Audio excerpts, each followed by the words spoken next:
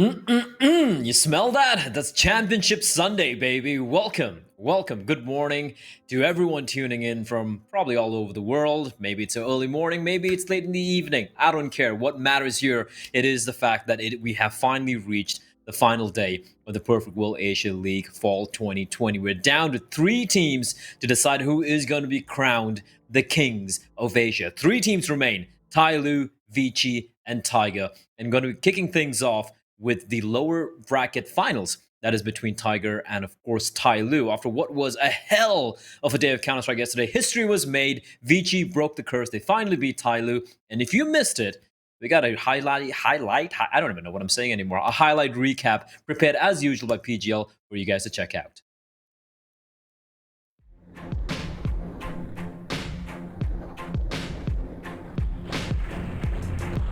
Nothing left to lose now. Everything to prove now. Long as I'm alive, I'ma fight back. My fire never cools down. You're fanning the flame that's inside. And I'ma let it consume me entirely. Got me feeling fearless. Bringing this back because they found an AK. It's left on to 9. He's gonna save them. Give up, I will never bow down. I'm about to catch fire. All they need is this kill, and it's gonna be saved. Kabal, he gets such an important frag. He might be able to win it. He's going to. That's ridiculous. I'm about to catch fire. Yeah, I'm about to catch fire. Get ready for the new me. Get ready for the new me. Let's go. Try to hold me down and I go higher. Try to put me out and I burn wilder. I'm a fighter, a survivor. And I'm about to catch. They have not cleared Jam Young. He's still at the back of the site. Kaze in a crossfire with him, and a much better round from Vici. Survivor. Stand back while I catch fire.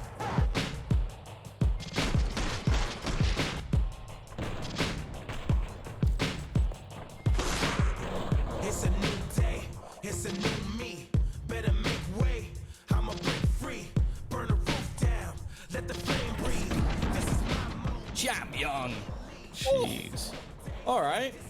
Triple spray down, and it's closed out. Free. I've been silencing the rage, trying to make peace. About to let it blaze. Turn up the heat. I'm about to catch fire. Yeah, I'm about to catch fire. I'm about to set free. Oh my 2v4 God. because the nade comes in from Cabal right through the top of the bomb site. I'm about to catch fire. Get ready for the new me. Get ready for the new. Here comes the push down in towards the bomb site. Dobu with the headshot of Viva immediately cutting open. Shouts out, guys, what? Try to put me out and I burn wilder. I'm a fighter, a survivor, and I'm a No Picked way. up, but Urkas, No he way. could deny it all. Play under the wood, the spray, and he gets both. 11 rounds for Tiger. They don't check him. stand back while I catch fire. Stand back while I catch fire. Stand back while I catch fire. Let's go. Urkas gets blinded, but the bomb is sticking it in the smoke. 1 second, and Urkas clutches it out, finds a headshot through the smoke. Down, let the flame breathe. This is my moment. Gotta believe. It's a new day. It's a new me. Better make way. I'ma break free. I've been silencing the rage, trying to make peace. About to let it blaze. Turn up the heat. I'm about to catch fire. No trades possible. Dan King just repositioning and picking them off one at a time. Perfectly played. And Jam Young's got a 1v4. No chance whatsoever. Catch fire. Yeah, I'm about to catch fire. Get ready for the new me. Get ready for the new me. Come on. Try to hold me down and I go higher. Try to put me out and I He's denied it, at least for the moment.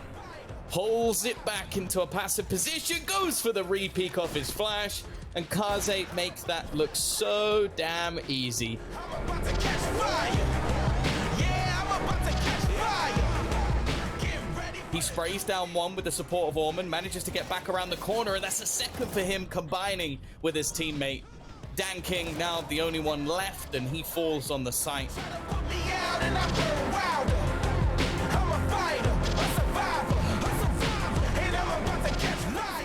Doking, another entry for him. He's had a fair few in this game, looking like one of the players to beat, if I'm being honest.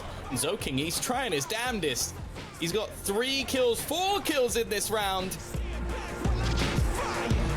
Stand back while I catch fire. Let's go. Let's go. Stand back while I catch fire.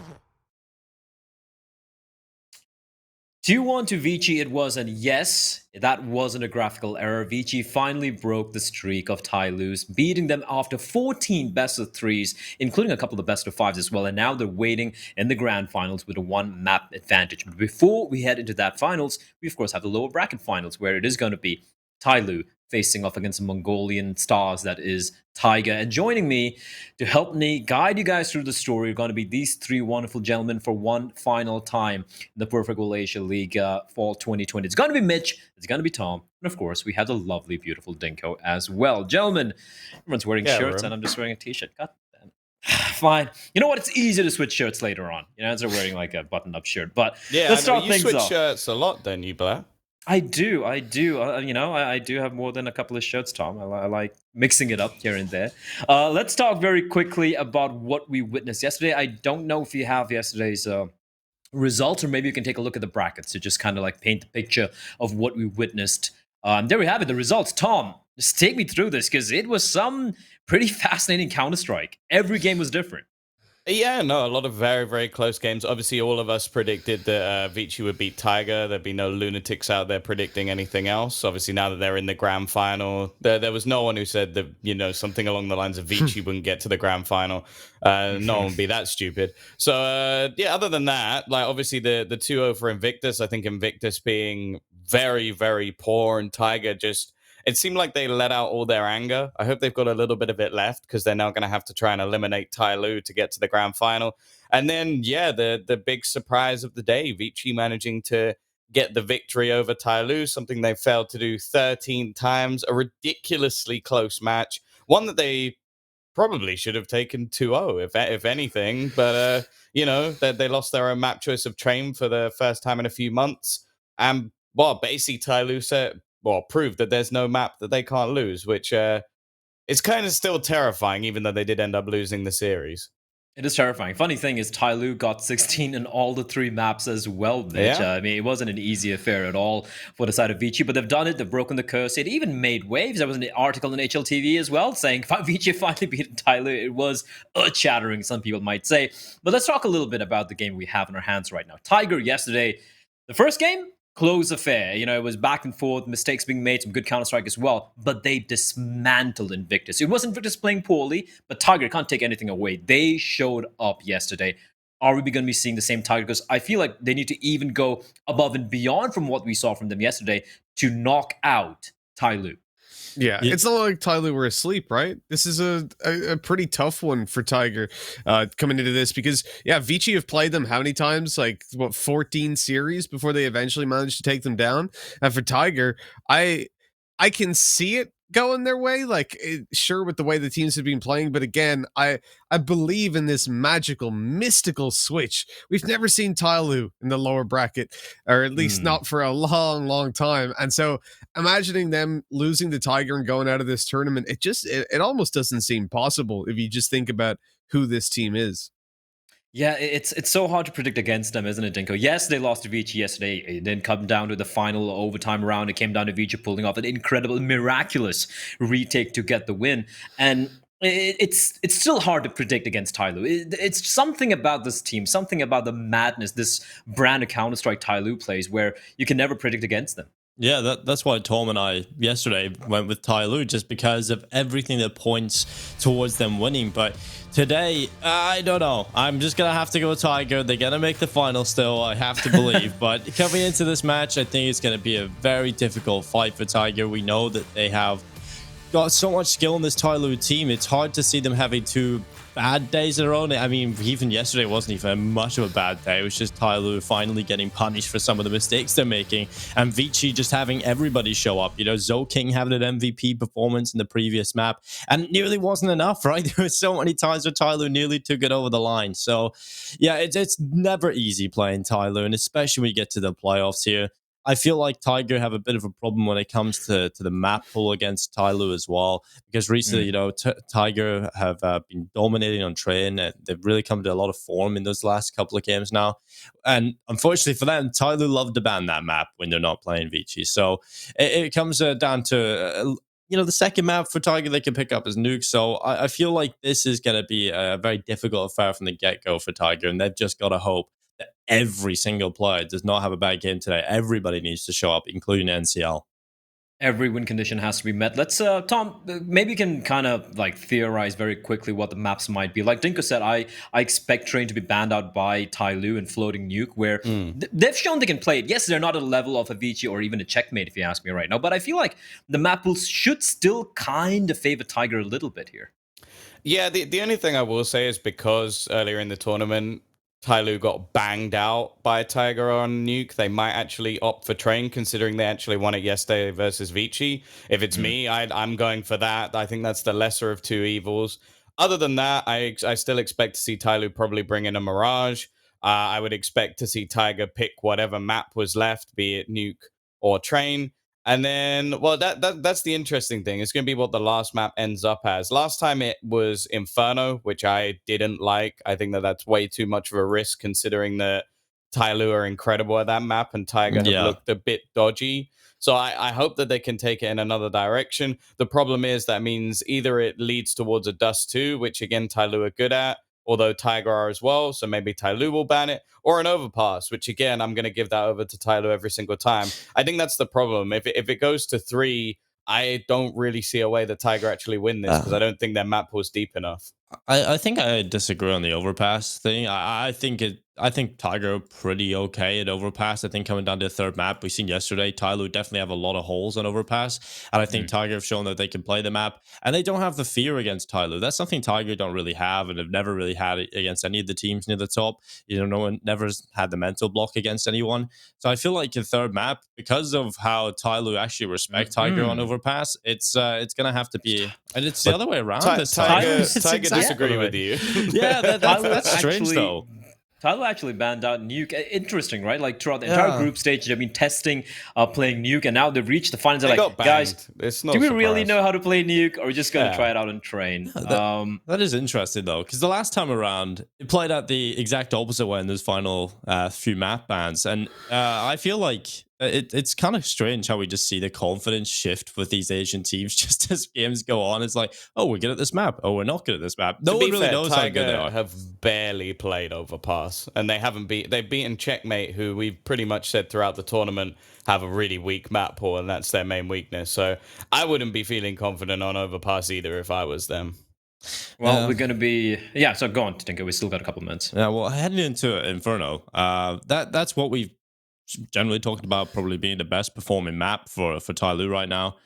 So I think it's like Tom says, it gets very scary for Tiger. I think Tiger have to win 2-0. Yeah, and they have a good chance now that Tyloo have given them Train. That's exactly what Tiger would want, right? And then Mirage, that's been a map that's been real shaky for Tyloo across this tournament. So there is a chance here for Tiger. They know how to play Mirage. They're very good on Train, and that's something that Tyloo have been banning against pretty much every other team in this tournament. So this kind of sets it up nicely for Tiger to have a good chance of winning this first two maps. And like Tom said, I feel like they have to do it in the first two.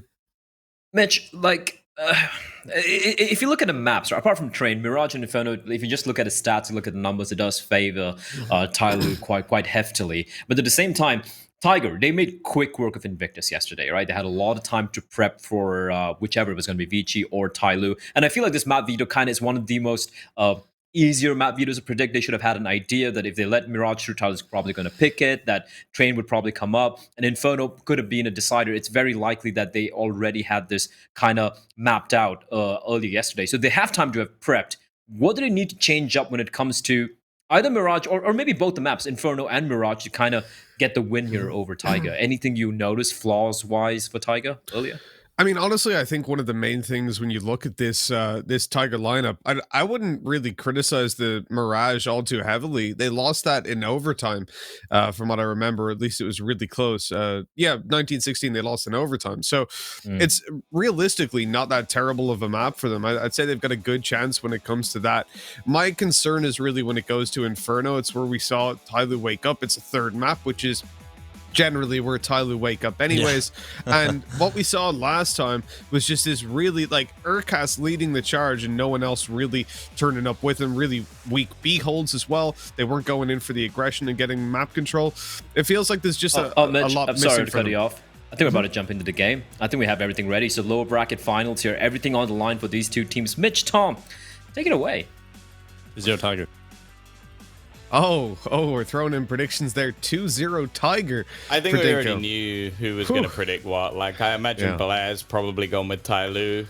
Although, you never know. If he has a Tiger jersey, he might switch halfway through the match. Yeah, I'm actually going to say 2-0 Tyloo. I know that's bold, but I think they're going to come back with a vengeance today. And that's the thing. No one beats Tyloo, really. Like, not when it matters. So Vici have done that yesterday. I think they're going to come in strong here. They managed to beat Vici on train. I don't see why they can't beat Tiger on train. Sure, Tiger did beat Vici yesterday, but I think we pretty much all agreed that that was more down to Vici's mistakes rather than Tiger playing amazingly well and like destroying them or anything like we'd seen previously. So we are going to be getting into this one. It is the elimination match, the lower bracket final. One of these teams is heading home. The other heads off to the finals. Indeed they do, and well, we're already heading off down to the B site where they've managed to get that bomb planted despite slowly still having control over upper. He's tapped away at 2 and pulled this round off for Tyloo pretty much. A close range fight with USPs, reloads having to come in, but slowly, well, he swings back around that corner quite quickly, and this is getting a little bit awkward. Urkas, well, he's coming out, he's got 20 seconds, just needs to delay and stop them from going for the defuse. No kit currently in play. That doesn't make a difference because they find the kill in time. And that's going to be the defuse coming through for Tyloo as they take the pistol 1-0 here on train. The opening map and the map pick of Tiger. The one where we give Tiger the upper hand. The next two definitely do look better for Tyloo. It was a close game last time they played on Mirage. Inferno was a little bit more one-sided. But here's where Tiger can get that one map advantage and maybe pull off the upset and knock Tyloo out. They've lost the pistol round, but Tom, as always, they managed to get a bomb plant, and that means they've got their rifles out. Yeah, it means they've got the better purchase, of course. But yeah, I'm interested to see if we can get that same sort of mode that we had previously coming out of Tiger, because that versus Invictus yesterday, I don't think they did anything complicated. I don't think they did anything really like out of the ordinary. It was just everybody on their team was performing, and I don't think we've seen that from them at all throughout the rest of the tournament. So if they can manage that again, maybe they can beat Tyloo. But that's the thing, it's still a maybe. There's weaknesses on an individual level when you look at the Vici roster. Like we spoke about Zoking yesterday being fantastic in the later games. In the earlier games, he wasn't that great, and they still won that series. So for Tyloo, if you're looking for weaknesses, good luck. I guess it's just over-aggression. That's their weakness. It's not the players themselves. It's that they seem to just have some sort of brain aneurysm every once in a while. Urkust, oh dear. Oh, I'm worried for him. He's the man with the deagle. Somebody eventually is going to end up peaking. Yeah, you know it's going to happen. And for now, in fact, he's being patient, Mitch. This is making me more uncomfortable. Well, there we go. That's not gone too well when he eventually swings. And, you know, we saw somebody just yesterday. He was coming out of Ivy, swinging for Vici, taking a triple kill versus a full buy with an MP9. That was one of the most ridiculous plays that I've ever seen. 2 of which were through smoke. And then the other was a dry peek that he still managed to win on range. It was true filth, and this might be true filth as well for Slowly. He's been good in the pistol round, and he's good in the rifle, as he takes a double before they eventually deal with him. The smoke providing the cover for Cabal to swing and save his teammates, getting the bomb plant down and leaving it into a 2 versus 3 retake. Tyloo with the man advantage, but Urkast, he's got the position, but he pulls a molly out right after, allowing Dan King to get the trade and leave Cabal all by his lonesome.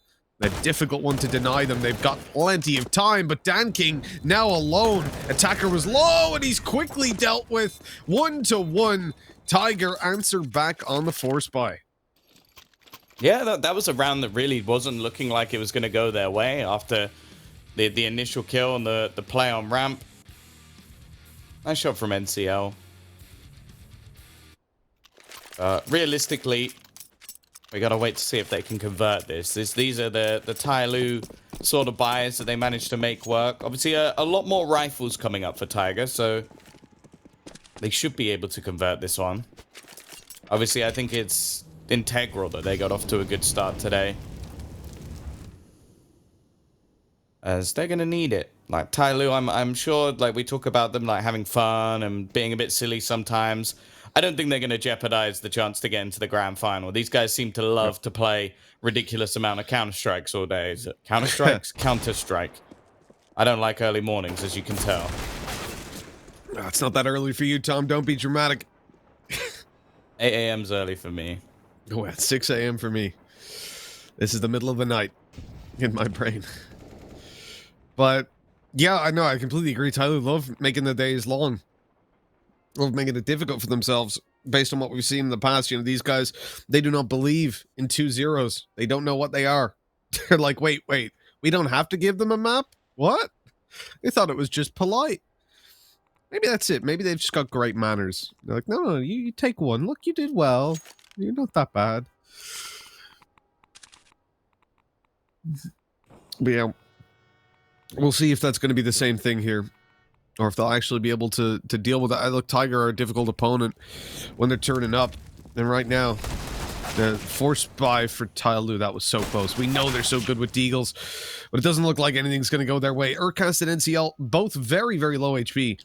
The CZs might be able to upgrade at least this weapon onto NCL if somebody goes the right way. Oh, he's come out. He's found the bomb. He's whiffed it a little bit, though, allowing Urcast to trade. This is winnable. 100% this is winnable if he wins the first fight, and he's done it. We're swinging out into a player that's free-firing him, but they win by 20 HP. That is a very close round, but it comes with a big reward, as now there's an eco for Tyloo. Yeah, this is the moment where, realistically, we should start seeing the money build up for the T side. It's always a bit uncomfortable in these rounds, like a moment or two goes the other way, and it easily could have gone back in the other direction. But doesn't really matter. Slowly's actually invested a bit more into this round than I would have liked. Their loss bonus isn't particularly high, so it either means he's playing an SMG in the next round, or a rifle with no armor, or not no armor, no nades, and no head armor. Which normally wouldn't matter, but with this many MAC-10s currently in play, it could be a bit of an issue. They're going to be coming through into the connector, just chunking a few of these players. They are walking straight into a stack, so they do have to be a little bit careful here. Summer's just one versus a MAC-10 with a USP. And Dobu, that was quite nice. A bit of a corrective spray.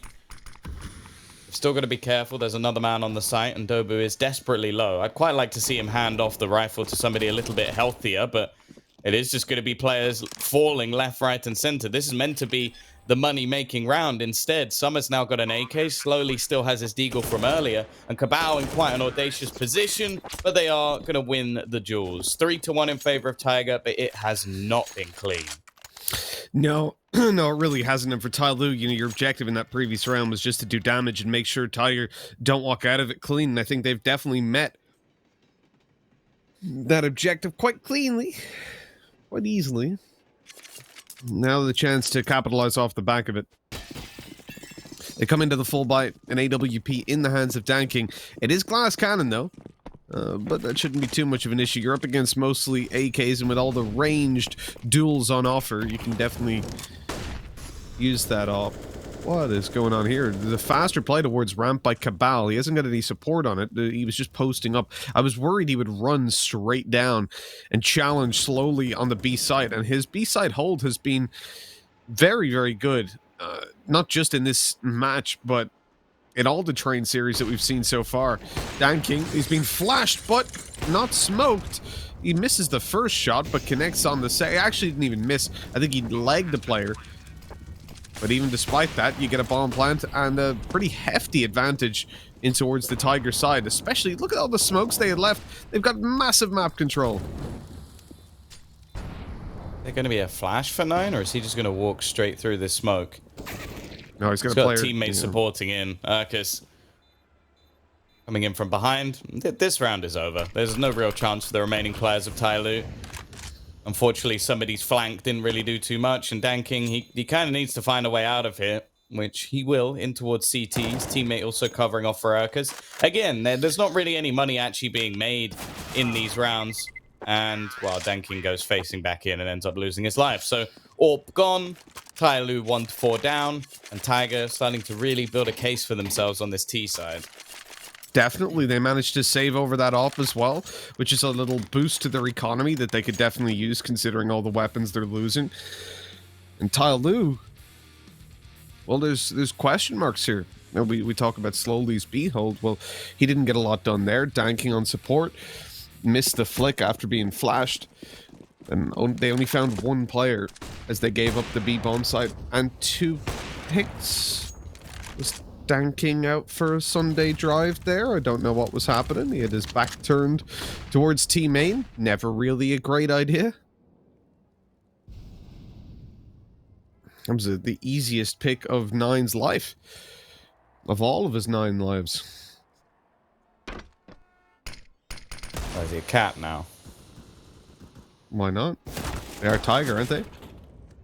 That's true.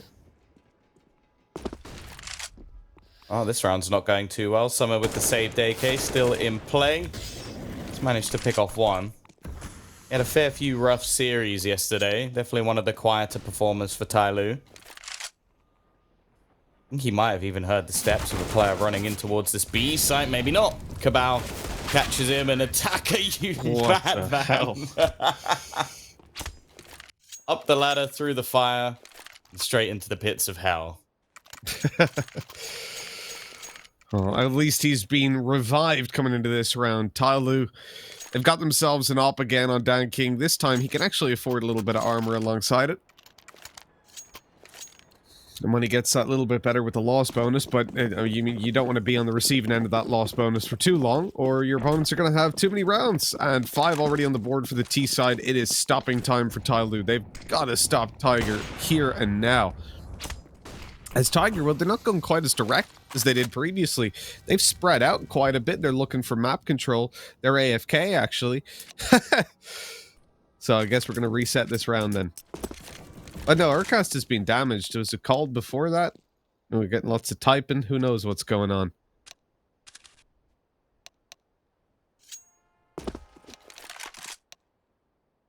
I believe they're asking for a reset, but with Urcast damaged, I don't know if it's allowed. And it doesn't look like it is, so they're going to have to play this one out.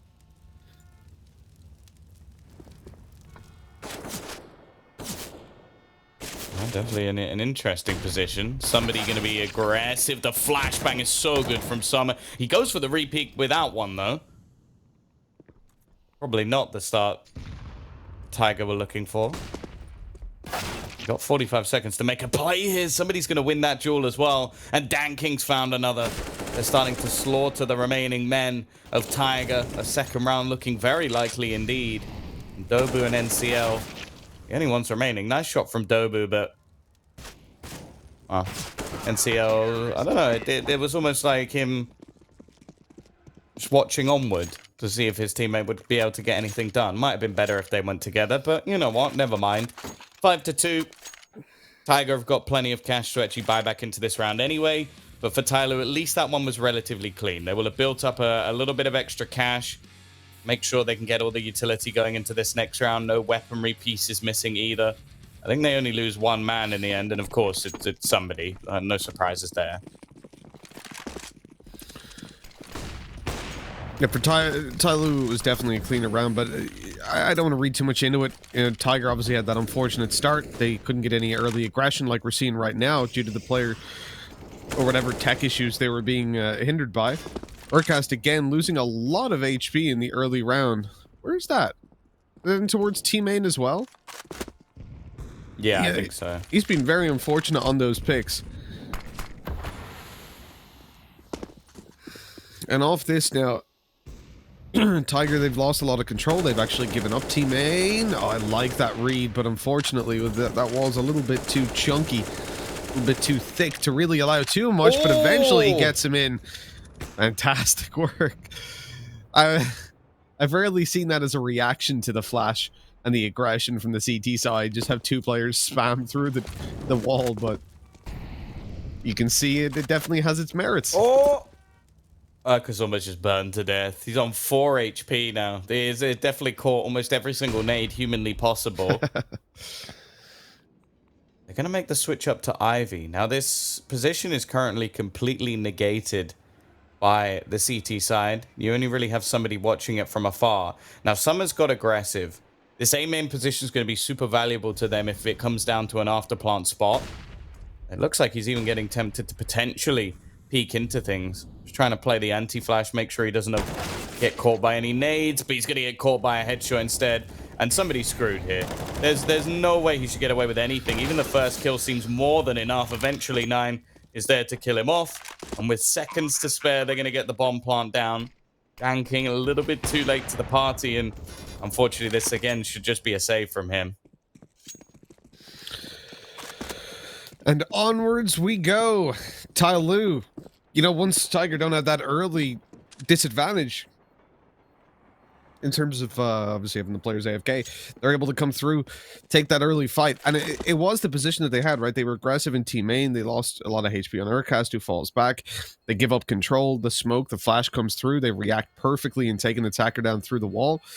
And that's also going to, well, I'm not even going to try that. I was going to say that's also going to stop Tyloo from maybe playing quite as aggressive in towards that position, but at the same time, it's Tyloo, so what am I talking about?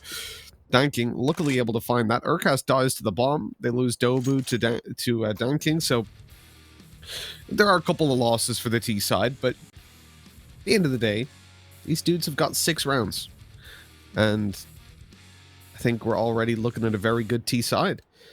And things going to be going from bad to worse. If you're Tyloo, they've got to be winning this. And a double op setup going to be pulled out. I mean, this kind of screams desperation. On a map like Train, obviously completely viable. But the fact that they're going down to it in the 9th round, being 6-2 down, they've got... Oh, no. That's not how you want this one to start. Summer, though, has been, like, when we've seen the very few occasions he's been allowed to have an AWP, he has been an absolute beast with it. There is going to be a player there, and, well, never mind, I guess. Complete whiff, and this is just getting out of control. They seem to get caught on every single angle they try and fight. Like, somebody is maybe able to get one in a couple of positions, but he then refaces most angles. The B-site hold has not been great for them. It still looks like an uncomfortable map, and I am starting to question whether or not yesterday's performance versus Vici was more Vici just letting things slip rather than Tyloo actually playing well, because at the moment, Tiger are dismantling them. Well, even looking at how they play out that round, though, I think Tiger are playing the perfect anti-Tyloo. 2 players Ivy, 2 players upper B, 1 passive in team main. They make sure that wherever they're taking fights, whatever control they're actually going for, they have 2 players there, because you will need to trade out, because Tyloo will push you. And that's something that I think most teams have been doing completely incorrectly, in that you would have the Ivy push, you would have a kill off of it, and that player would be able to get out of there alive. Whereas this time, he's traded out. And that's what I like to see. They're actually adapting to what's previously been something that screwed them over.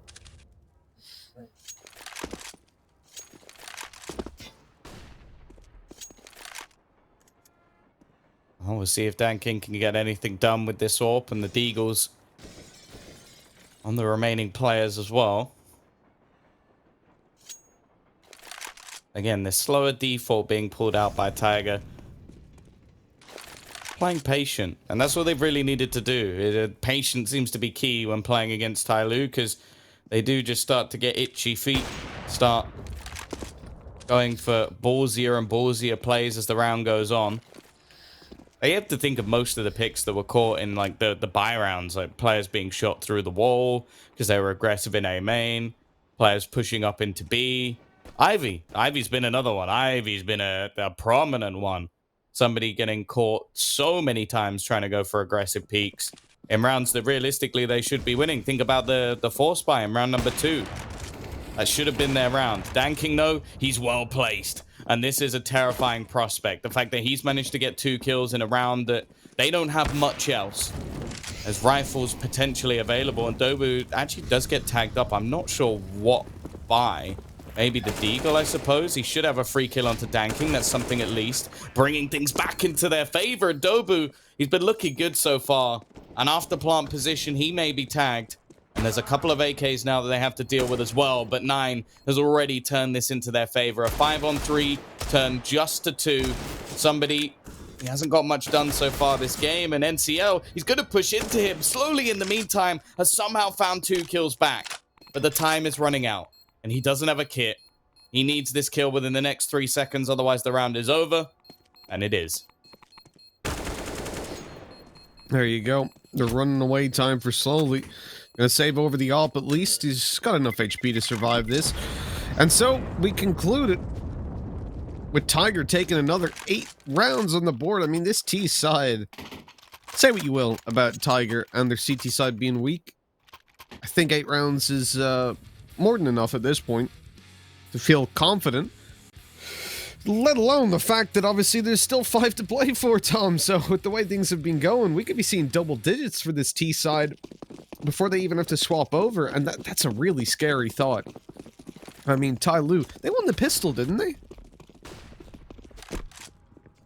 Pretty sure Tyloo won the pistol. They won the pistol, lost the force buy.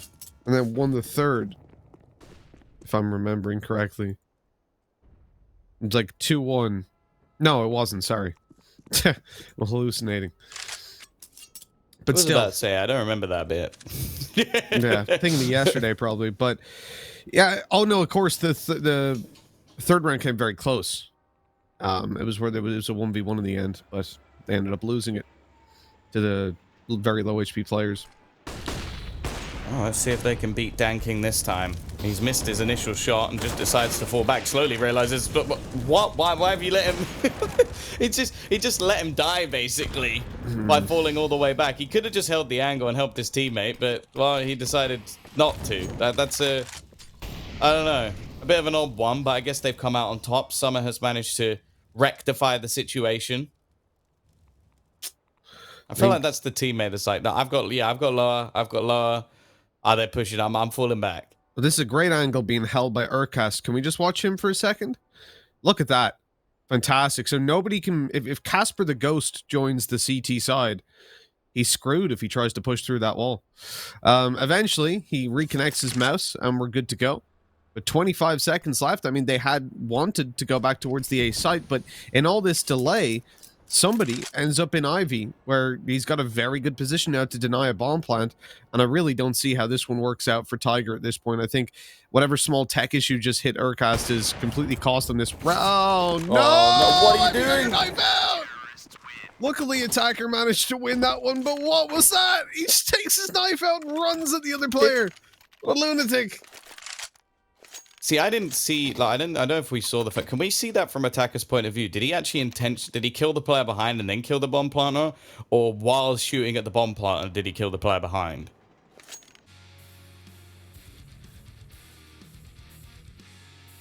Oh, no, he does. Wow. That's really sick from Attacker. I like that.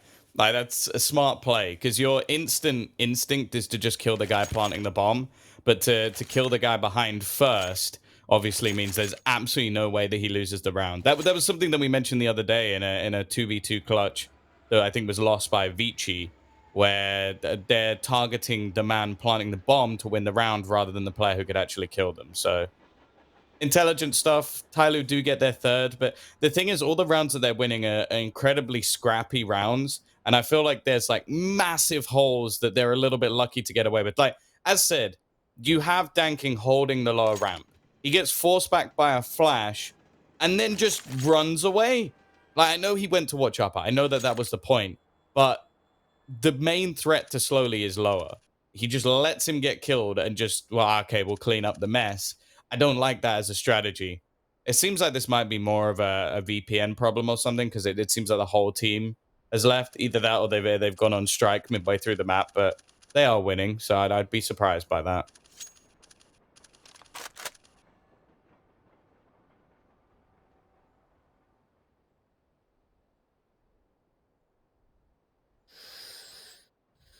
Well, this pause, evidently, we did have some tech issues over on the Tiger side. You could see that by all the players disappearing. No, this is not Houdini's team. This is just a quick reconnect. Quick jump out, jump in, and they'll be ready to dive on into this game. Now, this double op set up somebody in tanking. I feel like towards the B side, there's been massive weakness. And in a way, that's just due to Tiger having good executes onto the side. They get their flashes over. They blind up tanking. He just RNG misses the shot every time that they've gone. But slowly hasn't been able to do nearly as much as what we've seen in the past. And obviously, previous round, it was Danking who like slowly thought he had the cover on the right side, but Danking had just kind of walked away, whistling to himself, having a look around the site while slowly gets pushed and killed.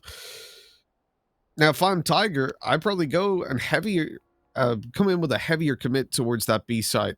Maybe not this round, but just generally, that looks like the only thing I would say is I don't disagree with you even slightly, but the A site is also really poor. Like we're talking about how this defense from Tyloo has been awful. Like their A site almost revolves around somebody getting aggressive. Like that's the A site defense. That's the decision that they've made. Like it's a peculiar one. I think Summer's just been playing more of a rotational role, and Attacker every time he tries to attack, he seems to get owned. I'm interested by what went on in the early stages of this round, because we had somebody go over to Ivy and Danking went there as well.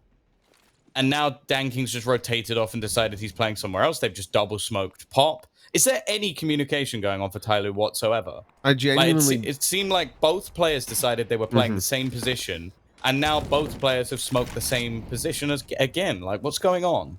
Yeah, it does feel like definitely they're kind of going... Oh, someone needs to cover Ivy. I'll do it, but that's in their head, and then they both turn up there and go, "But I'll go cover connector, I suppose." Like this really awkward. It's like when you turn up to a party and someone's wearing your shirt, and you just got to strip naked. Just got to go for it,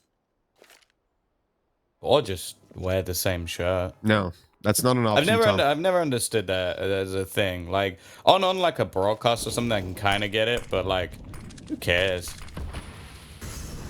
Well, Attacker is going to start things off. It's definitely a weaker buy. A Tiger finally starting to run out of cash, and they're running out of time as well. Dobu is going to lead the charge. He just walked into the scope of somebody. And while 9, he needs 5 kills to win this round, and surprisingly, he's not going to be able to do it. The stack on the A side this time working out. I do think, although the initial manner of which they set things up was odd, that Tyloo had a fairly decent idea of that being an A push, because you can see that every other round they've at least played someone in the connector so that they could have a quick rotation. This round they were just committed to the A side. Funny point, actually, Tom. Why is it a big deal to wear the same shirt, but not like you don't? If people have the same shoes, you're like, "Hey, nice, bro. We got the same shoes." Same for trousers. But if you got the same hair, if you got your hair styled the same way, no one says anything. But shirt, that's where you draw the line. Oh my god. The Glock train has done quite a lot of damage. Some of those, he sorted things out. The AWP's going to be retrieved.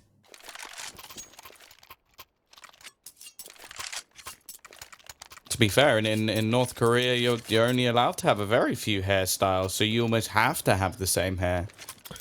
I will go ahead, Tom, and not judge our social concepts off of anything North Korea does, to be honest. I don't know, it might be great. Have you been? You have a very small selection of haircuts and food as well, I suppose. Hey, from the inside, I've heard it's a paradise. Sure. Why don't you move there, Tom?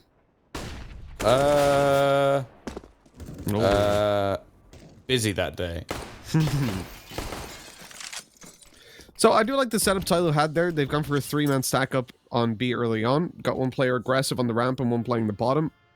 And you can see it really distracted Cabal's crosshair. He comes in, he's like, oh, I'll take the fight in the guy in the bottom. Oh, wait, there's one close, and he flicks between them.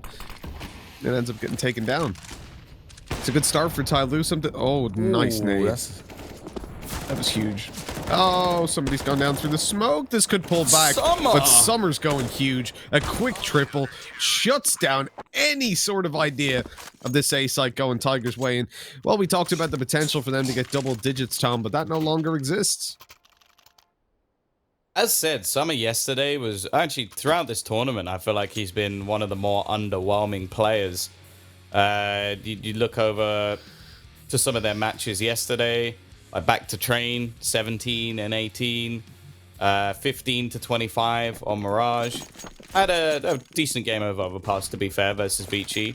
But this map already, he's looking at one of the best players in the server. Like, he's had multiple spray downs. It's saved him in a couple of rounds now. And it seems like he's building up confidence, which, as said, like, if he's someone that can get going, he is a terrifying prospect. Now, Urkus has managed to kill him off at the beginning of the round, of course. Oh, I don't like this. I don't like this play at all. That's so unnecessarily risky from somebody. Attacker now has to be the one to try and turn this round back on its head. Body spotted by Danking. Now they're going to have the site almost for free. There's not really any defense of it now. The bomb yet to make the cross. An attacker, he's going to have a lot of information. I think Danking's dead here. And yeah. Oh, what? That was a no-scope flick by Urkus. I need to see that incredible slow motion, because that looked like it was very quick indeed. Slowly, it's last round. He might as well go for it. 1 versus 4. Smoked off. And why? It seems like 9 is watching the smoke. And Urkus is going to be the one to hit the shot anyway. 9-6. Very good T-side half. Tyloo at least bringing things back a little bit towards the end with a 4-round streak. Ultimately, I think it's fair to say Tiger have been by far the better team. Yeah, I think you're definitely dead on that one. Looking at the position of 9-6, Tiger have earned the advantage they come into this map with. That was just disgusting. Urkus using this as an op DM. Yeah, 9 rounds T-side's fantastic. It's really difficult to beat that if you're Tyloo, and especially on this map. You know, if we're looking at this as a Mirage, I think we definitely agree with them. They can make that comeback, but when it comes to train, the disadvantage is huge. This pistol needs to go their way, and they've already taken a loss to start it off with Danking falling. The smoke's down. Dobu, oh, he's got the position that allows his teammate to push through the site, but then 9 gets dropped by the Glock. So too does Cabal, but the trades are there to keep the man advantage in play for them. Somebody, somehow, avoiding all damage on, oh, well, not when that nade comes through. My God, he's 1 HP. The dude's basically dead, even though Attacker's found a kill. He's got to do so much more, and there's a flank coming through Ivy. That should be a free kill, but no! He's fallen, and it comes down to the 1v1. The HP's still so low. Urkus can't finish it off. What?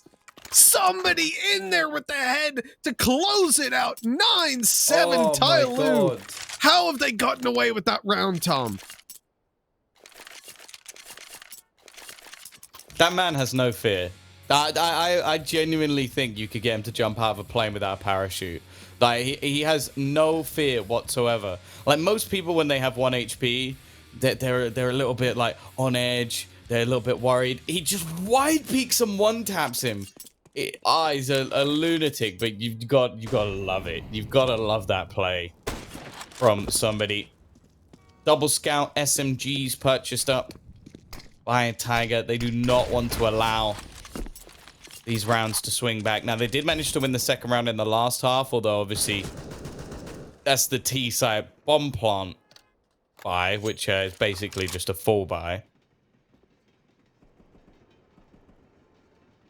Well, this one, not quite as good, but the double scout definitely can work. It's going to be Dobu with one alongside Cabal, who had some extra cash coming in from the last round. So he's got Kevlar alongside his. It does mean there's severe limitations to their utility, but let's be real, it's probably not going to come down to that.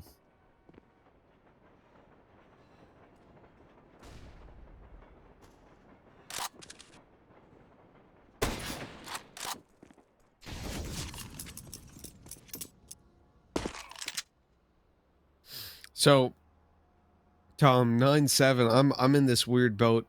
You know, in context of it being Tyloo and them winning the pistol, I mean, if they win this, they're 9-9. Because obviously it's the force by a Tiger. This is a very important round. They've started it with a B push into Urkast, who was alone, and the rotates took way too long there, Tom. Because Urkast had already heard and seen players, and we've just had a jump scout attempt. Haven't seen that in years. But yeah, he'd already seen players towards upper B, and they left him solo still. That's a bit of a mistake in my books.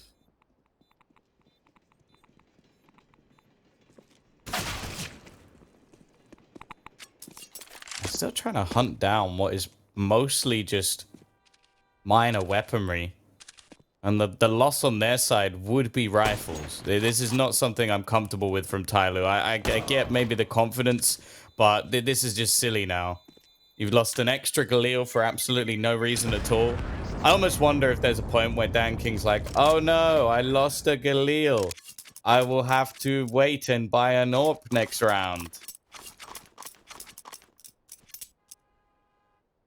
But yeah, that Galil's been retrieved with Kevlar as well. We'll see how much damage it does. I almost want like Tiger to win this round just as like a, yeah, probably don't do that again, Tyloo sort of moment. But, you know, that's something we've come to expect from them.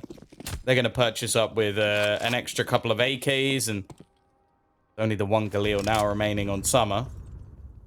They actually triple-naded the bomb train. I quite like that. A position that can be quite awkward to clear, especially when you go maneuvering into the site. And when there's an eco, it's something that's quite commonly played. Here is that Galil. The Galil's found two. Very costly. That one peek out from Danking has cost them 2 extra guns in this round.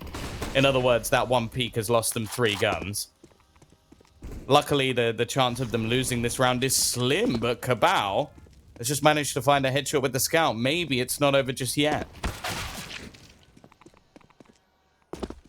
Maybe a chance, a small opportunity for Dobu. 1v2, 35 seconds. I mean, the clock is ticking on this round. He's got to get a move on. Summers just managed to sneak over the yellow train. And I think at this stage, the round is over. He needs to connect this shot immediately, and it's just too difficult an angle. 9-9.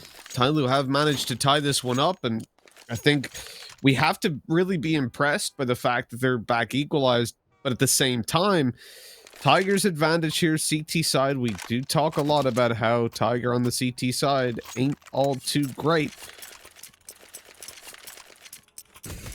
And this buy round, if it doesn't go their way, I think then I'm back in the Tyloo camp to win this round, or to win this map. Considering at one stage, Tom, they were 8-2 down. To now be equalized as well, I think the momentum is most certainly in their favor.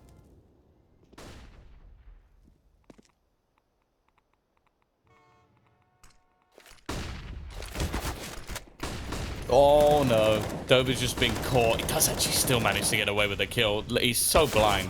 And that's the bomb as well. The bomb's just dropped in the middle of the site. This is a slaughter. The second the rifles come in, it looked like a good start at least. And sure, Summer's going to get one, but that will be all.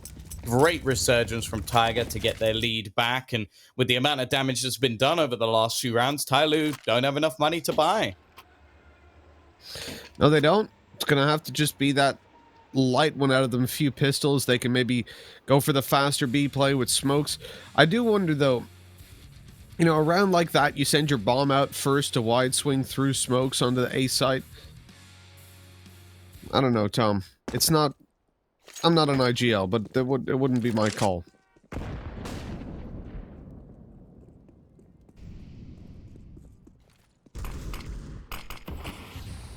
They've gone for a hero rifle and picked up an opening kill with Dobu falling. I mean, it's a good start for Tyloo at the very least. A good start, and we'll see if they can continue it on. What I'm surprised about at this point, though, Tom, is even though they've got a smoke and a flash left, they're not grouping up. They're not looking to push towards the site just yet, but as I say that, we see them shift gear and move towards upper B. And this is the sort of round Tiger cannot afford to lose. And why? It could pretty much be a turning point in the game if it does happen. 9, very good position. Danking taking a seemingly unwinnable duel. The rest of the team are now seemingly a little bit hesitant as to where they're going to be going.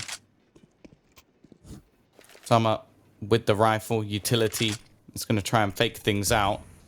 Attacker has now got an AK of his own. 35 seconds left on the clock. There's actually only 2 players on this site. There's Spam coming down. NCL with a nice spray is going to get himself a couple, and it's left all onto Summer. Sure, he has a rifle. Sure, he's been good, but this is not possible. 11-9, Tiger. They take themselves a further lead, and the T's still can't buy. They spent way too much money in the last round. Yeah, I was thinking that, to be honest, when I saw them go in for that that heavy of an investment. The hero rifle from Attacker in particular surprised me.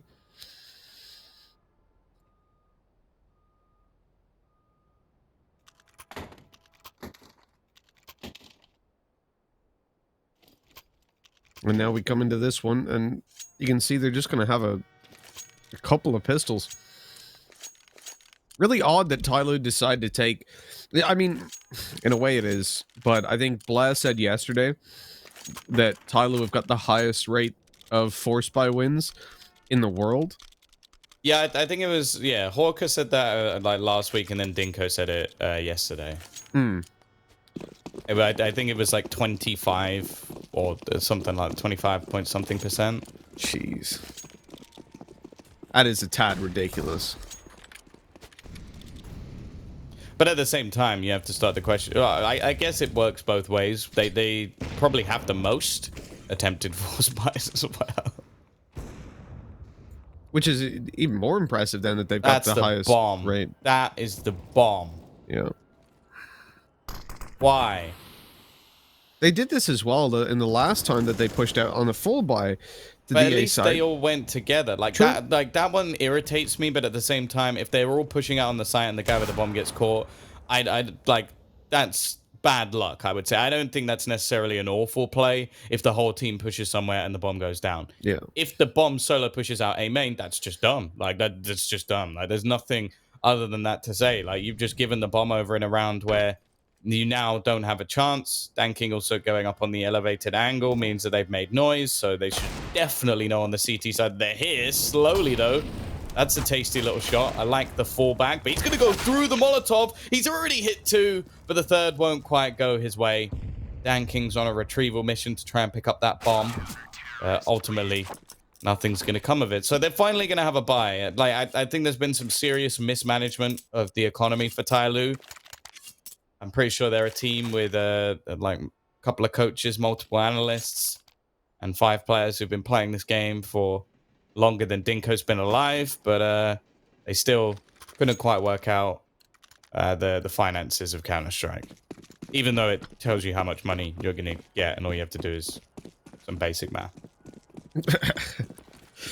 Well, you know what? Basic math can be hard at times, Tom. Let's not be too cruel. That's a great nade early on. 9 to... Oh, my God. Well, it didn't matter about the nade because he's headshot him with an AK. He's absolutely wrecked him. And a 5 versus 4. No, Urcast. No, naughty boy. That's not what you want to do. Up the ladder we go for Dope. He's caught Attacker with a nade in his hand. Of course he has. A 4v3 after. They haven't even... They've got 2 picks on B, Tom, and they haven't made a single move towards the B side. Yeah, I don't necessarily mind that, to be honest. They've taken their time for once, which is a very almost anti-Tyloo-esque thing to do. Maybe realizing the severity of this situation. If they lose this map, they're 1 away from being eliminated from the tournament. And, wow, they've already lost 1 RMR event. That was a surprise to us already. They were eliminated by Invictus, I believe.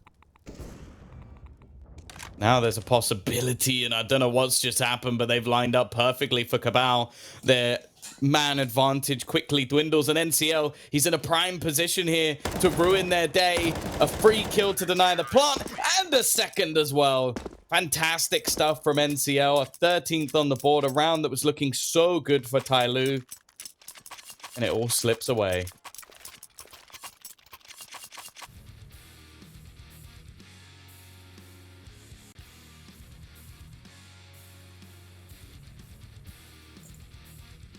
Onwards we go.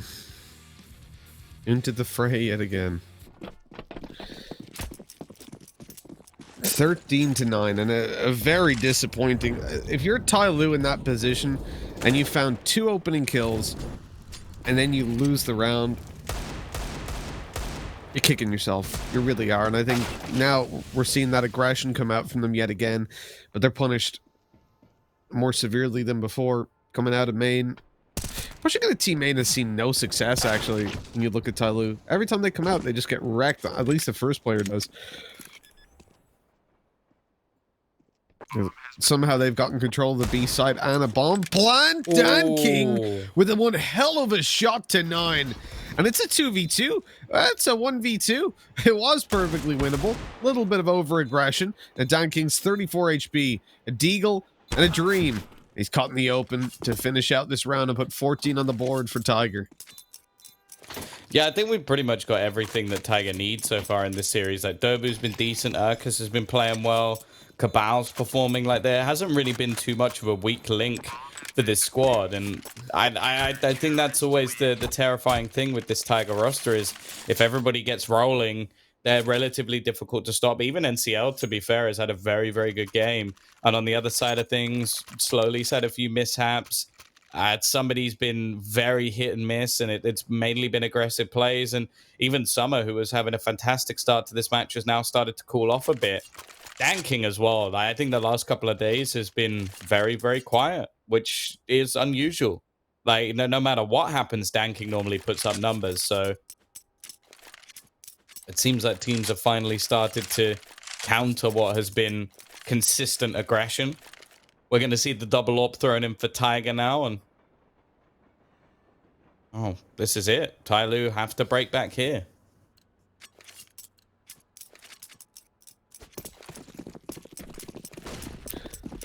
Time to get it done. They need a whopping 7 rounds in a row. A pretty tough thing to get on the T side. And as we said, you know, that was why even with Tiger's history on the CT side, we expected them to have the advantage after they got 9 to start out the T. How do they open this one up again? That upper B pick seems to keep going their way. But they don't do anything with it.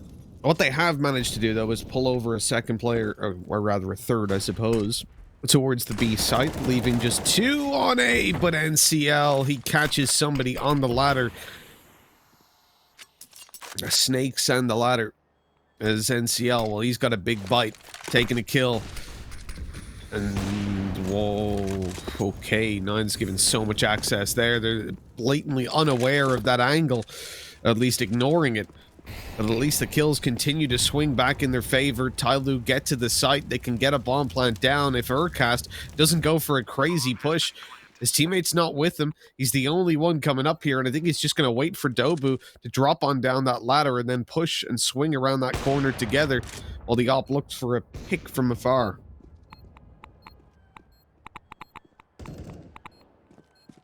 This is pretty much a safe situation if they weren't so far dedicated to the site. Dobu, he's going to get tagged up by the AWP, and of course Dan King's going to re-peek it to try and get the trade. It's not going to happen. Dobu will escape. Urkus. Keep going. No. No. There's no way. There's absolutely no way. There's no way. They missed. Oh, that was really close. Attacker actually died because of it. That was a really bold play from Urkus, and it wasn't that far away, like, especially after Summer missed the shot, and he's made things costly nonetheless. Their money is not fantastic, but it will actually be enough to scrape out a buy. Oh, sorry, it was Attacker who missed. Oh my god. Wow. 0.3, 0.274, I think that said. If they lost the round because of that, oh my. That was a lot closer than I thought it was. I thought it was maybe just under a second, but yeah. Oh man, can you imagine losing because you whiffed on a bomb diffuser? That would be shocking. Not even smoked, just standing in the open, staring at you, winning the round. Well, 14-10, at least they've managed to get that one. Now another 6 needed. Still big task and a big ask for Tyloo, but we'll see if they can deliver on it. That train moving over towards upper B. Molly down. Somebody looks to get that peak on upper B, stop anybody pushing down below, stop any smokes. Interesting he's taken the AWP off of Dan King. True. Is this like his punishment? He's been put on the naughty step for like facing versus Dobu? I hope not. I mean, I feel like that just really wrecks you then when it comes down to confidence. If someone's like, here, dude, you're trash, give me that weapon. Oh, here we go. Execution onto the B site. 9 in a good position. Slowly is down and out already. XM coming in for Urkust. He's only going to get 1, but he's done his job with the weaker weaponry, and his teammates have come in to clean up the mess. It's left onto somebody with the AWP. Manages the first. He is slowly getting flanked on, but he's hit the second shot as well. Only 2 remaining, and as he goes back up the ladder, is he going to expect anybody to be behind him? I wouldn't be surprised if he does. Is he going to check this box? Surely he's not going to check this box. Checking everything? Oh, he almost hits that as well. NCO a little bit slow to react, but it doesn't matter. Somebody can't quite hit that flick. Wow. Wow. So, with an almost insane clutch coming through, we end up with Tiger on 15-10. And what should be the map going their way, and a good start towards a pretty realistic goal of making it to the finals. I really hope they don't, though. I want Tiger to lose. And that's not because I dislike the team or the players. I just don't want to have to deal with Dinko. Right. Yeah. I get that. I called it from the very first moment. I'll just be saying it'll be unbearable. What was that? What do you mean? I'm Dinko. Hey, look at these guys here now. We've got Tyloo. They're looking to take over A site. They're coming through Ivy. Tom, can you believe it? I knew Tiger were going to win this map all the time. Awful. Just awful. Hey, they're being rallied. Oh, this is, it's a massacre. Slowly is 1 HP down. Look at the HP. It's done. It's done and dusted. Surely. No, it's not done. Surely. It's never done. Come on. Urkast has got an auto shocker. Come on. This is a triple kill. Even at range. Come on. No, he's being held by attacker. Jokes aside, the range is a little bit too much, but he comes out and attackers moved. This could be the mistake that cost him. An M4 now picked up a much more deadly weapon, a molly and plow. Oh, the nade! It could even do some damage and take a player down, but it doesn't look like it will. Moving to the site, no info to play off of, no smokes, but they have got a kit. Urkast can bait them out, but there's a player in heaven. Easy kill. Cabal say? Well, no, he doesn't save. He gets wrecked. 15-11. But Tyloo have somehow recovered that round. I'm so annoyed. Tyloo should never have won that round. That should be Tiger going through the map too. Thanks, it's a shame that they're not coming back in between the maps. Otherwise, I felt like he might have a few things to say about the current accent you're doing for him. I reckon a little bit thicker. Dingo, what do you make of it? Hey, I think it's about spot on, lad. So it is. Oh, okay, thanks, Dingo. I was Dingo just coming in for a second. Can you do Blair's accent as well? Yeah, mate. Yeah. I'm not going to. We're gonna win. Fort Eagles. Fort Eagles, Tom. Fort Eagles.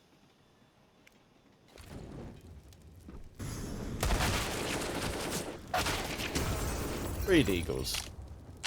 Two Eagles. You're a non-believer. You voted Tyloo yesterday, and you were wrong. Well, the 4 Deagles that came into this round, well, they'll walk out with the victory.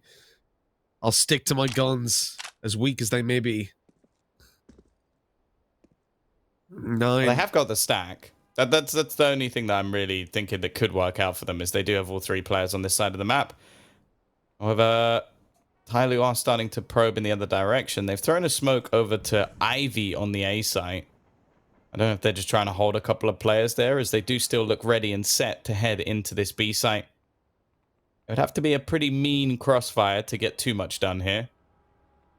And actually, they should just now be going A. Like, Summer has walked all the way through. I don't know why you would keep going in this direction. They should now know it's clear. And they do it. I feel like Attacker was just sold down the river. Like, yeah, we're going B, we're going B. Wait, Summer, they're all clear? And Attacker's like, wait, what do you mean? And then he just walks into the stack with an AK.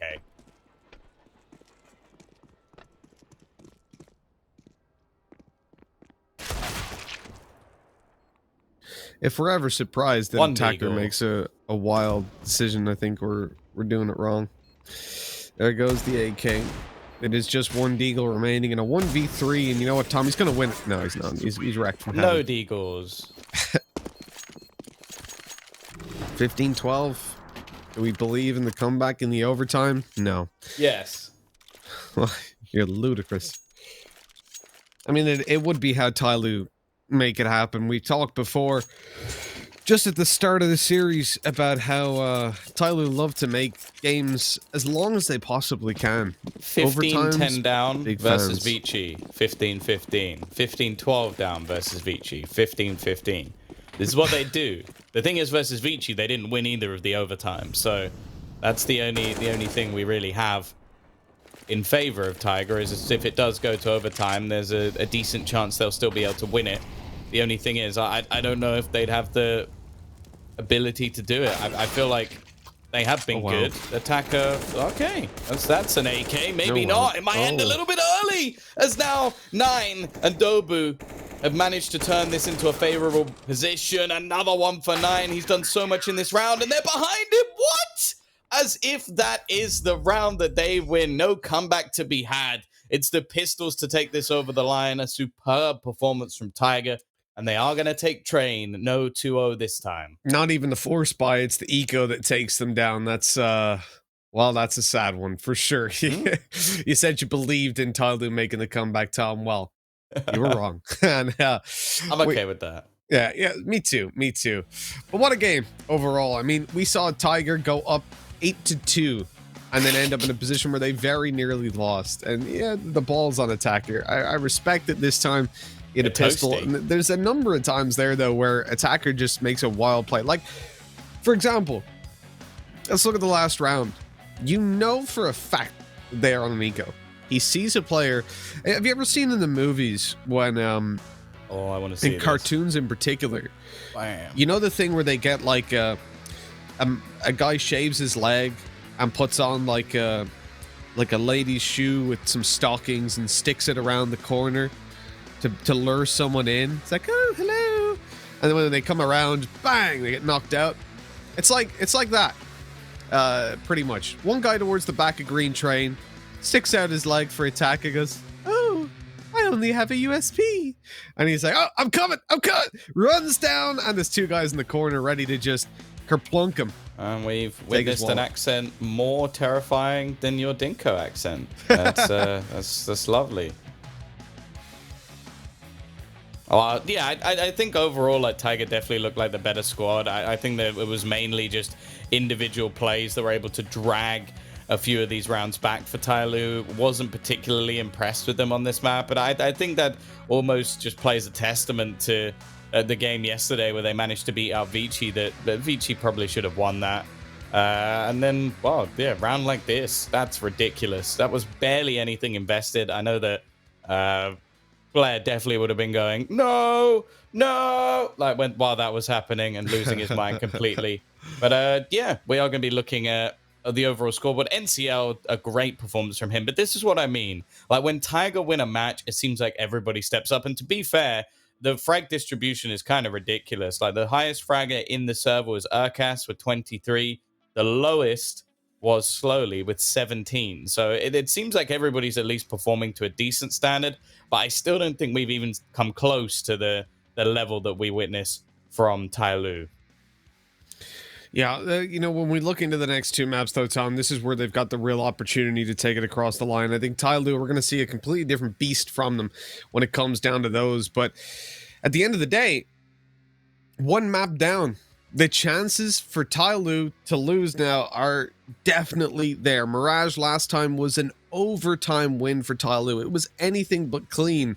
And now as we come into it yet again, well, Tom, it is scary. That's for damn sure. We're going to have to wait a minute before we find out how that one's going to go, though. We're going to throw things to a quick break. And when we come back, Mirage and possibly a 2-0 that Tyloo are on the receiving end of. Stay tuned to find out how that one's going to go.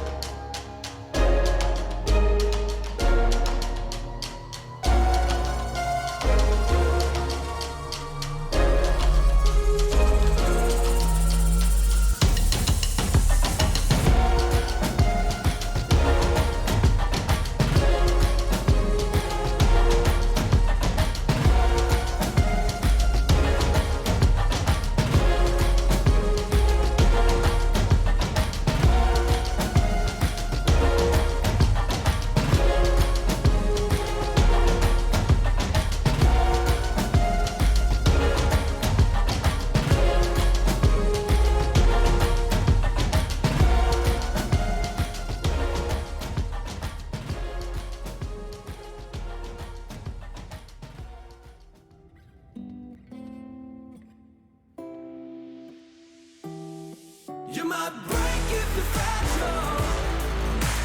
Hit me with the arrows, treat me like a black rose. Break if you're fragile. Hit me with the arrows, treat me like a black rose.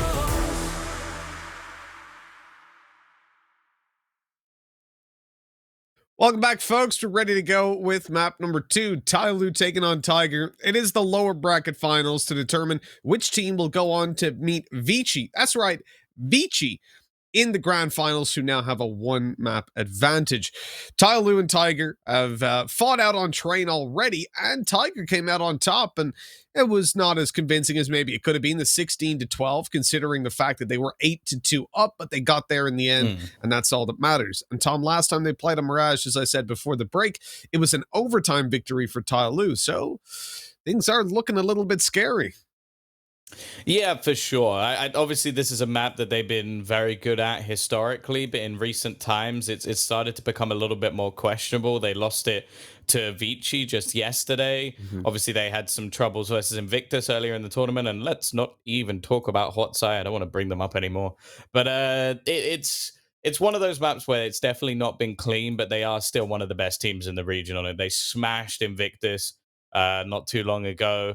They beat Vici, they beat Tiger, they beat Sigma, checkmate. Like they've made a lot of teams look foolish. And on the other side of things, Tiger, they're yet to sort of have that big victory. Sure, being Invictus yesterday, it seemed like Invictus were flat and Tiger were angry. If they can maybe channel that Tiger again and continue with every single player performing, then sure, they could easily win this map. The problem is, if Tyloo get in form, which that seems to be what we've been saying this whole tournament, which is a weird one, because they were very, very good in the groups, but it wasn't quite as clean as we liked. But if there's any time, it's now. They need to win both these last 2 maps, otherwise they're out. And not even in like a second place. Like that would be weird to me. Like that would be 2 RMR events where they have not finished or not even got to the final. Like I think if we came into this whole system and named that as a possibility, everybody would have looked at us as if we were insane. That's true. You know, when you look at Tyloo, though, the fact that they've fallen to Vici already means that anything is possible. Absolutely anything. I had I saw, obviously, on HLTV, on Twitter, it was just blowing up, right? Vici have finally beaten Tyloo. It's like when the Rohirrim came back at Helm's Deep and cleared out all the orcs. I'm not a nerd. You are. Screw you. But Gandalf appearing over the horizon. It's Vici looking to save Asian Counter-Strike from what has been a how do you say that? Tyrannous? Tyrannical, thank you. A tyrannical. I could have went with something else, but I wanted to try experiment a little bit. But yeah, it's been an odd couple years. I like how you've now switched from the word tyrannical to odd. Yeah, but the rule of Tyloo seems to be coming to an end. You know, they've been in this position where they've played super loose Counter-Strike for so long, and we have waited, Tom. We've waited and waited for someone to punish them, and finally it happened. But question was it just a flash in the pan from Vici beating Tyloo, or are people starting to adapt in this region and starting to cop onto their tricks? Well, we saw from Tiger in that previous map, there were a couple rounds where they were actually just waiting. They were just stood there like, all right, Tyloo, come on, you push. We're ready for you. We know what you're going to do. And they shut down B and Ivy at the same time. It was fantastic to watch. They were getting trades. They were playing to counter Tyloo, which is something we haven't seen for a while, or at least we haven't seen teams do successfully. Now the question is, can they knock them out and actually really punish them by stopping them getting to a finals? Well, that's the thing. Like we sort of saw the interview at the beginning of the tournament and almost like sort of scoffed and laughed at like the fact that Tiger said that they were prepared, they were looking for Tyloo, they were gunning for that #1 spot, and we saw them then lose to checkmate and was sort of joking about how they're not even the best team within Mongolia at the moment. And to be fair, the way they looked in that first couple of matches, they weren't. They struggled. But I think it's clear where their time and preparation has gone in. They're ready for what Tyloo have to offer. They were prepared for what Vici had to offer as well. And that's the problem. Like, there's the saying of if you come at the king, you best not miss. Well, it seems like everybody's been ready for the king for quite a while. They put a lot of preparation in. Obviously, they've been watching them from afar.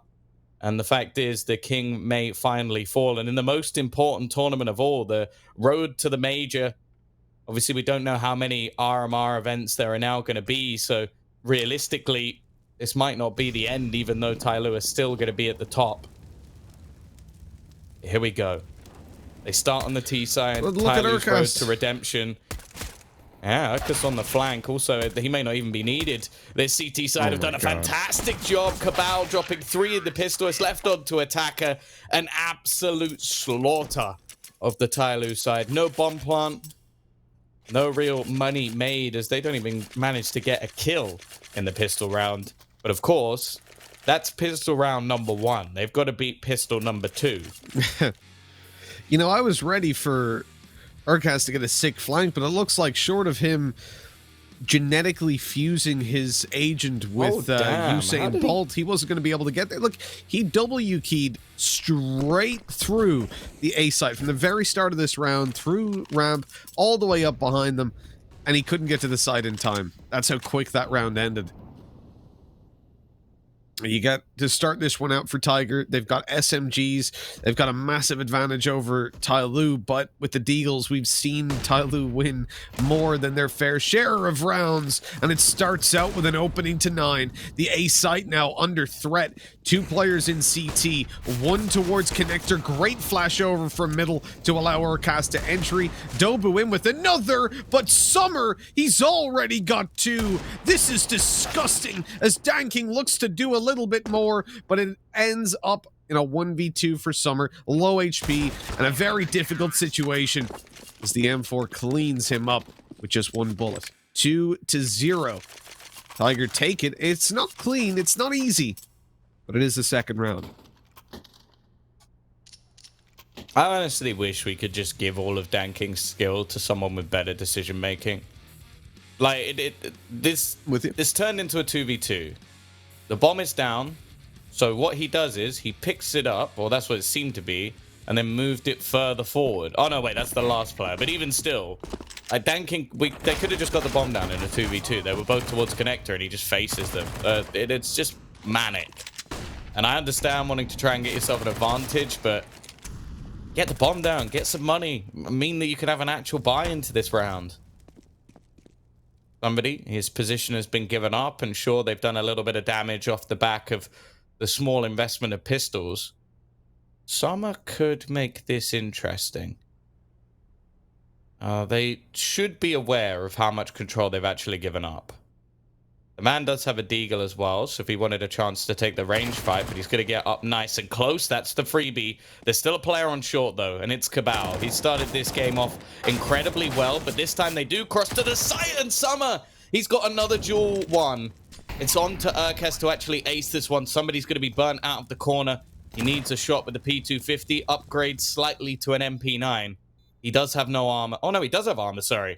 He invested into it. I'm quite surprised by that. This duel is a little bit more even than maybe you'd expect. In fact, almost deadly even at this point. And with the bomb in his favor, Urkas needs this kill. Somebody's going to close it. They invested into a few deagles, a P250 Kevlar, and Urkas gets 4 kills, and they still lose. That's where we're at right now. It's not great.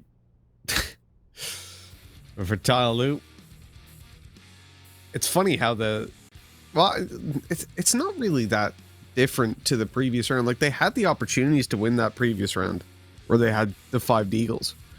All they had to do was not buy 5, just buy 1 less. No, but in all seriousness, it was a lot of poor decision making, as you were saying, for Danking. You want to transfer his skills over. In this one, I don't know that it was particularly improved, just not tested in the same way, let's say. Cabal opening it up. It's one of the few M4s they've managed to muster up on the CT side, so a very valuable opening pick to try and bridge the gap on the disadvantage that they've got in terms of hardware. Tyloo, well, they just group up and look to push into this A site. 4 players on their way towards the ramp and Palace.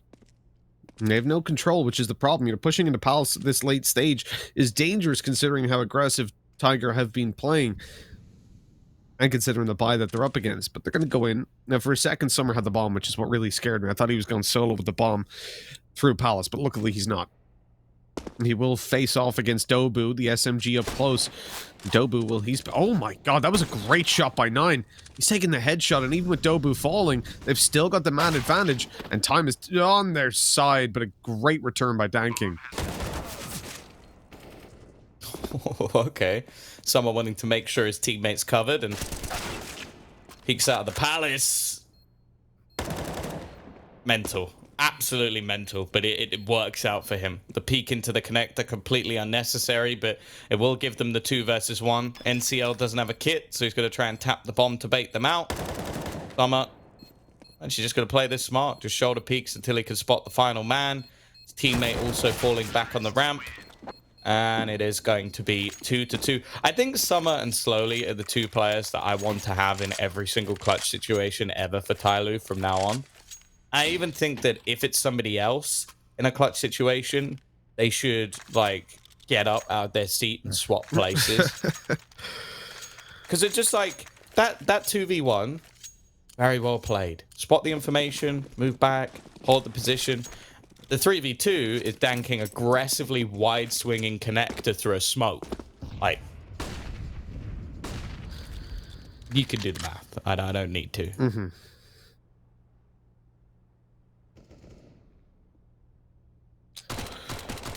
Val's managed to open this one with a little bit of damage to himself.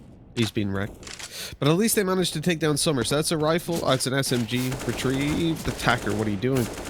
It's pistols. And then we're getting a push coming out from Danking, which I understand. Obviously, he's got the SMG. The Attacker was in danger. He got peeked by a lot of players. Luckily, didn't get taken down. And 1 MAC-10 loss, lots of SMG kills. You'll take that trade. It's worthwhile.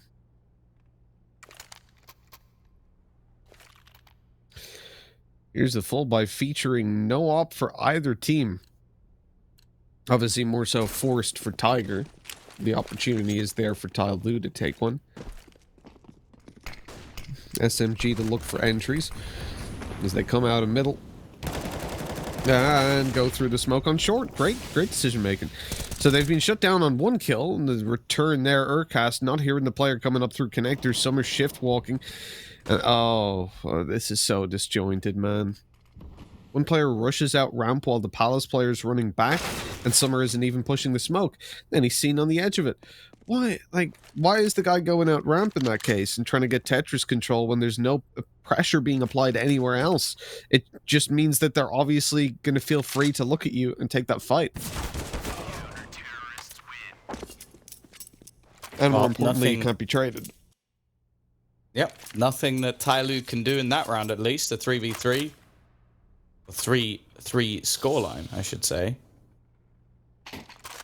We are going to have an investment. Danking able to get his AWP into play for the first time, and there isn't going to be one yet for 9. Much better purchase coming up for Tiger, though. Last round definitely had some pieces missing in their utility department now. That has been maxed. A few kits to play with as well.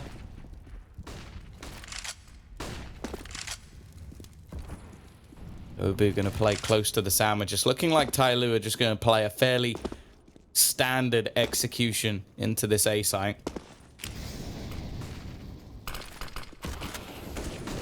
Oh, already Dobu starting things off fantastically well. He actually gets the kill onto Danking as well, who's holding back with the AWP. The swing almost necessary because he was stuck in the corner. 9 actually going to sit on the other side of the smoke. That's a free kill. Positions not being cleared properly by Tyloo, and now they have to try and make some sort of aggro play elsewhere. Attacker, he manages to catch out 1. A re-smoke into connector. At least gives them a little bit of time. But actually, Urka's given his position away. That's information. NCL finds somebody, and now Attacker has it all to do. We saw him win a 1v3 from this exact position before, but I don't think Tiger are going to make those same mistakes. I doubt it. The attacker's got to do it all and find those opportunities for himself. This Tiger shouldn't be giving this one away. Plan faked out. But they're not biting. They're going to allow him to even have that plan potentially. As he goes for the second time, though, they get a little bit curious. Group up, start to push.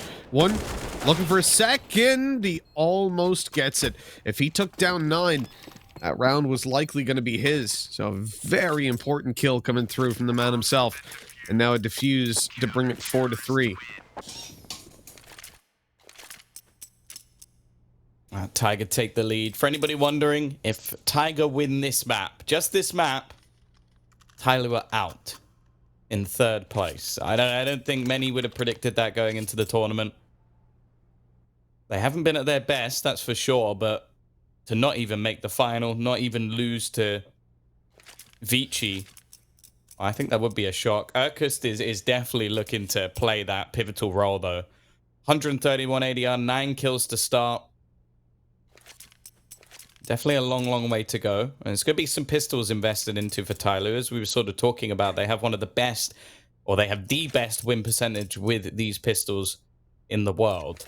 So don't count them out. Although there's still a fairly high chance that Tiger are going to be able to get this one over the line. You'd hope at least. Well, again, it's looking like that same A-site execution. The problem I'm seeing from Tyloo, though, is like in the entry department, they're doing very well. Even in some of the after plants, they're doing quite well. The problem is that just their decision making when they actually get towards planting the bomb, they're not clearing angles properly, which is a bare basic of Counter-Strike. The CTs here are somewhat set up for more of a retake scenario. Not going to be facing too much, although Dobu, that is aggressive, but he gets away with one, decides to fall back. They're not going to be able to stop the plant, but they've got a man advantage, and going into a after plant situation, they should be good here. This is very aggressive, though. The T side tried to take control. Dan King needs an instant shot, and Urkus won't allow for that. Summer, however, has managed to find one. He could catch the second player, but Cabal, while peeking through the murder hole, survives. Somebody now lurking back through. They should expect him here. It's the most obvious position he could be. And NCL gets dinked, but that will be all. 5-3. Tiger get it over the line, but it's at least an economy boost for Tyloo. So all she wrote. But yeah, the bomb plant, it is that little bit of a leg up, I suppose, for the Tyloo side. We talk about the CT side of Tiger. We talk about it a lot. The last time that they played, when it came down to Mirage, as I said, it was 19-16 in favor of Tyloo. And it started out with 8 rounds on the T side for each team. At the moment, Tom, little bit of a different story. Tyloo definitely not looking as strong in the early game as they have in the past. They did lose the pistol, which obviously does give Tiger that extra little boost. But with a 2-round lead, if they can hold on, if they can win this round here, they're already setting the foundations for a better CT half. And at that stage, I start to worry for Tyloo, because I don't want to say this isn't a team that performs under pressure. I want to say this is a team that hasn't ever had to experience pressure. Not for a long time. I mean, in terms of losing a series, sure, they've been there. We saw it even versus Invictus, but in terms of being knocked out of a tournament, not in the final, that doesn't happen for Tyloo in this region. Sure, if they're playing internationally, but It did happen once. it did happen. Well, yeah, but I mean, like, regularly, this isn't something that they face. They're used to just being the Titans that come in and win. And I'm curious to see whether they've. Oh, that's a whiff and a half by 9. That might cost them the round. Honestly, that's huge map control for Tyloo. Yeah, they're going to give it up. Look to try and keep their weaponry. That's the thing, though. Again, we talk about like these positions for Tyloo. That's such a risky play from somebody, almost as risky as that. I guess for him, it came down to more than just letting them get away with their guns. He wanted to try and kill them off before They could save all those extra weapons. The AK is going to be picked up, though. The AWP also saved. It's not too bad for Tiger. Money will be enough for them to buy into this next round. Both Cabal and NCL have enough to drop a rifle and still buy up some utility behind it. Well, Tyloo need to start building something here. 5-4, it's not a bad scoreline for them whatsoever. But the rounds they've had so far have been streaky. Like, it's been very back and forth. They've been having some silly plays, losing some silly rounds.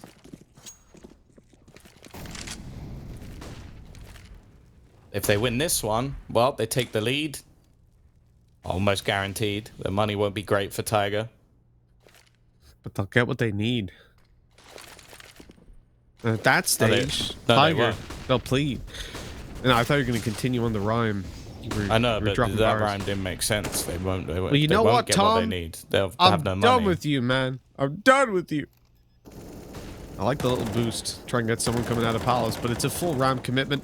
Tyloo already gotten themselves the bomb plant, and now this is going to be a harsh retake, but Urcast through the smoke catches the head of slowly. 2 players up close and sandwiched, but he actually has supported that op on 9, who's able to take down attacker and stave off any further aggression. They know there's a player in sandwich. Huge info to work off of. Danking needs to hold strong as somebody comes on the flank. He's making his way up behind Connector, but they've spotted him now at 2 versus 2. Time on the T side, though. 12 seconds left. They've got to stick this bomb. The swing has to come through, and Danking's gotten him. A full stick by 9. 5 seconds, and it's done. It's dusted. Tyloo have won the round, and both players are dead. Wow. That is a tight round for Tyloo, but Danking, well, he has just saved the day.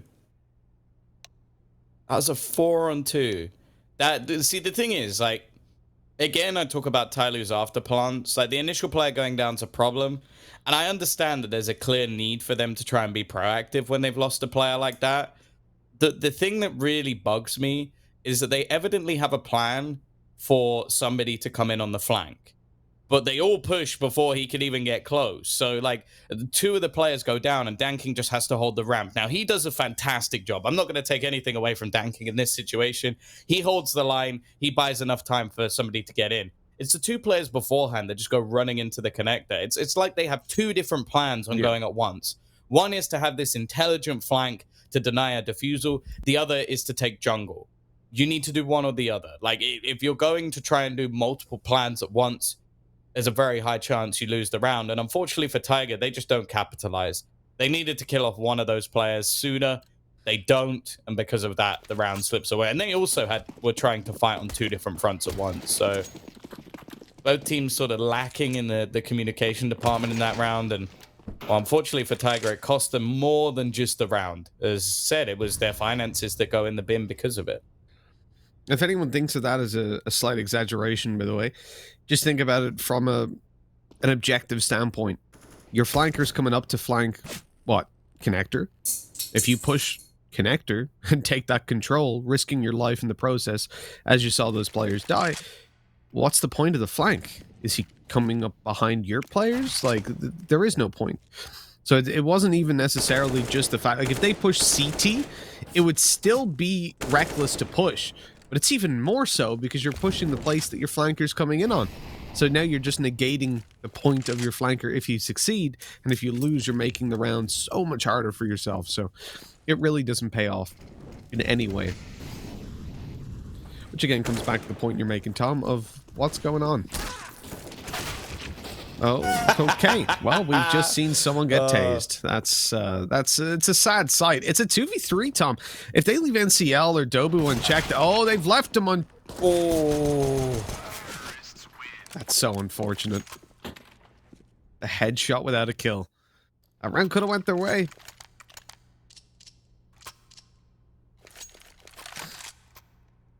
It means also that Tyloo have built up next to no cash over there, the sort of anti-eco rounds.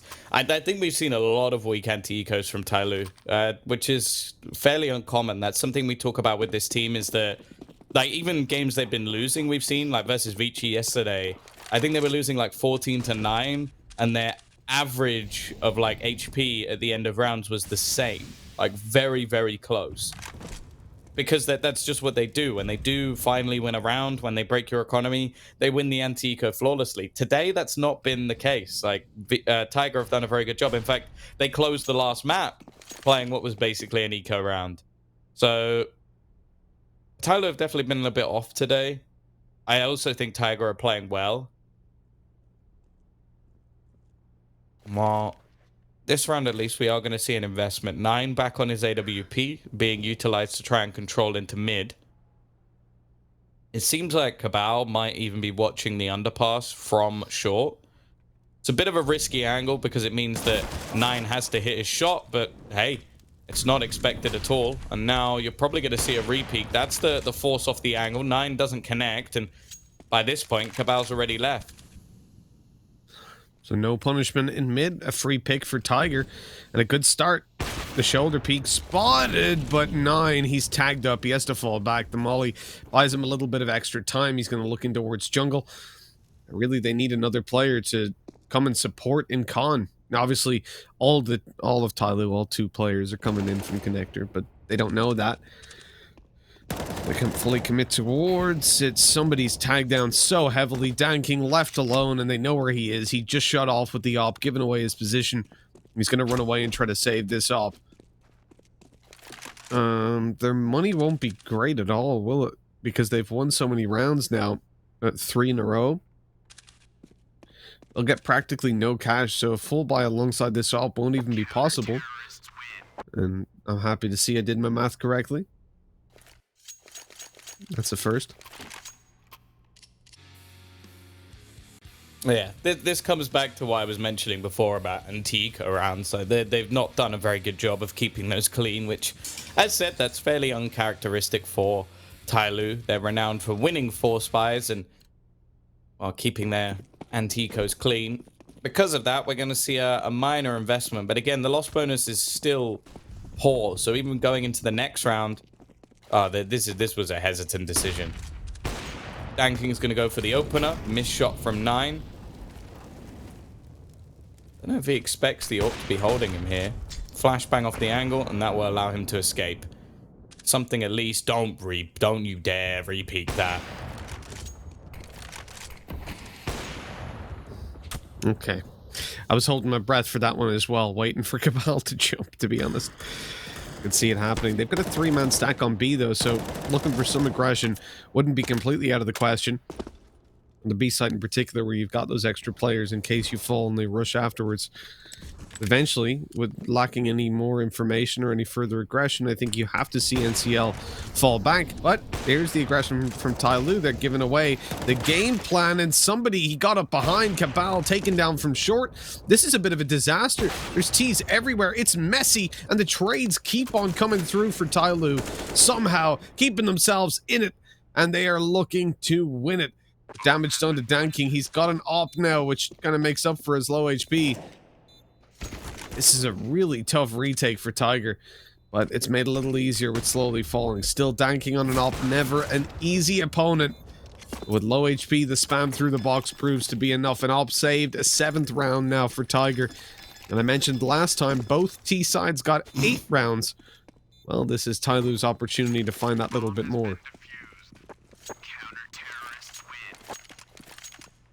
They're going to retrieve the double op setup as well. Again, it's kind of weird. It's not like there's anybody like criminally underperforming for Tyloo. It just seems like these rounds where they get into clutch situations, normally we expect them to win, and Tiger have actually done a very good job of actually closing out a fair few of them. I think Urkus has been a big part of that. He's back to his usual self, which is nice to see. After a quieter performance in their first game yesterday. Bear in mind, he absolutely battered Invictus. But yeah, this is the exact point I was making. Normally, we see Tyloo win this stat every time. So I'm glad that PGR have actually been able to bring that up. Because there's 1 round difference, and it's more than double, which is mad. Or it is double. A lot of the rounds Tyloo have won, though. You know, we've been looking at the likes of Deagles and stuff where they've managed to get it down into like 1v1s or 2v1s in the end, so it makes sense they're surviving with so little HP considering how close their round victories have been. But as you're saying, that's not something that we've seen before. And for Tiger to be more than double the HP surviving, it just shows how much more convincing they've looked. Exactly. It's terrifying. It really is. Because if you're Tyloo, this is not where you want to be shaky. It's not where you want to be playing the odds against yourself. Great nade. Damage done to Urcast. He's down to 40 HP, and he should be taken down. They know he's here. Okay, good. They'd left him unchecked, I would have lost my mind. Ooh. Great damage by Govu. And NCL's going to get in on the action as well, just cleaning things up. It's left all onto Attacker, and he can't get anything done. Tiger looking good on their CT side. Not something I've said too often throughout this tournament. And wow, there's going to be another horrible buy for Tyloo. They haven't had many good buys throughout this entire half. Their economy has been ruined so many times. They win them. This is the thing. Whenever it's the bottom of the barrel buys, that seems to be when they win. I think it's exemplified by, what was it? They came in with full deagles on the second round, lost, and then the third they ecoed and won. And that's how things have gone quite frequently here. Nice deep nade. It's, oh, look at that. Ooh. Somebody down to 25 HP. Valuable damage done early on. He lets him by a little bit for eventually swinging on through to the site, and he must be dead. There we go. Oh, what? They looked at him. Cabal pushed through. He had an op there, didn't he? Yeah, Danking's managed to retrieve it. He's going to go with the Deeg instead. And unfortunately, Mitch, it only works when I predict that they're going to win a 4-spy round. It doesn't work when you do it. You don't have the power. Oh, man, I'm not looking forward to this if Tiger win. That big smile on Dinko's face. Got the same smile right now, but for very different reasons. A bit of sweat on his brow with every round that Tyloo win, because he's thinking that maybe his prediction won't come through.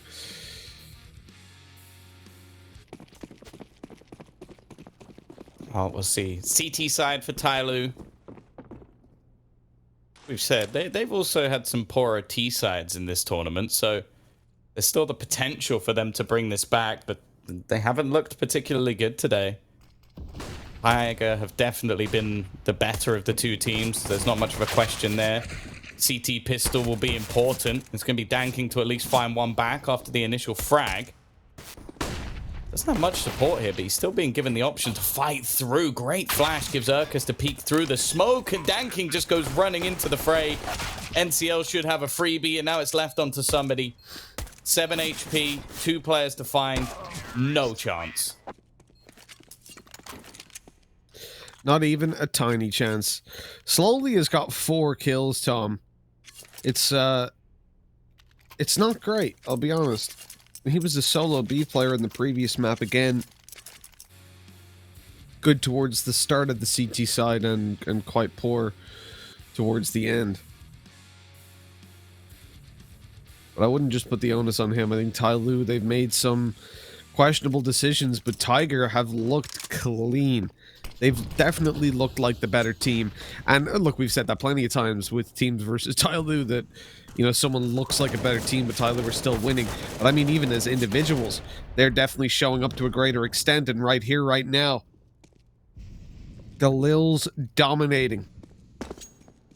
3 Galils and 2 SMGs. It's an interesting buy. It gives them a lot more utility to play off of. And considering they're in a 5v2, at this point, I don't even expect they'll use most of that utility. Probably just go in for the dry fights with the Galils and close this one out.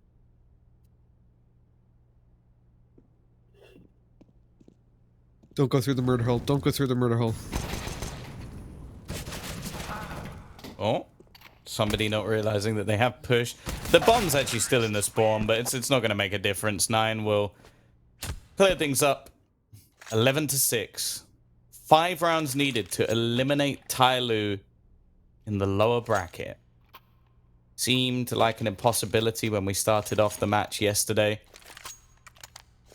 The fact is, no matter what, Dinko is still technically wrong because he did say that Vici wouldn't get to the final. So we can at least have that as a saving grace. True, true. No matter if he's right, he's still wrong. But here we go. Danking, this is his, I would say, his signature position. The aggressive ramp play is something that Tyloo pull out regularly. Summer's already dead, though. Man at the back, that must have been killed from short. That's slightly ridiculous. The flashbang comes in. That's going to net a couple of kills, in fact, leaving it onto somebody on the B site. Sure, the aggressive play from attacker sits around the ramp. It does still look like it's going to be a B player. Dobu, who's gone nuclear in this round. 3 kills with a Galil. He made that look easy. And while it is a 12th, there's nothing that attacker can do about that. Nope, not a thing. Just save over this M4, I think, is the only option he has. 12-6. Man, oh man, for Tyloo to go down to Vici and then Tiger afterwards and get 2-0, that would be unbelievable.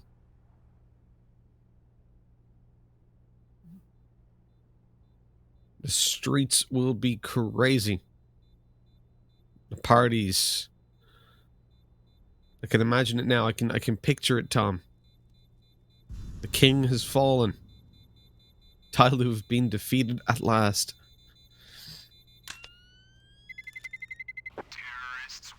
You can even get like we should have had some sort of a medieval speech, like the king in the dining hall.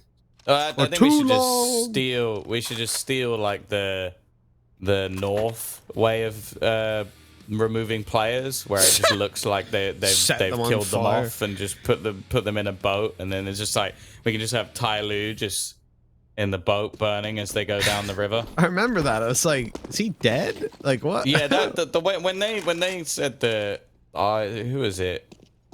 I can't remember the player. No, the first one wasn't. It was Kirby eventually, but it was Mitha won it when he went to. I think so. Renegades. Like, he was the first one. I was like, is he okay? And it's like, oh yeah, no, he's just leaving the team. It's like, why have you made it look like he's died? Even the phrasing as well was like, today we say goodbye to. It's like, what? What do you mean, dude? Like what? We should do that then. We just have a funeral instead, because that's the Nordic funeral, right? So we just like a coffin, put them in the ground, 6 feet of dirt on top of them. It's like, oh no, they're just going to a different team. That's just what we do here. That was so odd. And then there's Kirby going, phase up. Like rises from the ground, just phase up. Oh yeah, it was unusual, but here we go. An unusual sight as Tyloo behind by 6, half the rounds of their opponents. Now on the CT side, they've got pistols, they've got 1 rifle, and they're going to win this round. They've just picked up another AK. The rifle's now looking to deal the damage. If I'm Tiger, I'm starting to sweat a little bit. They're running in towards an A stack. 4 players here. Oh, they're not going to win this round over on the Tiger side. They've just been absolutely slapped. This is what Tyloo needed to get back into the game. Dobu, he's so close to getting this done. But 4 HP now. He's been tickled up by the pistols. Cabal's here to help him out, but he can't get the bomb and get out of there. That's the problem. The smoke down as he looks to run away, but it's a spam through the wall that takes him down. 12-7. What a round for Tyloo to win. Jeez. That is a Tyloo round if ever I've seen one. And so it begins. This is where things start to get a little bit shaky for Tiger. They've still got money for now. And that's the one thing they've been very good at. They've been good at breaking back, not allowing this to snowball into a bigger snowball. As we are going to see the AWP repurchased. Adult battle will ensue once again. Dobu's been phenomenal in this map as well. Gave it a damn good go at bringing that round back, and he has brought them a few on his lonesome. Urkust is back to his usual tricks. Slowly is 5-16. Been a rough day at the office. Bau's not going to be spotted over the top of the smoke, and Attacker actually playing a fairly risky angle now that there's no longer a smoke there. Eventually we'll make the decision to fall back. Will be mid control eventually taken, but ultimately it's still being fought for by Tyloo.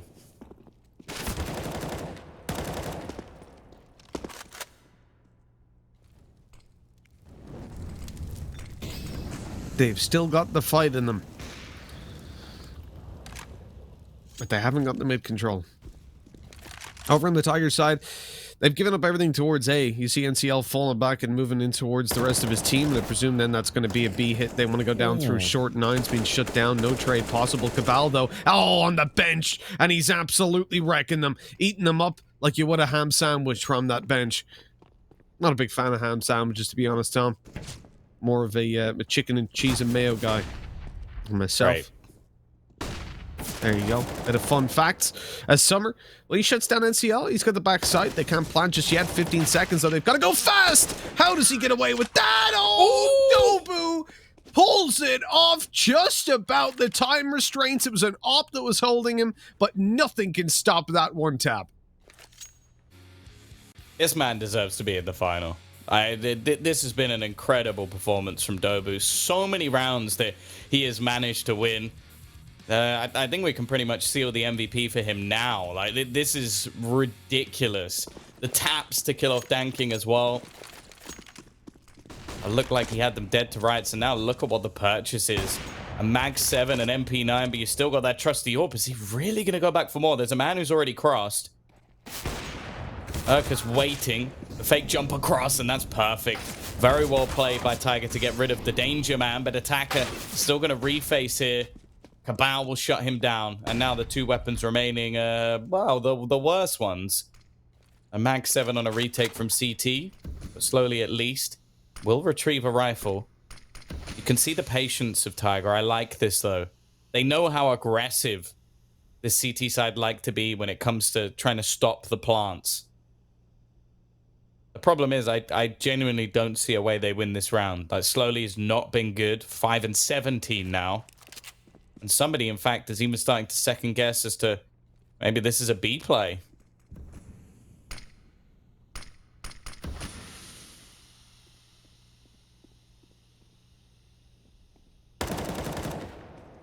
Slowly's at least taking down NCL. Here we go with the swing from somebody. He gets over to tall box. Mag 7 now perfectly viable from this position, but he's not going to get anything done, unfortunately. And slowly, well, he meets the same fate. 14-7, Tom. It's getting all too real at this point. I can already hear it in the background. It's getting louder. Hey, I knew they were going to win this game from the very start. 2-0, I said. Hey, boys, did you see I said 2-0? Sorry about that. Dingo just joined the broadcast for a second, but he's gone back to make a ham sandwich again. Still waiting for Blair to join. Can we hear that? Anyways, we're looking at 2 rounds needed for Tiger to take this across the line. Did you notice, by the way, Tom, that Dinko is wearing a shirt with white patches on it already? I think he's learned from his mistakes yesterday. He won't have to change his shirt this time. It's a smart. It is. It's a smart decision, I have to say.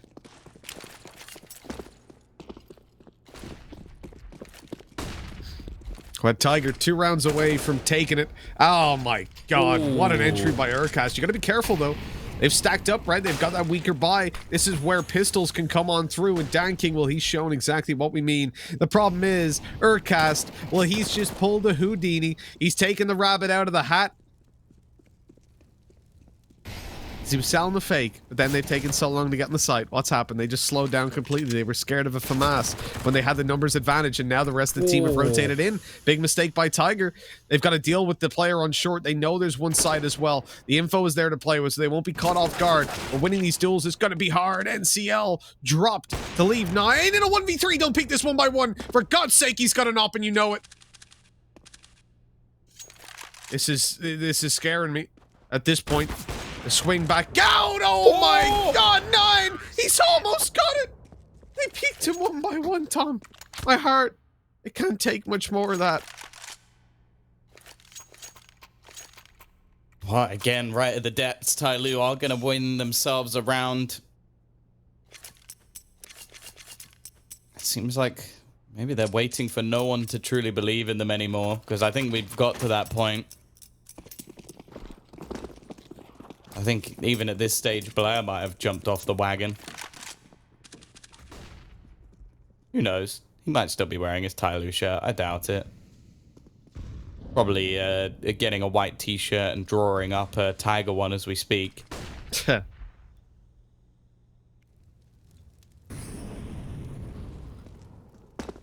buy from either side, though, has its vulnerabilities. Not a whole lot of utility for either sides. A FAMAS in play, an MP9. And, well, a Deagle and a Tech 9 on the other side. That nade from Attacker. Not actually going to do as much damage as I thought. A second or two later, and he probably hits the whole team. He's waiting, though, but Nine's actually not going to push into the window just yet. He's just going to wait patiently. Gives him an angle into the ladder room. And at any moment, he can opt to pounce. Danking's still here with the AWP. He's going to go spotting into the connector.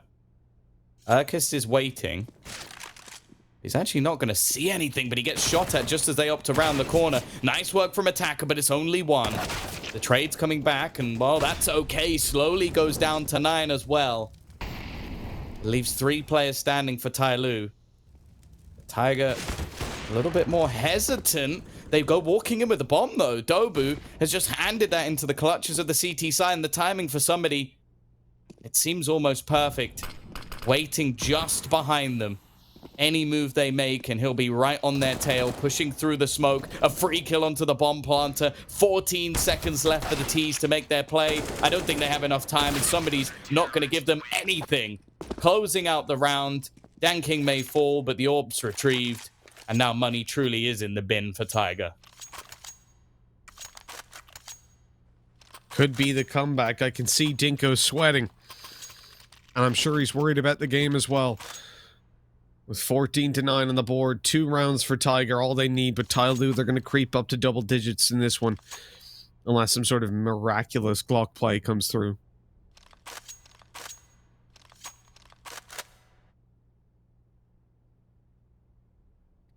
I don't know how you say we lose to Glocks in Chinese, but I think we'd find out after this round if Tyloo do end up falling.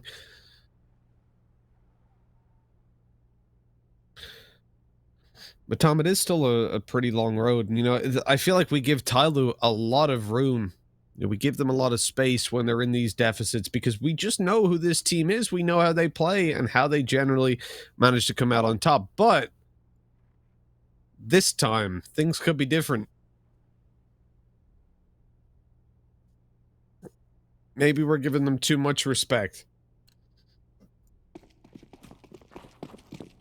That's always the thing. Like, it's the way that Tyloo plays, it's honestly impossible to tell whether they're criminally underperforming, whether they're just not turning up at this tournament, whether teams have finally caught up to them, or if they're just still just playing silly.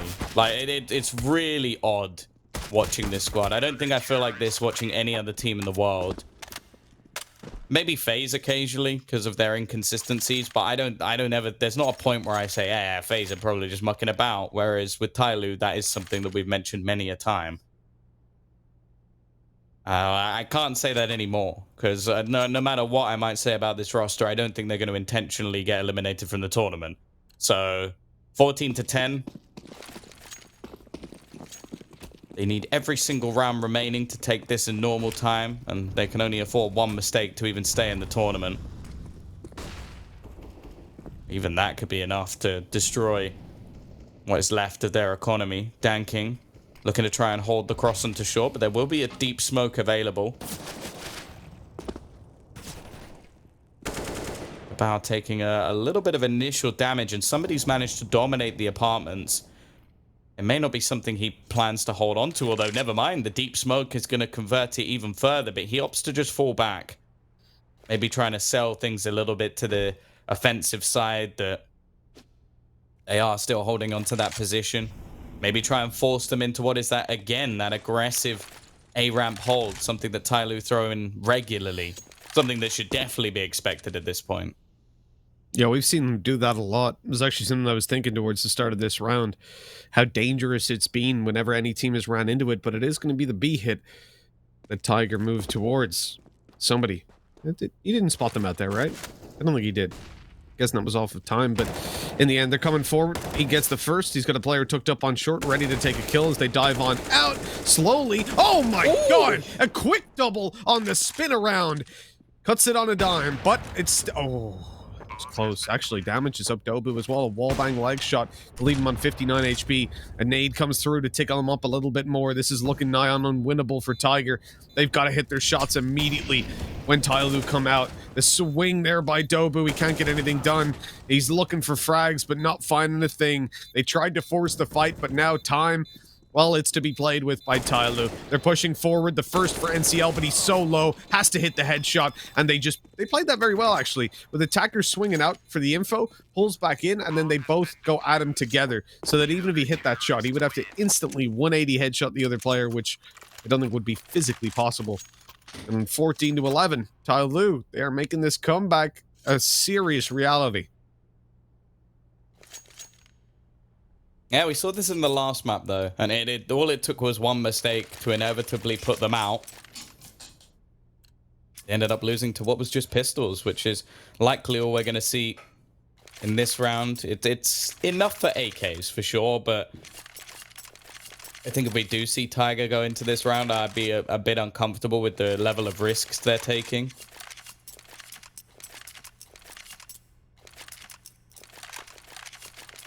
We are at least seeing a few of their players rise to the occasion. As mentioned, Slowly had a very, very poor start to this game. He was 5 and 17 at one point. He's slowly coming back into things. A nice round from him at least there. Now, it's just going to be some pistols for Tiger. Of course, an upset round, a cheese strategy. This would be the perfect time to do it. I think they've got a much better matchup in the form of Vici coming. Both teams playing the more strategical Counter-Strike to what has been a ragtag Tyloo. And actually, an investment into a double-op setup, it could be the perfect time for this faster play into the B site. Somebody's going to be getting aggressive. Going to spot out one. Nades thrown out, but the Molotov, he's going aggressive. Really, somebody, this is not the time for this. He might get shut down by the pistols. He just about manages to escape through the Molotov. I'm going to smoke it. That's interesting. They killed off the player on short, though. Slowly's actually the one to suffer. Attackers rotated in early. A few missed shots, but they line up eventually. And now NCL's the only one left. Summer to close a shaky round, an uncomfortable round, but a round nonetheless. 14 to 12. An uncomfortable round indeed, Tom, but as they get it across the line, Tyloo are in a spot now where they're hot on the heels of Tiger, one buy round away from equalizing things up, and this is definitely getting a little bit scary. Quaking in their boots. I have to say, if I'm Tiger at this stage, I'm feeling the pressure mount up. They're close to making and booking their spot in the grand final. Guaranteeing more points. And not only that, Tom, but making it far more likely that they make it to the major. A win in this stops Tyloo from building up maximum points yet again. And that is incredibly valuable for Tiger, who I believe are currently second place, right? They're hot on the heels of Tyloo. Or is it Vici? I think it might be Vici. Yeah, okay. Well, they're third then. Okay, so yeah, it's Vici or second, excuse me. But Tyloo being Tiger being third, still very valuable to take Tyloo down. It'll equalize points up, and then if they can win the grand final, we're looking at a very even region overall in terms of the point distribution coming into the next RMR. So this is a must-win if they want to be going to the major, especially if they're in third place, as we know they are now. Oh, somebody. He's going aggressive. Yeah, there we go. Okay. The cattle prods come in, Tom. Someone's told him this is not a good idea. But in all seriousness, he's realized that this wasn't the time to get aggressive. He'd probably just get swung on and traded at the very least. And here they come, marching on through. It should be a free kill for somebody. What? Oh! Cabal! Quickly in there with the one tap. And now a 5v4. Down goes Slowly. Danking's low. This could be it. This could be the round for Tiger and a guaranteed overtime. But Attacker's doing his damnedest to make sure that's not the case. Coming back at the depths, there's a player pushing in onto short as well. They've got to be careful with some of the angles that are being held. The aggressive truck spot wasn't the one. Cabal may have just been spotted as well. Attacker, he's got his 3rd kill of the round. This is starting to fall apart. NCL, nice shot to take one. A second for Cabal, and NCL closes it. They've got the overtime guaranteed, and they need just one more to put the nail in the coffin of Tyloo.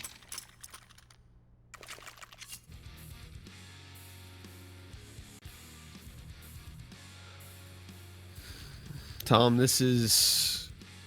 It's getting worrying, honestly.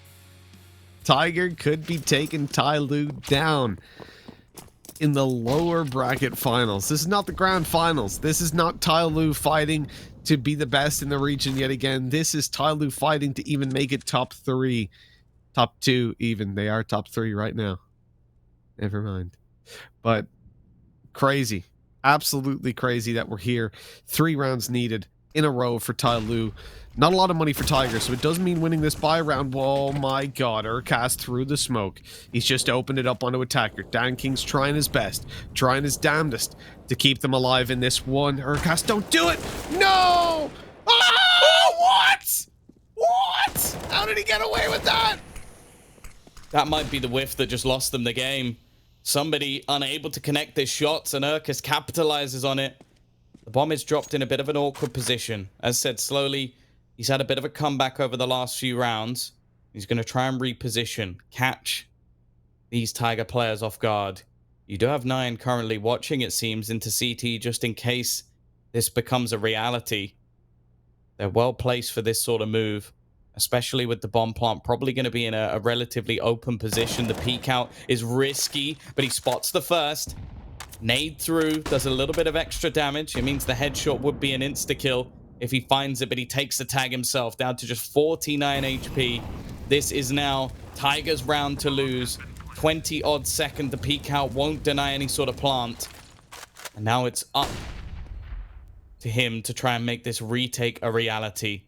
30 seconds left, and Tiger have made it through to the grand final, potentially eliminating Tyloo along the way, and it is done. Tiger are going to 2-0 the reigning champions of the RMR events, the team at the top of Asia for the last however many years it may be.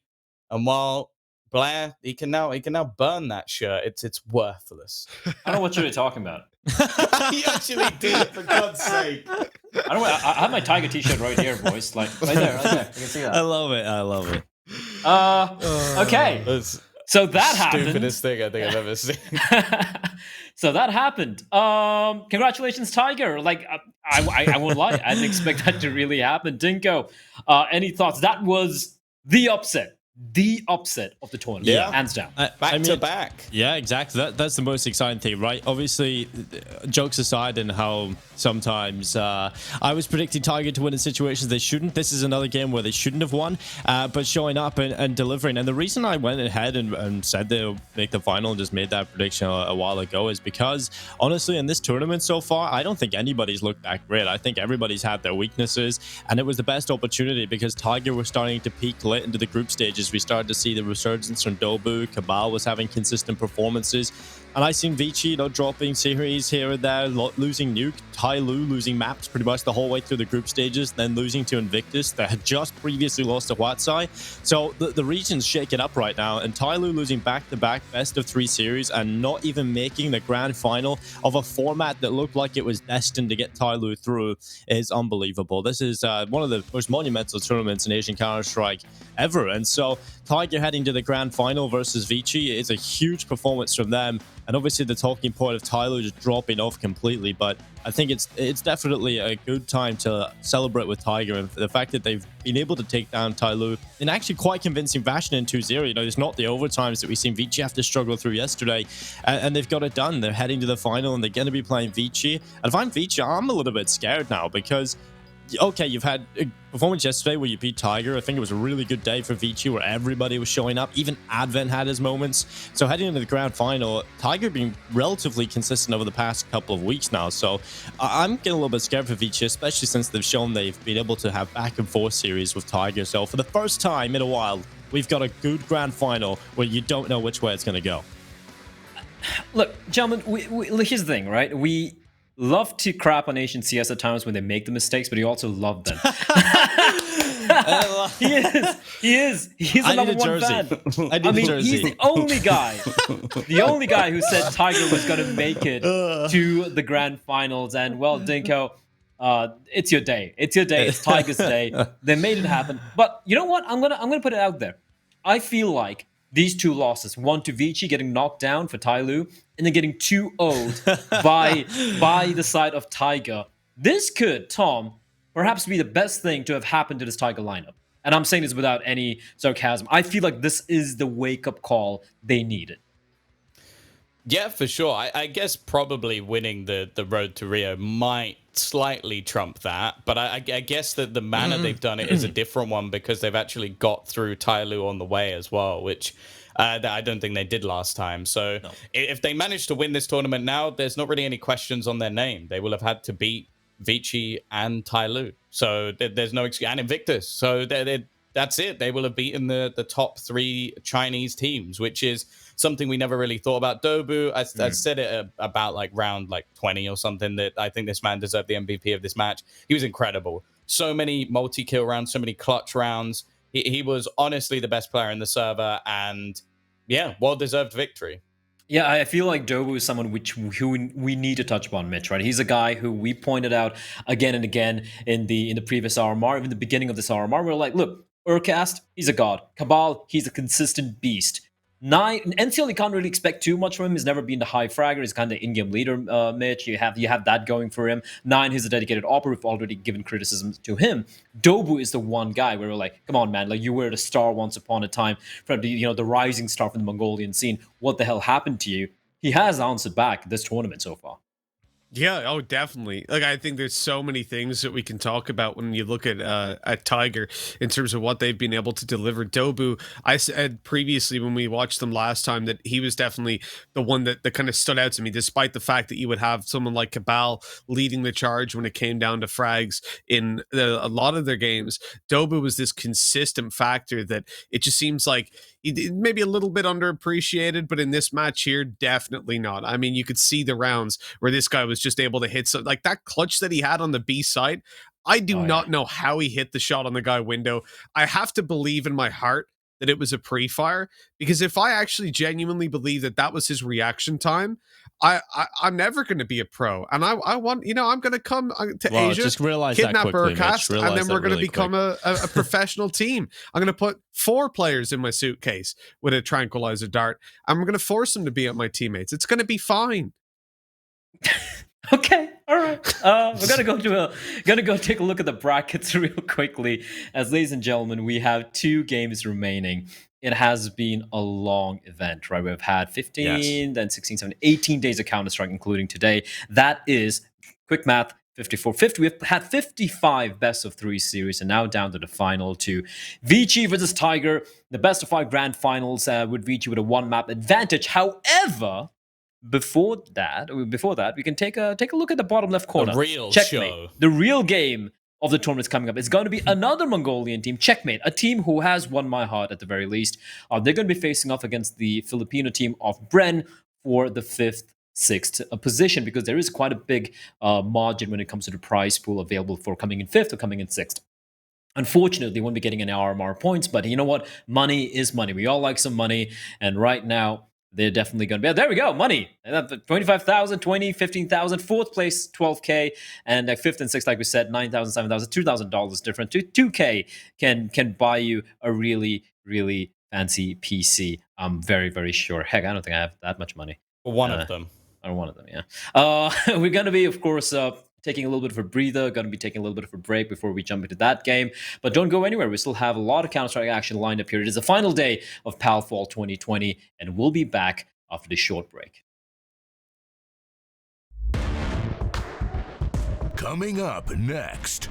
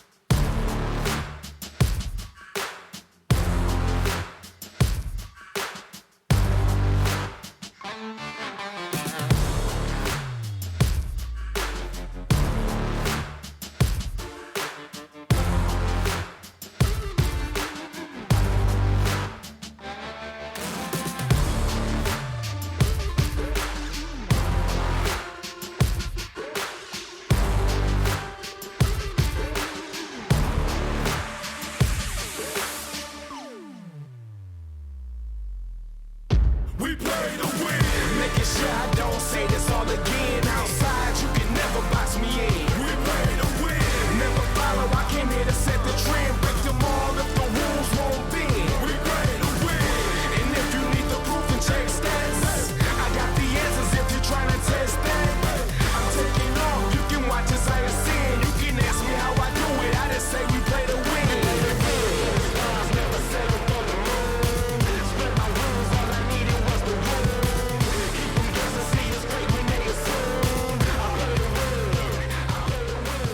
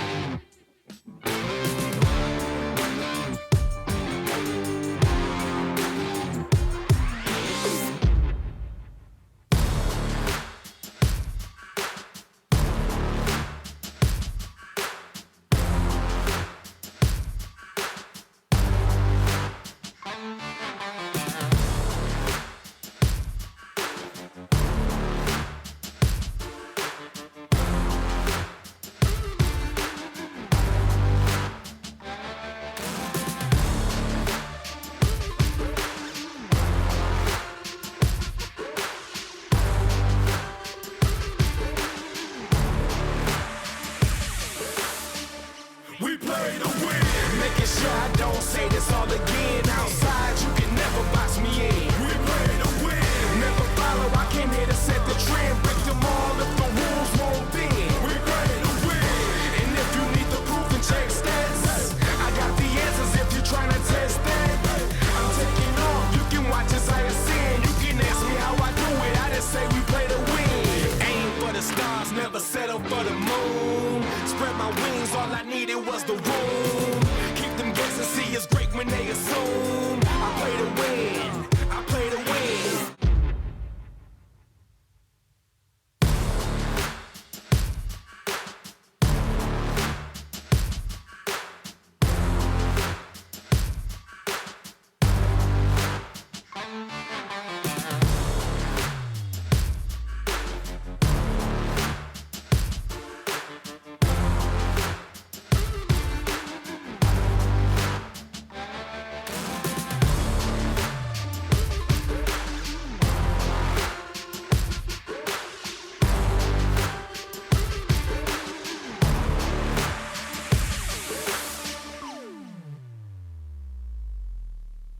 We play to win.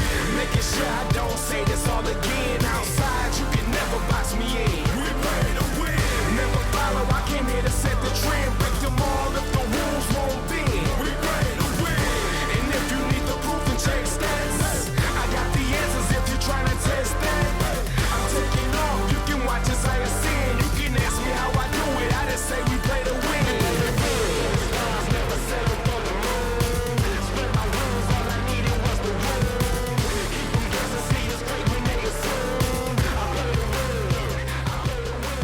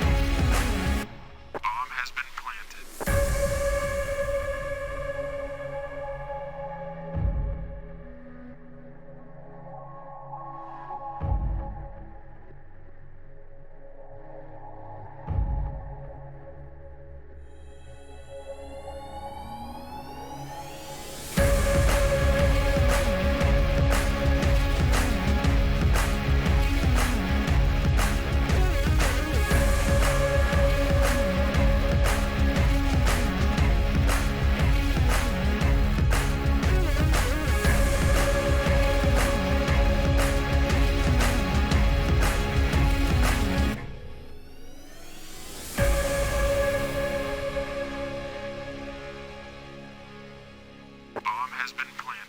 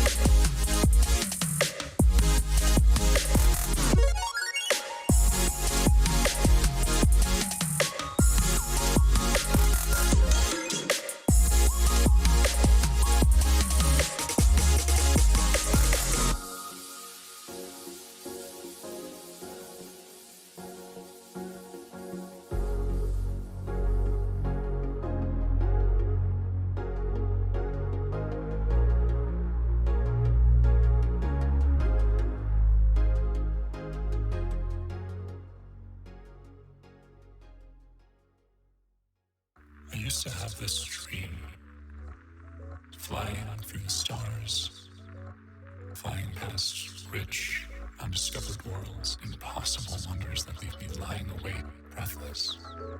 And in this dream, I hear this voice calling my name. When I turn to look,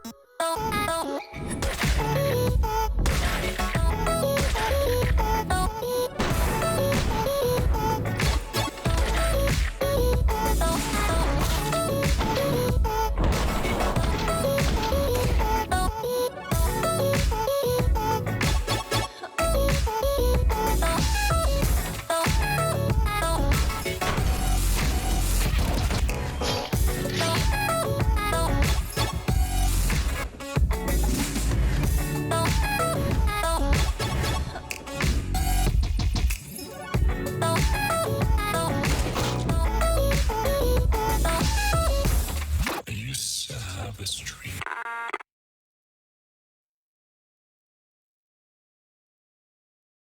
Welcome back, everyone, to the final day of the Perfect World Asia League 2020, the fall edition. And I just had my lunch and I bit into a really big chili and my mouth is on fire right now. I'm struggling to speak, but I also feel like this game is going to be a spicy affair as well. And joining you, and joining me rather, joining all of us actually, is going to be these three wonderful, lovely gentlemen. As usual, we got Tom, we got Mitch, we got Dinko, and of course we have Bren versus Checkmate. Now, Tom, let's start with you. I mean, going from... Game of the year.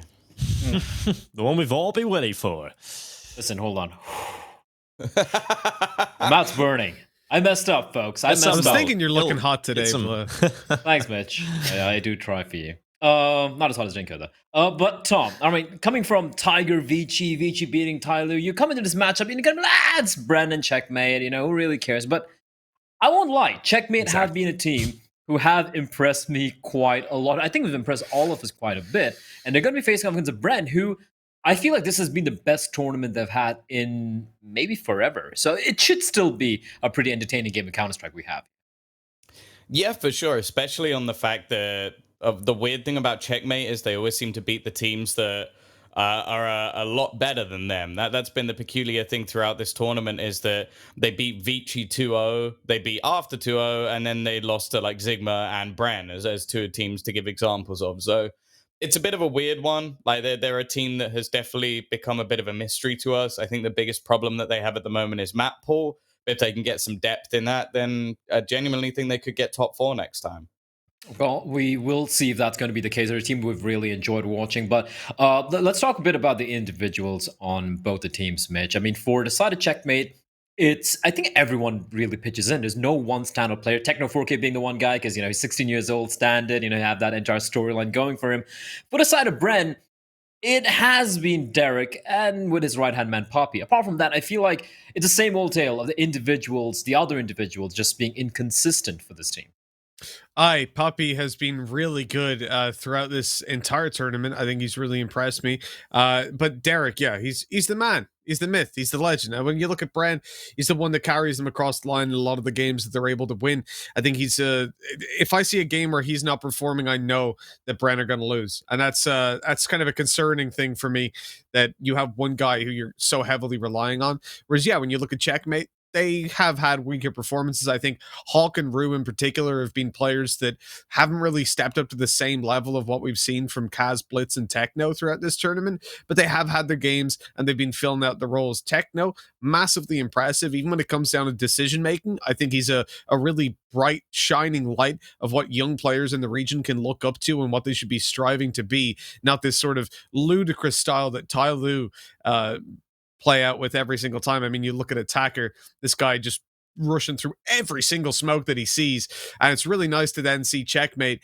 who play this structured Counter-Strike. And honestly, next to Vici, I think they are the most structured team in this tournament, which is shocking, honestly, because we didn't know who the hell Checkmate were coming into it.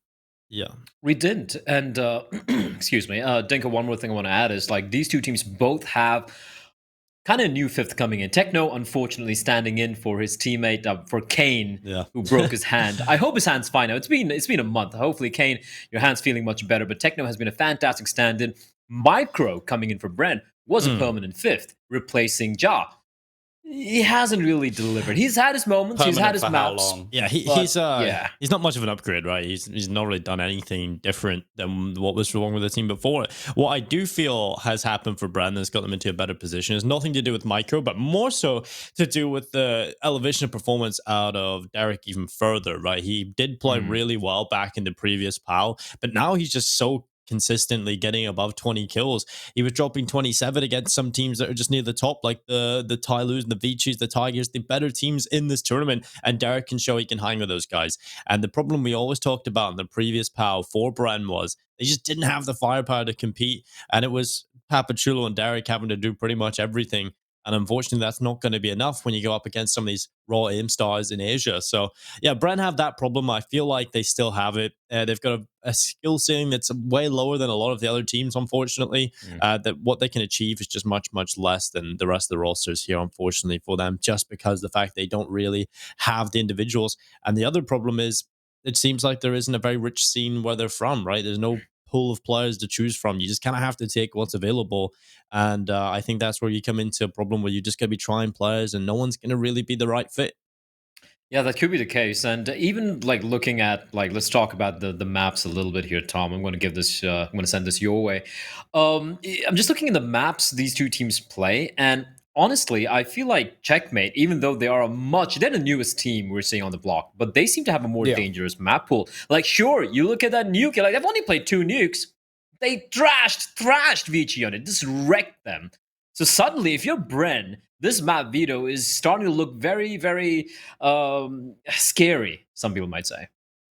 Yeah, to an extent, I agree. There we To go. an extent, I disagree. Like, obviously, the nuke pick is not going to be allowed, which I actually quite like. But at the same time, it was one where I feel like they played off momentum rather than actually off like being very good at the map. They also got banged out by Invictus on it, so it's not too much to learn from. The smart thing for Bren though is just keep away from it. They don't need to play that map. The opportunity to have something like Vertigo come through doesn't really happen for them, so they don't need to ban it out. I think this veto just comes up very good for them. Sure, their Inferno has been a bit questionable throughout this tournament, but their train has been pretty decent. Like we've seen them like go toe to toe with a few fairly good teams. Like obviously losing closely to Invictus. I guess they did lose to After, which is completely unacceptable. And then the third being a Mirage choice, which yeah, is Checkmate's worst map statistically, losing to pretty much everyone in this tournament. So, yeah, I think realistically, like Brenner, I wouldn't say they're favored, but they almost should be. Like, I think we've just got this sort. We've almost romanticized the story of Checkmate because they've beaten Vici and they've challenged Tyloo. Also beaten Tiger. So if anything, they should be a top 4 team in this tournament. The problem is the weaknesses this team has is that they lose to everyone else. That is something which you have to agree on, and I'm actually going to disagree a little bit here. I'm supposed to be the host, supposed to be a little bit more impartial. I feel Checkmate actually have the edge here, Mitch. I don't know if you're going to be agreeing with Tom or myself, but I feel like even if you look at the maps, I feel like Mirage getting picked by Bren earlier on would have made things a little bit more interesting because that's a map where Checkmate have lost pretty convincingly to a few teams who they shouldn't be losing to in that fashion.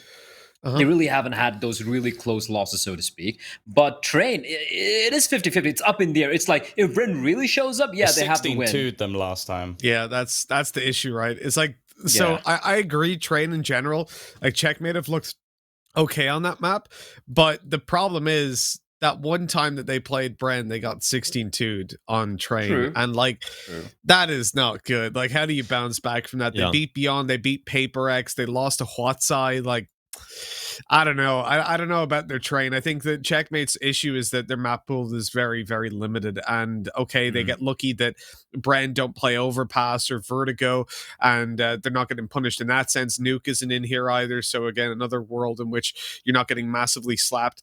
But I think the fact that Train has come through is a convincing map for Bren. Inferno. The weird thing here is Inferno is a map where Checkmate beat Vici, where they beat Tyloo, they beat Tiger, and they lost to Bren last time. It's like, are you good or not? Like, what's going on? Checkmate. That's a good question. Yeah, Are you good or not? I want to answer to everyone. every single team. That's just the pre tournament next pal. Just so guys, are you good? Oh, we can okay. get Banks in for that one. Yeah. We can just like, no, sorry, Banks. You've got all these in-depth questions that you've come up with, but this is what you have to ask, and just I mean, I've heard Nico, interviewers ask, "Are congratulations you on going to winning win?" your game. FaZe have won. FaZe have To be won. fair, I am Liz, New York. Are we'll you get good or some- not? Yeah, that'd be great. To be fair, you'll get some better answers out of that than some of the answers you get from current pro players sometimes. So, True. yeah, I feel like Do you want to call anyone Spicy, out? Like, Dinko. they're too politically correct. I just want some, well, just too PR. do you want them to give not be us some politically answers.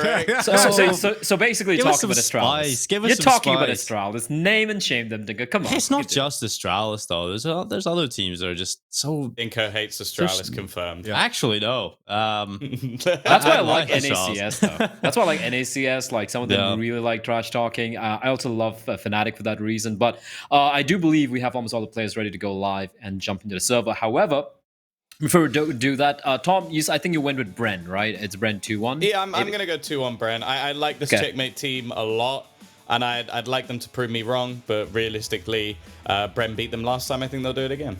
Okay, Mitch. I'm the same. I think Bran probably going to take this. I want to believe in Checkmate, but Train, it was just too convincing last time. It should be a free map. Alrighty, Yeah. Dinko. I'm gonna go with Bren as well. It's sad, but I think we've romanticized Checkmate a little bit too much. I agree with Tom, and I think it's gonna be a Bren 2-1.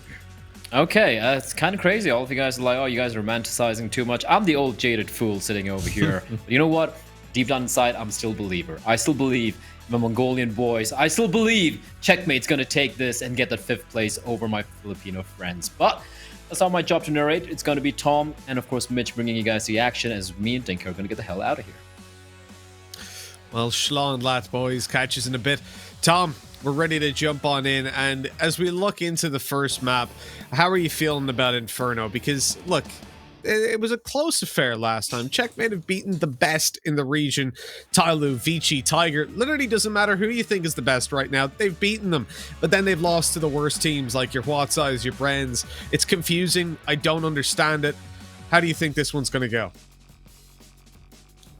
I think this is still going to be a Checkmate map. If I'm being honest, I don't think that I was incredibly impressed with Bren's map last time. I think it's more that we just had some criminal underperformers in that series as a whole.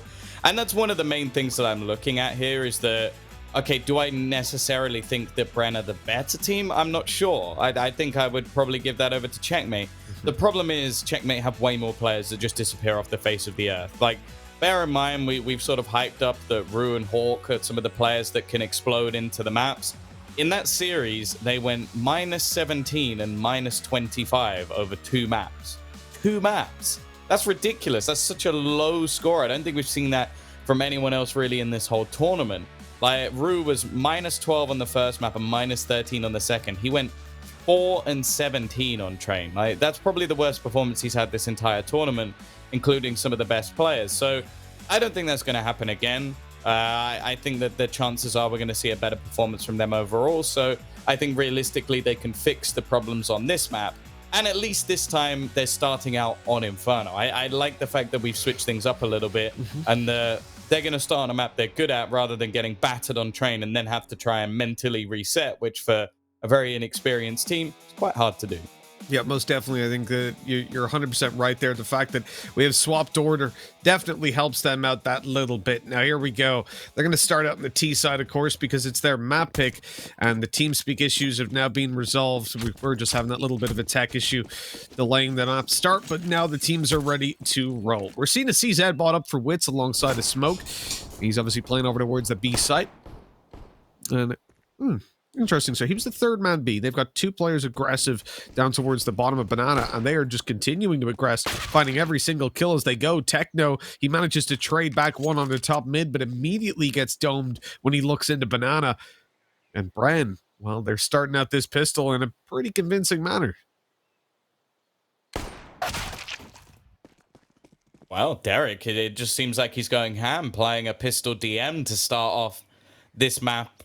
With Rue now the only one standing. Oh dear. Oh, that was a chance for a freebie. He's dead for sure. Derek gonna get a 4K. Started off on B, ended up in top mid. That's an interesting pistol round for sure. And yeah, Checkmate have just been completely out-aimed in that one. They're gonna opt to force buy back in. It's interesting because it seems like versus some teams, their structured style really works out for them. But the thing that sort of makes the difference between, say, a Vici and a Checkmate is the fact that Vici have this sort of like pug style ability, if you will. They have that opportunity that Jamyung can just take over a round. Like they have some of these individual players that can just go nuts. I don't think there's too many of them over on this Checkmate roster. Papi Chulo is just run down mid, and while it started well for Checkmate with Techno getting a kill or two, but ultimately it's ended in the fashion we expected. Indeed, it has. The 2-0. For Brandon, it wasn't too impactful, right? As you said, Checkmate got that little bit of damage, but they'll still be able to get a pretty comfy buy into this one. Like 3 players that still have cash for the next round is the important thing for me. Although likelihood is they'll take pistols to get a really strong investment if they do lose. So maybe an opportunity for Checkmate to at least equalize and build up some T rounds. The issue for them is that, well, their better investments are behind them. And with Deagles in play, it's less than ideal. They look for the close mid fights. And you can see here for Papi Chulo, he has no idea that Rue has just snuck through that smoke. He spotted him now, though, and that's the freest kill of his life. Rue not even looking out on short. And I'm surprised that if you get a player creeping up through long, surely it's the... Well, I don't agree with him spamming through the smoke when there's Deagles bottom mid. That was a little bit silly. Oh my god. But when your teammate has shift walked through the smoke and gone up through long, Tom, isn't that the moment in which you peek out of boiler and look for the player on short and make sure you're providing some cover and not just tuck away and allow him to die? Sure. They've not done that. I don't know what you wanted me to say there. Like, should they play Counter-Strike? Fundamentally correct? Yes, they should, Mitchell. Well, I'm glad we've cleared that up, Tom. This is the full buyer for Checkmate, and you can see they're already getting a little bit slapped. They've lost a player through the smoke. Papi Chulo getting revenge for his death in the previous round, and that has pumped the brakes of Checkmate straight away. They were making a fairly fast play towards top mid, and now they want to just slow it down and really think about what they're doing. It's a very important round. Is it weird that I genuinely think that because Checkmate managed to beat Tiger, which is obviously they've been really bad in domestic matchups. That seems to be a thing that just Tiger do. They're against Mongolians, they just seem to be awful. I think that forced other teams to show them more respect than they would have done. And I think that played into Checkmate's hands, because what we're currently witnessing from Bren is no respect. Like, almost every single kill that they've had has been, like, peeking into mid or battles on banana. Like, they are just fighting like that. You're already 2 men up and you're still fighting mid. Like, that's ludicrous. And well, now they're actually being punished for it. But I think that actually Checkmate struggle when teams play like this versus them. Kaz, though, clearly he thrives. Derek is going to find one that he's still peeking. This is mental. This round from Bren has hurt my brain. I would agree entirely with you, other than the fact that they did play against Tyloo, who no doubt played like this against them, and they managed to win. Yeah, but they almost lost every game. That's the thing. That's the problem. Like, Tyloo lost a map to almost every single team. So, obviously, it's a great win for Checkmate to win a map off Tyloo. But if every team does it, it stops being impressive. Yeah. Whereas the victories against Tiger and Vici are genuinely impressive, because they won both maps, or 2. This round, though, from Bren is atrocious. Like, it's just atrocious. Like, they're in a 5-on-3. One man peeks short, one man peeks from the cubby. Then you have a man who has pit control in a 2v2, and he wide swings. Like, that. I genuinely couldn't have thought of a way that they could have played that round, or that 5-on-3 worse. Yeah, I'm with you there. I mean, it didn't make a lot of sense. Coming into the pistol round, though, somehow they're coming ahead. Managing to open it up with the deagle on Derek, the spam through the smoke, almost asking them to come on forward and look for the fights. And while they're doing that on short, wrecking this A defense completely. But they now think A is clear, and they are very, very wrong about that. 2 players still wait around. Papi Chulo not able to hit the shot. Are they realizing something's up? No one's in banana, no one's rotated, no one's making noise, and there you go. Micro eventually finds the kill, and they're going to just go B with the bomb. I like the fact that they didn't just hard commit to the site, blindly rushing in and giving the pistol the opportunity, realizing there was a possibility of a stack coming into play. He's not even going to manage to save the rifle, as Rue just lurked around and waited for him to push on forward and give the opportunity. Take the rifle out of his hands. We go 3-2, checkmate. They get on the board nice and early. And as much as it was a big mistake by Bren, I mean, you're going to take it if you're checkmate. Remember, the next map, last time they played on it, was 16-2 in favor of Bren. So this is really a win condition for checkmate to pick this map up. And on the T side, you're looking at about 5 or 6 rounds, I think is reasonable once you're comfortable with the map.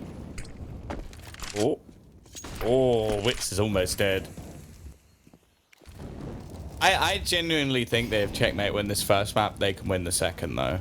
Because it's like, for example, like, there's no real reason we should say that they should win Train, but then there was no real reason we should say that they should beat Vici on Nuke. So, and they just managed to do it off of, like, their players were performing. This is madness. This is absolute madness. They've gone pushing through the CT smoke that they threw.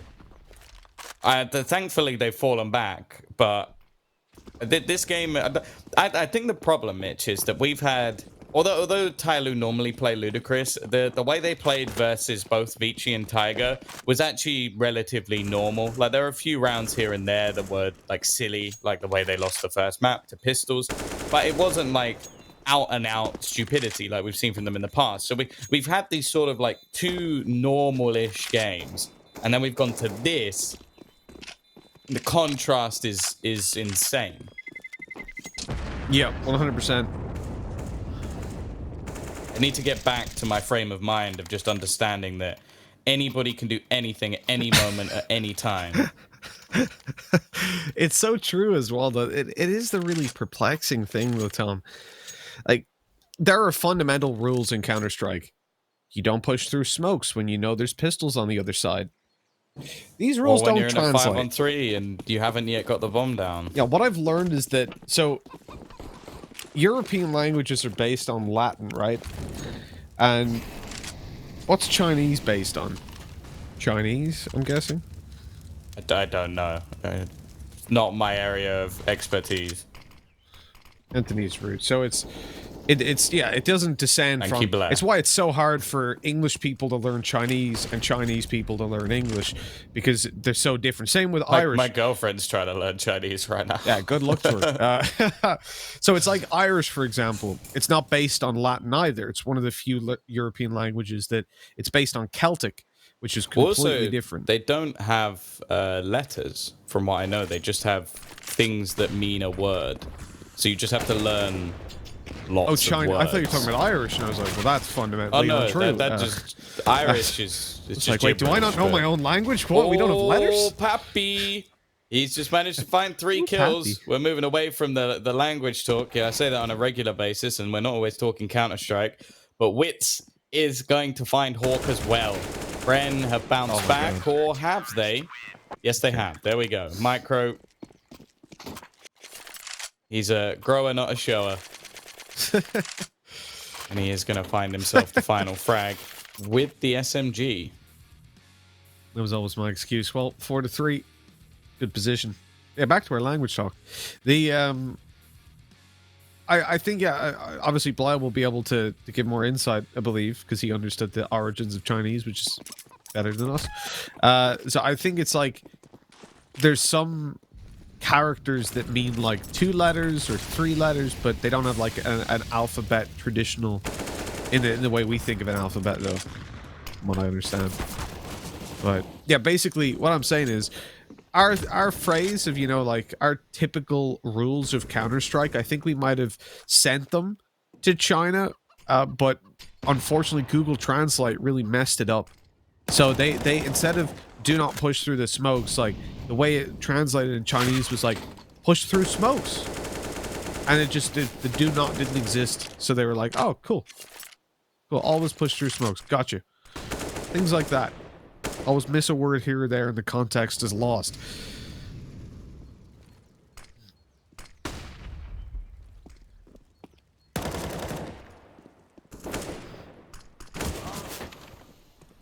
Well, Kaz is going to manage to find the trade onto Wits, who was low on HP. Oh, is there a flash for? There's no flash for this, so he's just going to try and walk through it. And it worked. Yep, as we said. Happy Chulo caught out. Derek then pushed out of the pit. He's played that pit position a couple of times now, the exact same way, and it doesn't seem to be working too well, to say the least. And now Micro... Oh, he does need to show us what he's got this time. Kaz is going to win them the round. Again, like, these sort of things that we're seeing from Checkmate shouldn't be possible, but... But they are. You know, but they are. Yeah, I guess that's the only real thing. Like, you can't explain what Kaz did in this round. Like, it's not... Like, he was already low on HP. That duel from Wits when you're already low is silly. And then this, he just walks through the smoke. And Papi Chulo, he's even waiting for that sort of play and still doesn't manage to hit the shots. No, So, it's good. Checkmate, equalizing. I realize now my excuse doesn't even make sense because the Art of War, of course, was originally in Chinese, from what I understand. Am I completely wrong there? I'm basing that off Red Cliff. What a damn movie. Unbelievable. So... Obviously, I've read the English version. Not too good at reading the Chinese version, I will be honest. And, like, there's expressions like know when to fight and when not to fight. Avoid what is strong and strike at what is weak. And they're like, push through the smoke. That's the way to go. Oh. Is there nothing about the element of surprise? 95 damage onto Kaz with the taser. That is unfortunate. The Zeus... Depending on the range, doesn't always do 100, and so it's a sad sight. I'll always remember the day I found that out. I got 95 in one on a Zeus, and I was so unbelievably agitated.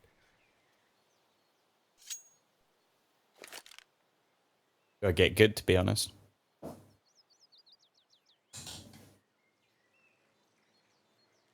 Exactly. Get good. 1v5 for Derek. He's had a couple of good rounds, but this would be... well, it's impossible. Why am I even trying to build this up to be anything? Yeah. This is impossible. A 5-4 scoreline. Checkmate now taking the lead on the T side. I feel like Brain have had their opportunities, but they've let now a couple of silly rounds split. The 5-on-3 that they had was just ridiculous. Like, I don't know what they were trying to attempt there. And obviously the round where Kaz has just pushed through the smoke. Happy also having a good start, but that's the thing. It's only really been their aggression that's been paying off for them. Their holds on the sites are relatively weak. By the looks of it, might be trying a bit of aggression once again. Papi Chulo waiting around the edge of the smoke. You've got the AWP currently set up on Banana, although Wits is actually going to walk through a Molotov, it seems, to get a slightly more aggressive position. Flash through the smoke. Spray down's only good for one. And while there's only one man standing, Derek left alone. First kill has gone his way as he denies a man coming through from the apartments. Don't think that smoke actually helped him too much. And Wits on the rotation is... I was going to say is dead. Oh, God.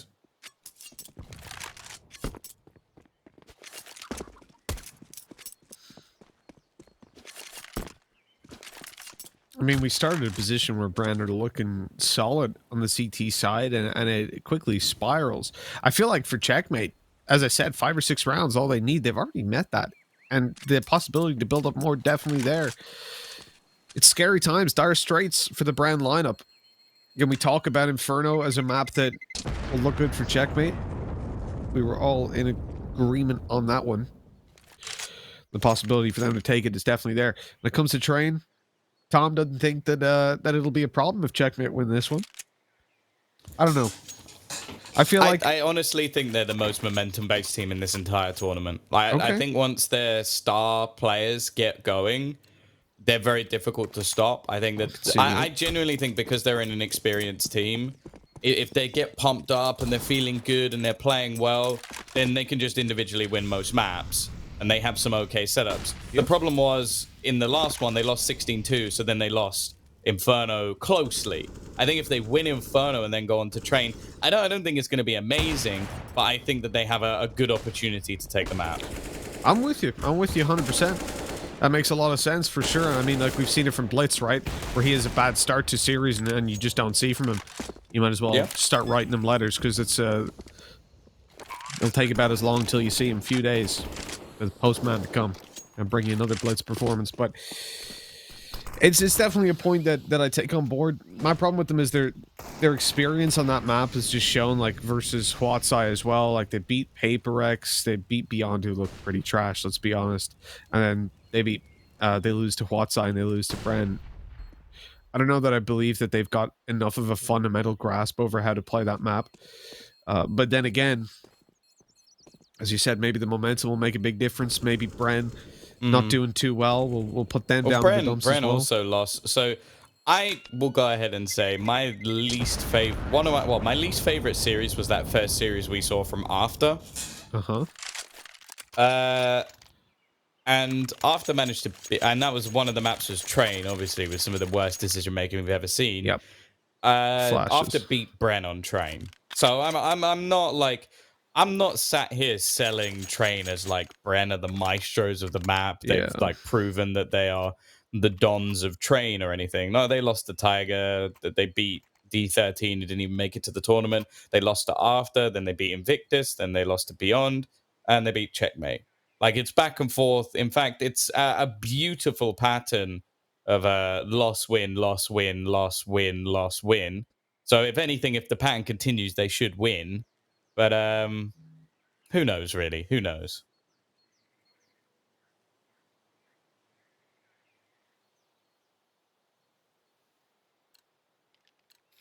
Yeah, it doesn't always... it's not always easy to make those conclusions, right? 1 and 1 sometimes makes 7 when it comes to Counter-Strike in general, and I think more so in this region. Day-to-day predictions are hard to make for how a team's going to show up. And, well, he's been pummeled hard a couple of times by those nades towards top banana, and again they come in to deal some serious damage. He's lit all the way down to 37 off the bat. And a 3-man stack to the B site gives them a lot of banana control, but here's the push straight through the middle. What in the world was that? Through a Molotov. Blitz running headshot by the look of it onto Papi Chulo. The banana aggression, well, they'd already got such an advantage on that A push that they could leave Techno to watch for it. And Bren, well, they have just been wrecked. I think a save is on the cards with that AWP. They're not going to want to risk this, considering Pro won't have enough cash for the next round. They would be better off just carrying the weapons forward. That is depressing, how quickly that one just slipped out of their grasp. It was like they were trying to hold on to hot butter. They just squeezed it tight.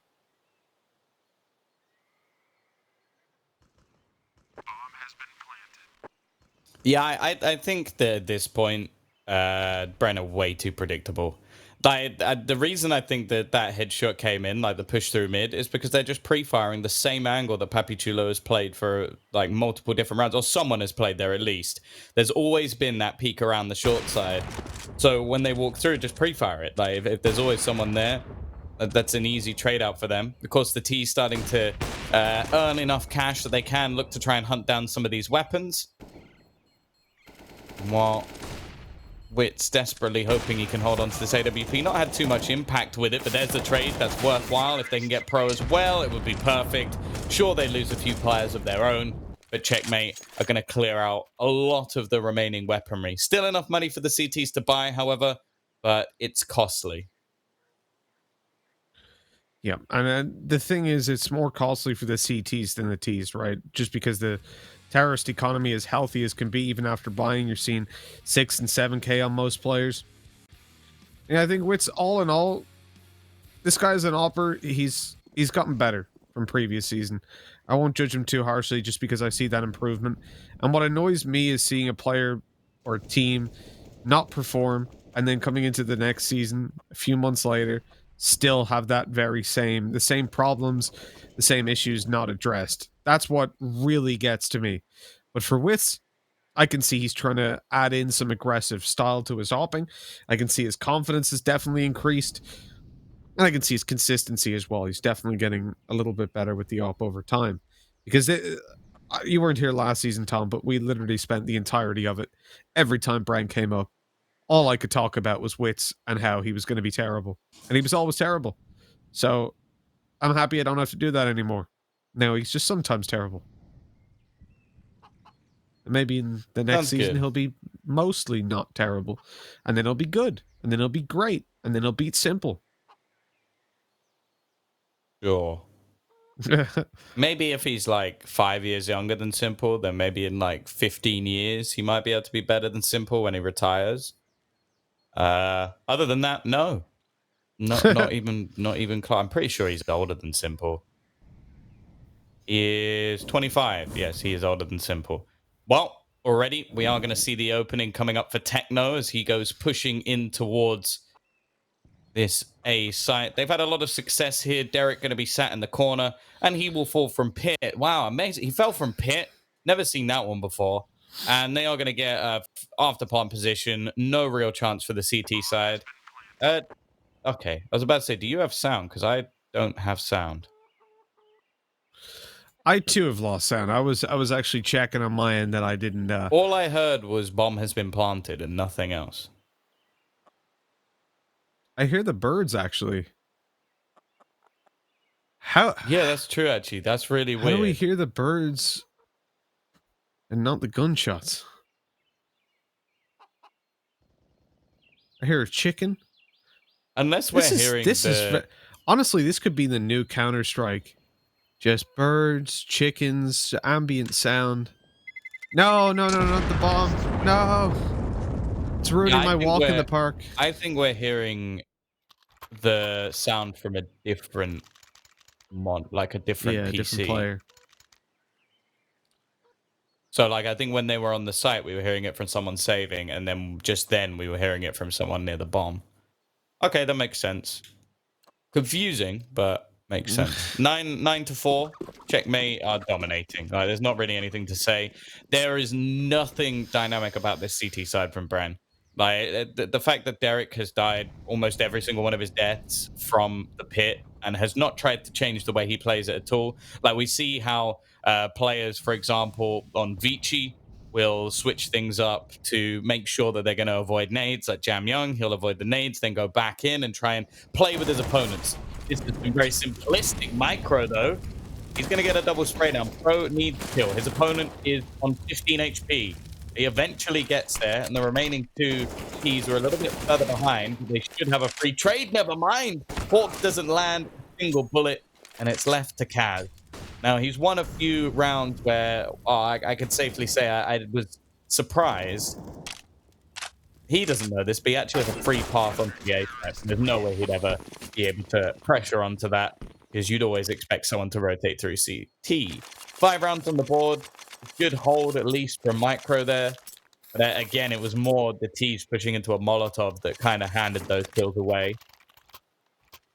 One for the CT side. They have a chance to get to 6. But as you said, I think we've already seen enough rounds coming up for the side of Checkmate.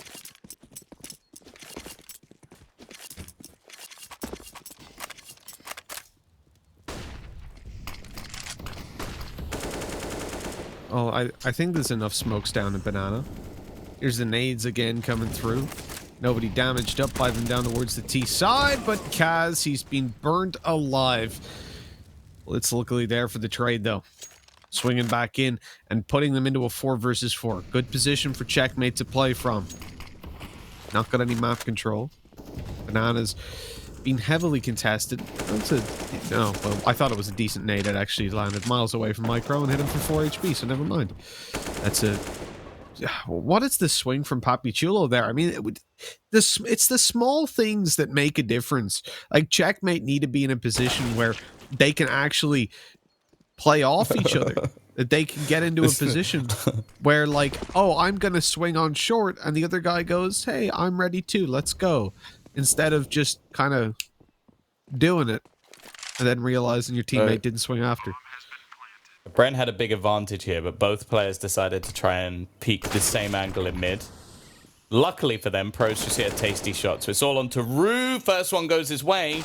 There's only one more player standing. It's Pro. He's not been having the greatest of games. The spray's whiffed. There's a very awkward fight, and he's run out of ammo. He's run out of ammo. He has to go with the Glock, and Pro's going to get there in the end. It's a round for Bren. I don't really want to say whether it's a good one or not, because I think you can kind of tell that one for yourselves. So they almost managed to throw away another highly advantageous position. And I have to say I've been, well, really disappointed with how this Bren roster has performed so far in this map. Like, they easily could have won this half. But it's things like this, like wide peek out.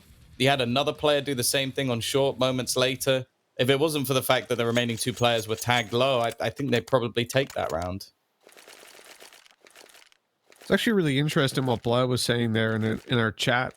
He was mentioning how his friend who's into linguistics and Counter-Strike was explaining how it can actually affect your gameplay depending on where you're from because of the communication and obviously a lot of knock-on effects. This is a very fast pistol round, so we'll talk about that in a second. As Bren just charged towards top and out, and they're taking the heads of Checkmate as they go. It's down to Rue in the back of the side. His teammates smoked off. The Glock's getting up close and personal. He's good for 1 and 2. And Kaz in with another double. A complete shutdown. Bren, we're looking so damn good. But a few USP 1 taps later, and Checkmate come out on top. 10-6. Wow, what an opening pistol round for Checkmate, taking it in such a insane fashion as well.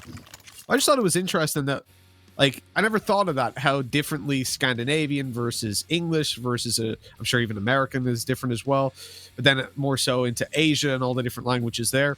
How the decision of a caveman to grunt a certain way, which evolved into your language, changes how you play Counter-Strike. I think, isn't there like in theory, the best language is actually one of the most recent ones, which is South Korean.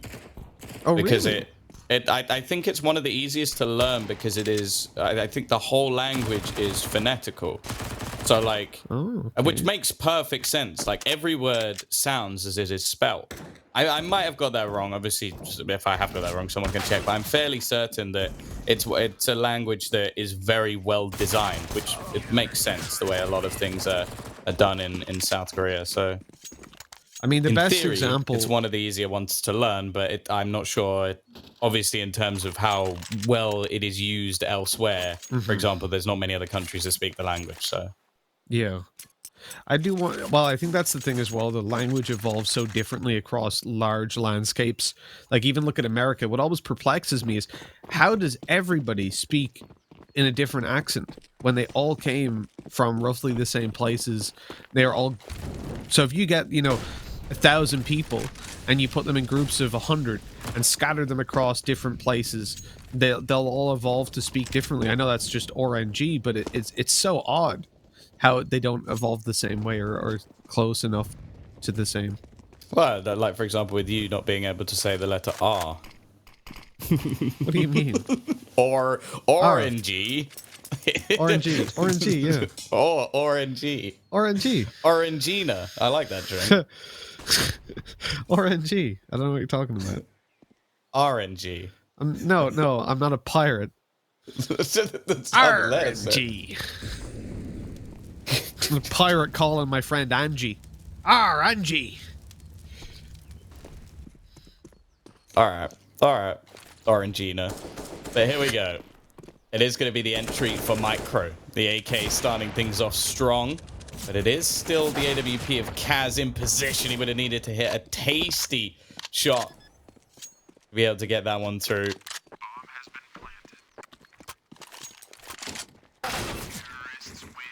Wow, Papi Chulo is going to finish things off. Bren, they bounce back almost instantly after what was looking like a strong start to this second half. And now things are going to be a little bit awkward for the side of Checkmate. They're actually going to invest. Really? The Techno... Okay, that makes more sense. I was about to say, I thought he was going to play an AWP with... or a M4 with no armor for a second, but I guess they decided to juggle things around. This is a heavy investment into Kaz, who has been pretty good so far, but I don't know. I think I'd rather see Techno with a rifle, especially considering he plays the B site, which a lot of the time is going to come under heavy fire, and he's been left with a flashbang and a deagle.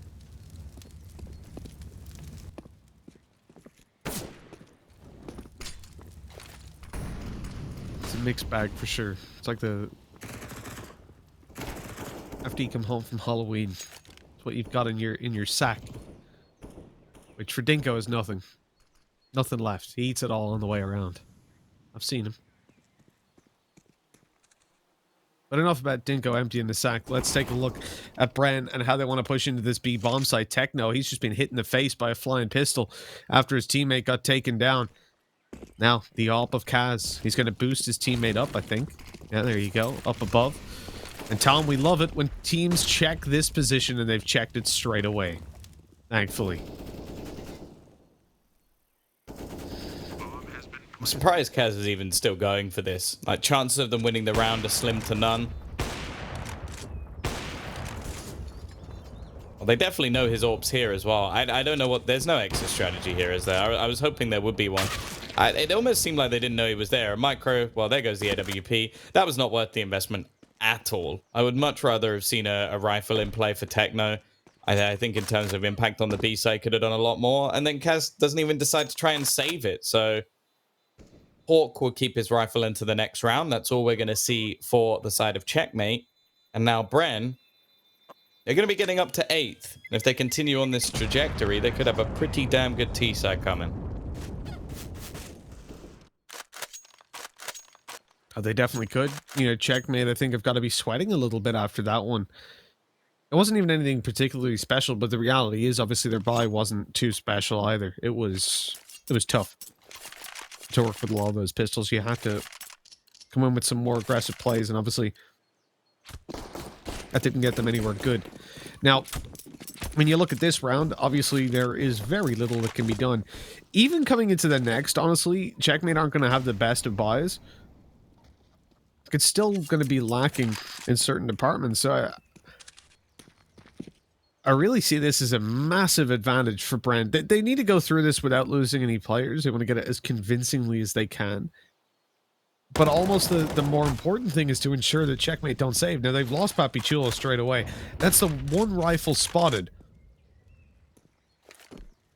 But it's a hard decision to make where you go, because have they stacked up around the rifle? Have they got 1 or 2 extra players here?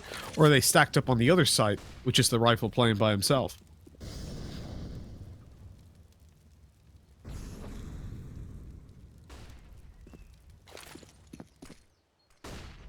Interesting that they've gone for Arch. Oh, there goes that. That rifle didn't last long at all. An easy kill for Micro. He's starting to have some high-impact rounds for his team. We've mentioned him as a criminal underperformer, as someone who's come into this roster, but if he can help them get to a 5th place, I don't think your goals could be much higher if you're Bren in this tournament. Like, realistically, the top 4 was somewhat set in stone. Just a few upsets along the way kind of upset things. I think, if anything, like, most of these teams would be looking at a top 6 being a huge success, with the likes of Beyond obviously bombing out of the tournament in surprise fashion. The thing will be is who's going to get that extra cash. It's unfortunate that a lot of the time the invites for these tournaments are based off of the RMR points. So realistically, like, neither of these teams gained anything for the next one. But I don't know. Maybe they'll get an additional one there, or just have a better chance in the qualifiers. I'm not sure how that's going to be done next time. We don't even know when the next time will be, I guess, at this point. Well, that hurt. Kaz has just been naded on his tippity toes, and they're going to rotate to the B side off the back of very little. Micro left around here to lurk and maybe try to sell a little bit of a fake. He's poking out to see if he can spot anyone, but they've already made noise towards the B side, so I'm guessing this is just going to be hard commitment to the lurk. The timing is perfect for him as well. As Kaz backs off, he's now not watching it. Micro can get up behind them. He's coming out, but he jumps up at the wrong moment, just as these 2 players from short come through and check apps. Now, though, this push on B, they don't know if it's going to be fully committed to, but they realize now as they push up apps and no one's there, the T's come swinging in towards this B site. Danking would be proud. And it looks like Brand, they've overrun them. It should just be the retake setup. Techno. No, not quite going to happen for him. do wonder what his sensitivity is. Either he's playing with like Zoking level arm movements, or it's very high. Like it just looks like it almost jolts as he moves. Nice retake though from Checkmate. Every single kill coming up in a matter of seconds. They're gonna take the lead a little bit further as they get themselves to 12. But a bomb plant with the reserve cash that's there for Bren means that they're not really in any sort of trouble. The CT side have to be careful that this isn't just a one and done and an instant reset.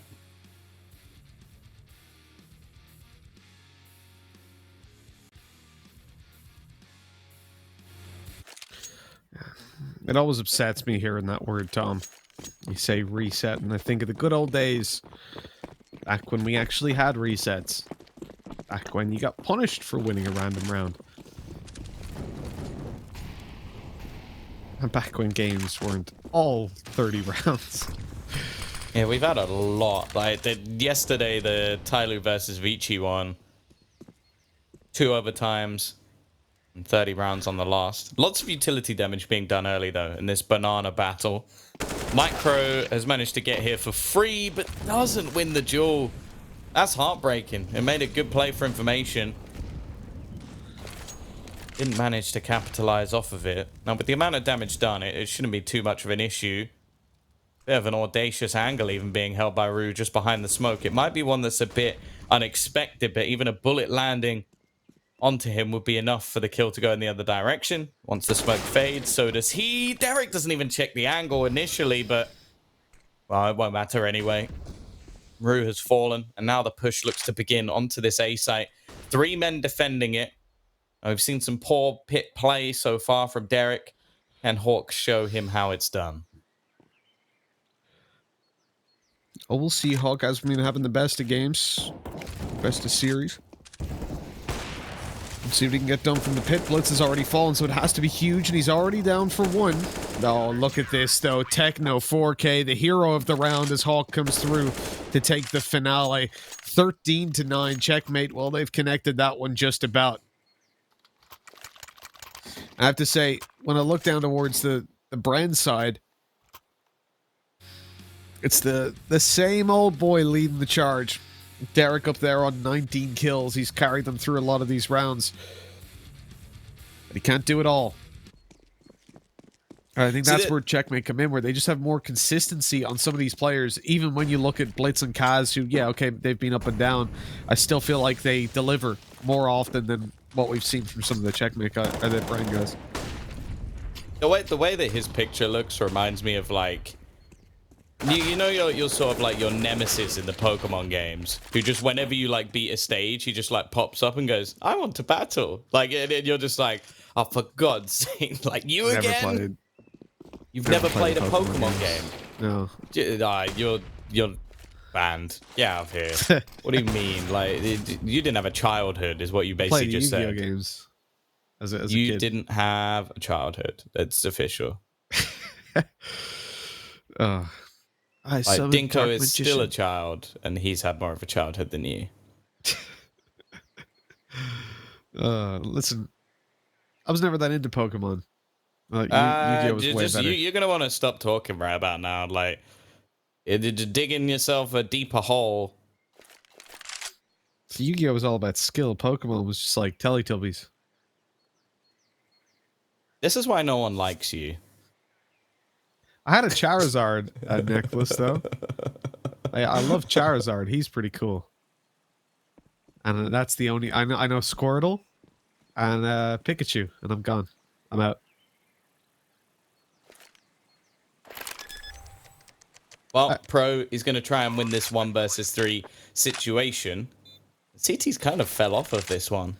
I would say they're looking to play it together, but I'm not even sure if that was the case. Maybe they expected it to be more of an A hit.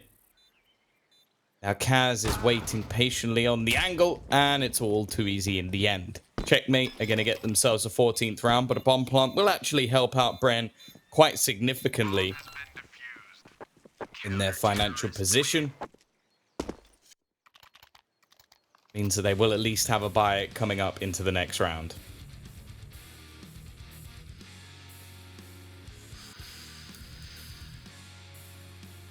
Always found Pikachu just kind of annoying as well. Pika. Ah, shut up. You're not allowed to talk about what you find annoying. the sheer irony.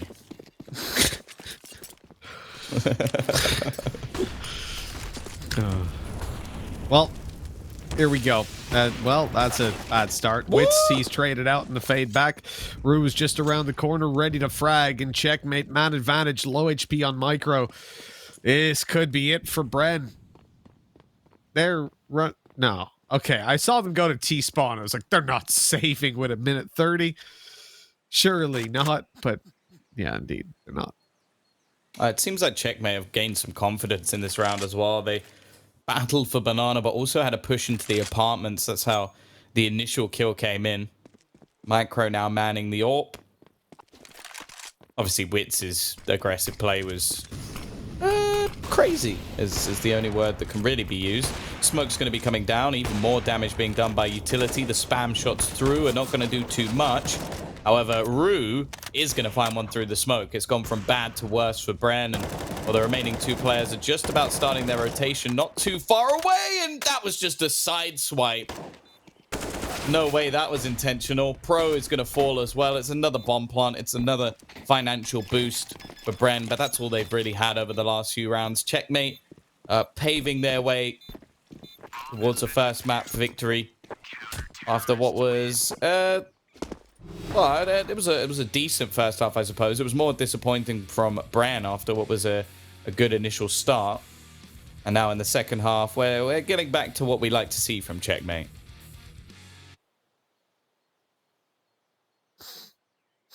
Much better than the previous time they played, and I think you're right to an extent. Definitely about the confidence when it came through to the likes of Train. Not quite being there. Didn't look as good as it should have.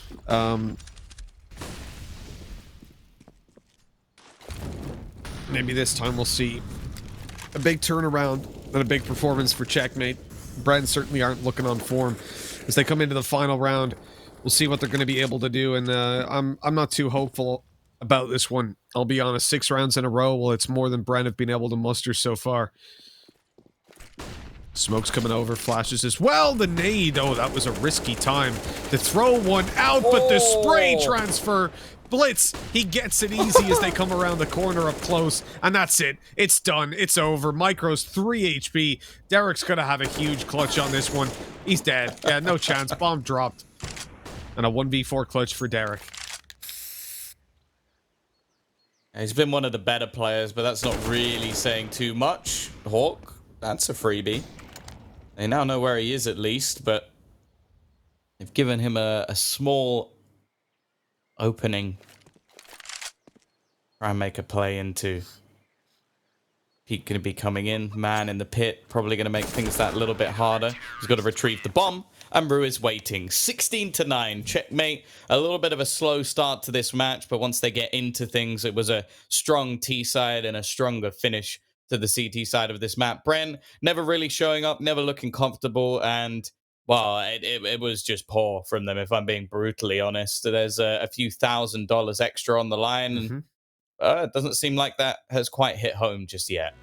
Yeah, as I said when we were looking at the games yesterday, this is $3,000 between $2,000, between 6th and 5th place. So it's a pretty big deal, and not being able to connect that little bit of extra cash definitely gonna hurt you when it's just one single best of 3. And for Bren, they're down 1 map now. It definitely sucks to be them, but what can you do, Tom? What can you do? They played this one loose. They came in for a lot of individual fights, and I respect the idea of coming in with confidence, but Checkmate, well, they did the same, but with that added little bit of a sprinkle of seasoning of team play and brought them across the line in the end. I want to see a lot more from this Techno 4K player. I think that after this tournament, I would be surprised if he doesn't get picked up by Checkmate or by somebody else if they do want to go back to their original 5th, who, as Blah has been saying all tournament long, broke his hand celebrating getting into this tournament. The irony is unbelievable. Yeah, and the funny thing is the man that's come in. I can't imagine like that they would have been better without him. Like, he's been superb. again showing that like a strong defense on that B site. And that's the thing, that once they got the weaponry, it never really looked like this was ever going to go back in the other direction. So impressive showing from Checkmate. Obviously, I think the MVP of the map's a difficult one to choose. I'm interested to see who PGL go for, because the standout, obviously, on the Bren side was obviously Derek after Papi Chulo fell off quite hard. But there wasn't really a single man on the side of Checkmate that you could really put this victory down to. Like there was a lot of good performances. Everybody stepped up. Everybody held their own when it came to individual fights. They traded effectively and worked as a squad. So we'll see. We'll see. They're going to give it over to Rue. Fair enough. I'm not going to disagree with that. Yeah, 5 multi-kill rounds, one of which was that 4K that brought them one of the final rounds, bringing them up into the lead. I definitely agree. I think Rue had a fantastic performance, and all in all, I'm impressed by what we've seen from Checkmate here, but this was not the map that we necessarily had question marks around. It was close last time they played, definitely more convincing for Checkmate. This time it looked a lot better, but the question really remains, can they make the bounce back when it comes to Train now that little bit of confidence is behind them? Now they've got some wind in their sails. Will it carry them on through, or are they about to go into stormy waters? As they've never really succeeded on Train to a degree that I'm happy with. As we said, the results, let's take a look. Beyond 16-7 win. That's great, but then you consider how terrible Beyond have been. It's not that great. They beat Paper Rex. Yeah. They lost to Watsai and Bren. Not good. So the signs are definitely looking pretty poor. They got 16-2 last time by Bren. Now we get to see if they make the bounce back. But Tom, let's throw it over to a break while we wait for that map to go live. We'll be back in just a little bit, so don't go anywhere. Map number 2 coming up just after this.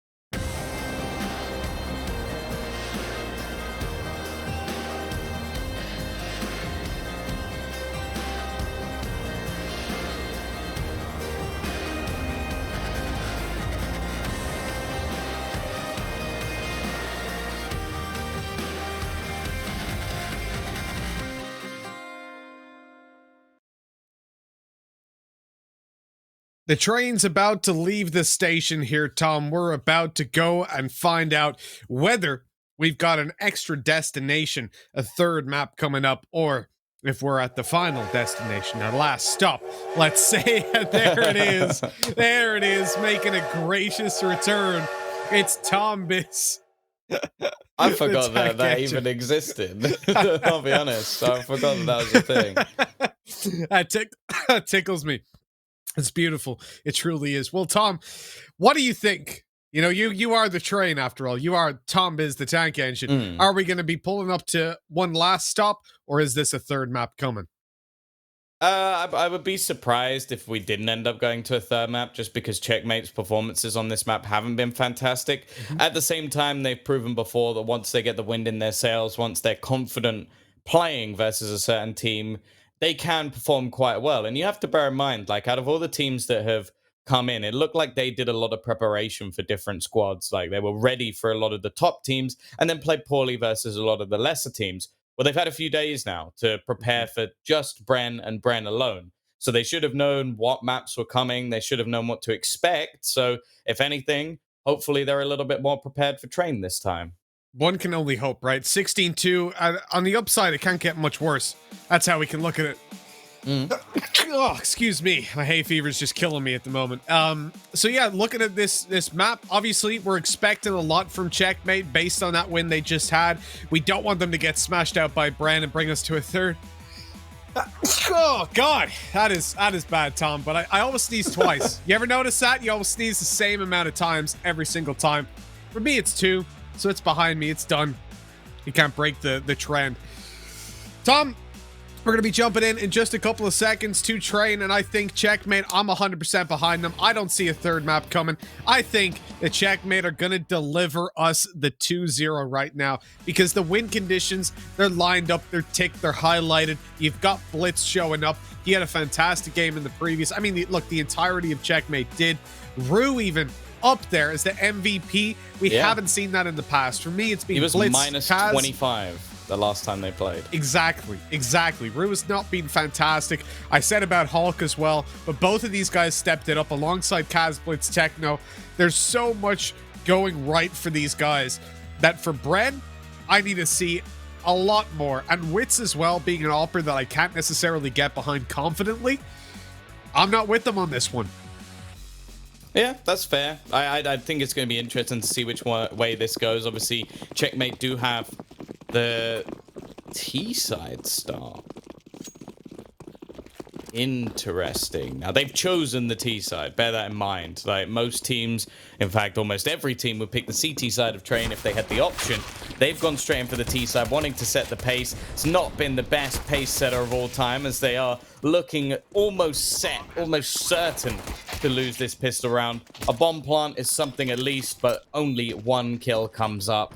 It is as clean as you like, and we'll see if they're going to force buy into round number 2. I would guess they will. Picking the T side on a map like Dust 2, Mirage, I remember having a conversation with Finn about it, and he was saying that, yeah, they love doing that. They love picking T side whenever they get the opportunity. Gambit, for anybody wondering. Yeah, Gambit Youngsters, or now Gambit. And he was saying that Is he still with them? I think he's in an analyst role now, yeah. The classic. The classic, yeah. As much as I'm good friends with Finn, that shouldn't be a thing. Like, I think anybody that participated in that should be booted from a team. He's a good guy, made a mistake. I know there's a couple of coaches that are like that, but cheating, it doesn't matter. Exactly, right? You get involved with literally cheating. I will say, I'm also someone, I've spoken to Finn, I like Finn, but yeah, that's a lot of rubbish. Like, oh yeah, there's a couple of coaches that I would be good friends with, I would know fairly well, and you know, I don't want to don't chuck them under the bus, but no, you can't do it. That was disgusting. There was I don't know how they managed to get away with that. Yeah, that was an investment heavily into rifles from Bren as well. Not much utility invested, so it's not even like there was a Molotov down to slow them or anything. That was just raw individual aim from Derek. Similarly to what we saw at the beginning of the last map, he was, well, the top performer in the server, even with the loss. Although I will say, I don't think he played the pit particularly well. This round, however, is over. Nothing Techno can do. It will be 2-0 in favor of Bren. And Checkmate, well, they can buy a Deagle or two, but that's going to be about it. That push out felt like a couple of men of our size, Tom, trying to fit through a doorway. You know, all at the same time. You kind of stumble and like, you squeeze through, and you get shot. And the next guy's a second behind because he's trying to squeeze in his hips a little bit to get on by. It wasn't quite coordinated, which is a shame on a push like that. You really want to have good spacing to be able to trade, especially when they have low utility. I mean, you're not going to get those opportunities a lot. Okay, we've had the start, which is good for Checkmate, but oh, what are we doing here, Derek? What game are we playing? He's pushing up Ivy by himself with a rifle versus a Deagle. Unnecessary is the word. If we're playing word association, unnecessary. That's where I'm going with that one.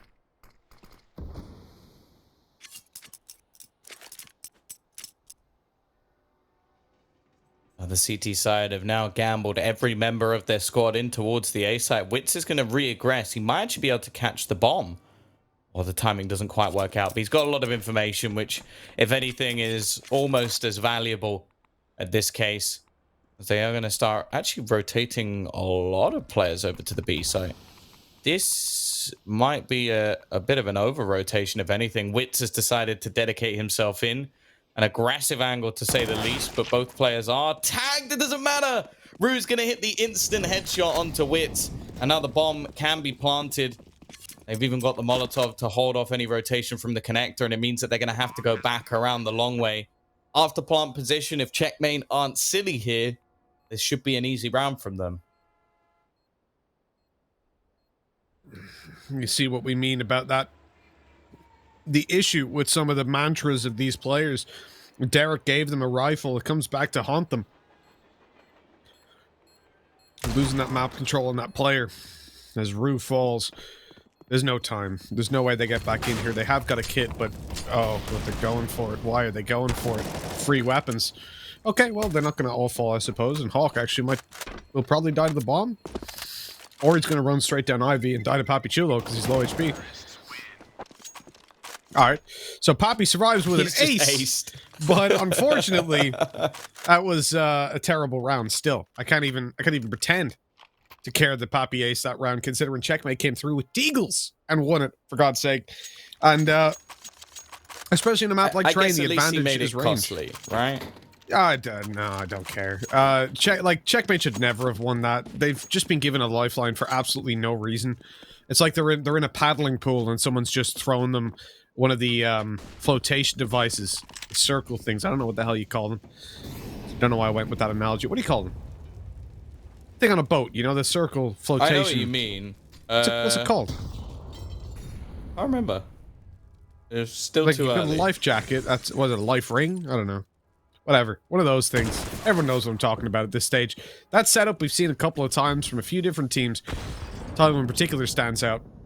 And it works really, really well to get that opening duel when you've got weaker weapons.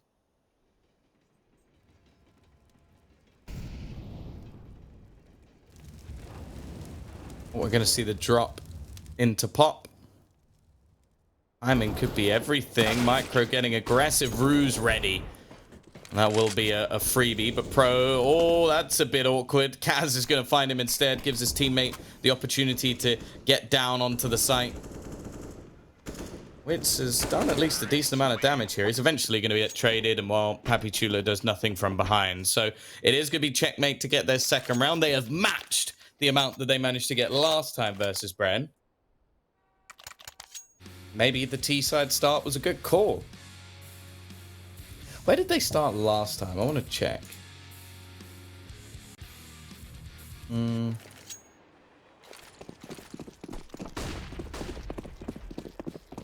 They started CT side. So Bren got 13 T-side rounds the last time they played. And I guess this is why they've come in T-side. Build up the confidence now and try to hammer Bren into the ground. Maybe they don't feel too comfortable CT side either, and they think that's their weakness, so they want to start here and really get off to a good start. Oh yeah, the point I was making about Finn before we got derailed, quite literally, was that he had said to me how a lot of the time they would like to pick T-side starts whenever the opportunity presents itself, but maps like Train, like Nuke, he wouldn't touch. It's only when you come to a Mirage, Vertigo, all that sort of stuff. The ones that are closer to even. Oh, that's really good by Bren. Having the player up close, ready to swing on out on the rifle. And now that's an AK retrieved. Ooh. Okay, Wits, that was a nice couple of shots. This is starting to get out of control. Derek, he doesn't have armor, but he does have the AK. They still haven't spotted where the last man's actually standing. There's a man coming out of pop, and that's the free kill. And now it's left all onto Micro with the Deeg, and he won't be able to do anything. It's a good round in isolation from Bren. They're going to make things more costly for the T's than it ever should have been. Unfortunately, they don't get to carry forward any of the weaponry. I'm actually still not going to invest into an AWP. I guess it's not something they can afford, really, over on the CT side without it being glass cannon. So they've decided to avoid it altogether. Actually, wait, could Papi Chulo have dropped one? I think he spent 500, so I think he could have done. Yeah, I wouldn't take the, even the lack of utility for Wits to have an op. This is an aggressive push. Micro, good for 2. That might just be enough. Techno traded him out. There's the kill from Pro to bring it right back up into a 4-on-2. And although the bomb goes down, the disadvantages are massive. Checkmate. Need huge individual performances for Kaz and Rue. And Kaz already gets tagged down to 50 HP. On half his health. Now just on 9 health. He's got to even be careful of the molly that's up behind him. And once it drop down and take a headshot angle, they've stopped the flank of Papi Chulo. Oh, Kaz, he gets another! And now it's a 1v1. Smoke down. Player coming through heaven. The molly not quite going to connect. And it's a tap by Derek. He jumps up on top. He might have been heard there, though. I think Rue knows he's not on it at this stage, and there's no time anymore. He would have to stick it, and Rue's even going to go for the exit and find it. That is a shame. Rue might die. Oh, it was close. 4-2. And Bren, it started out so well, man. They had a 4v2 retake, and they've lost it. I think, again, like, there's been a few situations like that for Bren in the last map as well. That 5v3 springs to mind, but this is different because this is a retake, so I can at least forgive them in that regard, but they're just not working out for them. Great job by Micro. It's something I haven't said too much throughout this tournament. He's been someone who struggled heavily when it came to this B-site defense on Train. I think it's one of the reasons I'm not confident in Bren's Train, is that he always seems to get entry fragged. Well, he did fine in that round. It was actually the remainder of the team who didn't manage to step up to the plate. Still yet to see Wits' AWP, which, although we don't rate it as highly as some of the other AWPers in the tournament, it definitely can make a difference on a map like Train. And while this is an opportunity for Checkmate, a chance at a 5th round on the T side, I think in reality we're looking at them getting 9 or 10 if we're going to be feeling confident. And I was going to say a chance for them to build up some cash, but, well, they've already lost one man within the first few seconds of the round.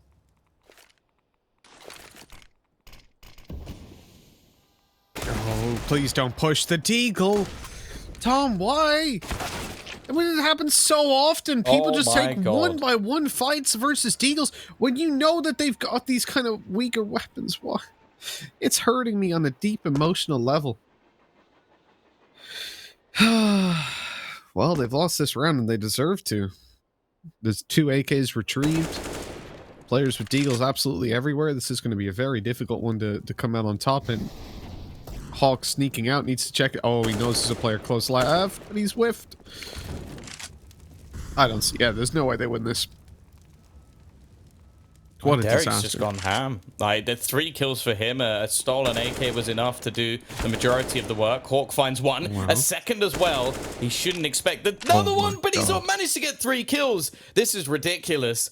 And now Pro, who's had a bit of an underwhelming start, is left in a 1 versus 1. He should hear the footsteps running above him. So that'll be a lot of information given over to the CT player, and his flank is going to be very quick indeed. In fact, he might even be able to deny the plant at the pace that he's going at. And we are actually going to see a plant that could actually work out. A bit of a surprising one, if anything. And Hawk is going to go all the way down the backside of the trains. He doesn't know that there's a man flanking on him so fast, but he might just be about to thread the needle. This has worked out wonderfully for him. A little bit of luck that's gone a long way. However, can he actually win the round? It step. depends when he turns it. I don't think he's going to. Oh, he does, but he doesn't get the kill. A deserved round for sure for Bren, but dear Lord, Hawk gave that a good try. Yeah, a 1v4 that he almost pulls off. Sure, these players didn't have armor for the most part, but still, that was huge. It all starts with Blitz just being completely brain dead. Like, why is he pushed to Deagle? Just explain that to me, Tom. And I will not accept the fact that, oh, well, this teammate was going to push out a team main and they'd go together. No, I don't care. You're wrong. They shouldn't do that. It's so, it's such a basic thing as well. It's the kind of thing if you were on a stage and you were the coach and you saw him go down the ladder at that point, you couldn't talk to him, but you just throw something at him. Just hit him in the back of the head so he knows. Or at least he'll turn around and look at you, and that means he doesn't push. There's 2 players in there. They just told him pull down. What? What's Papi Chulo doing this time? Oh, God, ooh. Derek, stop it. Stop it, man. Oh! He's got 3, and he's out of there, but, well, he's dead in the end. Pulled it right back. This round was a sure loss. Oh, Wits, come on. Can we just get his name officially changed to Whiffs? Like, it makes way more sense. Oh, Micro. Oh, that's not the best of timing, but somehow he gets away with it. Now Rue, he might get a free kill here. Oh, he's going to hear the footsteps. Timing is going to be everything, because it just depends where Wits decides to go. Bit of a peculiar choice, if anything. He's gone through A main. He's going to be able to wrap back around, and then he'll probably go and spend some time in the kitchen. Rue seems incredibly confused, and... Okay. So am I, I'll be honest. Like, his decision to check Ivy, an odd one. But he's now going to try and make his way up pop. There should be an orb waiting for him. He's got the first. No, not again. Come on, Wits. You've got to get this kill. You can't allow this round to slip away from you. He doesn't hit any shot, man. Come on. Did he miss a whole mag of an op that round? I'm pretty sure it was close to. And I just want to circle back to the point I made earlier where I wouldn't make any sacrifices to get Wits and op. In fact, I wouldn't make any sacrifices to get Wits a rifle. Leave this man on a pistol. Leave him off the cert. Grab someone else. Like, I talked about the fact that last season he was inconsistent, and I was happy to see that he was doing a little bit better. Well, evidently when the pressure's applied, he isn't. That was atrocious. They're already out. Yeah, but $2,000 for a best of 3, Tom. That's more money than I think we've ever played for, so. Well, that's not really saying that much, because I've never played professionally, so, you know. It's a lot of pressure, like a single BO3, but that's a hell of a peak. That's one hell of a peak. And Pro with the op, well, he's the last one alive, trying to save this over to the next round. Maybe. But a 1v2, it's tempting. The bomb hasn't gone down yet, so he thinks maybe he can catch them off, cut them off as they make it to the site. He knows it's planted. He knows there's a player, and he's being spotted. This is where he bails. Ah, no, it's not. He's going forward. Okay. I respect the confidence. You got to believe in yourself sometimes. But an op 1v2? They know where you are? Well, a free upgrade from a Mac 10 to an op. That's atrocious. Like, how does he see that going?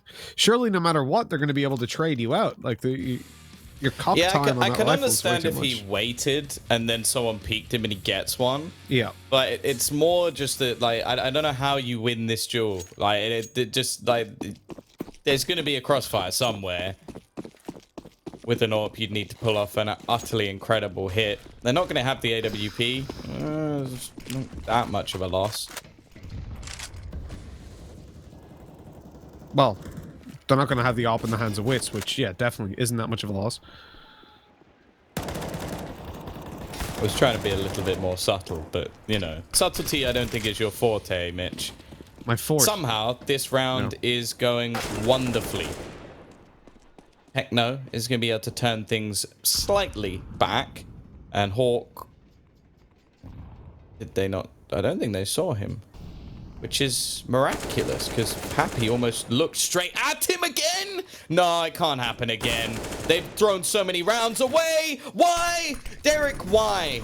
His decision making is not great. Micro, he's got a good chance here. He's gonna get both. Oh, Micro. Thank God for Micro. What a peculiar angle to cover for the second player. Why is he looking at Team Ain? Okay, Micro typically plays B, so there's a chance he comes on a flank, but you need to cover the bomb. Shocker, if he's in Team Ain, he can't peek you. He can't stop the bomb plan. The funny You thing is, absolute psychopath. if he had come out Team Ain, he couldn't have stopped him anyway. That's what I'm saying. Why are you watching Team Ain? Like, the logic is, well, maybe he comes from there, but worry about that after you've planted, you psycho. Not when he's planting. Also, wasn't Micro running? Either way, let's just move on. Micro, a nice double to start things off. It's a 2v4. We've had many of those, but thankfully this one, yeah, there's not going to be anything. 5 to 6. They're bringing it back. It's not been pretty. Even close to pretty. And they've almost lost, I don't even know how many 2v4s, 2v5s at this point. But, you know, they got 13 rounds on the T side last time, so if anything, they've already done the work they need.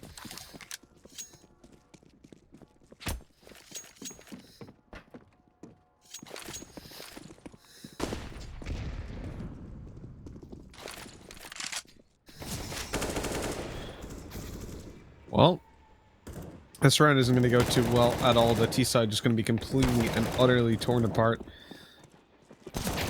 As you would expect.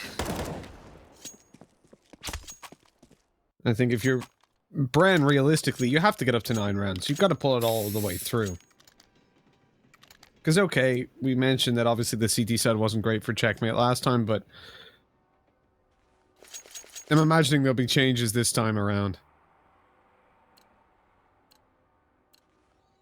If anything, they've had a while to prepare for this matchup, and they knew that they would be playing this map more than likely, considering the loss they took last time. Well, we come into this bye round, and you can see checkmate looking for a little bit of control towards the B site. They're all going upper B. This leaves them with very little choice to change things up. I think over on the Brand side, they're starting to get wary of this B site. The rotate on its way from Pro as he comes in to support it. The push, it's on his way.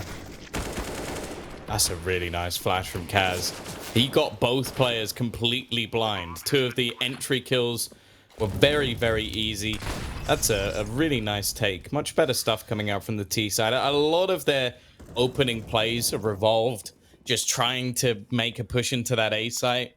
And yeah, it's not been working. Obviously, this time they were a little bit luckier with the positioning of both players on the B site, but hey, that was perfect. Now, the Ts don't have an insane amount of money. So although if they hunt and lose 1, I'm kind of okay with it. Too much more than that, and it's probably not worth it because the CTs do actually have a bit of a bank to fall back on. Well, yeah, that's pretty good. Clean as can be, really. Well, not quite. They did lose 1 player.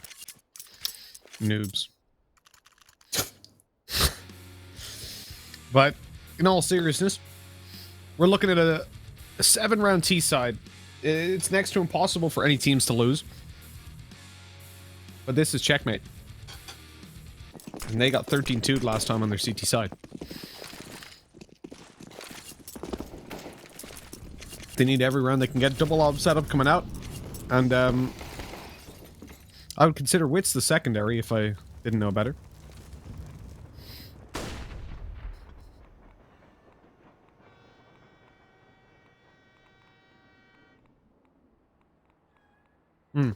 So, Pro is playing a supportive op on B, while Micro watches for any ramp push. And the Micro has massively impressed me as the B player. I think this guy has done so much work. He has been a little bit weak across the majority of Brand series. But considering the role that he's fulfilling on this team as the newer guy to the roster, on this map in particular, I think he's been really impressive. Oh, not the best of starts into this one.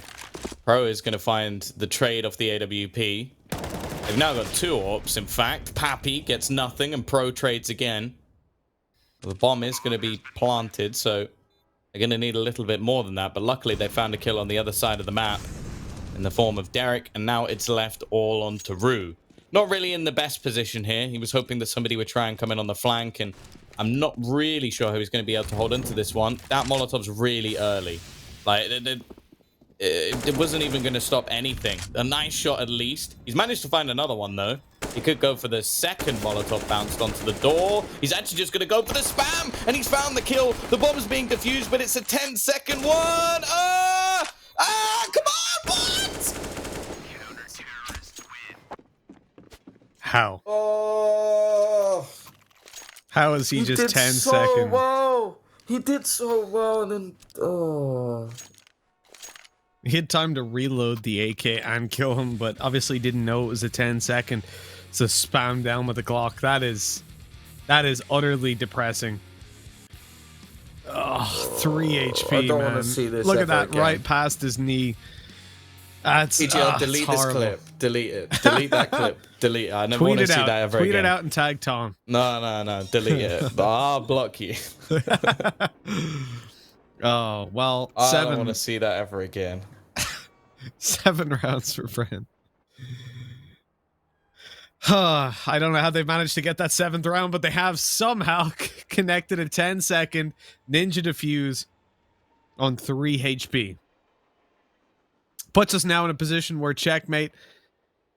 Okay, they've got 7 rounds T-side. It's fantastic. You might be wondering why I'm not just singing their praises, but it's just because of that CT side we saw from them before. 13-2, Bren took it, as I said earlier, and I'm really hoping that this is going to be a different story for them here.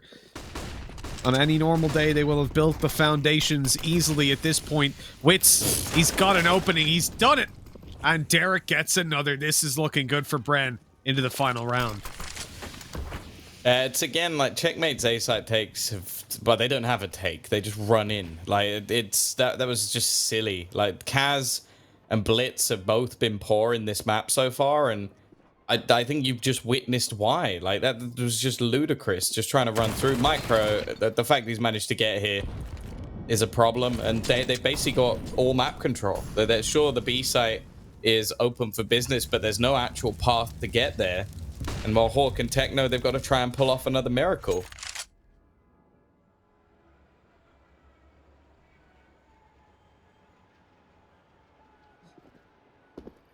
I'm not feeling this one. Oh, the steps down below actually baited to the peak, so Techno, he spotted the SMG up close. He's going to hunt him down, chase him. Stuck in the bathrooms. And, well, that's just going to be clean. Bren, 8-7 at the halftime. Fantastic performance again. It's Derek leading the charge, but Micro is the solo B player. He has stepped up and impressed me. Wits on a map that we talk so much about Oppers on the CT side. Well, he has done nothing. 7 for 10. Considering he's had that off quite often, that is, it's telling of the form that he's on right now.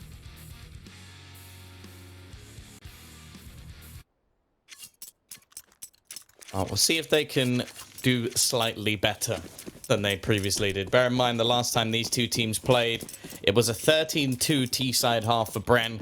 We saw absolutely nothing from Checkmate.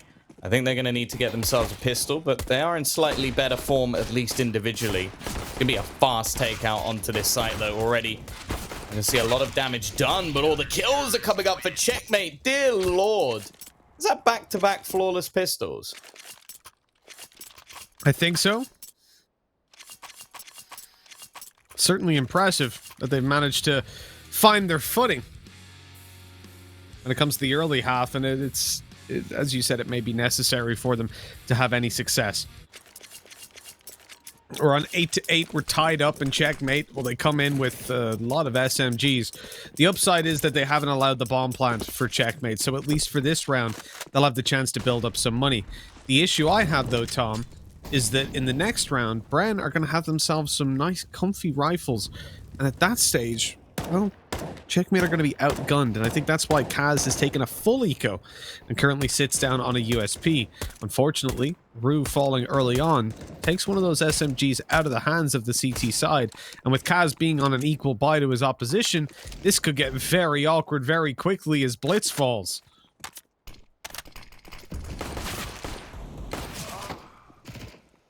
Oh, so this would be an atrocious round to lose. The B-side's also been left completely open. The rotation not going to get there before it's already been lost. Techno is having to just try and use his USP because he just doesn't have the range to fight otherwise. They don't even have armor. Derek's found another one. After what was a great pistol round, it seems like we're going to get 2 great pistol round back-to-back. Nice work from Kaz, though, but the angle not checked by Tech. No, he still gets away with it, and he closes the round on 5 HP. That might be one of the luckiest rounds I've ever seen from a team. They did not deserve to win that at all, and somehow Techno gets away with, well, a miracle play. They've lost to, well, I would say Glocks, but it was the Deagles. No one holding main. Well, they had 3 SMGs, a rifle. Oh my god. 3 SMGs, a rifle, and a USP. It wasn't the best buy. And you can see now they've had to go down fully into their bank accounts, delving deep as can be. Brent, on the other hand, they're comfy. They've got so much cash to play with. If you're Checkmate right now, you got your 2-0 start to the half, but you're at a disadvantage, that's for damn sure. They need this round if they want to have any chance of really building up the confidence and feeling good on their CT side. There's no one watching Ivy at all. Not even, like, from afar. They're literally not holding it. What is this CT setup? How are they winning this round? Oh my god. Oh my god, this is hurting my head.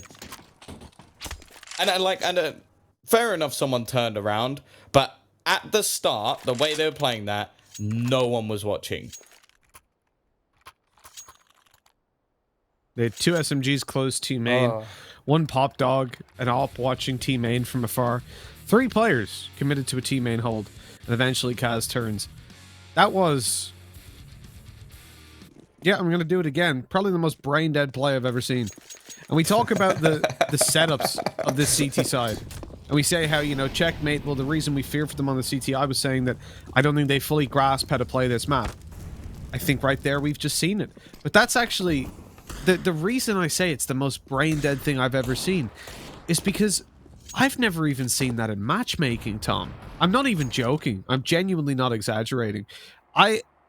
If you play matchmaking above Gold Nova, you will not have Ivy open because that's your random teammate will go, why is no one covering Ivy? And go cover Ivy. I think it's one of the more popular positions to hold, if anything. Yeah. Yeah, usually it's like, if someone calls to go on Ivy, someone else, I'll play Green Train, so they can also play Ivy. Like, it's bizarre. Very bizarre that we've just seen 4 players A and no one watching Ivy. And 3 players holding T main. Yeah, I get that they needed to do something a little bit more audacious in that round because of the weaponry they had, but you can't just leave a position unchecked. That's the second time we've watched someone walk out of A main with a deagle and get a free kill because no one's like. Do they have just like an attention deficit? They just genuinely don't know how to play this map. Like, they haven't got a clue. It's as simple as. You can see it, that like this is just pure panic. Oh, they're rushing Ivy. I'll flash it, but it's somehow worked out for a double on Rue before he eventually goes down, and they're gonna win the round as they should have cleanly from the start. But they genuinely just have no idea how to play this. I've never seen anyone just like walk out of the right hand side of A main to no challenge whatsoever. Like, he had enough time to like make his lunch, walk back to the spawn, pick up maybe a different couple of guns, like message a few friends, be on the phone to his mum for 2 hours, and then take the shot. Like, they didn't hold it at all. And that, it's almost like the next round they then go, oh, we gotta hold main, and then 3 of them hold it. Well, I want to congratulate Wits on his first opening kill as an Opera on this map. He's managed to take down Rue, who's playing towards Green Train, so that's a solid start for them. They're going to focus their attention towards the B site. Now, I want to just look at Kaz. What's he done? He was in Connector. He's ran back to spawn, and now he's watching... I suppose, yeah, it was an alright rotate. I thought he was going to then go back up to the A side. I could see him doing some circles. Good luck, some laps. Techno. Yeah, 1 on 5. Yeah, this round's done. They tried to adapt to try and control. The thing is, it's like you had the early peak from Rue, which was into the back of A main. Fair enough, he lost that fight, but it seems like the second they do lose a fight, everybody is it just almost like scatterbrains. Like they're just trying to like, okay, we need to do this, we need to do this, we need to do, and then they just have like 15 different tasks. It's like watching a game of Among Us. Like I don't know what just happened, but they, like, you could see like Kaz was like, okay, I've got to help B. What about Ivy? Okay, I'll go watch Ivy. It's like, but there's 2 other players and they were just sat in pop. Like you're kind of okay to give up Ivy at least for the moment. Just if you've got someone from pop, like it seems like there's too much trying to be attempted at once. And while the T's have finally managed to capitalize on it, there's still going to be enough money to buy though. Like Blitz has plenty of cash, Kaz and Techno can buy themselves, so it's not the end of the world. This is just like, I feel like that would be very helpful for them. Going through T main, one already coming down Pop Dog, now smoked out. Hawk turns away from the smoke as it fades and continued to push forward. Blitz is causing some noise, so he's distracting at the moment, hoping that the flank is going to come through huge for Techno. And he's caught Wits, and he's just taking the kill. No trigger discipline on that one, but they still get a second kill off of it. A 3v2. Spotted out Derek at least, but Techno's left alone, and it's over. Over and done with. 11 to 10, and yeah. I'd hope the CT side would be a whole lot better, but they took a little bit of a gamble that time. It's a more forgivable round.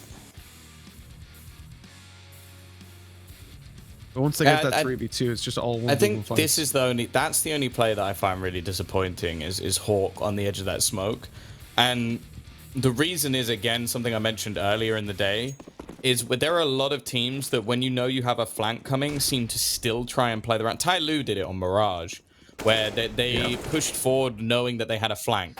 Well, what's the point then? Like, if you stay alive in that situation, probably win that round, let's be real. Instead, you don't give Techno enough time, and you lose your life, and then that ends up being the costly factor. So, this one, all too easy. The T's doing a great job of picking these players apart. Techno, the only one remaining, solo B player, and we're going to have our scoreline equalized. Checkmate, we're in a good spot going into this second half, but it is now slipping away from them, and we're seeing more and more holes show up in this defense.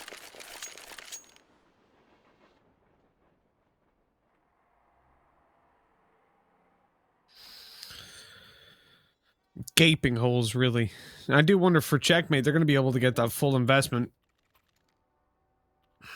But as much as we'll harp on Wits for not doing too well, will the CT side start for Kaz has been less than ideal as well.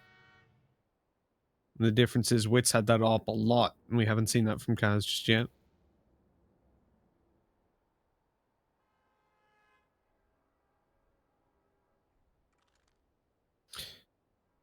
And here we go. We're going to be rolling into this round in just a few seconds, and Checkmate, they need to win this. They cannot allow Bren to run away with the rest of this half.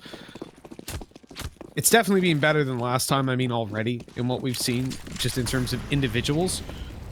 You can tell, though, that Checkmate are just fundamentally uncomfortable with this map, and that was a, I think, triple nade onto default that's just killed Rue. Jesus. Yeah, we've seen that previously, and there's something a few different teams do, but I haven't really seen it be too successful. They're going to go aggressive again. Techno's dead. They were waiting for that sort of aggression. They didn't expect the second, though, and Blitz at least makes things interesting. There's no way they expected that. Okay, they do. I guess they must have seen him as they were running down the ramp. It's left onto Hawk. Probably going to die to Wits' AWP. Never mind. Whiffs is back. Maybe he never left. That's such a risky peek from Papi Chulo, but he gets away with it. Ren are going to take the 12th on the board. The lead is theirs, and we're going to a third, aren't we? Oh, yeah. Oh, yes, we are. I mean, for Checkmate to turn this one around, I would be incredibly surprised. What is Checkmate's permaban? Vertigo. Yeah. They should have Random floated play. Vertigo. Yeah, they should have floated Vertigo. Yeah. Considering they do genuinely have no notion of how to play this map, they definitely should have floated Vertigo. I think they would have looked far better there. I genuinely think Vertigo is an easier map to play on your CT side if you don't know how to play it than this map is. Yeah, they could have ended up playing like the Mirage maybe as the pick, which still wouldn't have been a whole lot better, but I think they would have had a chance. Even if I Bren don't know, came through and they're picked not out Vertigo. of this. They're not out of this yet, but like realistically, this has been really poor CT side from them so far. Are you kidding me? Are you actually kidding me? Oh god, he's just accepted his fate.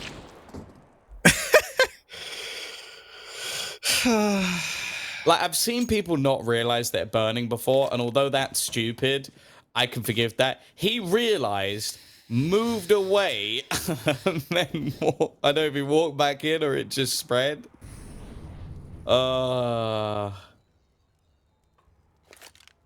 Heck, mate, we're meant to be the chosen one, Mitch.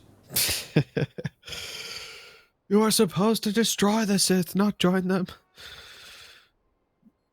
Well, unfortunately, they have joined the legions of teams within this region that cannot play the counter-terrorist side at all. I Techno. thought you were going to say Counter-Strike, but... Kaz has got an AK and he just deagled that man. Why do you not use the AK? That's fine. Isn't No. Well, they're giving up the AKs anyway. They clearly prefer the Deagles. Kaz, is he going to get to keep it? The T's actually have enough money that they can take a bit of a risk here, and nice work from Micro. He's having a good map. 19 and 16. They are few and far between, unfortunately, but the fact that he's having one is important because we've not seen the best of some of the other players. Derek's still going strong. He's won some unbelievably impressive rounds. And now we're going to get the double AWP setup. I think this is pretty much the desperation play from Checkmate. Of just, okay, let's try and outpug our opposition.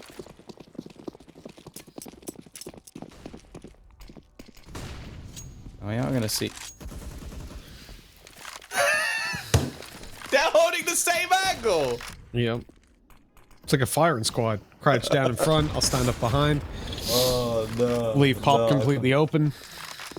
I can't believe this team. There's a They're world still in doing- which- They're still there. They were still there up until 30 seconds in. Why?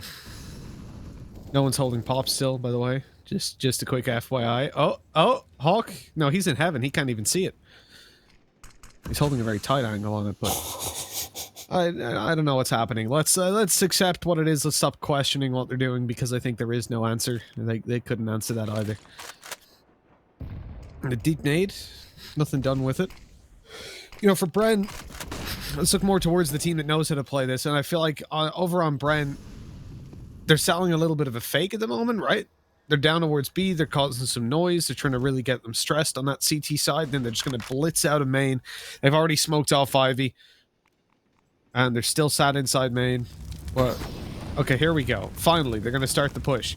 Time's relatively low, 35 seconds, but it's not too much pressure on them because Aru can't even aim. He misses the shot completely, and the bomb dropped. Hello, Blitz! Ooh. In with a double. Maybe this outpugging strat is going to work. Hawk, low HP, but he's up in heaven, and he catches him off guard. Techno in with another, and this strategy might just work out. Derek, he's in a 1v3, and they're peeking him one at a time, but eventually, Kaz connects the shot. Just about they win that round. Yeah, probably shouldn't have worked, but it did. And I guess that's what we're looking at. The classic AWPs holding the exact same angle strat paid off.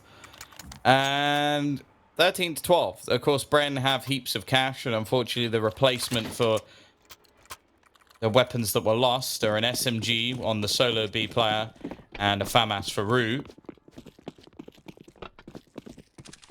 See if going to be able to hold on to that. Fast play this time. Kaz has become the alpha. He's been able to keep the cross as his position. Not actually a position you see played by too many AWPers, just because of the wall bangs that are available, but... Oh well. Wits is going to find Hawk. Rue's going very aggressive indeed. He lines up 3. He doesn't get all of them, but dear lord. 13-13. Still money for the T side. Their A main pushes are not working. Their B side pushes have really worked well. They're probably going to go A this round. The alpha player, right? We know we can take your B. We're going to take your A.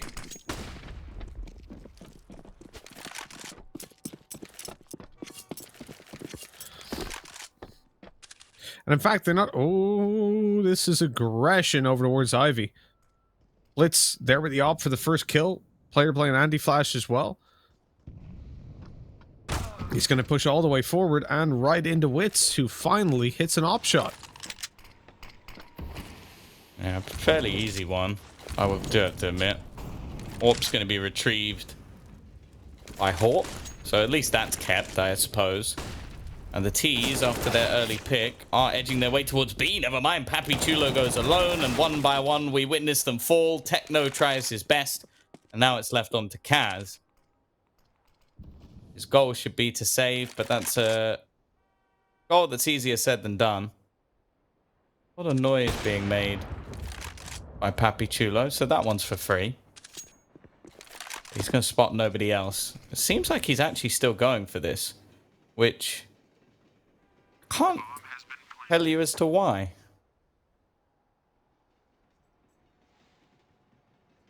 Neither could I, to be honest. Maybe feels like they just don't need an op in the next round, or they don't need a double op.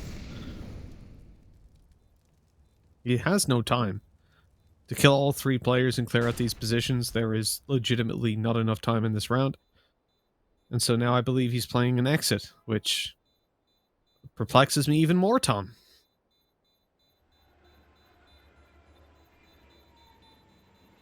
Do you think he's got a Paz sticker on his AWP because it sounds like Kaz? Probably. Like maybe if they read it wrong, they'll see it as Kaz. I've only just noticed that. It does make me laugh. Oh, you big Paz fan? No. Who? I am Kaz fan. Well, that was obviously, you know, Jordan, who would say he was a big Space Soldiers fan, and even though I asked him this on a regular basis, he could never name the members of Space Soldiers. And last time I asked him, he forgot about Zontares. Nice. You know, big Space Soldiers fan, just forgetting one of the players who's still at the very top of the scene right now.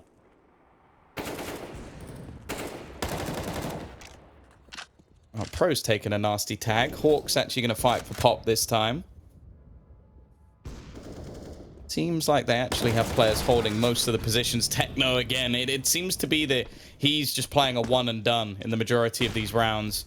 There's not really much of a decision to stay alive, which is something we've pretty much given over to him on a lot of maps that we like about Techno, is that he's calm and collected, but he doesn't look comfortable. It's not that he's been bad, don't get me wrong. He's 20 and 19. He's not having an awful game. It's just that it's not what we've normally seen from the youngster. It looks like much more of a sort of rookie playing on this map.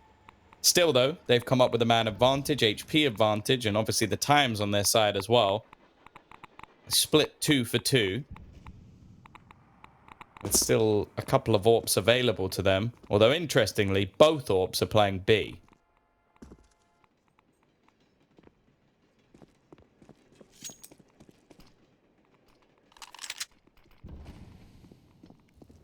So it's down to the SMG on a close hold, but I like this for Rue.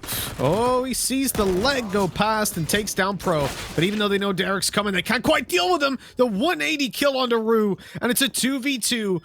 Bren, 10 seconds left. They're getting the bomb plant in. They know the op is here. Blitz. He needs to be so careful. Derek, wide swung out. He's holding the angle. He's being spotted, and he gets the headshot again. This is ridiculous work being done by Derek. This guy's so consistent and so strong. A 1v2. How is this round falling apart for Checkmate? As Kaz pushes forward, he sees the head, catches the shot. One more to go. All he's going to do is deal with Micro up above. Misses the shot, USP out, and he's found it. Enough time to get on that defuse just about. Oh my god. That is. He's got it, yeah. Oh my god. Oh my god. Replay. What's the time on that? That's 0. Nah, that's 0. I don't care. I saw the number on top go down first on like 6, so I knew he had it, but that was unbelievably close. Well, give us the replay of the bomb. We have to get the bomb replay. Eric's on 31 kills. Oh yeah, he is trying his best. Where are we at? That's what? 0.022? Oh my god. That's like three server ticks or something like that. That's ridiculous. Okay, Rue. This is an aggressive position to hold. Somehow he's making it work. It makes me feel very uncomfortable. I'll be honest, and he is going to die. Happy Chulo, I think, has also been spotted. No, that wasn't needed. That wasn't needed at all. The bomb's going to be retrieved as well, and while Kaz is going rotating, he's worried that maybe his opponent will head into spawn. This isn't a done game just because they won that last round. This was a weaker purchase, and there's been some catastrophic errors. Kaz seems to have a decent idea, but he keeps switching. The timing's going to be everything. He's looking the wrong way, but oh, you lucky man. Oh, my goodness. Papi Chulo down. Micro, all that stands. Now left Hawk, actually, as it will be the rotation from Kaz. Making his way down Ivy. Olov is the position being challenged by Micro. Now, the smart thing for Kaz would just be to play in an angle where he can't be caught. And he's actually going to go into Ivy instead. If anything, if a safe plant goes down for Micro, he might be dead here. But actually, no. He goes and plants it for Pop. It's actually quite smart. The question is, can he actually get away? Oh, missed shot from Kaz. That could be the chance. He doesn't know where the remaining player's coming from, so Micro needs to try and isolate this duel and do it quickly. There's no real need for a repeat from Kaz. He just got to try and wait for his teammate to get into position. And Micro's trying to stop anybody coming in from Pop. If he misses this, it could be a real problem. And Kaz doesn't seem aware of where the last man is. It's whiffed by Hawk as well. Into the 1 versus 1. He doesn't have a kit. This time the time is too far gone. And Micro's going to win the 1v2 clutch. Bren, they get to an overtime situation as a minimum. But look at the cash. Map 3 looks on the cards once again.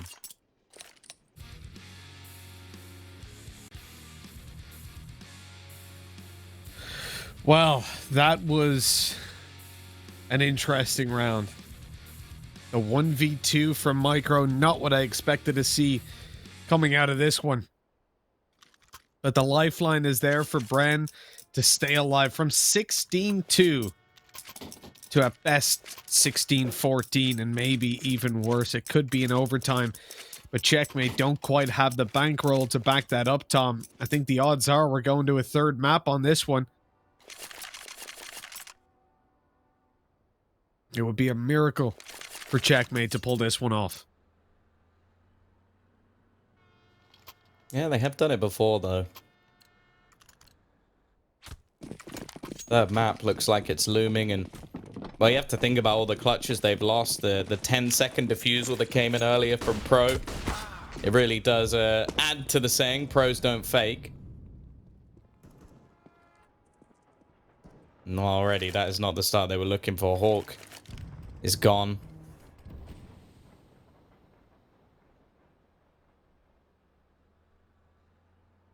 This is not where Checkmate want to be, is it?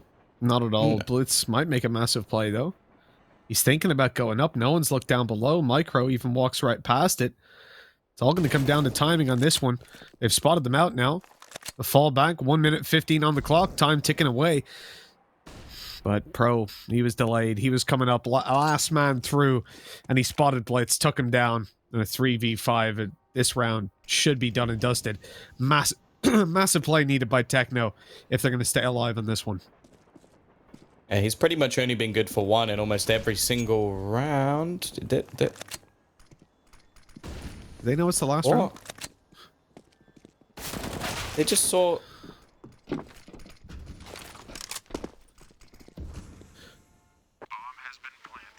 I got nothing.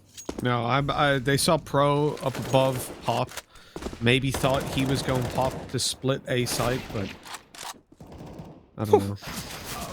That's a nice shot. Dead though.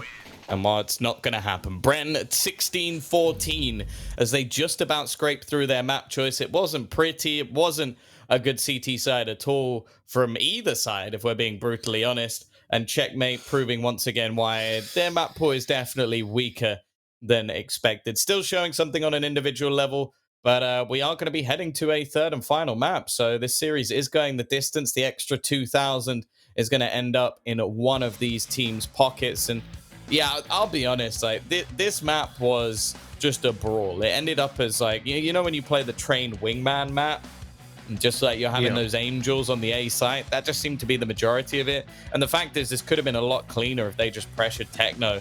And not that he, as said, played particularly bad. It was more just that he was always getting one and going down. And there was a couple of rounds where I think he made some awful errors, like the 3v2 that Papi Chulo ends up killing him because he tries to jump up and take him down. It seemed like everybody was trying to be that almost hero star player for Checkmate on this map because they knew that it wasn't a particularly good one for them. Obviously, a massive improvement from last time. Why have you slowed this down? I didn't even want to see it, PGL. And instead, you're showing it to me slower. If anything, that is a hell of a lot worse. Oh, we'll get it a few more times after the show as well, Tom. We'll watch it back tonight. But yeah, I think all in all, we expected a pretty slow, that's nice, a pretty poor map from Checkmate. We got it. But they put up a much better fight than I think either of us really expected. 16-14, even with the fact that they will have done a little bit more work on this map, presumably. Their CT side is terrible. And we saw it in those first couple of rounds where they just had no idea what was going on. This clutch right here was massive by Micro, though. Without it, they don't win this map, and they probably end up losing it. So massive props to him for delivering so hugely for this team. And as the solo B player, I think Micro had an absolutely amazing game. He's not getting MVP, though. Not even close. I reckon so. Derek with one of the hardest carries I think we've seen in this tournament. Like the amount of kills he was able to get with the Deagle on that T side. Obviously, it's some sort of... We have to talk about the fact that was mainly because of some poor CT defense. But, well, 10 multi-kill rounds, 3 opening kills, 107 ADR across a full 30-round map. Very impressive performance from Derek, and they're definitely going to need him going into the third and final one, Mitch, which will, of course, be Mirage. Yes, indeed it will. Mirage is going to be coming up in just a little bit, but I have to say, I'm not too sure who to favor going on to that. I guess I'll go with Checkmate just because they looked so lost on train and still delivered such a close scoreline. It's not a coin that has heads or tails on it. Oh, so, well, that's... There you go. Whatever this is. Whatever. Oh, you can't... Oh, are you going to focus? Well, Tom's messing about with a coin. You'll get there. You'll get there. Come on. Let's go to a break. Let's go to a break indeed, Tom. We'll figure out how to focus in on Tom's coin for the next map.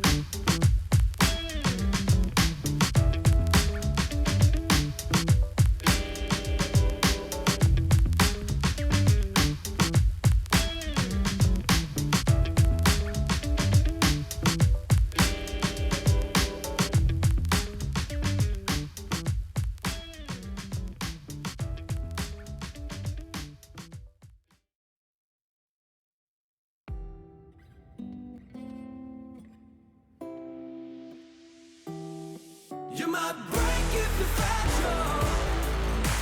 Hit me with your arrows, treat me like a black rose. Break if you're fragile. Hit me with your arrows, treat me like a black rose.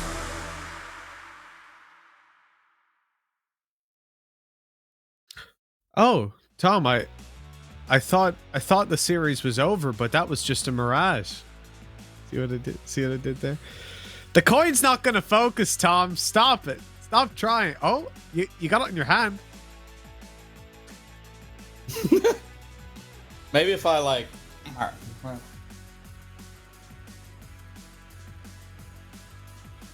Why am I with this man? Why do I have to work with this guy? Well, Tom, we're getting into the map, so stop messing about. Oh, just focus. We're getting into the knife round here. Bren versus Checkmate, while Tom's finished finicking around with his... We'll never know who's going to win now. Even though I didn't say who was... Well, it's not heads or tails. I don't know what it is. I don't know where this coin's from, actually. It was just on my desk, but... Got a language on it I do not understand. That's not a surprise. That just tells us it's not a British coin. Oh, no, wait, never mind. It does say underneath. It says United Arab Emirates. So there you go. The UAE. I imagine I got this coin in Dubai. Well, we've learned something new. Tom got his coin in Dubai, and that is the question we came here to answer today, folks. For those of you who came to watch, there's the result. So we're going to end the stream there. Thank you very much for watching, and hope... So for people, if you do have a coin like this, it landed on on the side with the writing on it, not the side with the three like towers. So it's the side with the writing. So that's who's going to win this game. Hope that helps. I don't think it does, Tom. I don't think it does. So what we're going to do instead is we're going to just find out your by house watching. on the team with the writing. Tom's betting advice. It's reliable. Almost as reliable as Dinko's. There we go. It's Papi Chulo. They haven't checked under wood. They haven't checked under wood. And they get punished. You know why? Because they didn't check under wood. Well, that's a whiff. Rue's gotten 3 before going He down. got a third. Oh, wow. Jeez. Still a 2v2, which kind of says that the rest of the team didn't do that great, but... Who knows? Maybe Kaz could hold on. Oh, he can. That's very nice. Couple of headshots to close out the round. Checkmate take the pistol. Now, I'm hoping for Checkmate, their CT side of this map will be... I was going to say slightly better, but I want to see a world of difference, because this is not a train. This is not a map where I can accept that you don't really know what you're doing. This is Mirage, one of the most popular maps within the whole of Asia, a map which Asia has pretty much come synonymous with. So, yeah, you have to know how to play Mirage if you're going to be playing within this region. Nice shot from Blitz to start, though. We've been seeing some pretty tasty FAMAS shots, which, I don't know, it makes me uncomfortable. It's like, I shouldn't enjoy this, but I do. Like some of the videos that Dinko watches. Oh, well... Hawker's videos, of course. Exactly. Oi, oi, bruv.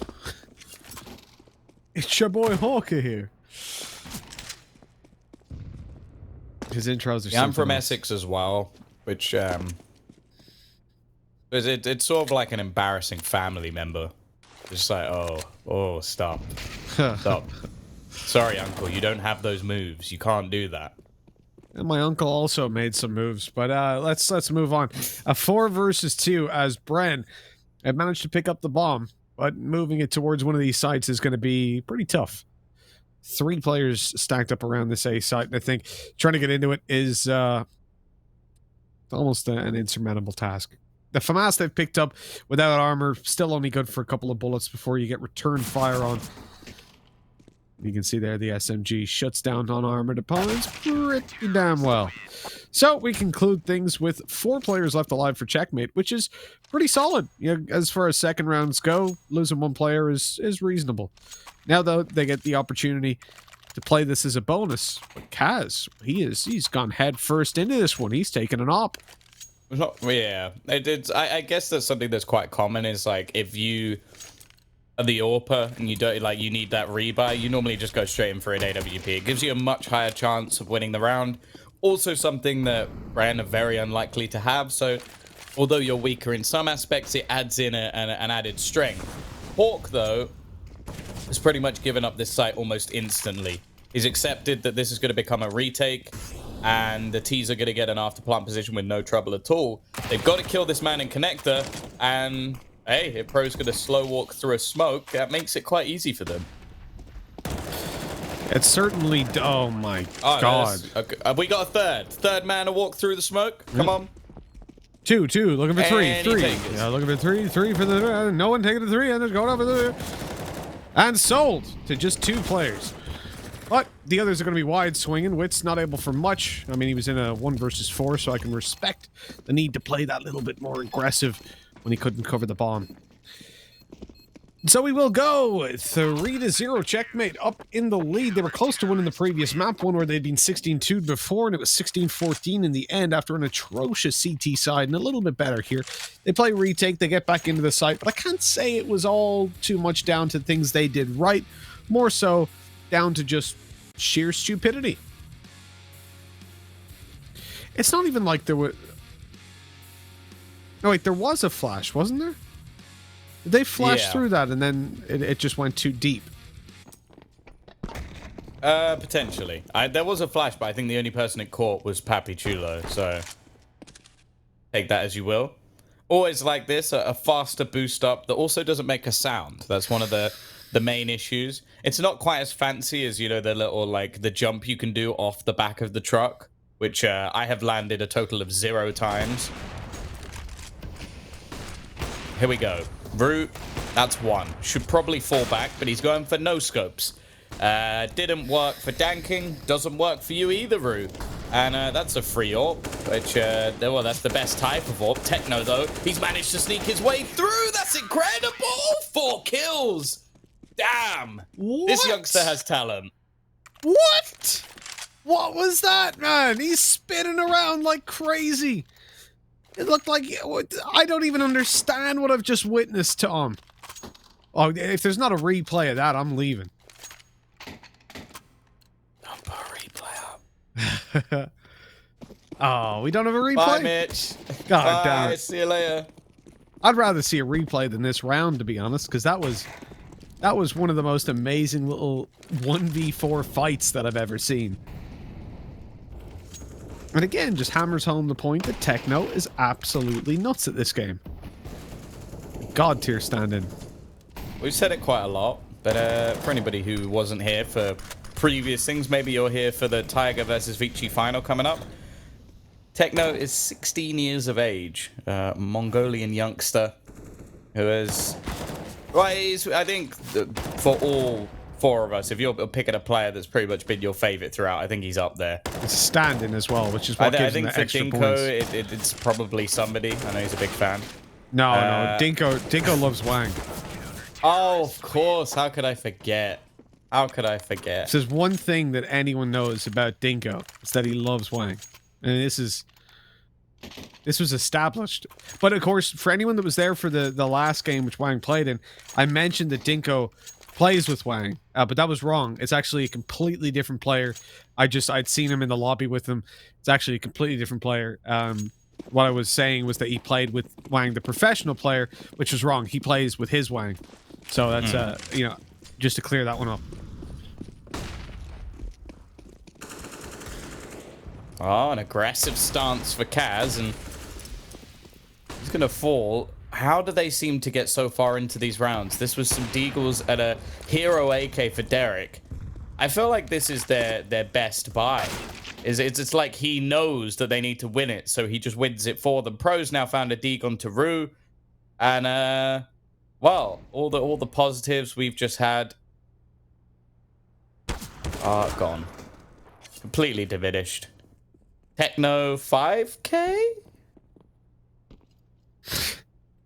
Asking a little bit too much there, Tom. Sees the He barrel. needs to double his kills. He hasn't died yet, you know. What this? Patience on this guy. Just gonna wait for the walkthrough. He's got 6 seconds a kill. Oh, Oh, well, he's not being rewarded. damn you, Pappy. How dare he? Honestly, how dare Pappy do that to him, to our boy? Yeah. So just to add to that, though, Techno is a stand-in, which sort of bumps him up even higher in our expectation. Not our expectations. Sorry, it bumps him lower in our expectations. It just. What's up? I don't know why, but it just came to my head. I was like, I wonder what Papi Chulo means, like if you translate it. So I typed it in Google Translate and it came up with Spanish. Okay. In Spanish, his name translates to Pimp Daddy.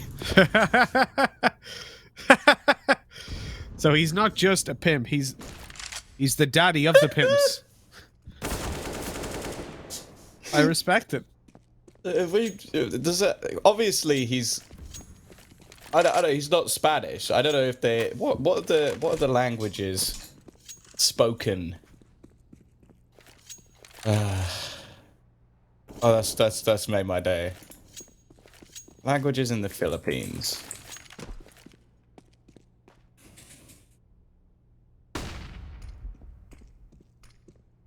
Language is, Blair. Obviously, the main language is Filipino. I wanted to see if they spoke Spanish as well. Come on.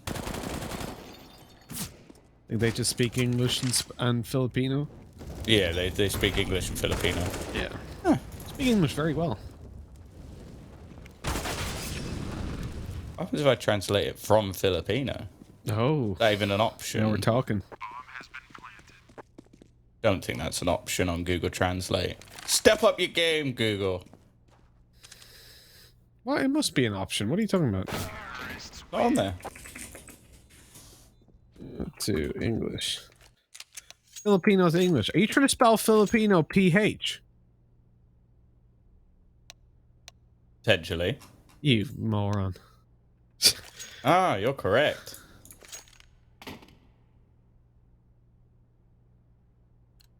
It says Right. translate from Spanish. Ah. Well, I'm calling him Pimp Daddy anyway.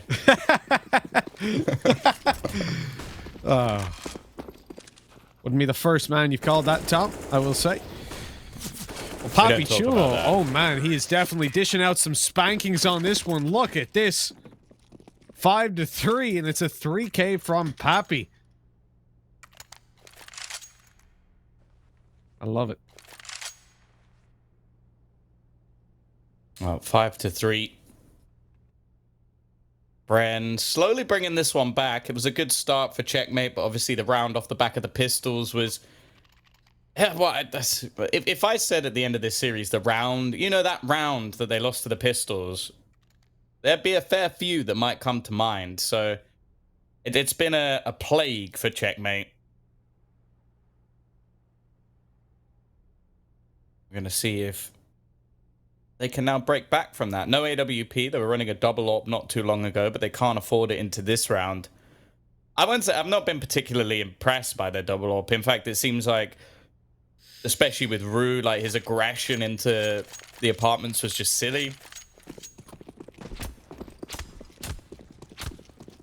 Luckily, in that case, his teammates managed to rectify it.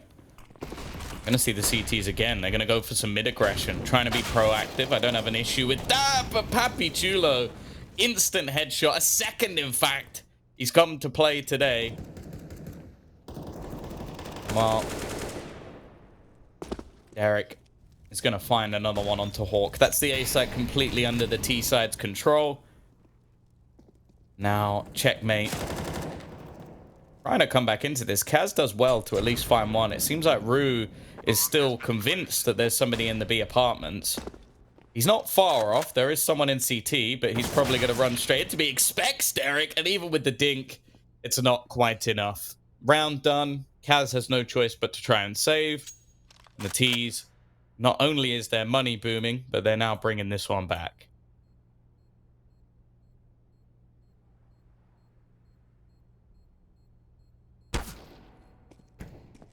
I'm quite happy about it, to be honest, because things were looking very flat from Bren. I was hoping we'd see them step it up, and of course it's Pimp Daddy that manages to get all the work done. But speaking of which, she's just been taken down. No one else able to get in there in time, so the weapon to be saved over, and it's obviously cost Bren a little bit, but the money is booming for the T side, so I don't think they'll be crying about it for all too long.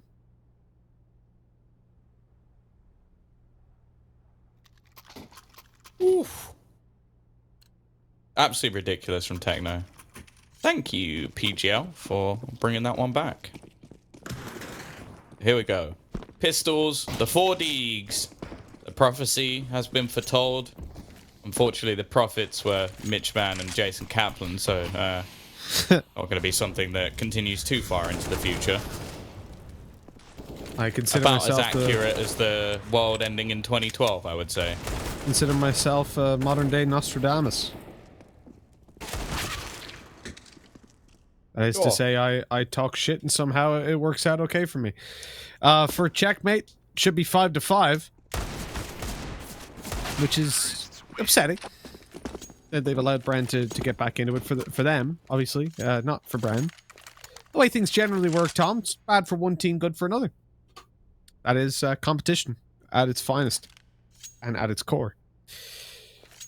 But one team will walk away with a win in this round. That is for sure. It's the only thing I can say for sure. That's what I've learned over these last couple of days. But when you look at Bren, their money is stacked up high. They've also started this very confident play when they're coming up against that weaker buy, which is rushing down middle and taking fights. So we've seen that a couple of times from them, and already when we get into this round, Wits is doing the same. He's swung out wide on mid, he's taken down Kaz, winning out the opping duel, not something that I think has been too typical of Wits in this series so far. And oh, they've heard the player in connector, he is dead. Blitz tipped off the Molotov, and that's gotten him killed. Checkmate. Well, they're just getting absolutely ham sandwiched.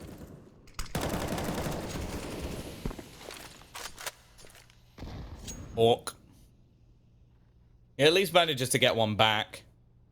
Techno's aggression into the apartments. Just going back to see if he can check anything onto short. His initial aggression was probably the right play. A nice tap to kill off Derek, but ultimately Hawk's so low, he should get nothing here. And he will.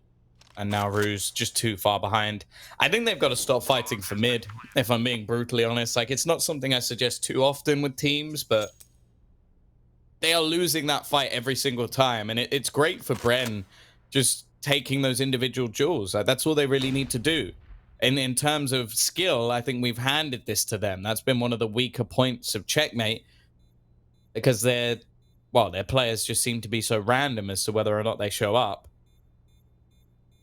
So play them on a more tactical level and try and find some depth to your play. The problem is their only real aggression has come into mid. A couple of times we've seen apartments, but I wouldn't mind seeing them try and take Palace. What? Okay. Did he try? I guess he tried to fake out the sound and then run back into the smoke. Maybe.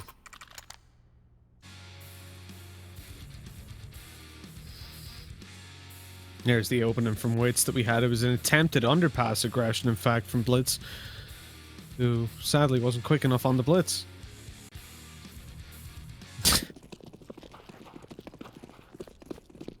So, 5-6, Bren in the lead.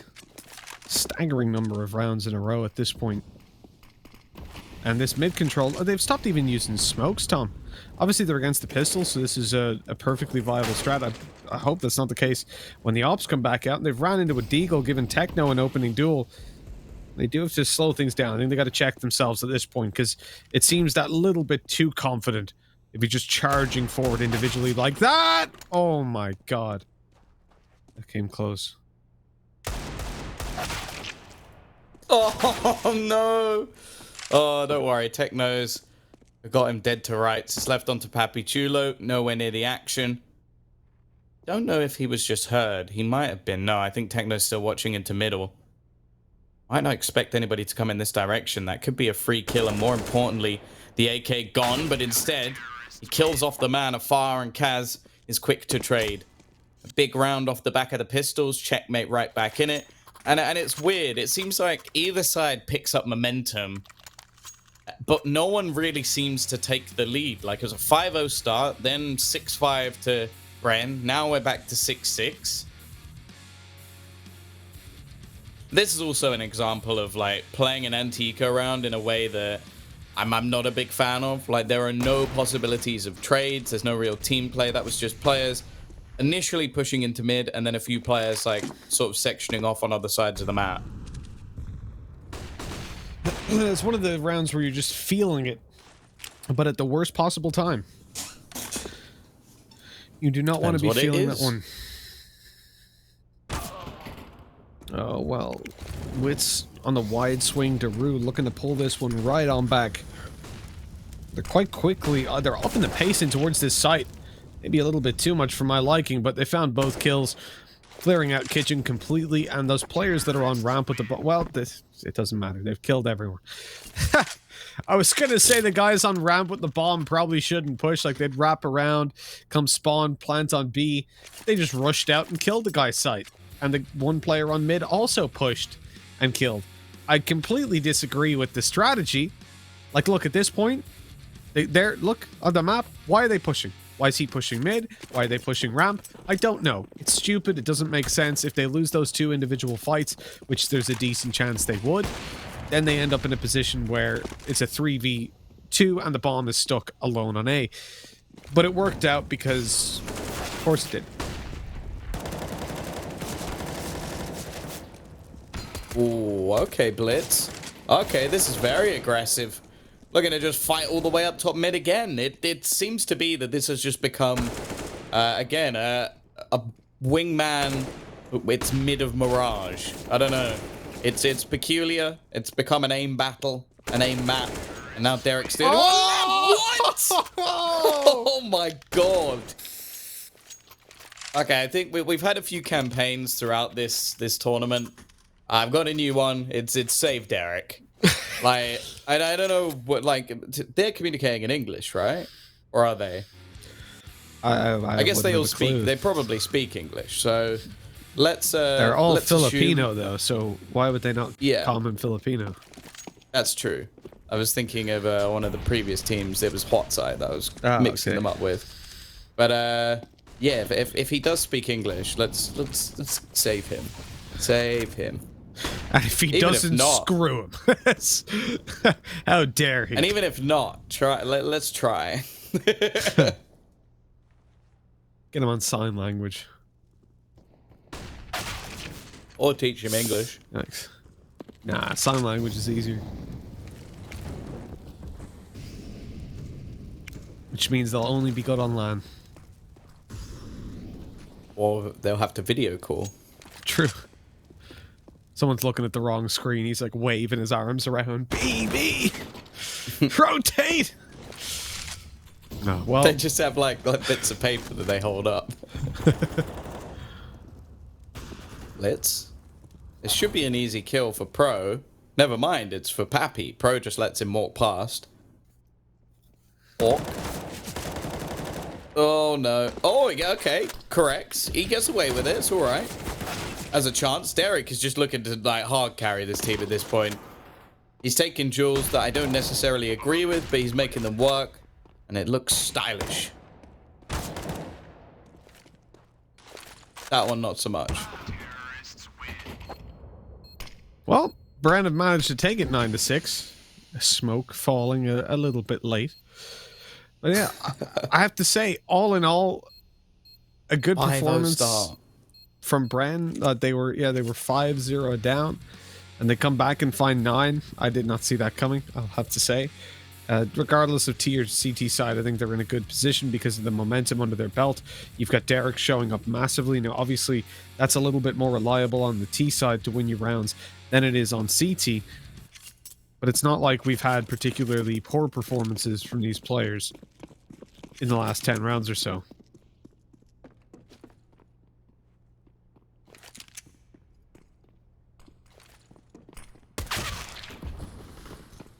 Oh, good start from Hawk.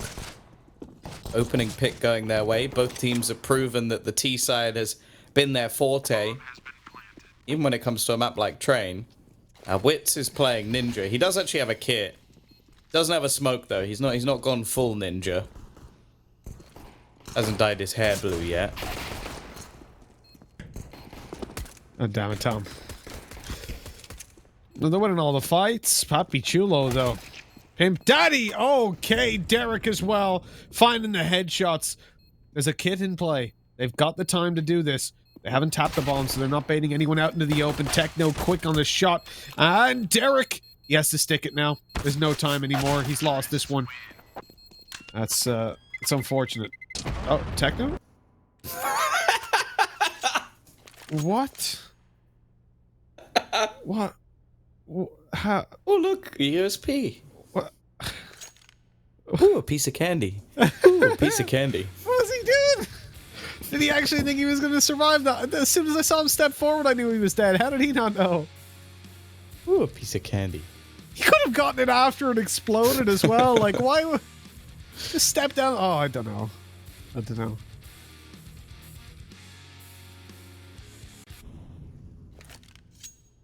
Oh, I'm sad we didn't get to see him run into the bomb. just die.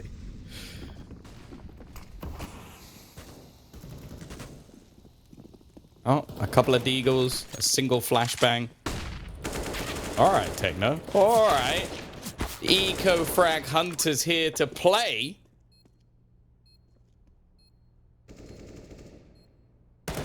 Oh. That should be it. Derek's still alive, though. Always good for one.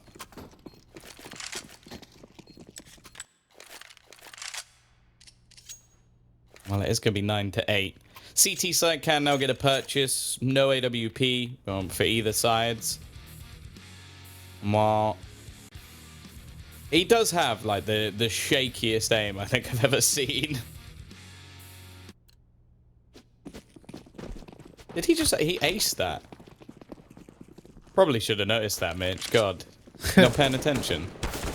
I'm engrossed by this game, Tom. I don't know about you. Honestly, I think this is better than the final. Right, who wants to... Oh, don't jump where Pappy's about. So, you look at Brand at the moment. They're obviously on a bit of a slip and slide. This buy round was... I almost feel like these ones are excusable to lose just because you don't have the full depth of your CT side. But then I also have this argument in my head like, it's Mirage, right?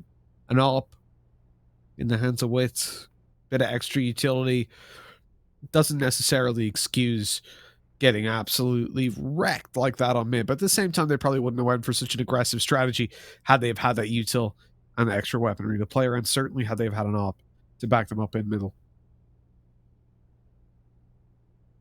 So it's this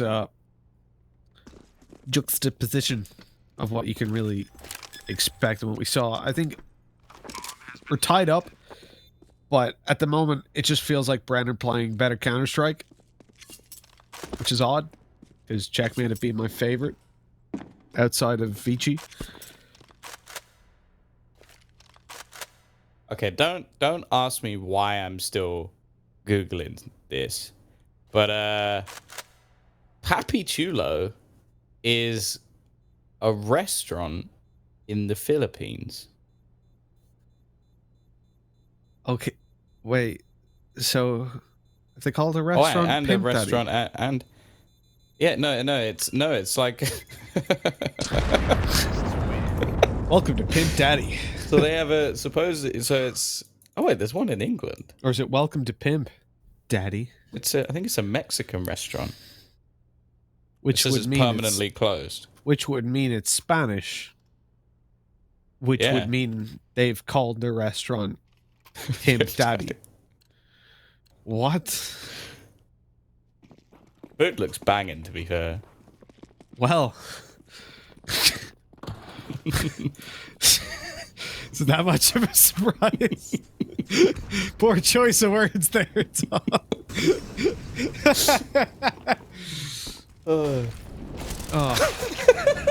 So, anyways, we got into Pistol Smith's CT side while Tom's talking about Pimp Daddies and banging.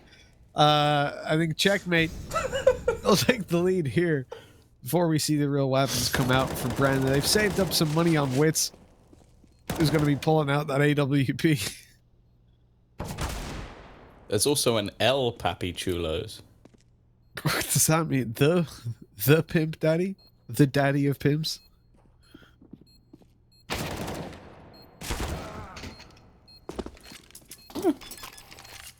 I can drop them a message on How's Facebook he just if I won that? want. How has he just gotten away with that?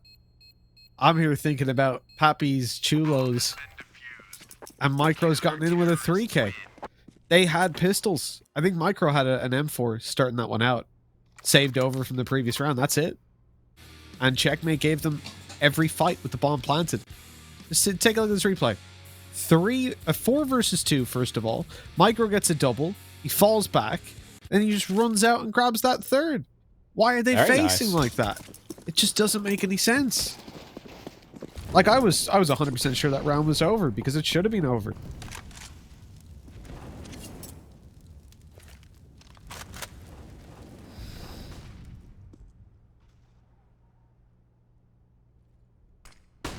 Well, let's see if Pimp Daddy can get anything done in this round.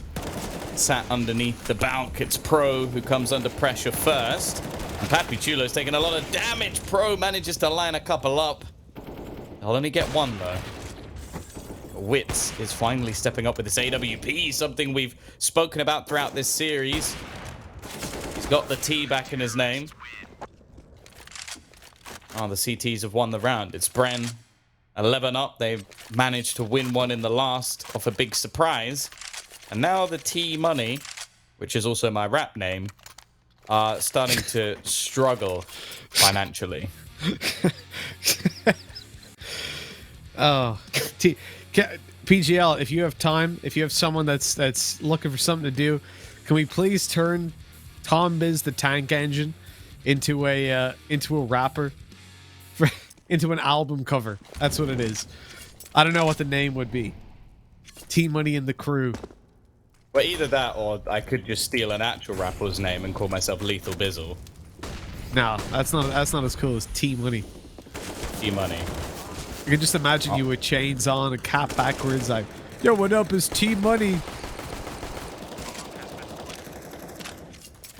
Where T Money is a rechargeable series of smart cards. Okay, well that might be copyrighted. But either way, it's a 3-on-3 situation, bomb down, and a chance for Micro to be the hero once again. He's got Wits to support him with the AWP, hoping for a cheeky shot through the smoke, and the rotation coming in from Derek, who has pretty much been the highlight player throughout this series. Blitz on the edge of the smoke, which is, by the way, about to fade. From 2 different angles, he gets both? What? That doesn't make any sense. And now Derek, he's got no time. There's nothing he can do. He's got to fall back and hold on to the rifle. He's going to try and kill Blitz on the exit. Oh. Okay. Well, he's lost his rifle. 11 to 10. It was an important round for Bren for sure. For the reason, obviously, when you look at the TZ economy, they could have put them down on Eco, as you were saying before, Tom. And also, they don't have much cash. And for such a play by a Blitz to be the thing that pulls them across the line, it's just sheer insanity. The individual plays that we've seen in this game have been pretty nuts. Even in the last 2 rounds, Micro and Blitz. The last 3 rounds, I should say.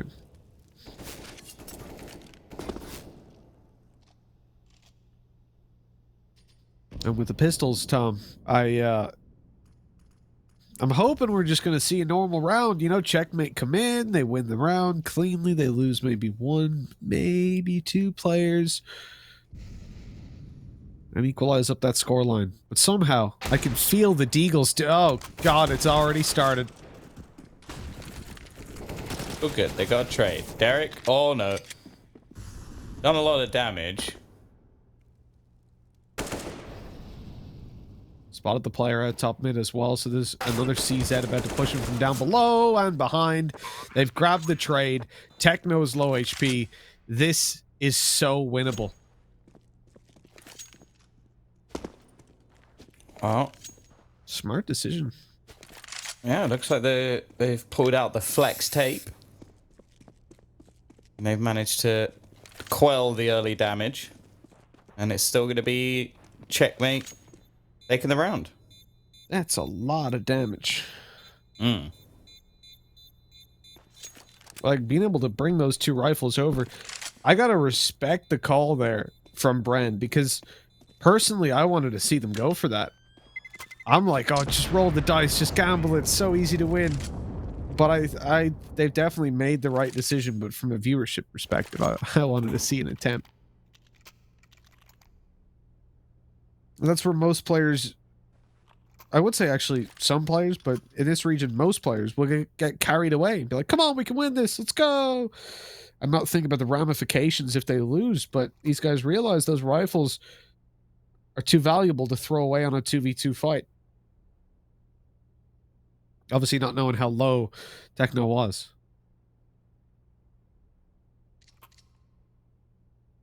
Oh, 11-11.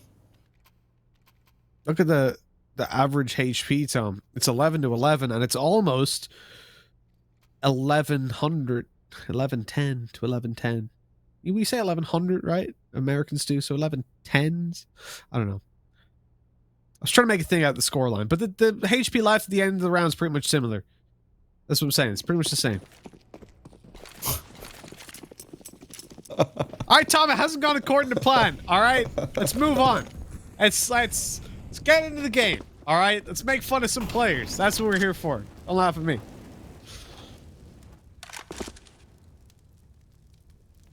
Oh. We're gonna see this again. Every time Rue did this, he died, but Techno is down and out. Wits is going to have repositioned. Micro just about gets away with that kill, and it seems like this has ended up being a slaughter. Kaz low. Rue walking into the corner of a Molotov. He's given away his position. And although Micro gives away his life, it is going to be the lead reclaimed for Bren. Back and forth we go with the squad. And as I said, it's never really been anybody in a convincing lead in this map. There's an initial 5-0 start. Then what? A 9-6 half. A 9-9. And, well, as you can see, it's going all the way back.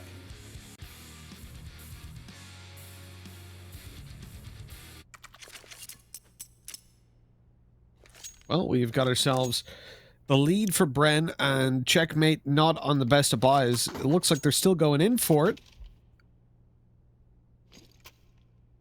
Or not. Blitz has gone in and invested $4 grand. The rest of his team, note, taking out pistols. Now, Tom, normally we would say this is the hero rifle play, right? I don't know. He bought that up very quickly. And I reckon they've called a pause to then discuss, should we also buy up? I think that was trigger finger. Just seems odd that someone would buy the AK so quickly and everyone else would wait so long to take up pistols. Who knows? Let's hope it was the plan. Positivity, right? I've watched enough Counter-Strike. I've got a feeling he's messed up. Oh my god. Dear. Nice shot from Hawk. Another from Blitz. Okay. That's all part of the plan. Oh no, bro! Oh, he gets away with the second one. How? How? He's gonna get the lot. How's he done that? Magic. Checkmate got away with murder there, getting even towards the site in the first place, but oh man, Why did he jump? Why did he go off the balk? Why did he go off the balk? Why did his teammate not peek at the same time? These are the questions. No, but like he could have just gone behind. Yeah, I don't know. I don't know. There's a ladder. I wish I knew the answer, Tom. I really do, but we can't be inside the players' heads because we would go mad. Now rifles come out for most players, a deagle for Blitz. It hasn't worked out terribly. Like, I don't disagree with them taking an AK in the previous round. I think it is a good hero rifle buy, but I just do not feel like that's like they had enough time to call it. It feels like they came out of the round and he just bought it and then went, oh wait, what?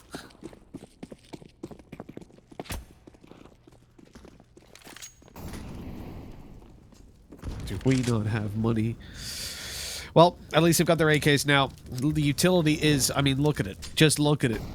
20 seconds into the round. They've used up their smokes to get mid control and send one player down. They have to play direct after giving up so much of their utility in that early round. Surely they make a quicker play. Okay, that actually worked out better than I thought it would. Techno with an entry alongside Kaz. Pro's going to come in on the rotation. Techno goes a little bit too far. Spam through, doing damage to both sides, but it's Pro who comes off worse for wear.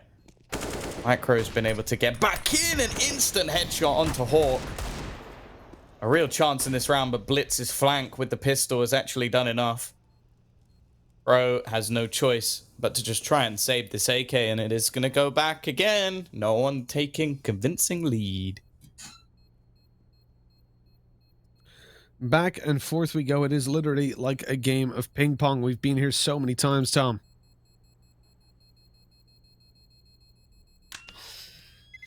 Dinko's going to be exhausted by the time the BO5 comes around. And all this spare time on his hands. It's not all that's on his hands. But 13 to 12. We've got actually a lot less money for the CTs than I thought. You know, players like Pro and Wits have got quite a bit of cash, but the reinvestment, even Micro, I think, can afford to get a buy, but they'll have two players on weaker weapons. And I don't know if you'll really want to have that to invest in with those kind of conditions. I think this should just be pistols, to be honest. Why not? Go for it. Risk it for a biscuit. Caution to the wind. Well, Pro has very selflessly dropped Papi Chulo an M4, and has taken an MP9 for himself, dropped over by his buddy Derek on a FAMAS. Yeah, it's not the worst. They've managed to get a kit out of this as well as an AWP on Wits. Okay.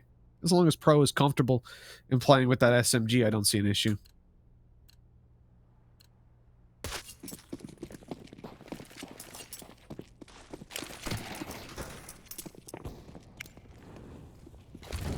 Oh, here we go. Checkmate with a chance to get themselves right back into this one. It'll be a relatively aggressive CT side hold over the A ramp. Wits trying to find the pick. This time there's a smoke down though, so he's gonna have to fall back.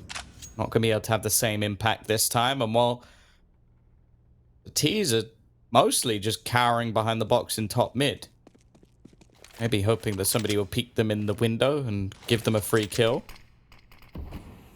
Seems like they're just trying to be patient, maybe waiting to see if anybody will push them this time, but eventually they begin setting up their smokes.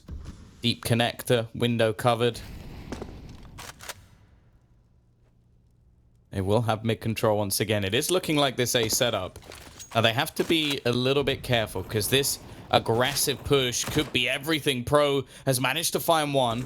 Now the bomb can't really reface this. It needs to be somebody else helping out. Now they haven't cleared Derek. They don't know he's here. If anything, that's the freebie. He knows where the bomb is. He knows where the last man is standing. It's all on Tyloo. Their money in his hands, and Derek's gonna close it. I like the setup from Bren. It's a bit cheeky. Sure, it involves a fair few individual plays, but you're never going to expect Derek to be there after clearing that initial spot, so they've managed to give themselves a further advantage.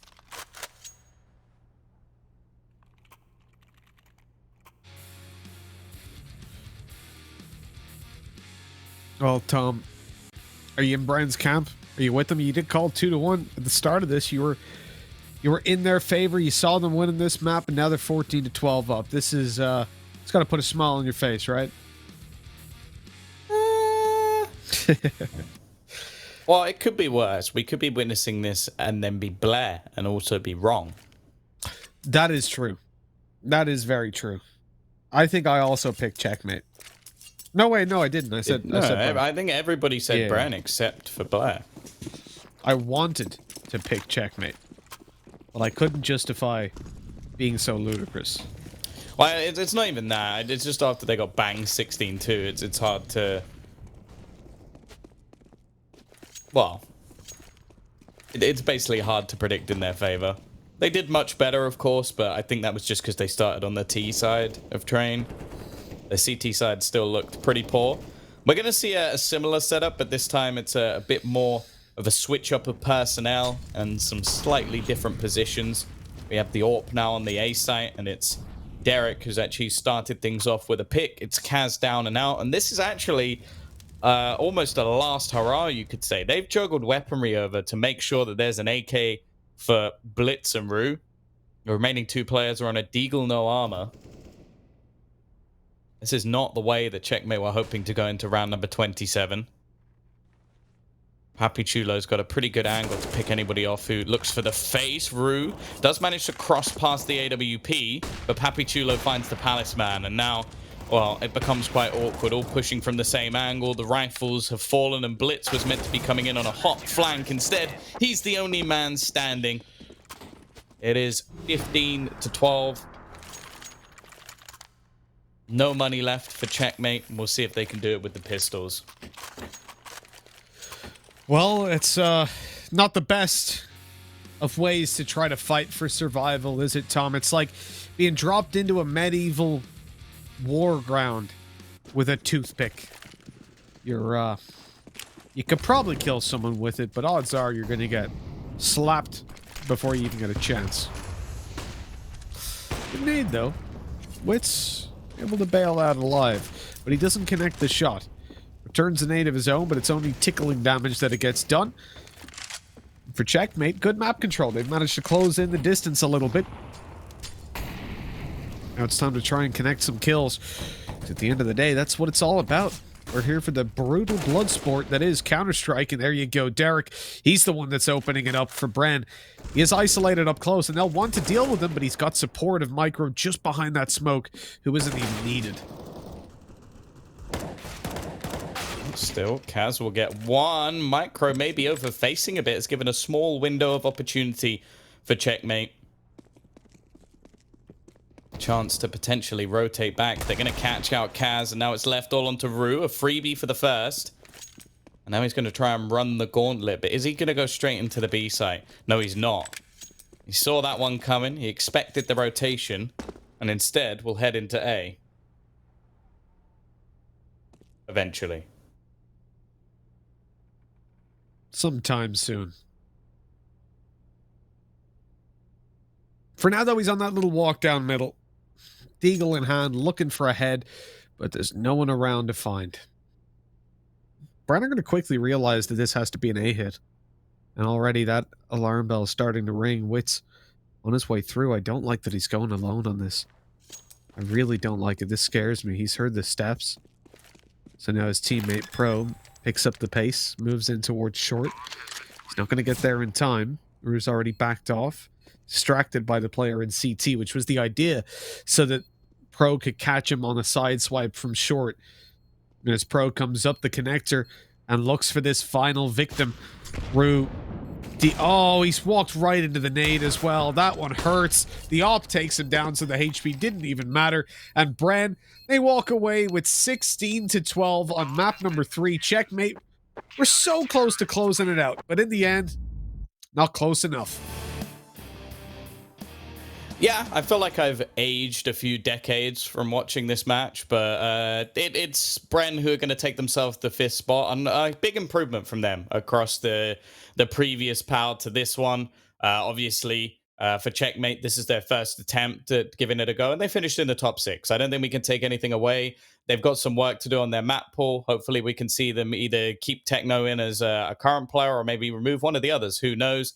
But we have got Blair and Dinko. Obviously, it's the Brem boys, and well, one man who, well, let's just say it was Checkmate. Rub it in. Listen, I wanted to believe. I want to believe in the Mongolians. I mean, you have their elder brothers, so to speak, and Tiger, who made it to the finals. I'm like, Checkmate can do it. Unfortunately, it kind of fell flat. It did require Dinko, our good old friend Derek, dropping over, I think, almost 80 kills in that best of 3 series for them to get the win in the end. Yeah, Derek's a beast. I think he's definitely one of the best prospects out of Asia right now. You know, looking at Bren, they're a terrible team overall, and he carries it through to wins on his own. Like, it's just true. It just is. Like, the rest of the team are just not very good players. I mean, Papachulo is good. He has good moments, but he's not Pimp Daddy. Yeah, he's like, yeah, exactly. I heard that. I always listen into the cast just to hear when the next R-rated comment is going to come through out of Mitch's That's mouth. the translation. That's not. Papi Well, Chula. us. Huh. I didn't know that. Well, In nonetheless, Spanish, it's Pimp Daddy. Okay. It's like the Godfather from the old WWF days, Attitude Era, which is before when Dinko was born. So yeah, I wasn't sure. definitely. I It's only okay, know Dinko. WWE. You But missed out. on back it. to the point. Yeah. Brent are a team that just are very, very average, and Derek kind of makes them relevant. I feel like that's the reason we've seen him play today, even for this 5th place spot, because he's just such a good player. Individually speaking, I think he's got a good future if he can find a good team in this region. Right now, I don't think Brent are going to be the team that can really help him achieve what he's capable of. I think he's going to need a little bit more. Maybe that super team that's going around here with Impression. Definitely take a look at Derek. I think he's probably one of the best players you could get. Yeah, unfortunately, Impression, they released a tweet saying that an extra player is joining in. One of the players' name has only 4 letters, which is not Derek, and the other one ends in a T. So I'm thinking Kaze and Bentet, but I don't know. Anything could happen. We can talk about it later on. But any parting thoughts, Mitch, from T-Train! Oh, Team that's Money good. in the I like house. that. I like that. That's so good. I like how even the record If inside this they man a put it raise, in. or woman a raise, who made this? I am screen capping that. I am screen capping that. That is beautiful. Oh, that's glorious. I like how his face fits so perfectly under the train as well. Train, Yeah, it's brilliant, Tom. But Mitch, final kind of like. No. Spin a verse for us. T-Train. T- Do it, yo, do yo, it, do it, yo, do it. Team Money. No chance. Team Money, give us an extra. Anyone get, like, beatbox here? You have to pay to We're get the paying you verse. That's already. how it Come on. works. Yeah, we're Let's getting go. paid to do No, it anyway, you Tom. have to. You have to. I'll pay you. Okay, let's go. Let's go. we ain't doing that. Let's move on. All right, let's like quick parting thoughts before we wrap this up because we of course have the grand finals coming up as well. Oh, there we go. We have the scoreboard. Blitz over 180 yard, but Derek, man, 30 kills on Mirage. He had 31 kills, I believe, on Train, and even 20 kills on that first map, which they lost. So incredible showing from Derek. Poppy ably supporting him. We don't usually talk about the individuals as such for the side of Checkmate, Mitch, but it was a kind of a quiet day, especially for the likes of someone like Kaz, who we expect to see, really stepping up with the AWP, especially on a map like Mirage. Yeah, I think like Wits wasn't fantastic when it came down to the opping department, but that's almost like more reason that Kaz should have been delivering. And the fact that he didn't step it up definitely did hurt them in this series, in this map, more particularly towards the end of this. And I do feel like the fact that we highlighted 3 players. We said Kaz, Blitz, and Techno. They're the ones that we need to step it up. Blitz and Techno delivered on Mirage. Kaz didn't. I think that's pretty much the formula. When Derek is having a lights out series like this and Wits is able to deliver medium performance on Train than a pretty good one on Mirage, what can you do? All in all, I was impressed by Bren, which I didn't expect to be coming into this. I know we called 2-1, but I really thought the Checkmate's structure, alongside the fact that they had hopefully developed since the previous 2 series that they played versus Bren, would bring them across the line. But sadly, just too many mistakes yet again. Too many mistakes indeed made. But you know what? Congratulations to Brent. They placed 5th in PAL Fall 2020. Checkmate unfortunately 6th position. But hey, you know what? You made it to the playoffs, which I believe many of us wouldn't have predicted. But now, take a look at that bracket. Take a look at that bracket. Look at that matchup. No, your eyes do not deceive you. It's not Tyloo versus Vici. It is Tiger versus Vici. As Tyloo earlier today got eliminated by Tiger, which was an incredible showing from the Mongolians. Now heading into the grand finals, it's crazy. A finals of an Asian tournament and there's no Tyloo in it. It's wild. It's crazy, but it is what Asian Counter-Strike is. A pretty crazy place to be. And the grand finals are going to be starting off very, very quickly. Vici going to be starting off with a map advantage. We're going to be digging in more in depth into that particular matchup. But before that, we all need a breather. We're going to go to a very quick break, and we'll be right back. Don't go anywhere. You don't want to miss this. Coming up next.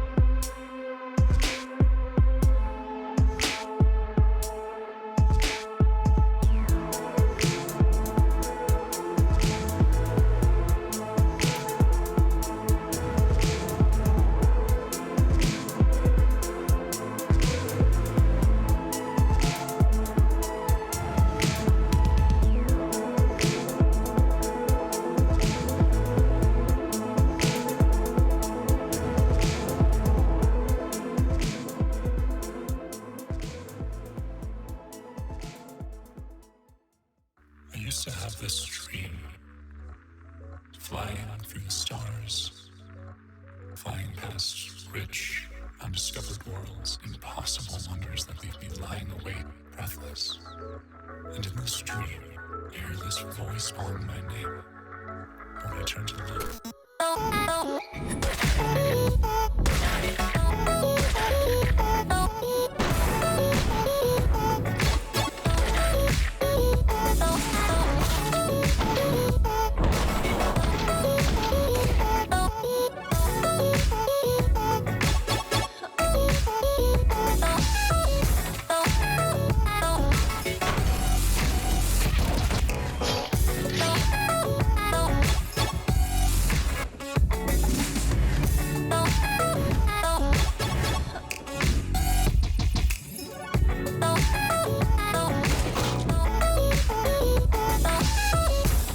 I used to have this dream.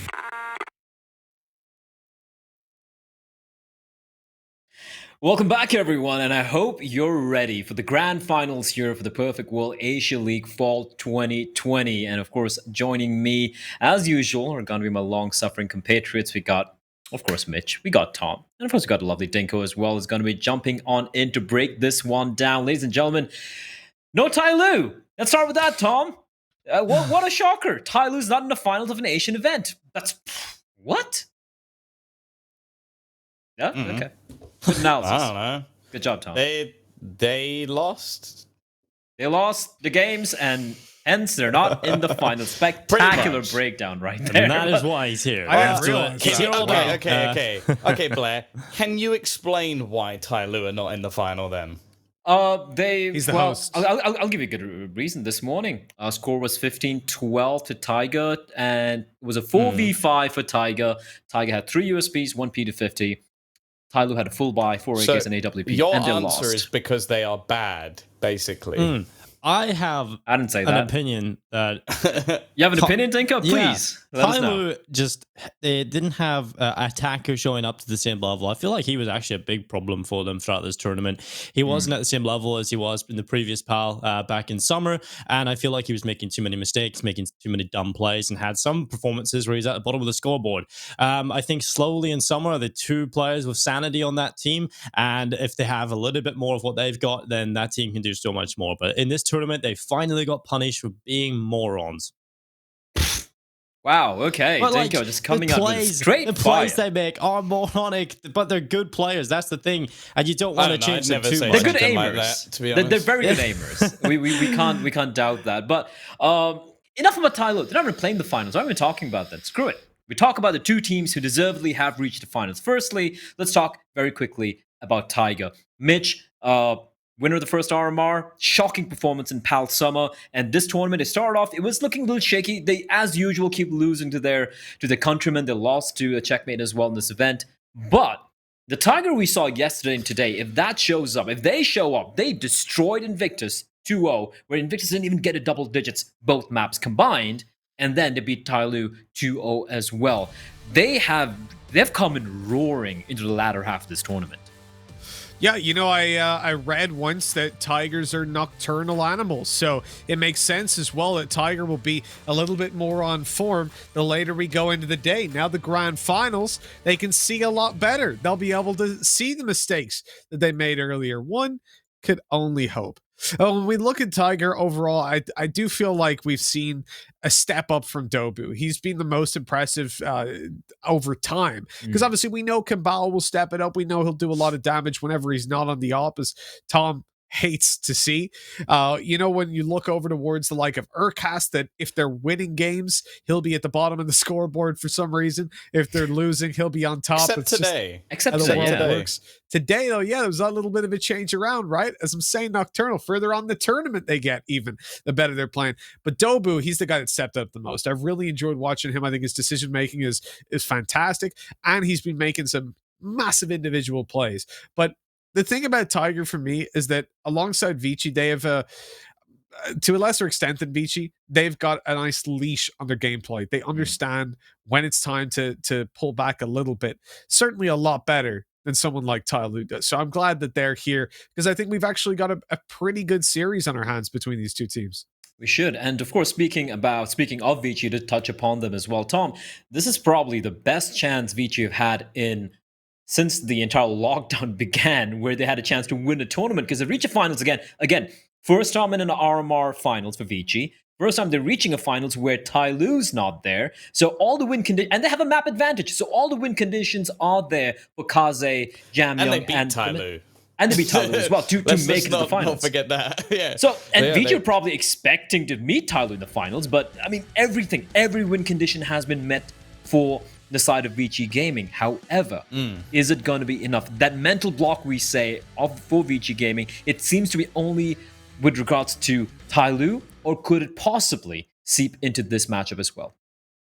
Yeah, I'll be honest. In my eyes, it comes down to two players, and it's maybe not the two you expect. I'm looking at Orman, I'm looking at Zoking, and that's because like Zoking's performance yesterday was superb, like nothing but. Like he was fantastic. His entry kills. There was a round he entry killed and then aced the whole round to clutch it out in a 1v2 as well. It was unbelievable. Orman, for very different reasons. He's made some of the worst mistakes we've seen from any top team in this tournament over the last few maps. And they've been ones that have given away maps, given away big rounds. And he needs to rail that in, because the fact is, you're going to get Kazi, you're going to get Jamyang. Like that's almost a given. If you don't, they've lost. Like if that doesn't happen, then they've instantly lost the game. Like that's not even a question.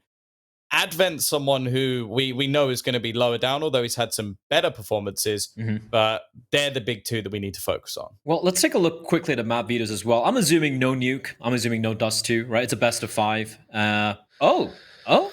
Okay.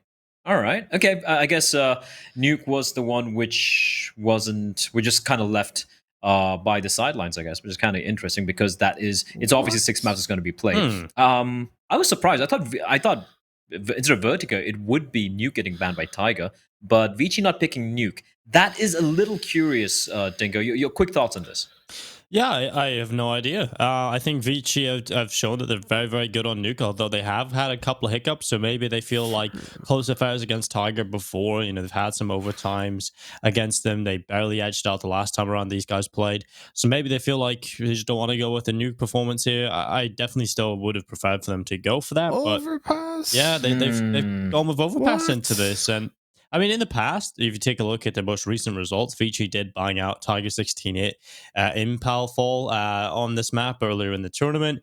And the other time they played was a little bit a while ago in the Weibo Cup. It was 22-20. So I feel like Vici are probably still favorites for the Overpass, but I still love Mitch's face. I just love Mitch's face, and I feel like that. Yeah, Mitch, go on. What? No, that's all I've got to say is what? Like, Vici not picking Nuke when it gets left through? What the hell is going on today? It's not like Inferno or Overpass look particularly better for that. I don't know. That's the weirdest thing I've seen all day. Like, I just want to throw I'll do it, Tom. I want to throw your mind back to the previous Power and the playoffs. Vici overthought the veto. Oh no, yeah. The Vici, sometimes they have this like Advent's like, I am so smart. I am so big. We're not playing Tyloo today. Let's go with something crazy. We're gonna play maps you're not very comfortable on at all. Tom, is Vici's weakness, is their downfall gonna be Advent's hubris?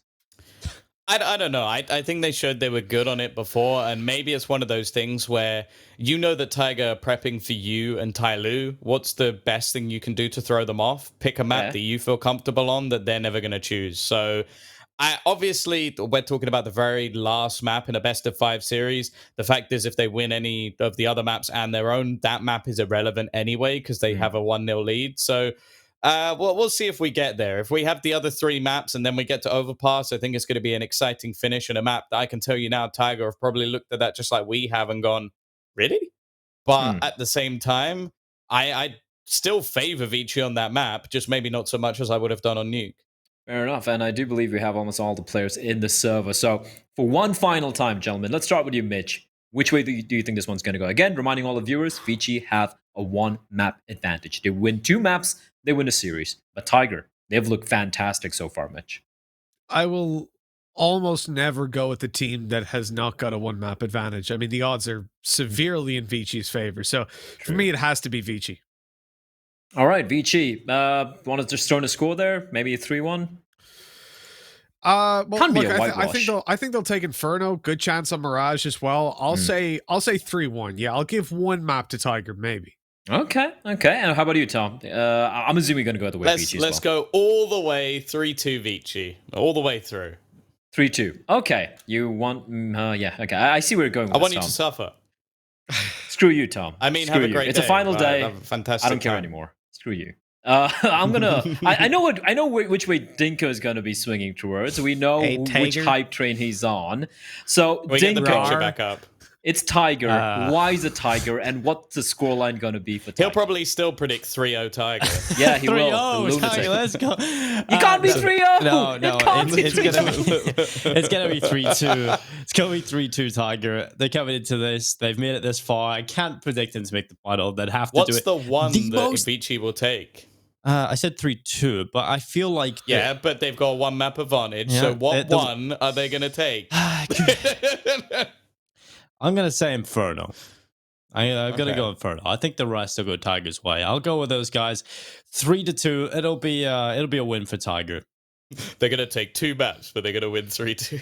I feel like if Tiger do wind up winning this, Dinko might become, an honorary Mongolian. You know, you can move over there, have dual He's going to citizenship. dress up as like a tiger furry by the end of this. I mean, Dinko think is he a already has furry. the costume. I'll tell you what. There are a few people in that Twitch chat, some degenerates, who would be very happy to see Dinko as a furry. I'm not even all right, kidding. moving Just I think know, about I'd it. enjoy that. moving on. Moving on, Right, moving quickly, on, get into moving this on game. very quickly. I'm gonna say I That's have to hot. side with Vici. I feel like, look, I like Tiger. I feel like they have what it takes to make it very close, but I feel like Vici, they know this win has been almost gifted to them, right? And they've earned it as well, taking on Tyloo, I'm sorry, and of course having the map advantage. So I have to go with the way of Vici, but I do believe we have almost everything ready to go live here. Not yet. So final thoughts, Tom, before we just wrap up the segment. Oh, that's a tough one. I think that Tiger, obviously coming into this, have the added sort of addition of already winning themselves one of these RMR events. So I think the one thing that we've witnessed from Vici many times, even within this tournament, is just the ability to completely crumble. I haven't seen that too much from Tiger. Sure, they lost a series here and there, but a lot of the time they were the underdog. They were the team coming into this we didn't necessarily expect to win. So it's the same once again. They've done it before. If they can get the form they've had over the last couple of days, they can easily make the clean sweep back. Of course, and Mitch, how about you? Final thoughts, quickly. I think Vici have looked pretty clean. They've got the mental block of Tyloo, but versus Tiger, I don't think they're going to have too much of a problem. Matter of fact, I could see a 3-0 in this one. With the way the maps have gone, Mirage and Inferno could definitely go their way, and I'm excited to see what the most structured team in Asia has to offer. Well, let's see what they do have to offer. Once again, Tom, Mitch, thank you once more for joining us. And we're going to be jumping in straight into the game. The grand finals, ladies and gentlemen, the Perfect World Asia League Fall 2020, Vici versus Tiger. We got Dinko. You know, he's a big Tiger fan. He's going to get the honorary, like I mentioned, the citizenship if Tiger do manage to pull off the upset win over here. And here we are into the lovely. We've seen a lot of train, Dinko. We have. I like it. You know what? I might not be a fan of Oh, Tiger there as we you are, go. but I have made my own Tiger poster. I don't know would if put that you can on see the fridge. I would put that on the fridge, Bob. I can yeah. scan it and like email I can it see to it you. through the window. It's You can see it through the window? Yeah, there we go. there we go. Nice. Look at that. Tiger, train. That drubbing they gave Invictus was fantastic. Train is beautiful to watch. Tiger, after losing to Vici yesterday, have not really dropped the ball on Train at all. So I'm hoping they kind of figured out what went wrong against Vici. They seem to have going into the other two games. So hopefully they figure this out. Transitive property and all that. Tyloo beat Vici on this map. Tiger just beat Tyloo today. It all adds up, blood. That's the logic I'm going with. And Zoking is going to go down. Dobu with the initial kill, opening things up into the grand finals. Tiger off to a flying start, and they'll take kills through the smoke as well. Good night, Vici. The pissed around is in favor of the Mongolians. Well, this one's done, unless Almond pulls out something truly spectacular. He's picked up a kit from his teammate. Jamming's going for the very long flank, but Almond's going to be found out. Okay, Tiger. This Tiger got claws, Dinko. Again, reminding all our viewers, it was a very scrappy, very close affair against Vici yesterday in the upper bracket semifinals. Tiger got knocked down to the lower bracket where they face off against Invictus. Many people would say, top 3, top 4 team in the region. Got dismantled, destroyed, and then they took down Tyloo in what has to be the upset of the tournament today early in the morning, which is why Can they pull off the hat trick, Dinko? Well, I don't know if it's called a hat trick, but if they can take down all the 3 top teams in the region, I still wouldn't call them the best team in Asia, but my oh my, it would be still a very, very impressive showing from them. I mean, they've already beaten every team, every top. They're definitely Chinese a top team 3 team in this right tournament. now. Though they've already beat all of them. Yeah. They've beaten Victus. They beat Vici before. Checkmate. Let me see. Yeah, they beat Vici in the group stages. 2-1 Tiger, but they did lose the checkmate, and so did Vici. So we're kind of in this this weird spot for both teams now. It's like you've had a couple of hiccups, but they're both in the grand final. Hasn't been the cleanest of roads, but that's what makes it exciting, right? You know, no life is perfect, right? And that the best stories have some hiccups, some downfalls to try and overcome, blood, and that's the story throughout this tournament. I'm glad we've got a different story here in the grand final. Tiger off to a good start in the pistol round, but we'll bring it right back here for Vici on their force by 2 scouts in play. And Alman off to a fantastic start. Takes the head right off 9, who yesterday was so impressive. Like, if you remember back to that absolute mauling that they did on Invictus, it was 9 just hitting everything. Now, I want to see that 9 arrive to the server and play against Kaze. Absolutely. I mean, the T-side hopping on train, it's never easy. I mean, it's a very viable. Like, if you're a team who does play train, you're gonna definitely, and you have an opera as well, like a primary opera in your team, you're definitely gonna be setting him up. What impressed me was how, like you mentioned, he was just out dueling, out aiming, and opening up all these sites pretty much almost single-handedly, it felt like at times. Although right now, it is a scout shot from Alman that's rung out and got the kill onto 9. It's still just the pistols and the double scouts, but again, you can never, ever count out Vici, especially this one man, Kaze's name stands for the wind in Japanese, and my oh my, believe me when I say this, his shots, more than the wind, it's almost like a hurricane, considering how fast you can go. The outer hit coming in here, there's a slow flank coming in from Ivy in the form of NCL. He's got a MAC-10, Urkas going to be leading the charge. He hasn't spotted the feet out of the player on the bomb train behind, but NCL doing everything on his own. They're not going to clear him. 9 seconds. They need to get the bomb down, and here comes the CD charging in, trying to deny it. But thankfully, the day will be saved for Tiger. Bomb gets planted with 2 seconds, 2 or 3 seconds remaining on the clock, Dinko. Yeah, that's a little bit scrappy to start things off, but we know Tiger in these scenarios can sometimes have these weaker starts in the first couple of rounds. So NCL luckily swinging by with his MAC-10, recovers the round for Tiger, and now Kaze, well, he'll be trying his best to take down this one player inside of the site.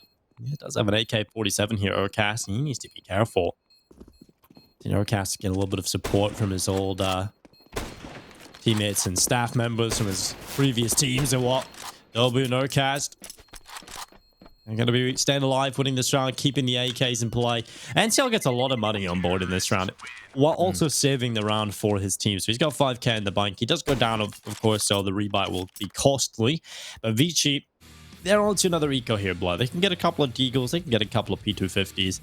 But for the most part, Vici are a team that will want to get the guns out as quick as possible, get that system going here on the CT side, because they know what's coming for them, and that's Tiger's T side, which has been unbelievably good over the last 2 days. They've just stomped everyone apart from Vici. And even against Vici, they look good on the T side, so they know what Tiger can do.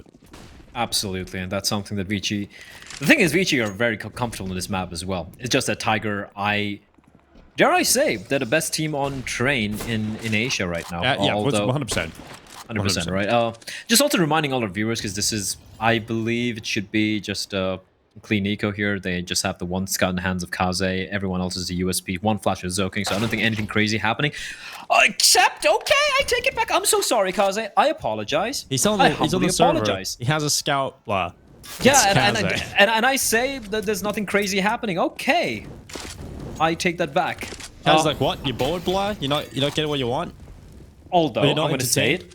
No, I'm going to say this. Nothing else crazier is going to happen, all right? I'm going to call it. You know why I call it? Because 2 players have already flanked in towards Inna. So, Kaze gets the opening kill, but that's all he'll find. Just reminding all the viewers that if you look at the RMR points, I think there's a little bit of confusion that if the major was happening in December, Tyloo would have qualified. Now, regardless of who wins this game, Tyloo would have qualified. However, considering the major has been indefinitely postponed or cancelled, we don't really know yet. I am very, very sure there's going to be at least one more RMR event that's going to be taking place in the in the near future, and because of that, there is a very real chance that someone like a Taiga, like a Vici, could potentially take over Tyloo if they win the next RMR, right? Tyloo have looked shaky, so it really makes things so much more interesting, Dinko, the fact that Tyloo have not qualified for the finals this time around. Yeah, the thing is, even if, you know, like you said, if these two teams, whatever one wins out, even Vici or second place right now, if they end up winning, Tyloo still obviously have done so much to stay ahead with their placements and winning the previous one and coming second in the first. So I do feel, though, Tiger will be hot on the heels if they pick this up, because they obviously won the first RMR that they didn't play so highly last time around. That did hinder the points. And that is a nut shot from Kaze. He's so good on the scout. I feel like he's always consistently going to get one at least in those kind of rounds. He's just so good. He's good with everything. That's a crazy thing. True. Well, he could be a potential star rifler in any of these random Asian teams. And that's the thing, right? That's what we want to see from a star player, is the fact that they're viable on every weapon. You know, it's not like Nine, for instance, who is Justin Holper. That's his role. Kaze can pick up everything and have damage output no matter what situation he's in, and that's a very important aspect to have a star player. And the crazy thing is, I feel like Kaze can pass, give a draw between Kaze and Simple, and then kind of having his tag team as wingman in the form of Jam Young, who's kind of similar to Electronic in the respect of being just a sick rifler, right? And that's something, obviously not quite to the same level, but they are in this region 3 teammates that are good, but they're not quite anyone near that level. So they do a lot of the heavy lifting. And Almond, he's going to start spraying down. Urcast down to 12 HP early on. And with 55 seconds left in this clock, the round. Still a lot of time to work with in it. And Almond, I haven't been a fan a lot of the times of his IV plays. Right now, he is trying to be a little bit risky in the smoke. And what he's done here is get a lot of information for the team. And he's going to continue to walk forward. So all that initial information being gathered, the utility being used up, it's all for nothing. Tiger have fallen away, and Almond knows it. Look at Jam Young already rotating in now. 3 CDs are lying in wait. Tiger are completely unaware that the jig is up, the game's up. They know exactly where the hit's going to be coming in from 3 players. They're still keeping 1 player up close towards Pop, that is Zoking and Kaze. Crosshair trained. The flash is going to force him off from the position, but the 2 CTs, a crossfire setup. Adobu's going to crack it open, finds one, doesn't expect a second, and that's Admin is going to drop him. And Kaze joins the party. 2 players remain. Urcast all alone. 1v3, and he will make his escape on 12 points of health. But that is going to be the first round on board for Vici. That was a very risky play from Almond, but it works out. It was a calculated risk, of course. They saw him at the back of Ivy, right? And then he repositioned himself, played in front of the smoke. There is a world where the moment the smoke dissipates, there'll be 2 players like staring straight at him and he got taken down. But sometimes you have to go for these risks, especially when you don't have too much of map control.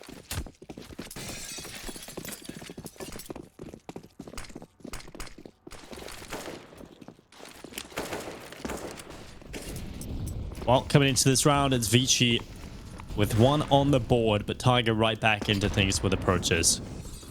Decent amount of utility, but not exactly the most ideal scenario. Well, Cabal wanted to take that early fight against Jam Young. A problem we generally have with Vici is this A-bomb site hold. Look at the setup right now. It feels a little different in terms of not having Advent straight over towards T-Con. In fact, he's playing close towards Pop Dog with Zoking already pushed up. And Kaze obviously over here as well, assisting them. The problem I have here with the setup is there's absolutely no one over towards Ivy. So Kaze has to keep his attentions drawn over there as well. It's a different setup from Vici. They're changing things up a little bit, but does have a risk in towards Ivy, but we'll see if that works out for them. As Tiger is starting to send players over there, Blood. They've got 2 players down that position. The 1 flashbang goes through.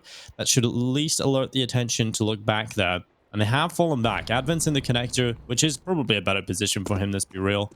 So let's just keep an eye on him and how he performs now. If this attack is going to come through, it's Tiger setting up for the executor towards the bomb side. Smoke through Ivy. We're down towards Pop Dog as well. It's going to be an A split coming out across the board. 30 seconds left. Zoking. Now the Anchor play goes down to Urcast. And that's a good opening. But Advent, he's done work and he's going to turn around. Nearly getting a second kill, but it's on to Kaze to hold on. He won't manage more than 1. It's Tiger winning out the battles and they'll get the A-bomb site. It has to be the retake coming in here from Almond and Jam Young. And Dobu catches off Jam Young. Just Almond left alive. Dobo, clean shots to clean out the round. That was so well played by Tiger, though. And that's one thing which Invictus were not able to handle yesterday from Tiger, was how they have this.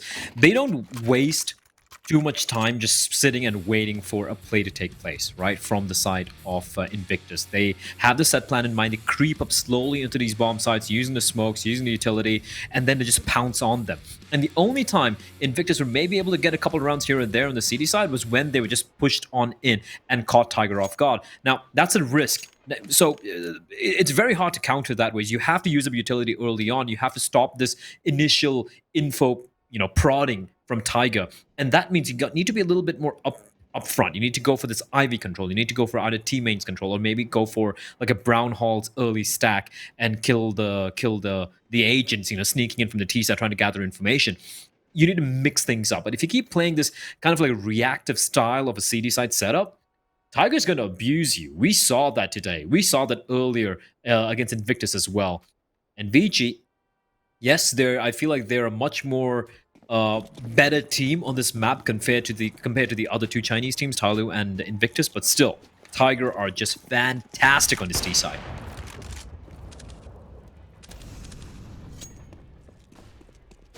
The T side is very strong. I think not just on Train, but obviously Train is the best T side they have. But I feel like they're quite good on the T side in most of the maps they play. And it's actually sometimes the weakness is their defensive side. Overall, I think Dust 2 is probably the clear weakness on the CT side for Tiger. But in these past few matches now, they haven't really had much of a problem. Their T sides have been so good. And so we get to see a 4-1 start for Tiger into this. Vici, I mean, we immediately see some differences in the defense. And I'm a fan of it, but I haven't really had much official practice when it comes to changing up a little bit. So I want to see how that plays out across this game. So we're going to keep an eye on that CT setup. 55 seconds, though. It is the Deagles out for Vici. And they've got a current 4-man hold in towards this A site. 2 over towards Ivy. 2 a little bit more aggressive in towards the site in advanced angles, with Kaze being the first man of approach. And we'll see if he can be the pillar of defense needed for this Vici team. 40 seconds left. Utility being used up by Tiger. Eventually, they're going to run in. Where will they go? 3 players on the B-bomb side at the moment. 2 now over towards A. This could work out if Tiger to head in towards this A site right now. 27 seconds. There's not much time. And Kaze has to be the player to step up for Vici. He's the front man. He's the pillar of support. And we'll see if he can get anything done. They don't check him. They're not ready for that position. And Jam Young, Kaze with another one. And it's the 2 stars from Vici, raising them up and giving them a round win. Most likely here now. Jam Young denies the bomb. And that'll be it stolen away. Vici with the Deagle. Pull it off, and it's Jam Young and Kaze delivering death. That is probably, I might say, the worst round I've seen from Tiger in a very long time. It was really bad. Yeah, especially on this map. They have been usually very, very good, but you have no information. You just walk. It wasn't even a stack. You're not clearing out the usual angle. Just walk. I mean, what's Urkas doing here? Why wasn't anyone else clearing out E-box? The worst part was it initially was a stack towards the A-bomb side with 4 players, right? They had the 2 players at Ivy and 2 players in more advanced positions on the A site. Vici changed it up just at the time Tiger about to go in towards the A-bomb side. So they actually had the best... Oh! Nice shot from Kaze right through the wall. Nine's head gone off his shoulders. I mean, it is the pistols, but still, that doesn't matter. That could have been an AK. That could have been any gun. Just the fact he hits that is absolutely ridiculous. I felt that sitting here. I can hear the all nice way. shot. Type it in that. Oh my god, that's so sick. Well, you don't want that to happen. You don't want to give opportunities to Vici if you're a Tiger, right? Again, reminding of viewers, Vici have a 1-map advantage coming in from the upper brackets. So they need just 2 maps out of the 4 here. Oh, the timing could have been worse, Nico. The timing could not have been worse, but a perfect placement of that incendiary, and Jamming's going to find both. It's all on Cabal. Now he has that smoke to kind of make it work, but Urkas gets stuck. And now it's all on Cabal, 1v5. There's nothing he can do here. The hunt's already on. The flag's coming in from Zoking, and they know exactly where he is, so... Round's done. But yeah, that was such an atrocious round from Tiger. And again, Dinko, look at the money. Sure, they're going to have a buy here, but the fact they lost that round meant they had to... It was a guaranteed second round for Vici. This could have been... best case scenario for Tiger is 6-1 if they hadn't made that made that mistake in a couple of rounds prior. And it could come and bite them in the butt. They're the one team, Vici are the one team you don't want to give these sort of openings to. Oh my god. He's so good.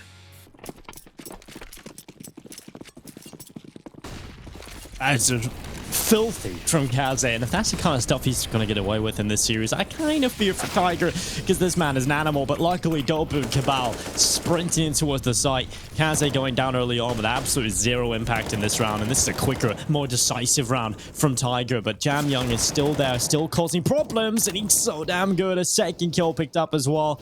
9 going down, a 3 versus 2 now, and a man advantage reinstated for this Vici team. Jam Young is in connector, just playing the time. And this is why I love to watch Jam Young, blood. He gets these kills, he finds these impact moments, but he doesn't get carried away. He then falls back and holds the advantages that he's worked so hard to get. And now they have a 3v2, but no kit for the retake. Take note of that. Coming into this, they have a little bit of utility, a Molotov, a smoke, and a flashbang. But Urcast is playing for the initial fight. He doesn't get the kill. That might just cost him. Indeed, it will. I feel he needed to get that kill. As soon as he loses that duel, Blair, that's the round done. That's Vici winning that retake. That has to be 100% like a duel won by Urcast, right? If he gets that kill, Advin's going to peek out. That's an opportunity for the kill for... I do believe it was NCL over there. And then, yeah, Jam Young would have been in a 1v2. But overextension from Tiger. It was a 4v3. They almost controlled the outer bomb side. And Cabal just runs into its connector. He used a flash. He tried to flash himself in, but the flash wasn't deep enough. And Jam Young picks up a double after that. The attempt at the trade was a little too late as well. And it was basically 2 separate 1v1s given to Jam Young. So you can see the rounds Vici are winning. I wouldn't say it's been gifted, so to speak, but these openings that Tiger's allowing them, and that worries me. It's cut, smoke, wallbang, headshot, kill. Okay, where was that now? Where did that even come from? Kaze, excuse me. He's cheating! Hello. Well, Cabal, he's gone down. Kaze's had a little word with Flatsai. And we got ourselves a huge advantage for Vici into this round. I have to say, though, Kaze... he has been a little bit underwhelming for me in the group stages, but in the playoffs yesterday, my god, he was so impressive. And again, a good start against Tiger today. This is a big showing from Kaze, which is incredibly important when it comes to the grand final. 1 map up due to the default win coming in from the upper bracket. They've given themselves the best chance to win a tournament, I think, all time long here, this lockdown, and during the time where it's gone to this online era of Counter-Strike. And look at Zoking's position, bit of an off angle. 9, he'll go down, not able to take the fight. And now NCL trying his best to walk on out. Will do his best to try and land these shots to the E-box, but Zoking takes him away. 5-4, Vici Gaming up 1 round, as they will take the lead on their CT side. And we talked about Tiger having this sort of different approach to Counter-Strike over the past 2 series play. They just seem so much more decisive. A big problem for them when we were talking about them. Bro. Oh my god. Why are you even getting away with that? Come on. Bro. You just got a wallbang that you hardly ever see, by the way. You see that like once in every 50 to 100 games, right? You'll see that wallbang pay off. And then he gets away with that as well. This is just ridiculous. It's been, what, 9 rounds played up until that point, and he's managed that already. Ridiculous stuff, Kaze. But Tiger, back to the point. They seem a little bit more hesitant in this game so far. Especially when they're up against the pistols. Yeah, Kaz is just... I don't even have words. The guy's an animal, Dinko. Woo! Alright, here we go. Advent gets the kill. Let's get... Whew, okay, and so just running up straight from old hell, finds Almond, and now Zoking in the smoke. He hears all of this, Dinko. He hears all of this, but Cabal's gonna find him in the smoke. I don't know if he saw him or just a random shot. I think he did. I think he might have spotted out a shadow, and now it's all in Kaze. There's a player right next to him. The no scope doesn't land. There was no type of scope in, and Jamyoung is a beast, Dinko, but this might be a little bit too much for him to pull off as well. It's a 1v4 turned into a 1v3. He's wrapping around from behind, but NCL finds the kill. A faster approach coming out from Tiger that round, and they're going to tie things up for Vici, though. They got money in the bag. They're going to have no trouble buying back into it. Good game so far. Kicking things off, we know this one is going to be a real close affair. I'm kind of happy because I think Train is a map that I love watching when teams are playing it properly. Tiger clearly approached this map with a good idea of how to play the T side. Vici know how to bring them a fight. It's a 16-14 win, barely scraped over the line from Tiger last time around. And we're going to get another close game, it seems, here. 5-5 on the server right now. Tiger, they did only manage, I think, 6 rounds on the T side the last time they played against Vici.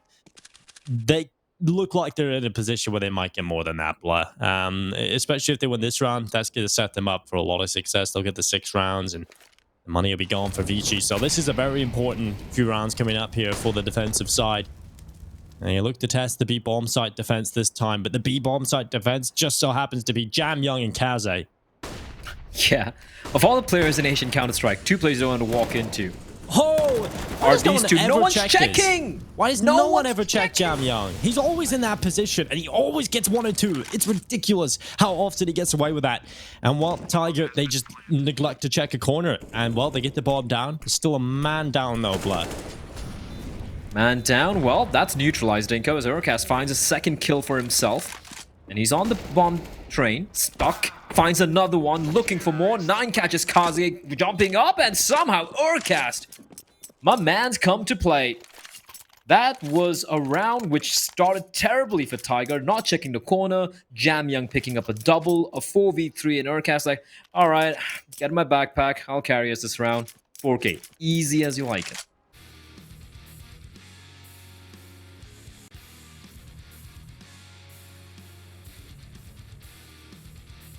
Well, that's ridiculous. And they're going to need our cash showing up in this grand final, Blood. They're definitely going to need that. We talked about the win conditions for Tiger in pretty much every scenario is to have everybody showing up. You want the 3 main players. That's Cabal, it's Urcast, obviously, and then Dobu. I feel like they're the 3 important. Excuse me, Almond. Why do you have the op, and why doesn't Kaze have it? Well, I get it, because Kaze is better. He can just hit anything with anything. Why though? I still... Yeah, but you do more with the AWP. That's the thing. Yeah, not if you hit a headshot. Yeah, well, we'll see. Coming out towards the site. Imagine if he had an AWP. Imagine if he had an AWP. Imagine if he had an AWP. That's all I can think now, Black. I just can't think about anything other than if he had an AWP there. And what? Tiger, they'll not be complaining. They get onto the bomb site. Nate goes through. Doesn't actually land. And well, bomb plant comes through and they'll be playing for the post plant. Jam Young has managed 1. And you look back up towards heaven, but nothing being picked off. Instead, Alman coming in with the AWP. NCL on default. Alman with a 2nd kill. Now showing why he's got the AWP in his hands. And NCL looking for the pickups. Oh, he nearly gets the 3K. But it once again falls onto Urcast to be the player that wins this round. He looks up. 1 more needed to win the clutch. And it's Alman on the AWP. And that's exactly why he's got the AWP in his hands, Bly. He proves to make it work. He steps up and he delivers a round for Vici. Well, there we go. Answered in style by Almond. Oh, that got so very close. Urcast played out almost perfectly, mind you. He almost got back into cover, but Almond wasn't missing anything. There was a big responsibility on his shoulders for having the AWP, and he makes it work. 9 not expecting the angle from Almond, finds 1. 2nd misses, but oh, that's a good recovery from... I'm not sure why Dobie was jumping around like that. That's crazy, though. That last shot... Yeah, if Urcast gets around to default, I think he wins the round. You know, if he gets back there, if Alman doesn't hit that shot, that's the round done. Because then Urcast has the positional advantage, and it just the way it plays out there, where you're trying to retake with the AWP and you're running down in position, it becomes very difficult to win that 1v1 duel. So, yeah, that's an amazing round from Alman. And we question why he had an AWP, and I still stand by that. You know, overall, Kaze could have shut down the round from the start there, but Alman shows up at the end, gets it done. And that's all that matters. Now Vici in a position where they want to grab 7 rounds on the CT side. Again, money is on the line.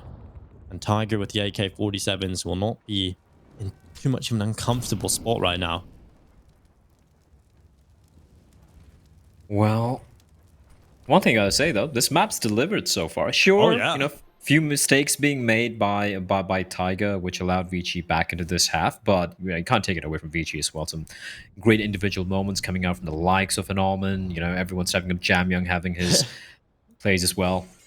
I feel this is going to be a grand finals, which is going to live up to the name, right? It's going to live up to grand final. be worthy of a grand finals. Grand final, not just a final. if Tyloo end up winning. It's definitely a good one because I feel like these two teams, although mistakes do happen as they do in pretty much every game, there is good Counter-Strike to be played across the board. And well, Almond, it's a risky play, but it works out. Now Jam Young yet again behind the spools. It's a good initial kill from Kazi. Now Urkast left alone.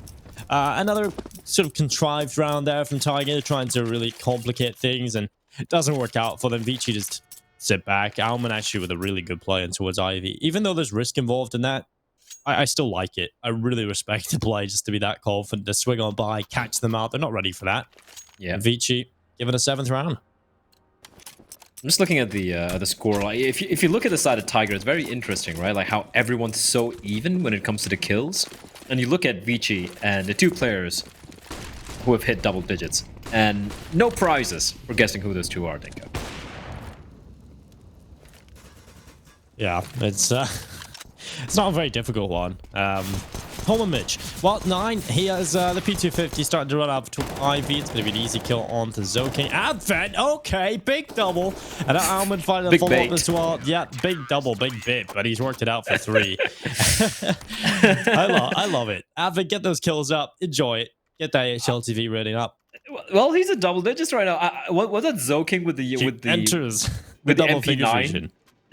No, I just want to see if that replay again, because Zoki's probably taking that fight, and then Advent's like, "Don't worry, I got it, fam, I got it," and it just waits for him. He gets taken down. Did he? Advent? Do you have an AK? He swapped his M4 for an MP9. No, he didn't. Did he? Yes, he did. Didn't he? He did. Replay, please. Advent. Well, okay, he makes up for it. He made up for it. Yep. Yeah. What the hell has just happened to Tiger? They've just absolutely been wrecked by Advent, just swing it in. Just takes down 2 players, and now 9 is left alone in a 1v4. He's gone out of there. 9-6. Can we just have a very quick replay of that with super ultra slow motion when Advent looks down at the MP9 after he gets the kill? Okay, here we go, right? There's an AK on the floor. He's picked it up, and he looks at the MP9. An AK for an MP9! And then he looks at the AK, and then... oh. What have I done? What have I done? Advent is the... Look, he really knows how to approach Counter-Strike from a yes, he does. macro, I can see that. From macro perspective. Okay, shut up. He really understands the game. But in the server, I swear he reminds me of like the first time I played a LAN when I was like super nervous, like a 16-year-old pimply nerd, and I'm like, oh, I'm so scared. He's so panicky sometimes. It's crazy. Despite being, in my opinion, the best mind for Counter-Strike in the region. Dobu finds Zoking in the smoke. Headshot, but Urkast will be mowed down by Mr. Advent. Bomb should be planted, and it's going to be a 4v4 retake for Tiger. Yeah, and this is continuing to look good for Vici. Another kill from Jam Young, somehow still alive, of course, and still alive, finally shut down by Cabal, who gets an important double kill in the pistol round. Now 2v2, looking for the retake. They have got a kit available, so that gives them a few extra seconds, but they're nightmare. Advent, still on the server, still looking for more action. He's had a couple of kills, and there's another one. Headshot picked up into this pistol round, and now Dobu having to win the 1v2, and it's not going to happen. Advent just toying with his prey, running around the bomb train. It's 10-6 for Vici Gaming, and while it was looking like Tiger were going to have another good T side, but Vici figured them out towards the end. I wanted to talk about that a little bit, but then Advent kind of distracted us all from what the hell he was doing. But we have to talk about the fact that Tiger definitely should have had more than 6 rounds here. They had so many opportunities to get it under their belt, and they just didn't. And unfortunately, this does open things up for Vici to potentially take trade now. So Tiger, a little bit of a scary scenario to be in, especially if Advent's showing up. That's just ridiculous. Yeah, I mean, listen, if Advent shows up along with Kaze and Jam Young, no, I'm sorry for you. You're in for a very rough time indeed. 9 kills for each and every one of Tiger. Something you don't see that often, Dinko. That's a rarity when it comes to, especially being this deep in the map. But I just want to point out as well, like, with Vici with a 1-map lead, and if Tiger loses map train, which is their map, think of map that they've been fantastic on, it's not going to be looking good for the Mongolians. And I know one guy who's going to be very sad about it, Dinko. That means you are probably going to have a heart broken, because coming up after this is Inferno, Mirage, and Overpass. If Yeah. VG win Train, do you really believe Tiger can win 3 maps back to back to back against VG, which are Inferno, Mirage, and Overpass? All right, I think it's gone on enough. I'll talk about that in a moment, because Advent is just taking down NCL. Follow-up kills as well. Already in. Veach are going to win this round, no problems, unless Dobe and Urcast have anything up their sleeve here on the Deagles. And they probably won't. Smokes up, causing a few problems now for Tiger. But yeah, back to the question you posed. I don't get accused for dodging it by Mitch. It is a scenario where my sane mind says absolutely no way. But then again, why not? Don't do it, Denko. Why not? Don't go down that slippery slope. VC just have a far deeper map pool, right? They're just so much better on all the maps across the board, right? Tiger have a good few maps, which is why they're super deadly in the group in the best threes, and which is why for the past 2 series now, I've said going into the matches, Tiger, if they're gonna win this, they need to win the first 2 maps. You don't want to be saying that, right? Yeah. So that kind of just proves that Tiger don't really have a deep map pool. And in the best of 5, that's where teams with weaker map pools get found out. And unfortunately, Tiger have a weaker map pool. They have to do it. Like, the first 3 maps are maps they can play. That's the exciting part for them. But Hold on. I just want to take a mental screenshot of this moment where Jam Young's on 16 kills, Kaze's on 15 kills.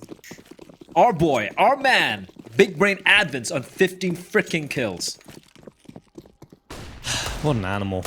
What an animal. He doesn't just watch demos. He does. Ah! No! Oh no, Jam Young. Oh my god, that must have been terrifying. Oh god. Yeah, that could have been something there from 9 at least, but this is a foregone conclusion. This is a 12th round for Vici. It is. Yeah, it is. Don't worry, blah. Well, 12 to... Oh, we got another Zeus. I missed the sound of Zeus. Don't remind me. There we Reminded you. Preempted you. Yeah, it's like, I knew it was coming.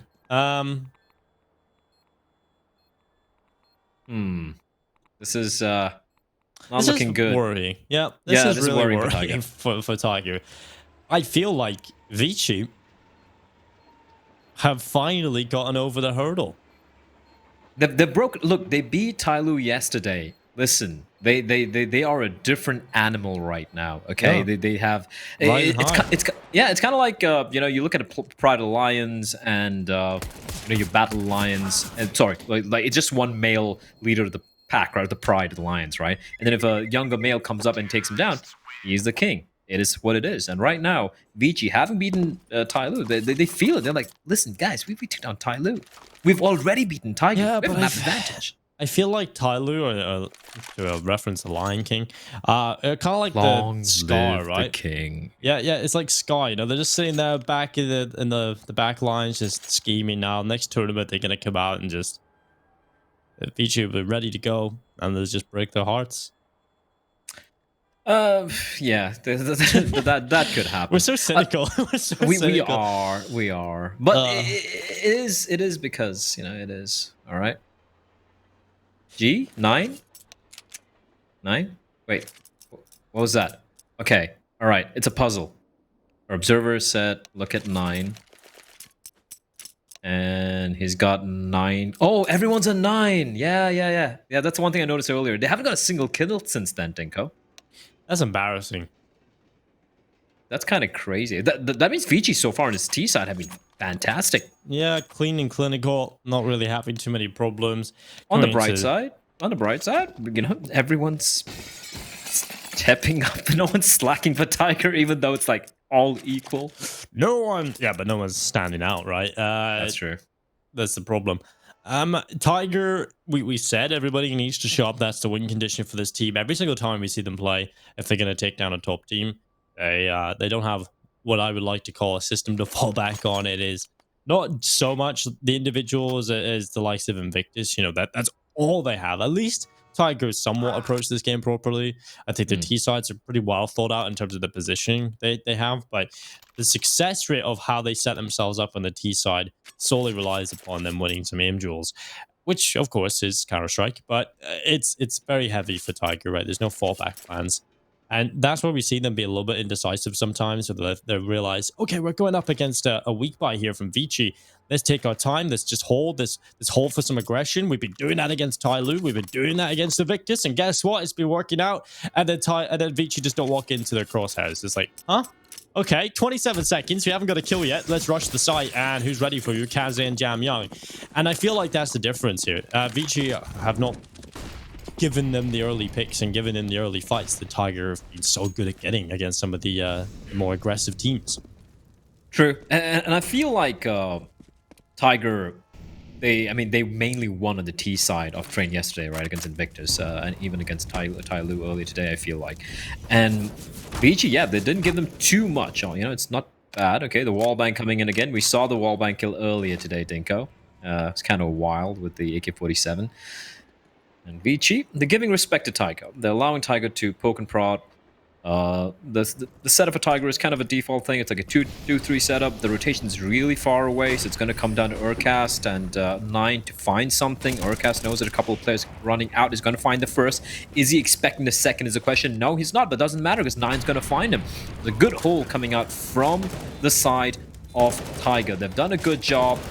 Now, can they survive? How is Advent allowed to find? How is he alive for so long? I don't know. But they've made it a little bit more expensive. Kazi's going to be spotted out from above by Urcast. And it's all on Almond Dinko. And unfortunately, they have a smoke. And they're going to be smoking off the bomb. So there's nothing the Molotov can do. He knows that. That's the one set. No one's on the bomb, though, blah. Guys, stick it. Hello? There we go. Finally, Defuse coming through. Almond's going to come down, but this does give him a chance, but Defuse is through. Almond, unbind scroll wheel. Just do it. Just unbind that from being a jump. How many times? Of course, he was never going to win that round, but still, that's so many scenarios where we just see Almond randomly jumping. Yesterday against Tyloo, he was just... Do you remember that peek out from with CT spawn on the B bomb site? He just peeks out while jumping. And I feel like he does that way too often. Just unbind that. Thank you very much. Maybe I'm going to give the benefit of the doubt. Maybe he was just trying to jump drop. Oh, no, he wasn't. He wasn't. I take it back. No. Yeah. Well, spacebar gang, rise up. I don't care what people say. Yeah, fair. Well, listen, I don't care what people say about, you can bunny hop like much better with the more consistently with the scroll wheel. I agree. That's true. But how many scenarios are there in the game where you're gonna it's a trade-off, right? Like, what if you hit that scroll? I've seen it so many times at the highest tiers of Counter-Strike where I'm like, maybe it's not worth it. It's not 1.6. It's not Quake, where, bunny hopping and, your movement thing is a very, very, very important aspect of the game. So, ooh, 9, the shoulder cheeky peek from Jam Young, and he's going to get found out. Urcast, though, finds 1, quickly repositions. This is very smart from Urcast. They're not going to be expecting him from this position. Going to find 2, looking for more. A third kill from the M4A1, finally taken down by Kaze. But what a play. What a round from Mr. Urcast. Almond left alone. He's made the sound, and Dobu's there to clothesline him. Maybe not. 1v2. Bomb on his site. 45 seconds to work with. This is winnable, Dinko, as long as he doesn't jump. Jump. What's that song? Something. Van Halen. Yeah. Jump. Yeah. Great song. Yeah. Great band. Second Molotov. 28 seconds now for Alman. He has been respotted, and they have the information. Now they're going to set up passively, at least. I hope they will. And we've just got this oil trade player of NCL just poking, annoying Alman, keeping him up here, delaying further, and NCL will take the kill. 8 rounds for Tiger. They're on a little bit of a comeback trail here. I'm not going to get too hyped just yet. It feels like there's still a long way to go, but they're taking the first steps. Vici obviously got off to a fantastic start coming into the second half, and will still feel relatively comfortable, but Tiger starting to gain momentum. I love the way Urcast did this. Firstly, 20 bullets. He needs 13 to get those 3 kills. The way he isolates his frags, especially when he gets first frag, right? He doesn't stick around the bomb train. He knows his smoke's still blooming towards a ramp, so he immediately repositions himself there. catches one player off guard, outdeals the third player. So damn good. And yeah, like you said, a little bit of life coming in from the Mongolian side. Is it gonna be enough, though? That is a question. Scout in the hands of Kaze. That is very optimistic, Kaze. Trying to go for the jumping scout shot. Zoking's gonna be found by NCL. Here comes the hit towards outside, but Dobu, he's there shutting it down. It's a 5v3 favoring the Mongolians. Oh, Jam Young taking down Urcast and 4v3. Man advantage in play for Tiger again on the defense. Bomb not down yet either, so that does give some extra time for Tiger to rotate a few players over to this B-bomb site. At least get closer now. Bomb down, fully planted. And Jam Young's position should be good for at least one. Knowing Jam Young, he's always going to find an opportunity to get at least one kill. He did have the opportunity, but he didn't get it done. And now it's going to be Alman and Kaze. A 2 versus 3. AK-47 in the hands of Alman, looking up on top of the oil train. He's whiffed a couple of shots there. The position not great from him, and he's stuck in default. Dobu comes in alongside Cabal. And yet another round going in favor of Tiger on the B retake. It's going to be 9 picked up. And, well, a good round again from Tiger in the retake. Not exactly the hold. The hold can sometimes be a little questionable on the B-bomb site. We know that from the past, watching Tiger here. The bomb will go down, but luckily the retakes are relatively solid at the moment. Yeah, I mean, if your retake's going to be working out, it's fair. You know, you can play retake.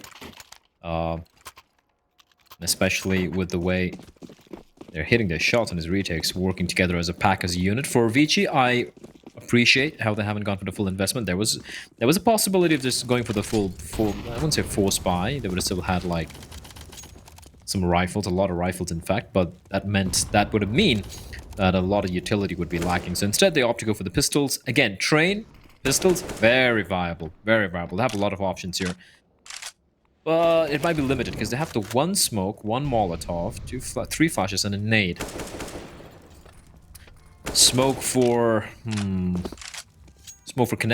maybe. Molotov for the back of the bomb train or the back of the green train, perhaps. Flashes to pop on out. Yeah, I can see how they can make this work. They need 1 flash from Almond towards outside, just maybe trying to fake something out, but I don't think Tiger's going to be budging. And once more, I believe it's going to be the retake play, Dinko. 9 misses the shot. That should be the bomb getting planted. Well, Molotov going on towards default. It's Urcast throwing the nade on in towards the site. Urcast just on top of Heaven. It's 9 picking up 2 kills though off camera. Alman, Kazi and Advent looking for the 3v5. It just is highly unlikely. Although the bomb does keep going down, these retakes keep coming through. And now it's Kazi and Alman just rattling away with the pistols. And now Alman yet again left alone in a completely unwinnable position. He just sits in the ramp.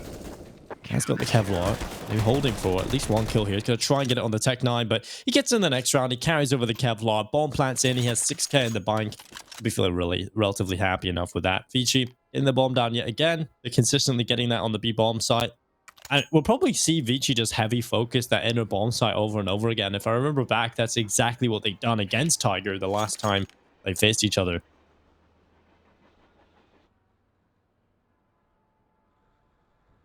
Well, let's see if Tiger are able to bring this one back. As we discussed earlier, those of you probably just tuning in, this map is pretty much a must-win for Tiger, or else it's going to be very, very, very grim indeed. How many reverse sweeps have we seen in a best-of-5 grand final, Stinko? I think we can count that on one hand. What of all the best-of-5 finals we've seen so far in Counter-Strike?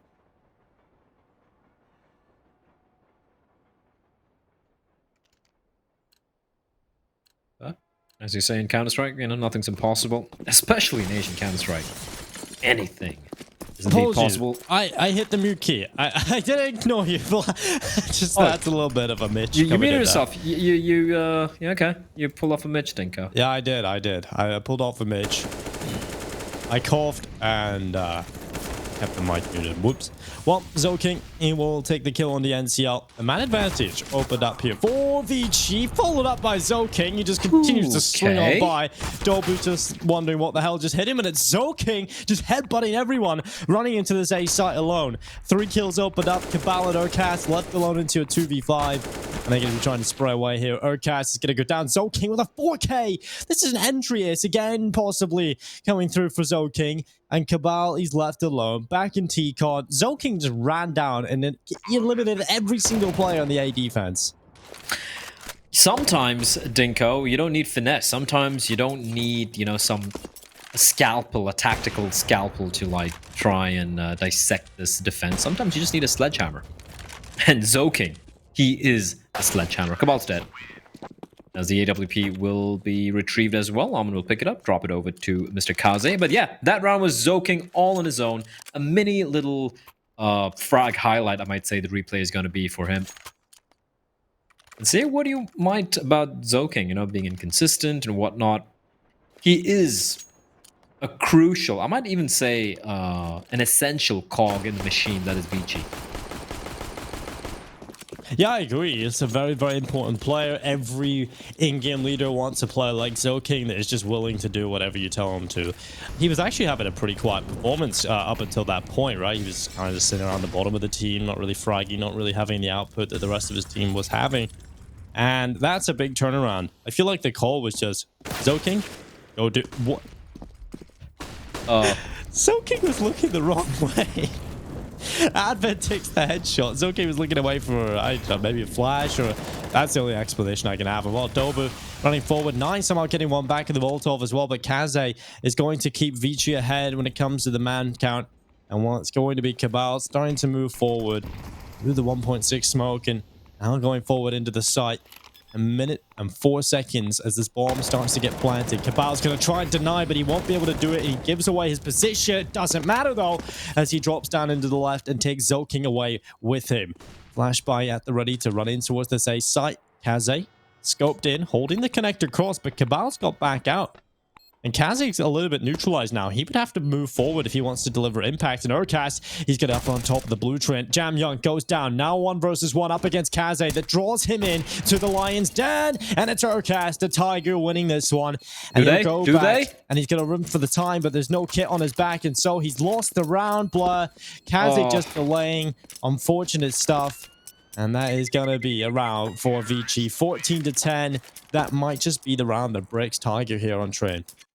Yeah, that's heartbreaking. Urcast played that to perfection, but his teammate needed to stay alive. Cabal needed to stay alive there. Look at this. Turns around. Well, looking away from the flash, perhaps? What a god. Yeah, that's like the only... yeah, so he can he's the only trade guy. when he flicks around. He's the only guy I believe could do that. Flick around, 180.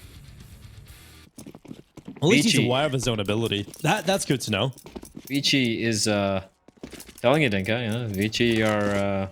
they don't just copy strats, they come up with some wild stuff of their own. Zoking, you know that mechanical arm you've got? Well, I have an idea. Well, he's got another one. Zoking's decided he's had enough of this. You have an idea, Dinka? Like, do you want his arm in the morning or something for your... to help shave you? I think you're the only I said, wait, to help brush your teeth. What are we thinking? Yeah, you're the only one, Blood. You're the only one I thought was a little bit sane, but no. I'm sorry. You've joined. You've joined. Well, Zoking, whatever he does with his mechanical arm is working out here on the server. 4 kills picked up, and now Cabal, the last man alive. How has Zoking managed this? Because he's a god. He's just unbelievable. I want to see his kill count right now. So Kaze's on 21. Zoking is on 16, but he was on 7 rounds. He was on 7 kills. Like he was a bottom fragger 2 or 3 rounds ago, right? Yep. And then 9 kills in the span of like 3 rounds, I think. Yeah, that's ridiculous. That's utterly ridiculous. And well, Zoking, he's had enough, obviously. He wants to get off this map and head on to map number 2. This will be 2-0 up in the series. And if they win the next one, well, they'll be champions. Yeah, and well, it is what all of us expected, but, you know, maybe Tiger can still put up a show. I think everyone agreed that it would be a 3-1 for Vici. Apart from you, Nick, obviously. You said 3-1 Tiger. Again! My again! Yeah, oh, sorry. I was actually I was actually watching the stream. I got so confused there. I had a stream open and I saw the drop down, and I'm like, again they do it, and I'm like, what? Wait, what? Why is it muted? This time they've just found King run into the A site. Sen, fly my pretty. He's like the little wait, we call those flying monkeys for Wizard of Oz. What? He's throw him on in. Well, Advent's gone down. NC able to pick him up, and now, well, it's going to be Jamyong with the headshot. Urkas going down. Cabal answering back onto Kaze. So we are at a 3v3, and Cabal has a good position.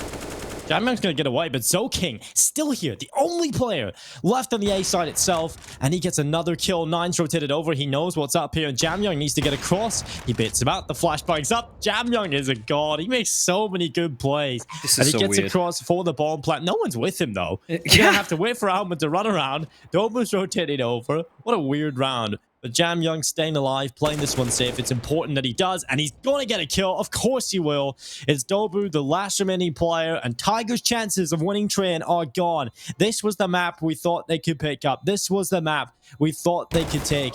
And well, unfortunately, it's not really even that close. They got 6 rounds first half, 4 into the second, and Vici now 1 map away from taking the championship here at Pal Fall. Yeah, I gotta say, like, Tiger needed this map, right? They really needed to win this map, Yep. tie things up, then battle it out on Mirage, on Inferno, maybe even an overpass. But now Vici, map advantage, a convincing win as well, Dingo. And this wasn't just, okay, sure, you saw shots like that from Kaze, but individually, they were fired up with Vici. They were just honed in. They didn't give away too many rounds on their CT side. They were able to kind of control or handle whatever Tiger was throwing on the T side. And well, Tiger, unfortunately for them, Train doesn't work out. And even without Nuke getting picked by Vici, it's not painting a pretty picture if you're a fan of Mongolian Counter-Strike. Yeah, it's definitely not. I think coming into this, Tiger overall are a team that definitely have been shut down on this map. Vici have come into it honed in, focused that this is the best chance to win a tournament. They know they can't let it go. It's not Tyloo in the final. They've finally been able to beat their nemesis in the previous series to get here. And now Tiger, well, no matter who it was in the final, Vici are going to be coming in, just not letting you stop them. This is a huge turnaround. And I think this comes back to the point we were talking about the last time these guys played on Train, which was just yesterday. We were talking about how that game really could have gone either way. It was a win for Tiger, but a lot of the rounds were very close, and Vici probably should have taken that map. I think Tom brought up that point. It's definitely true. I feel like Tiger barely scraped a win on that map, and then coming into today, Vici have fixed up a few of the mistakes, and oh damn. I mean, it was looking like Tiger were going to pull it back, to be honest, in the second half, Blood, but then King. What an animal. I'm still trying to wrap my head around the double drop in King and Advent, where King had his head turned away. Was it like just to make sure there's a CTs not below? But they should know, right? I mean, they're crouch dropping out. They should know there's someone right immediately below.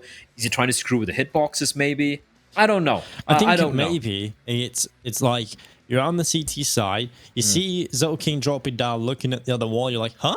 That 1 millisecond of sorry, what is he doing? It's just like your brain. It's like, and then Advent, he gets a millisecond extra to access the kill. So that could be it. Advent, big brain Advent, just throwing in seeds of confusion. And when you have to like shoot, you have to click that left mouse button on your mouse for that 1 nanosecond. You're like, what the hell is this guy up to? Advent, he'll be MVP. Let's go. Yeah, I feel Okay. like this is, you have to give it to him because of how He rare got the it kills. is to get the chance to make Advent an MVP. It is rare. But I feel like King was the real MVP here. I feel like he stopped the potential comeback in the second half. But nonetheless, Advent, very worthy player as well. I mean, some of the rounds he had was huge. He's also calling for the team. He's got them in this ship. And honestly, Vici looked better on the CT side, which I hope continues as a thing for this team because their outside holds have been a little questionable in the past. We haven't really been a big fan of putting so much pressure on Advent. I think they changed it up a good bit there in the first half. So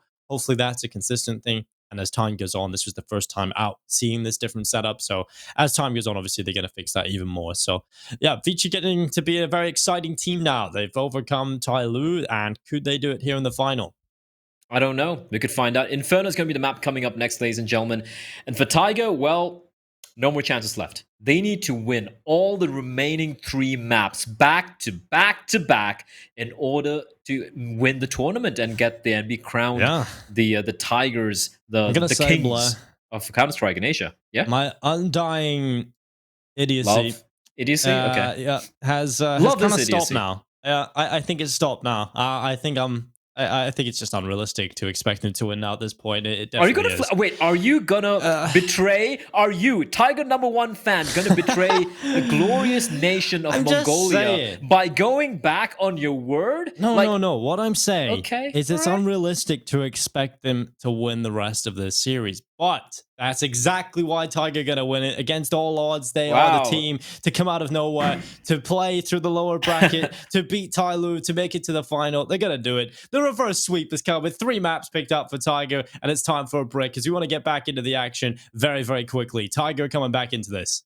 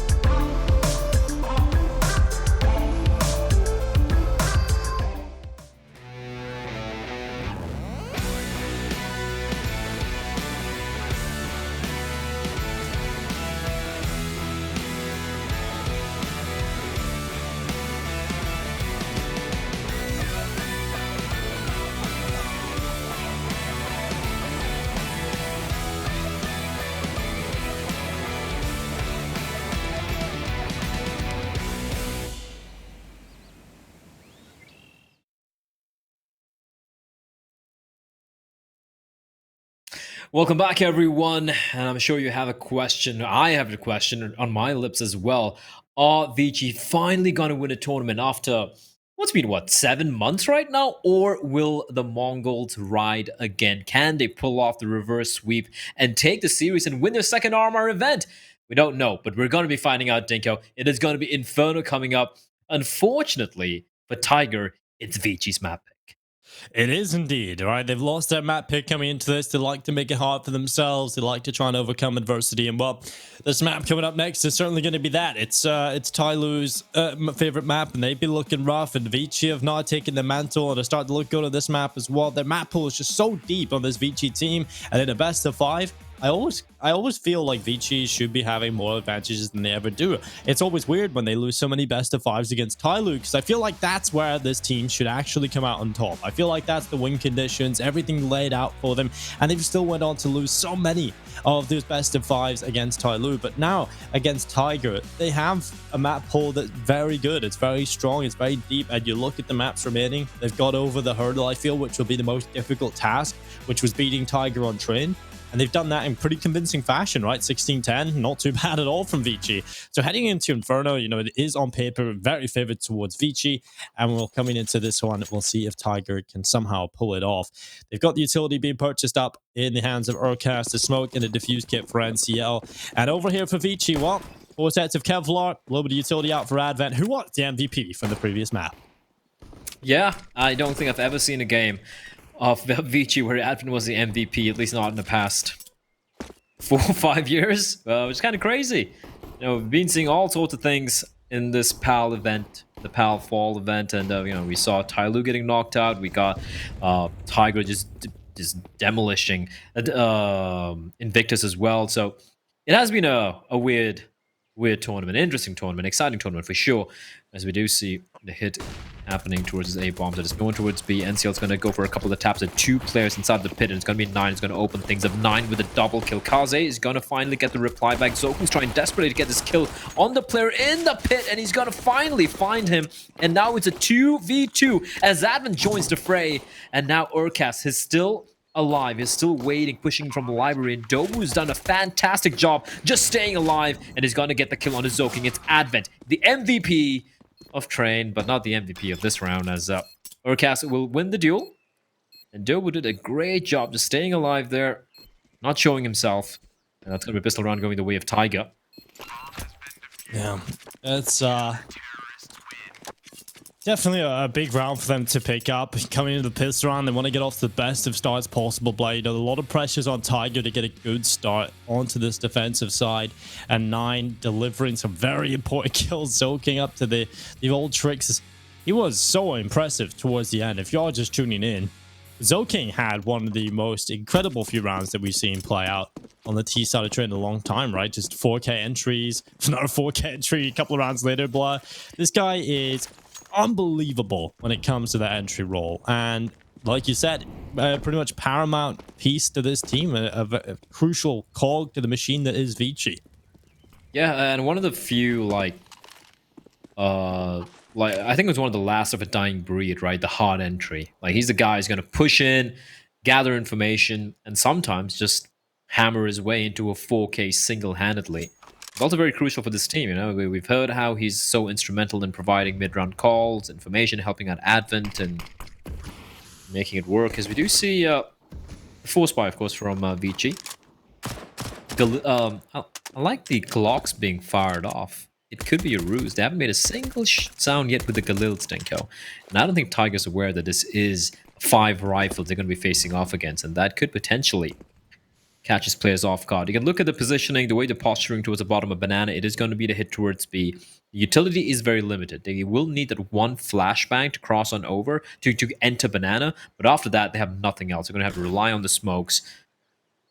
Lock still being shot. And now the hit's going to be coming in with 35 seconds remaining on the clock.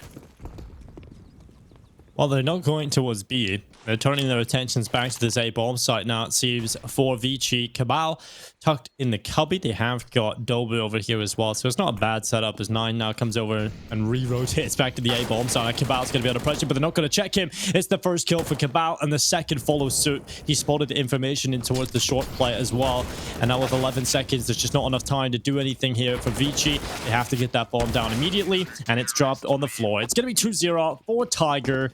A little bit of a contrived round out from Vici, really trying to figure out what they wanted to do, and it took too long, unfortunately, and leaves too much margin for error, right? There's no margin for error overall, but when they come around the corner, you've got one player stuck in the cubby. You've got no time to check all of these corners. You have to commit to certain fights, and that's going to set up Tiger perfectly, right? Cabal just has 2 players walk in front of him that aren't even looking at his position, so Tiger, that's an easy round for them in the end.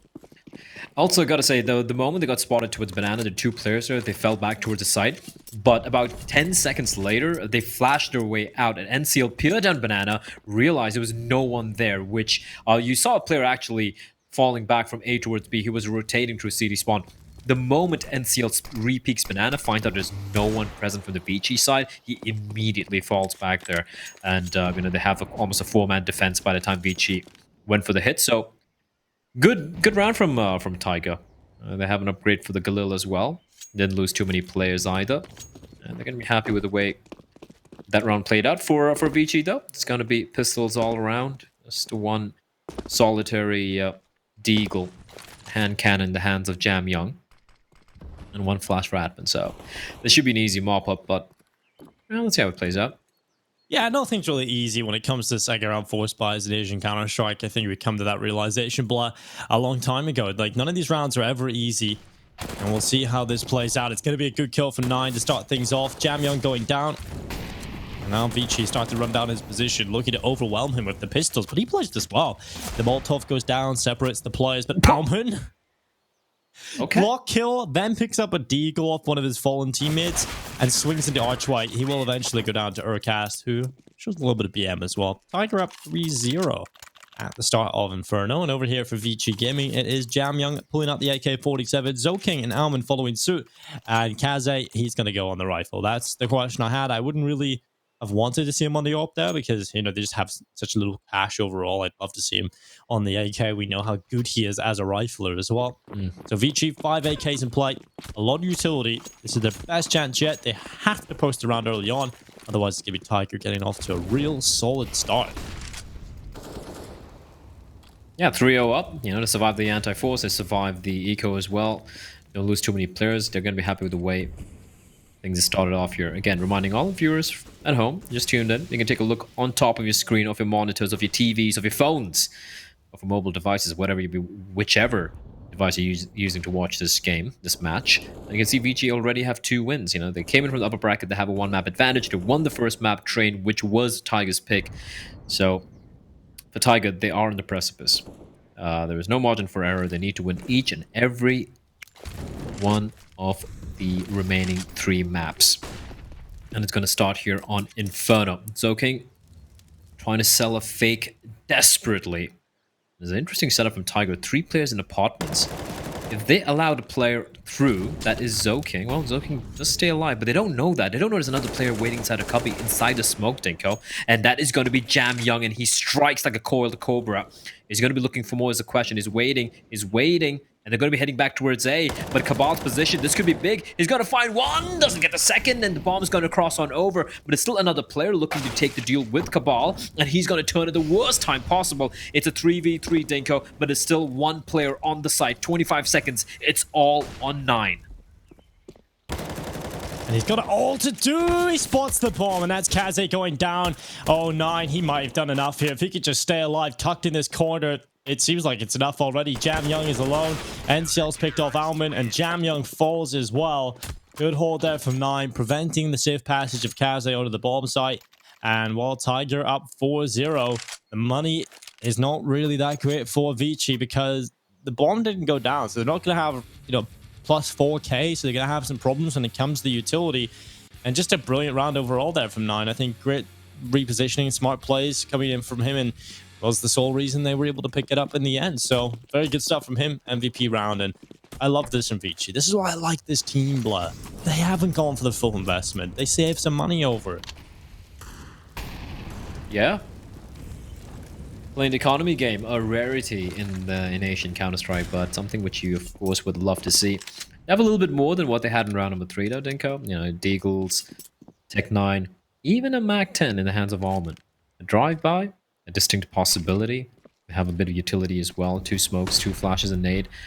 I like what NCL does here. Every time they lose banana control, they keep, just they flash on out. They tend to do it a little too quickly for my liking. Which means that once I've done it, once they've fallen back here, they really can't. They don't really have the much of utility to play the late round. But you know what? It's still better than nothing. As we do see Vici creeping on up towards B. The smokes are gonna be blooming in, flashes as well. But the final smoke from the B bomb site will be used up. That's NCL and Urcast. No more utility remaining. Although NCL does have a 1 flashbang. And he's going to be playing up close on first oranges. I do believe he's on top as well of the boxes. And here it comes, Dinko. Here comes the hit. Yeah, swinging on in. It's going to be NCL trying to hold on with the MP9. He's the first pillar of support. It's 9 getting the double kill in the barbecue. It's Urkaz with the shot through the smoke. Alman, the next victim of Tiger. And Advent and Kaze now find themselves in a 2v5, an unwinnable scenario for the 2 remaining players. And they both go down to Urkaz. Great hole. Where did 9 even come from? I guess it was rotating into what CD spawn. Just toss them all from afar, yeah. Yeah, perfectly timed rotate coming in. And Tiger, so far, flawless run. 5-0. They weren't expecting that Molotov. They were not expecting that Molotov at all. It comes in perfect as well, because I feel like the Molotov lands, or the incendiary lands, just as they run into that location. They just started their cross towards CTs. There's no falling back from that. You'd have to commit to the cross, and they had to stand in the fire for a little bit longer. And as the incendiary comes in, obviously they're taking damage from the bomb site as well, so they're getting softened up, and that obviously increases the damage of the Molotov, or at least the effect that the Molotov has, because then the players are lower, so it only takes a few ticks. So really good stuff from 9, just throwing a piece of delaying utility, and it works out perfectly for him. Obviously, wasn't going to be aware of how much damage he was going to output, but he does good enough work. 5-0 up. That's a statistic that you don't like to see a whole lot, Blah. Yeah. Basically means Tiger have kept an average of about 3 players alive. I mean, health-wise, obviously it could be 5 players being left alive on 20 HP as well. But yeah, they are looking fantastic right now. Vici, a very tepid start for the Chinese side, especially after winning Train in such convincing fashion. And yeah, we said it, Dinko. You said it yourself. You're a Tiger fanboy. You're the one. Who's gonna be an honorary Mongolian after this if Tiger managed to pull off the comeback. And they do need to win all the 3 maps here. And yeah, it's possible. It's doable. Okay, NCL. Oh, this is not good. This is not good. He's burning alive, and he finds nothing. Advent's gonna burn him alive. How has that bomb site fallen? Almond's gonna get taken down on the lurk, but I believe this retake's possible, Dingo. Look at the damage dealt. Jam Young, Zoking, below 40. So below 50. Kaze just on 21 points of health. He doesn't even have an AWP and a amount of utility that a CTs have. Yes, they don't have any incendiaries or nades, but they have the kits. And a lot of smokes as well. Kaze? Ooh, well, he's gone down. Urcast getting rid of him, and now a 2v3. Good chance here for Vici still to win the round. As King popping off, gets 2 kills, but Cabal swung again. Smokes up, preventing the vision, severing the information flow for Jam Young. He's managed one, but won't be able to get it in time.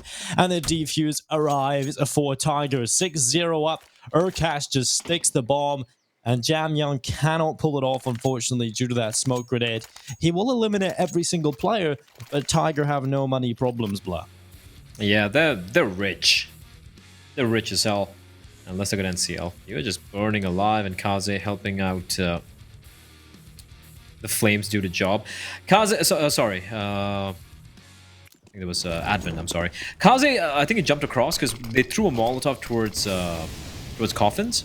But it was a little too late. They didn't know a player had crossed on over, so I can kind of understand it. But that was a mistake. That was definitely a mistake. That was a free kill in a 4v4 where the players were kind of low on health as well. Kaze had a gun too. So Vici, they're going to be kicking themselves a little bit over that. But they get the bomb down, max loss bonus, so they're going to have no trouble buying back in. A timed shot from Urcast. They're going to find it, goes for the wall bang, and woo, that nade does a lot more damage. And Urcast, what a shot! Finds Almond through the edge of the wall. That's the initial duels going the way of Tiger. That's a lot of damage dealt out. NCL. Bro. What's going on, Dinko? Help me. Help me understand. What's he doing? Well, he's not doing much. The spray going through the smoke. Urcast has gone down. NCL trying to line them up. He's not too far off getting this kill either. Unfortunately, not getting anything from the spray down. I think he fired 2 entire magazines through the smokes there and doesn't come out with anything. But 6-0 up on the scoreboard. Tiger still will be full of confidence to attempt this 4v3 retake. Their money is in a little bit of a quieter spot now, but they're still going to try for it.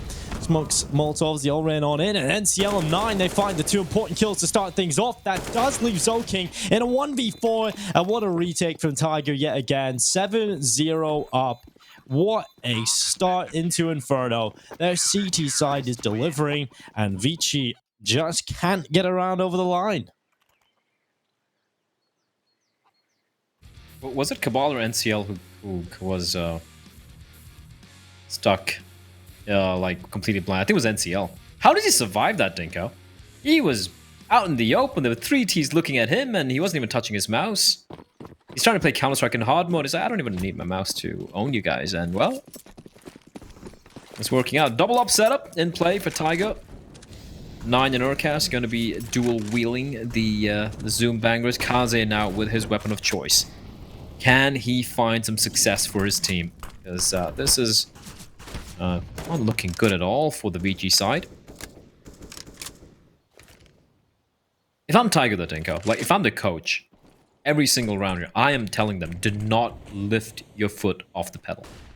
Like, you need to go full throttle, like 100% full throttle. That's the only way, you know, if you keep building momentum and then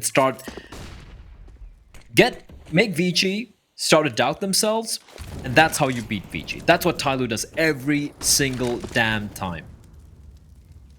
But they still have a long way to go for that to happen.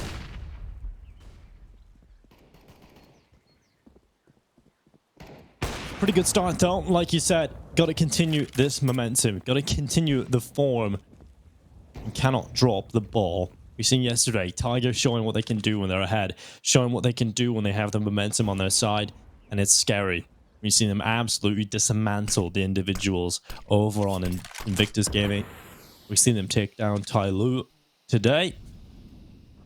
Tiger are no stranger to fighting from the behind. Oh, that sounds bad. Fighting from the behind? Yes. Fighting from behind, should I say. And while Urcast, he is going to go down. King with the kills. They continue to run forward. NCL picked off.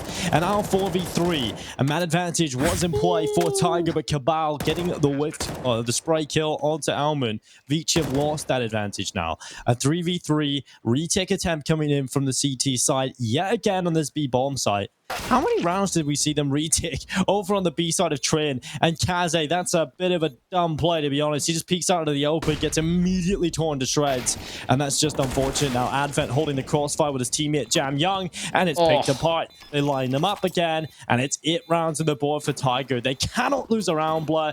These retakes are fantastic.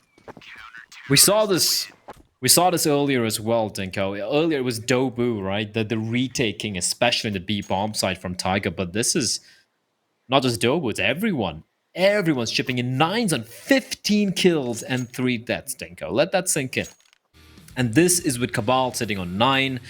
Well, not sitting on 9, the player, but with 9 kills.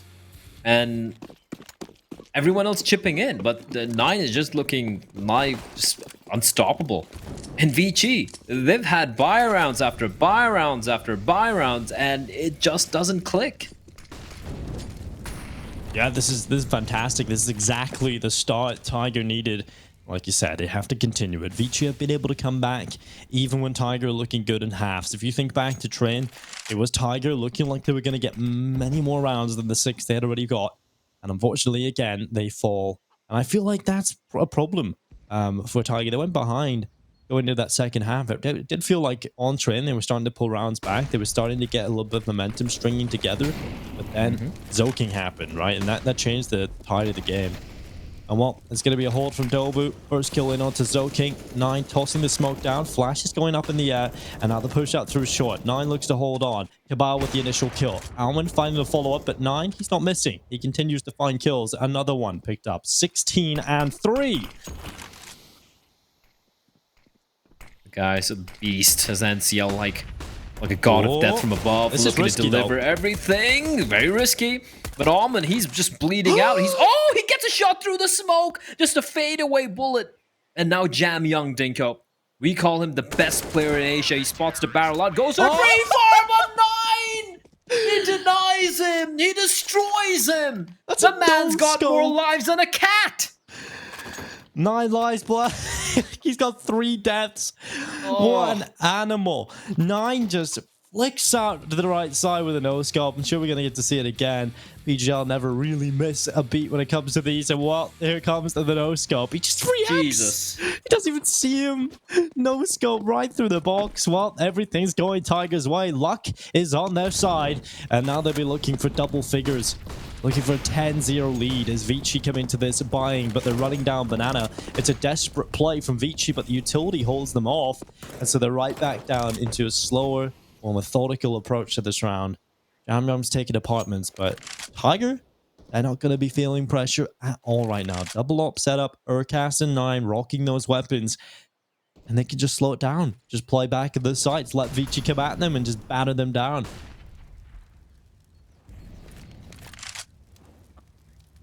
It's all in the numbers, Dinko. He's got 3 deaths, 9 is his name. He's got 18 kills, all multiples of 3. There's something there. I don't know what, but something's there. Mitch can probably help us out later on. Cabal have lost control of the spit. And Advent and Jam Young, 2 quick kills. This could be the moment. This could be the moment that Vici finally get a round on board. Urcast being spotted out.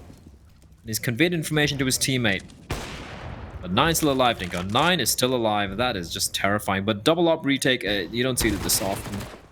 Alman gets taken down. Urcast wallbangs Kaze. Oh There's my a chance God. here. It's a 2v3. No way to win this retake, Dinko. No way. Well, Jam Young's still alive, and he's going to be trying his best, but he's going to go down to Urcast, and now it's Advent stuck in the corner on the site. He falls as well. Urcast, what an animal. Ow. They're going to go for the defuse, and they'll win the round here. 10 rounds on the board for Tiger. Like I said, but they cannot lose. They're just going to keep winning rounds over and over again, no matter how favorable the round looks for Vici. No matter if they get rid of 9, finally, without him doing anything. 2-2-2-2. It's all a sign. I'm telling you.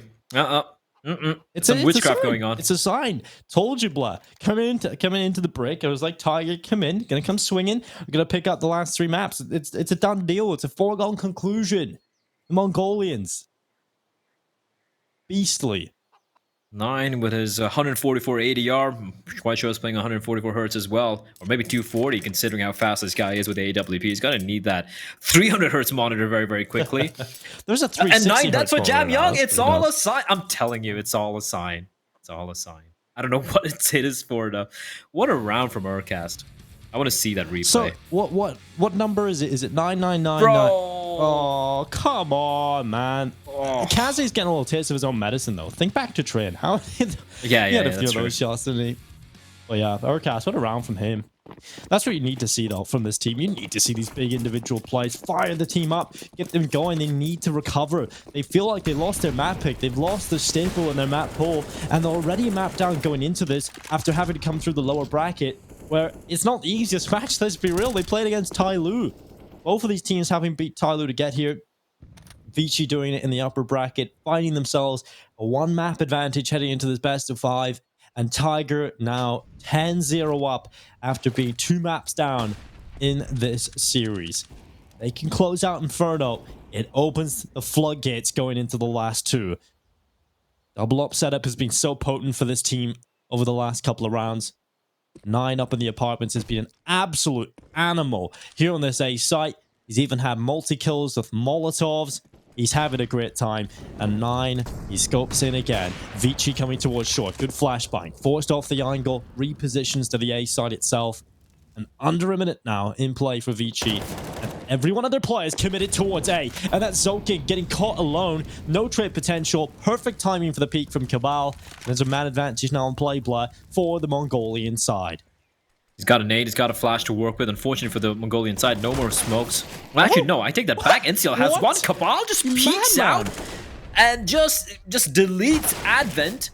What? And what? That was much better though. With a flashbang, they're insta headshotting Vici. NCL finds one. They are getting destroyed by the Mongolians. Holy shit, where did this come from? This is what unbelievable, Blair. 11-0 up. Tiger absolutely mauling their opponents.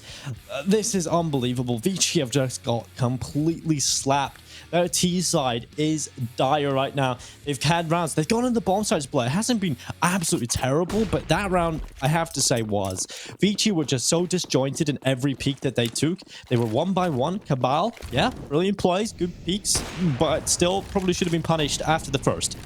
He gets the perfect round really there, where they're all giving him 1v1 fights. He had 1v1 duels. He could reposition after the kill. And now 9, that's a little too overconfident. Don't get too ahead of yourself, mate. This is a final, and you're already 2 maps down. You have to focus up, like Blair said here. Don't take your foot off the gas. And while it's Jam Young with the headshot, NCL down. Jam Young's going to be looking for another one. Oh no. Is this the round Vici win? Cabal, he runs out of ammo. 3 players swarm him. And oh no, Urcast, he's got the pistol. That's all he's got. He's got an AWP as he runs back to the B site. He hopes that they go back in towards A, because that's where Dobu is with the AK. And he's going to catch out the bomb. Now he's in Graveyard. 2 positions to worry about, and Dobu's turned it around. 2 big kills. Now Alman in a 1v1 up against Urcast. He knows he was CT spawn, but Urcast has made the quick rotation. He's already top middle. He's already coming in from short. And Alman has to collect the bomb and go for the plant.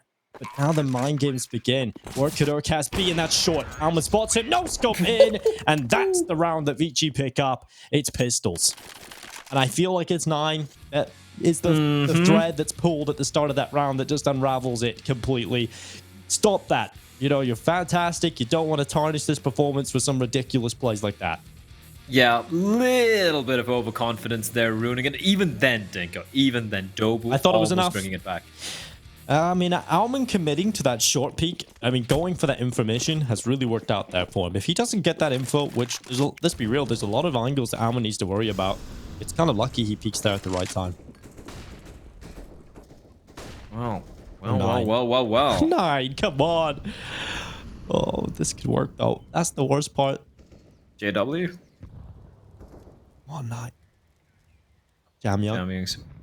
He's aware. He knows, Dinka.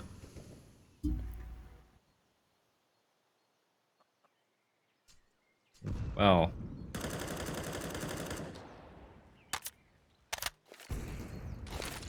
He's still holding. Okay. All right. I mean, as long as Dobu is here, he can stick around for as long as he wants. And Urcast as well. This is a very, very ballsy. Oh my god, the angle that Urcast holds. Kaze finds him. So he realizes he wants to re-peek. I don't know. And then, of course, 9 walks out. out, and Jam Young with a double. That's a round done. Tiger. Unless Cabal does something too crazy. 1, 2, that's huge from Cabal. And now Dinko. It's doable. NCL just running through the smoke. What is this round from Tiger? They might just win it, and I would hit if they do. Oh my god. This is kind of ridiculous. Jam Young, thank you. Thank you for being the hero of Vici Gaming and punishing Tiger for that ridiculous CT setup. Call a tactical pause right now. That you need to get focused again, Tiger, because that is ridiculous, blah. So dumb. You've got aggression from both operas on both sides of the map. You have not only got one opera playing passive, you have them both. One's down banana, one's pushed up through the apartments. And the worst part is, when they don't see immediate success, they just stay there. They don't actually fall back and figure out, okay, this would have been good from the start of the round, but maybe we fall back now. But no, they stay in those positions, blah. And exactly what is the most likely outcome there is that Urkas gets overwhelmed. And that's exactly what happens. Yeah, well, you know what? At least they'll have money for the final buy. But yeah, Tiger, considering that some of the rounds they won earlier on were so very close, they should have kept an eye on the money and should have been like, listen, guys, we can make it a 15-0 half. That's how good they were. But even in the rounds that they've lost now, they've been down to the 1v1s, which is kind of ridiculous. And how they've approached these last two rounds, the fact that they're still pulled into 1v1s is kind of crazy. Listen, if Tigers are able to come back, I mean, not come back in this map because they're obviously leading fantastically. Oh, hold on, Dobu. Oh, it's a bait. Kaze, you gotta take the shot, bro. You gotta take the shot. He does. It's a second too late, but he gets it. They're posturing heavily towards the bomb site, but Zoking, once again, the opener, finds one. That's a Danger Man 9 taken out. And they got two more to find. And NCL, position given away, repositioning himself. All three players coming in from the short area. And Jam Young, well, whatever threat there was there, Dinko, it will be neutralized. Yeah. 3 rounds for Vici. I just want to point out something here. 9 is 18-7 right now. He was 18-4, right? Or he was 18-3 up. And then the one round where they finally drop him, towards he mid, hasn't had a kill since. Well, true. And guess who's caught up with them? It's Mr. Cabal. Yeah. But doesn't even matter. They're not winning rounds. And it's 11-3. Vici are going to try and get 4. Obviously, still not a good half, but you still get a bit annoyed at the fact that Tigers should focus up. I obviously, I can see as people understand how we're complaining about this, but it's the fact that they've just kind of dropped the ball and dropped the focus, and you can't really afford to do that against Vici, especially in the grand final. You're already 2 maps down to best of 5 play. You want to keep the focus up through every round. I feel that's a problem prevalent at even the highest levels of international Counter-Strike, right? When you start feeling super confident and you're like, yeah, I'm just going to go for this play. We're feeling it, guys. We're going to beat them. We're going to wreck them. Urkas, what do you... Oh, my God. Does he actually land I think that? He hits that shot, right? Lunatic. Get me out, Blair. This is... Look, the first 11 rounds, I have nothing but praise for Tiger. I'm like, you guys are gods, like Mongolian gods. Stupid mode. And then they're like, guys, we're winning without even trying, so let's not try anymore. Like, stop it. Like, you could make it so much cleaner. Do you want to give a chance to Vici to come back? Really? Do you want to? Right? Vici wins one map, it's over. GG, pack it up, you're going to take the second place. Yeah. So, I'm not a big fan. But everyone's alive right now, Dinko. Well, Tyloo in the pit. He's going to get 1 kill. He's a good player from this position. And now this could be the round where Tiger get 12. I mean, we can't really complain too much. Still 12 rounds at the half. Most likely now is Advent and Kazi, the last 2 remaining players. A good hold. Coming into, as I say, bomb site. They're going to be picking it up. And, you know, obviously, as commentators, we want to see the most pure Counter-Strike coming through all of the time. But... Nah. The end result... I like Asian Counter-Strike. Nah, yeah, true. But the end result is... 12 rounds for Tiger in the CT side. That's still absolutely brilliant, considering how badly things went towards the end of Train, right? And to come back into things, you're ready to map down. The fact that you can come in and just have that mental attitude and the mental fortitude to come into this and just go on that huge streak of rounds. And you can definitely give them an excuse as to why they were willing to spice it up a little bit towards the end there. I'd really test to see what they could get away with. And, well, they learned their hard lesson. And I'm glad they patched it up in the last round and a half there and get themselves a 12. Now, if they win this pistol round, blood, I'm starting to see a world in which Vici don't have enough in them to come back into this. True, true. It could definitely happen. And again, reminding everyone, this is the map pick from Vici. The next one's Tiger's map pick.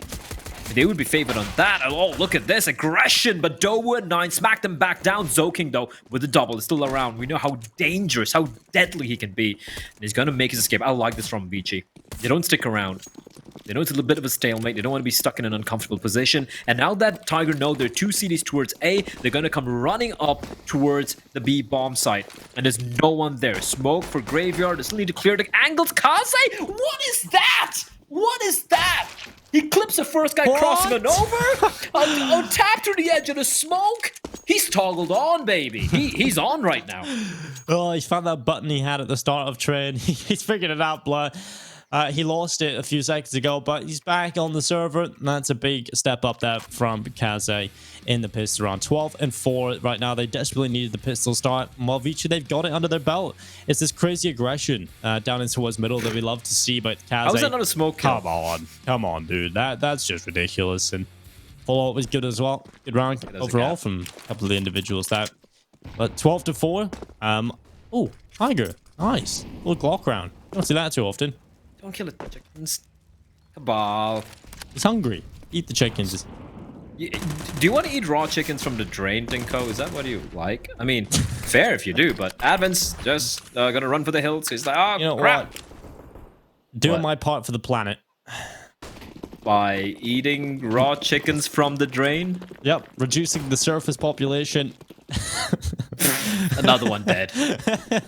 Well, Kaze close by. Blair's coming around the corner. It's going to be a lineup for him. What?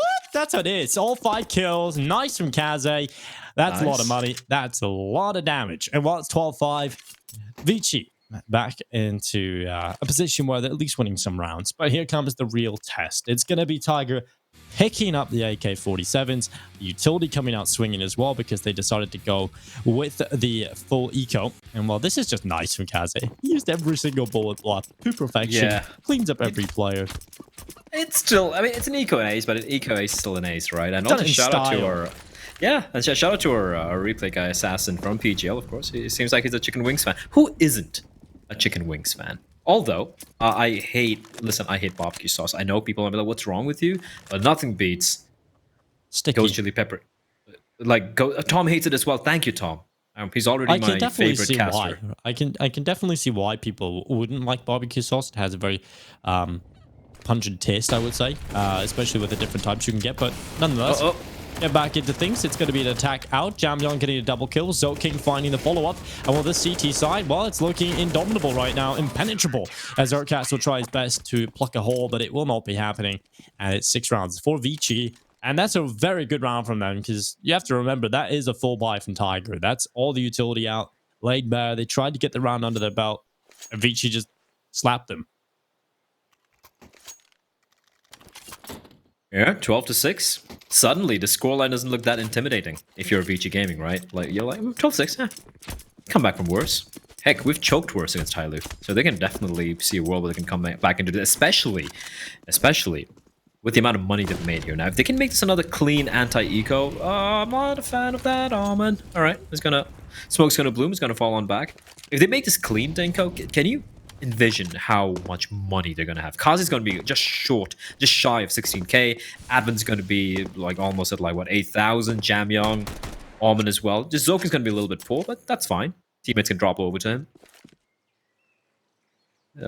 If Vici are able to mount a comeback, this is where it happens. Like this is the foundation that I've laid to make this a possibility. I'm so scared when I see Advent alone. Not today, though. Not today. Advent. MVP of map it's 1. MVP Hell yeah. Advent. All right, Blood. It's a different guy.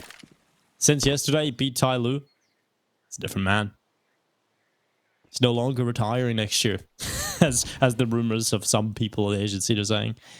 But we'll see how it plays out. Maybe he'll retire on a high, Dinko. You never know. Almond's there. Oh, he's just got himself into a good position just at the right time, and I feel as soon as they get any sort of information, this Molotov is going to wreak havoc on the Tiger team. But it's Advent getting a double kill. Oh, a third kill as well. This is why you do not worry, Blood. The man is a beast. 3 kills picked up.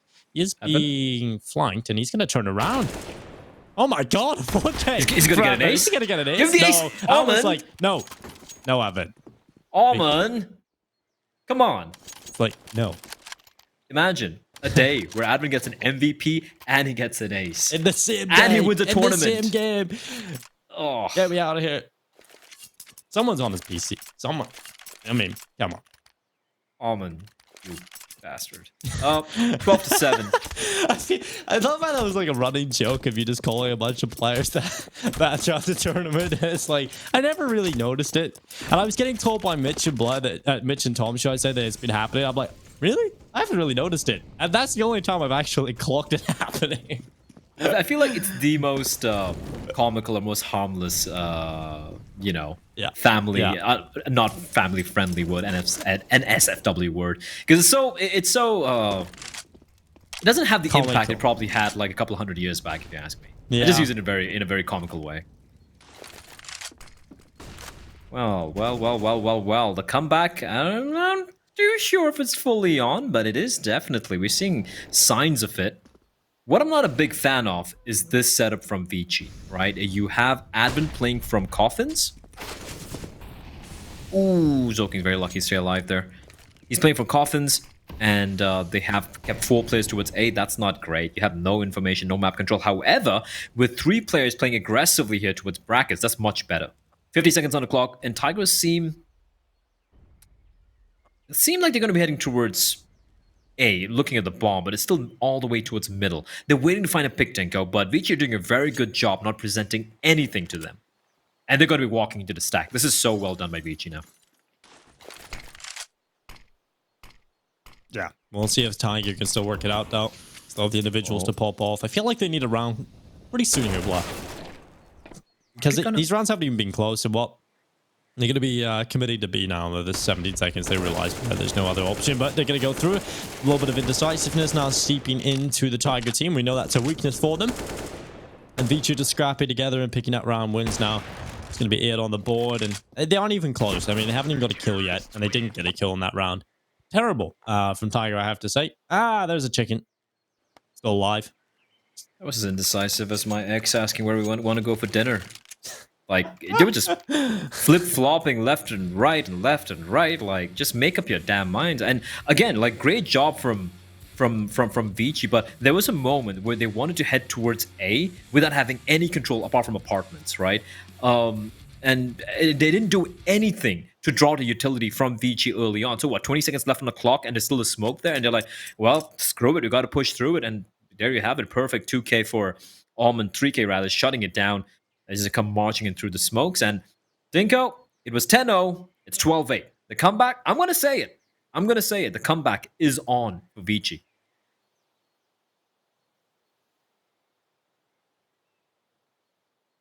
Yeah, I feel like it's a possibility, Blah. 12-3, and you haven't won a single round. That's kind of ridiculous. You're still 12-8 up, but the problem I have, the biggest problem I have, isn't the fact that they haven't won a round. You know, if they haven't won a round, but they've been bringing them closer, getting them down to the 1v1s, I don't fear as much for them, but it's the fact that they haven't even really made any of the rounds close yet. It has been incredibly one-sided for Vici. They have just a brick wall right now. They've just built a brick wall, and Tiger cannot get over it. They cannot get through it. All they're doing is running into it repeatedly until they knock themselves out. Yep. I think pretty much hit the nail right on the head here, but pistols didn't go.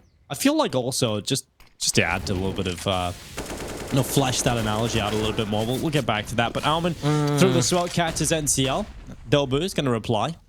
It's a big committal from Almond, but nonetheless, he was behind his smoke and was probably hoping he could get one and fall away. But Kaze, I should have crossed by. He knows he can hear the footsteps, and he's going to turn around, and he's going to find an easy kill on the Orcast. Strangely not aware of that possibility. Just charging straight through. Seriously, you have some players who are already committed towards A. You don't expect any of the CTs to be somewhat near CT spawn. It's a little bit strange, but nonetheless, it's Tiger getting over the run boost. It's perfect. They get on towards the site.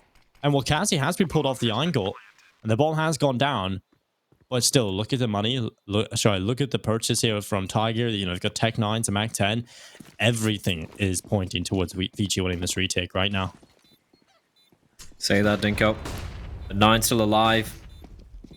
Yeah. I don't know how many deaths he's got right now, but the nades gonna make life miserable. Kaze, he gets the kill despite being shot at by the MAC-10. Kabal's gonna come around the corner. The one tap with the Tech 9, but Jam Young's there to shut it down. AWP will be retrieved as well. And that's gonna be round number 9 for Vici. I mean, look at the cash they have. It is ludicrous. They are so rich. So damn rich right now with the Chinese side. Chinese-Mongolian side. How to be precise there. Yeah, this is weird from Urcast. A little weird. This is probably the best run boost I've seen so far. Yeah, it was perfect, right? Yeah, even if Kazi was zoomed in, I don't think he would have got that kill.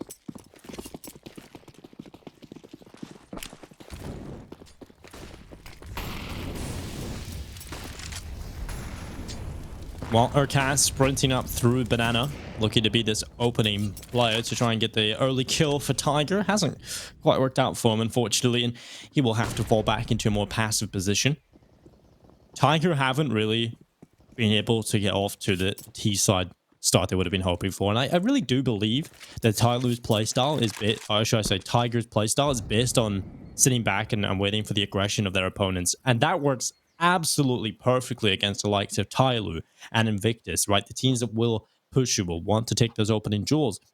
Vici are just happy sitting back. Like, look at the setup right now. You have 2 players at the back of the B site, and then the 3 A players are just sitting, one on the bomb site, one on the balcony, and one in archway. If you're Tiger, you're not getting anything out of this. You're just not getting a single thing. And the other point to take a look at is how sparingly they use the utility on the CT side. They've barely used anything up. And so now with the final few seconds left, they have to commit into the site. Vici still have utility, and they still got Jam Young in such a strong position. That's just going to cut through 2 of them, pick up an AK, go into apartments, and now has counter map control. This round is looking absolutely done for Tiger. They cannot do anything. Their T side is wholly reliant on the stakes in Vici, and there just aren't any coming through.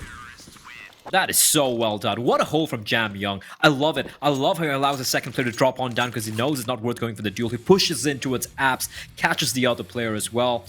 Quick stats, Dinko. In the second half so far, I think we've had 7 rounds, right, in the second half. We've had 9 kills, of which 6 of them came off the past 2 rounds for Tiger. They got 9 kills in 7 rounds in the second half. I have not seen a team come to such a screeching halt in a very long time. And what did we say, Blair? Keep the focus up. Keep the focus in the first half. Get as many rounds as you can possibly pick up against Vici. Don't give them a single chance, even if you think it's only 3 rounds. And that's Tiger right now on the floor. That spray is Tiger choking away this huge lead that they had.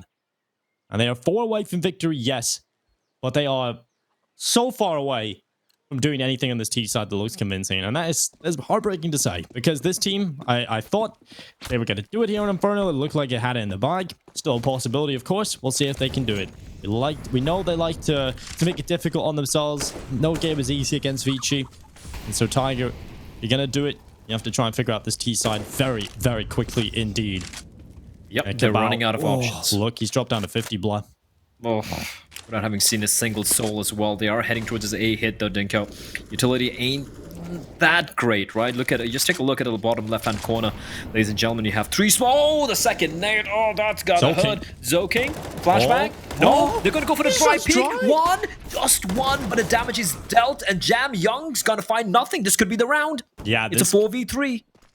This could be the round finally where Tiger pick one up in the second half. The difficult thing is they don't really have map control just yet. They don't have the sight, and Alman might just be the player that pulls his right back. He's so aware of 9's position. 3v3. Alman now with a confirmed kill. They're trying to get into a better position. That's a lot of space given up as well now. He can start his flank through the apartments, and the bomb is going to go down. Tiger now having to deal with a 3v3 retake. They're all incredibly low. Take note of the utility. Just 1 Molotov or 1 Incendiary in the hands of Kaze. They've got smokes, they've got flashes, and now the push comes through. Advent's going to smoke off the bomb site itself, and that does isolate Cabal in the pit. Let's see if he can win this fight. He's not peeking, he's not giving up his spot right now. Alman desperately hoping he overextends, but it's just not happening. They're not giving him a single thing. And Cabal now in the pit. Dobu catches out Kaze. Advent going down as well. It is just Alman who mid. somewhat of an intelligent play, but it just doesn't work out for him. It's Tiger with 13. They finally get around on the board. It's a long time coming, and now they might just turn this around completely. If they could get on a bit of a streak, which they have to do, Blood, if they want to keep their economy afloat, they want to break the momentum of Vici, they got to do it here. They have to do it here. Like, they need to close it out as soon as possible. Money is still pretty darn solid. Very, very solid. Zoking's the only one who's broke. And Vici's not going to have any trouble buying into the next round as well. But, of course, opportunities aren't too much, right? It's a 12-3 scoreline earlier on. And now, Tiger maybe starting to wake up a little bit. Maybe they're feeling it a little bit here. Oh, that is so risky from Almond, and the flash is perfect, though! And Almond, the flashbang and the assist from Zoking. And it's 2 men down already for Tiger. What a reply back from Vici. The give up banana control early on. Tiger, they were just left there, you know? They're like, all right, we got some map control early on, boys. And then, of course, Vici, they snatch it back, but Dobu with the entry, and Adman's in a rough spot to go, and he's all alone. He is all alone. There's no one nearby. Smoke's going to be blooming. And how long can he survive? How long can he delay for his team is the question. He's going to reposition himself. The blind spray. He's going to find nothing. And now it's a 3v3. But the gap, like you said, Dinko. He just walked through. King! No way! He finds one. Quick trade. 2v2 now. They still have a lot of time to work with. Nades dealing so much damage, and that's actually going to prevent the plan from taking place. But Kaze with the optic, it's not going to be easy. Yeah, that smoke is much better. Locks off the cross. Kaze has nothing here to work with. He has no Molotov to force out any of these fights to turn it into 1v1s either. He's just got to hope for some wild peak from 9. And hopefully that doesn't happen. But Kaze, his chances now dwindling as the seconds tick on. He's been spotted. They know where he is. They know how they should play this round now. And 9's actually crossed on over to the open. What? Cabal? That's the bomb? The bomb just walks into the open, and Kaze's holding the cross. And now Kaze has to try and get back into it. He's got a good position. He can try and win this. He has to commit to the plant. And Kaze wins the 1v2. Tiger was just delaying, trying to gather that info. And Kaze just sits back, waits for the mistakes. And it's the bomb that goes down. That's the biggest kill he could have found. And it's an 11th for Vici. That's a heartbreaking round for Tiger. Kaze was 1 kill and 10 deaths earlier, Dinko. In the first half. Just reminding everyone. He's woken up. He has woken up. He's had enough.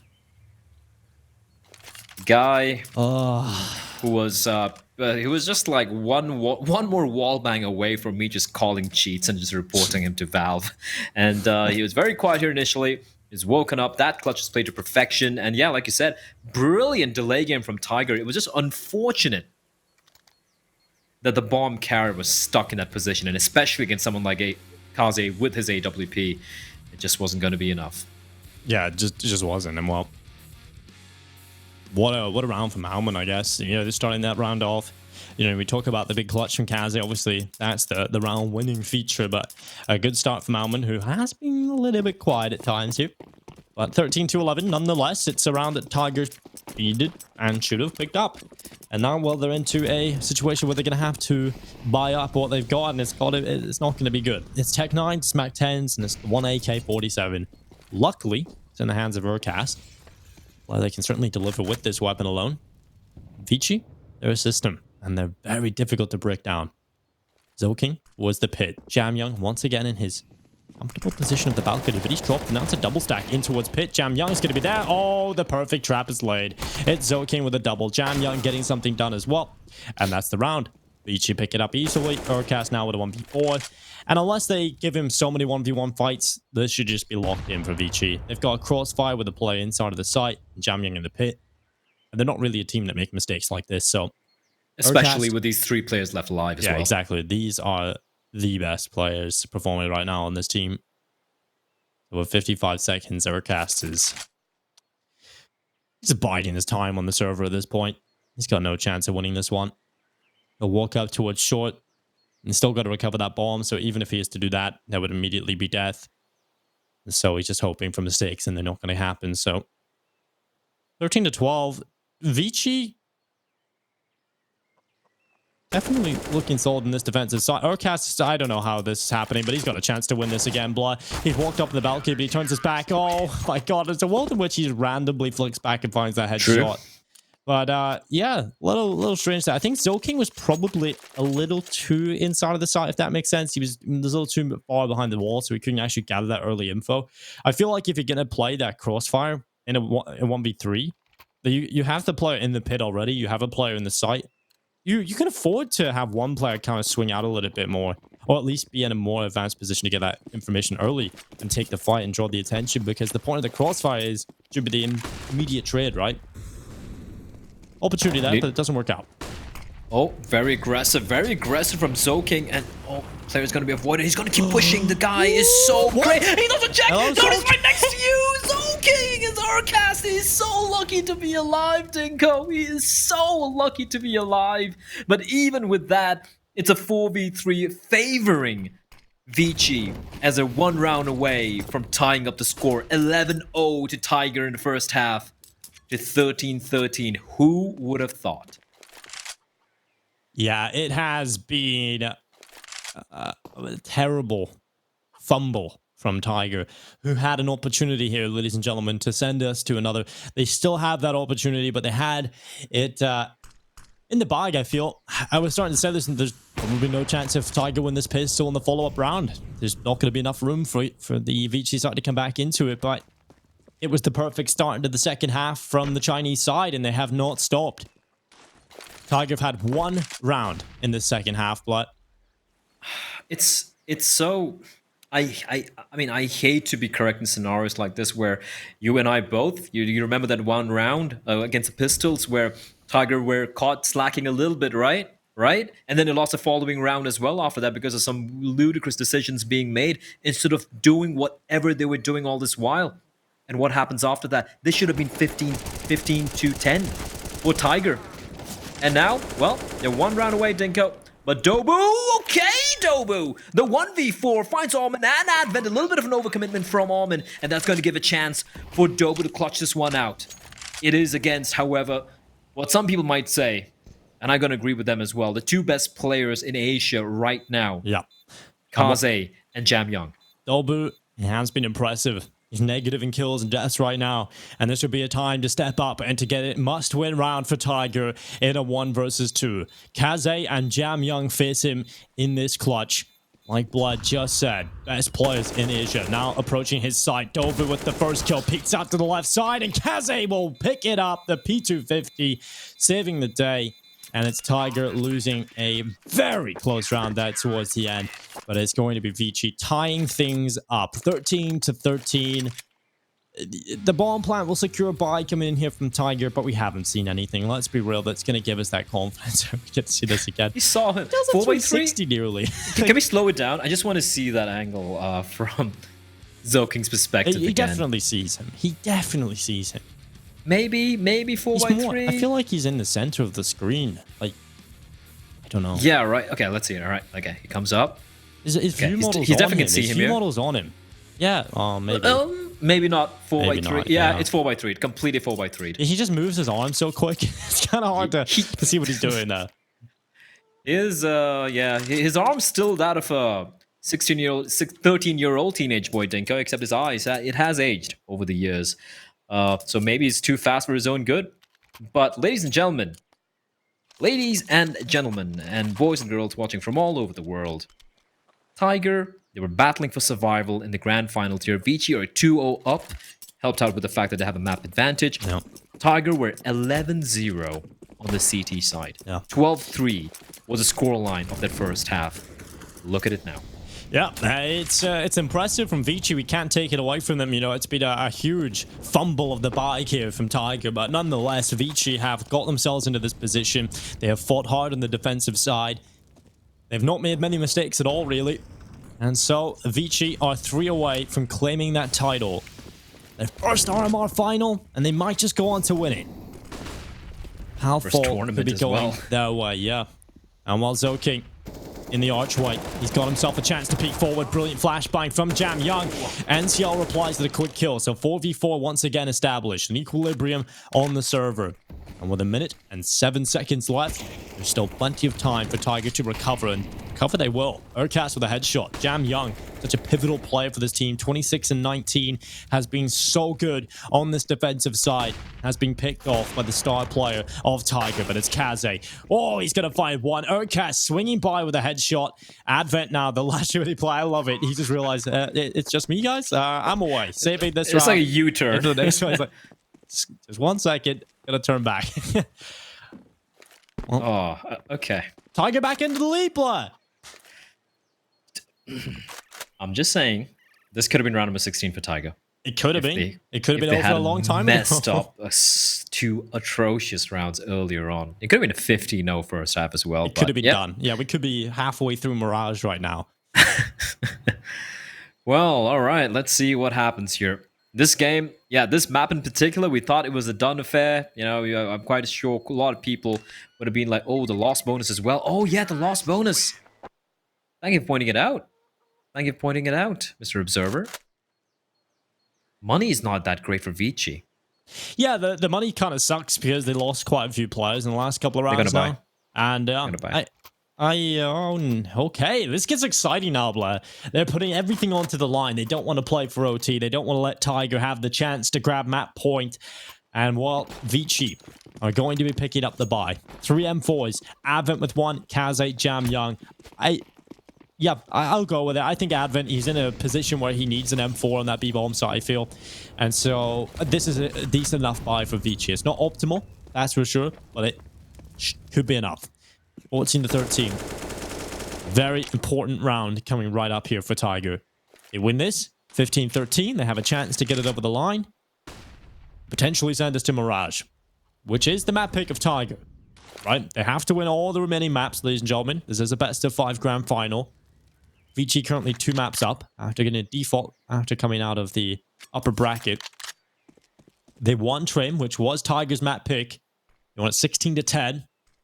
And now we head on to Inferno. And this was a 12-3 half from Tiger, which is now 14-13 in the second half.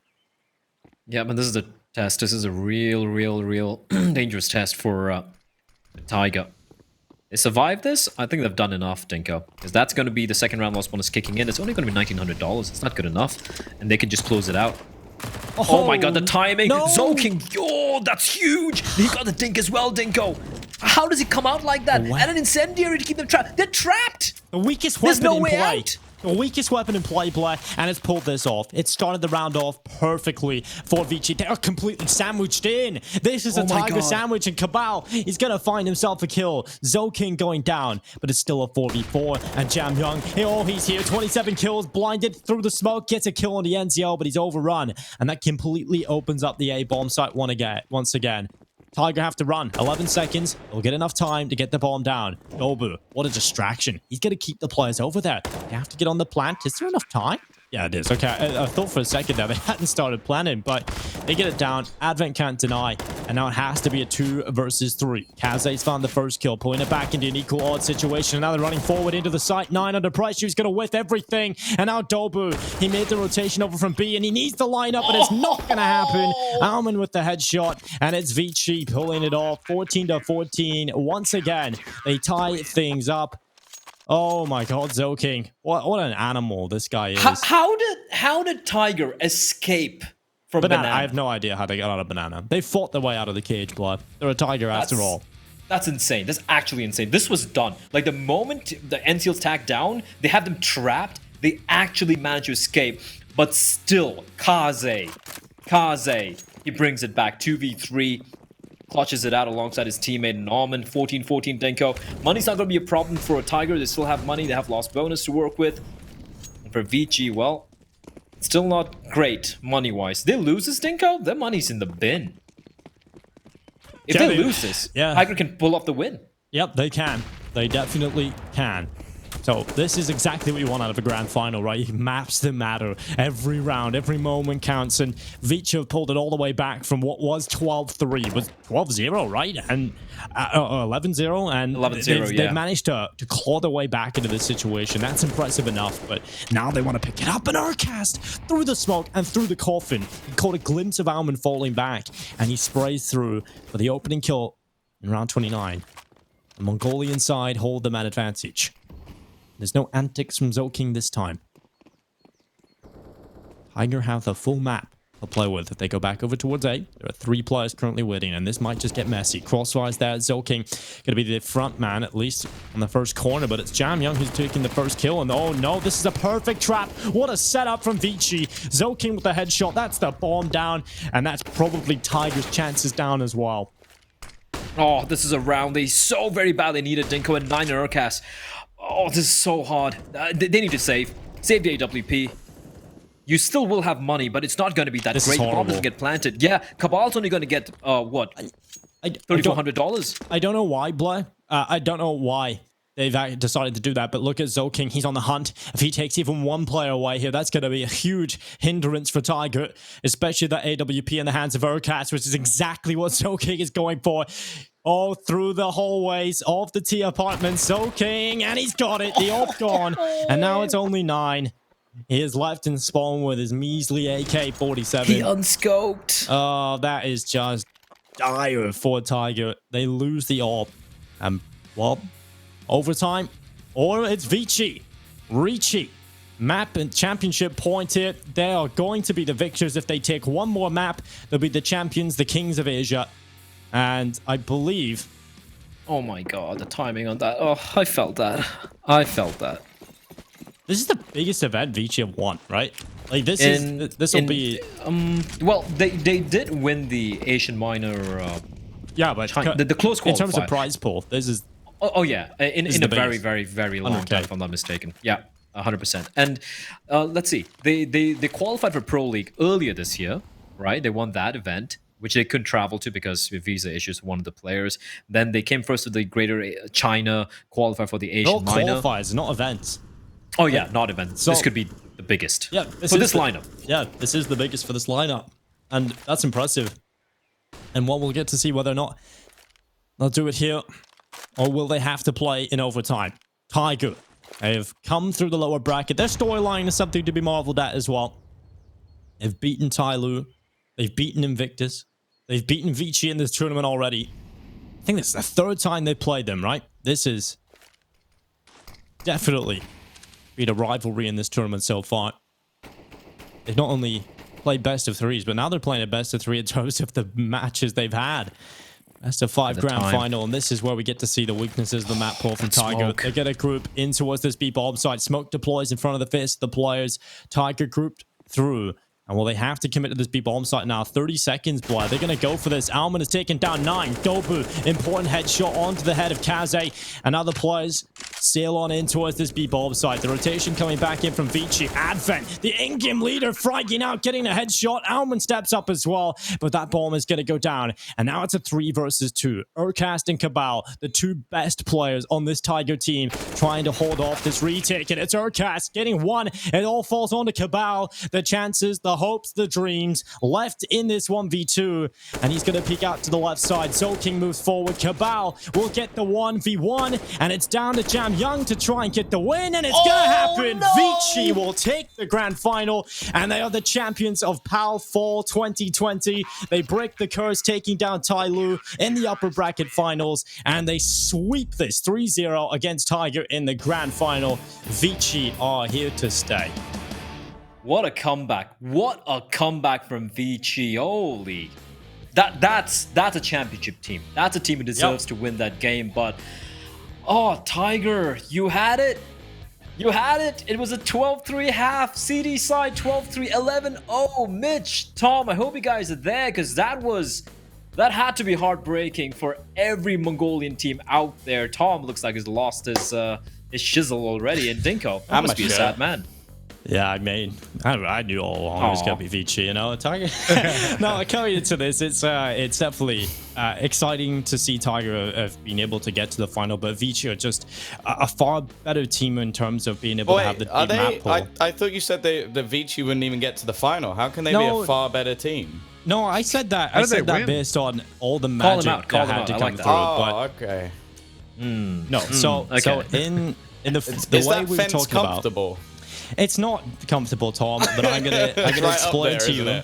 Maybe he likes it up there, Tom. But let's talk about this series. It was unfortunately kind of one-sided, wasn't it? Like For both Train going the halves. way. Yeah. Yeah, both halves. But at least Inferno, Train being lost by. I want to go back a little bit to map number 1 here, but Train being lost by the side of the Mongolians. I mean, that was a big surprise, right? And it wasn't even close. It was so lopsided. Yeah, I think Train really kind of blew me away, actually, because I was looking at that and you're thinking, all right, well, what are the factors that have been going well for Tiger recently? Cabal consistently being there. We talked about it in the pre-show, right? It wasn't really showing up to the same extent as we've seen. Dobu, another player we compliment. Okay, in terms of where the rest of the team was, it's not like they massively underperformed. This is the entirety of Tiger taking a step backwards, but I don't think at any point really that it felt like Vici were out of control when it came to Train. And certainly in the second map as well, you can't say the same thing. Yeah, I saw a 12-3 half and I was like, cool. I'll go take a nap. I'll go chill out. This is not gonna be going anywhere for Not Vici. much more to analyze, right? Pretty much, right? You know, they get the last couple of rounds on the T side. I literally, I thought to myself when I saw 12-3, I said, geez, doesn't get much worse than that. And then I watched Tiger. It got worse somehow.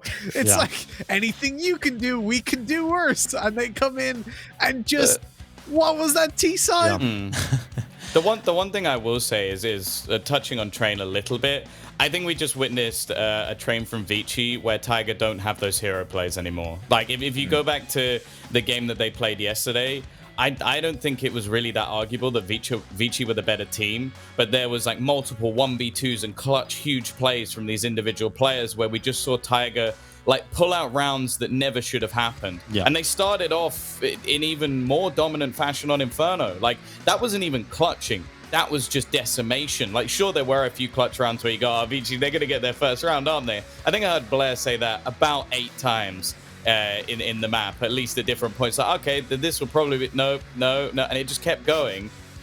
And then when they did, you kind of had that feeling of they're just playing these last few rounds a little bit silly. And Blair said at the time that I think that is the sort of showing of a maybe a slightly inexperienced team or a team that just doesn't know what they're doing in like finals, because you can't do that. You can't take your foot off the gas. You can't start going, oh, I'm just gonna hang around in apartments. They're not gonna kill me. We're 11-0 up. It's like, well, you're going to feel like a fool watching that demo back now, because those couple of rounds, those silly rounds that you played, the rest of it being superb, of course, have cost you not only a map, but entire grand final of a tournament that, well, especially for Tiger, they desperately wanted to win, because we don't know what's happening with RMR. Vici are now right on the tail of Tyloo, and Tiger are still that little bit behind.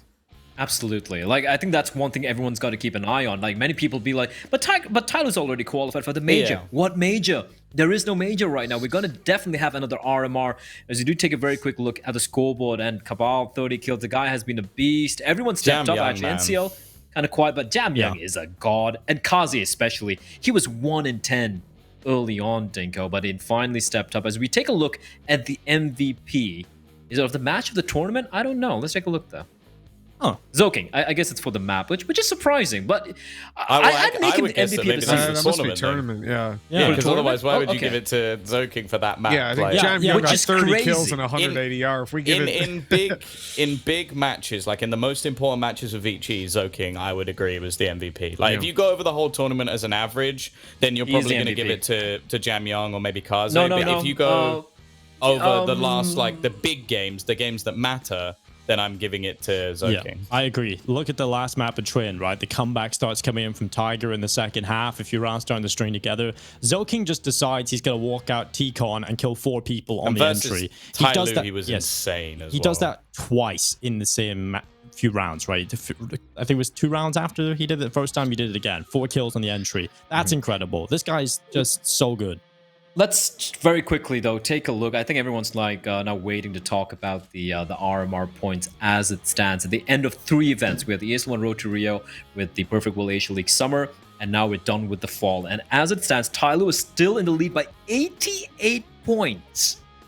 That is nuts. And Vici just trailing by 88 points, considering this is the first finals they've even reached for Get 1, which is insane if you think about it. And then Tiger on 5-2, 5-6. Here's the thing. Here's where it makes where things get very interesting.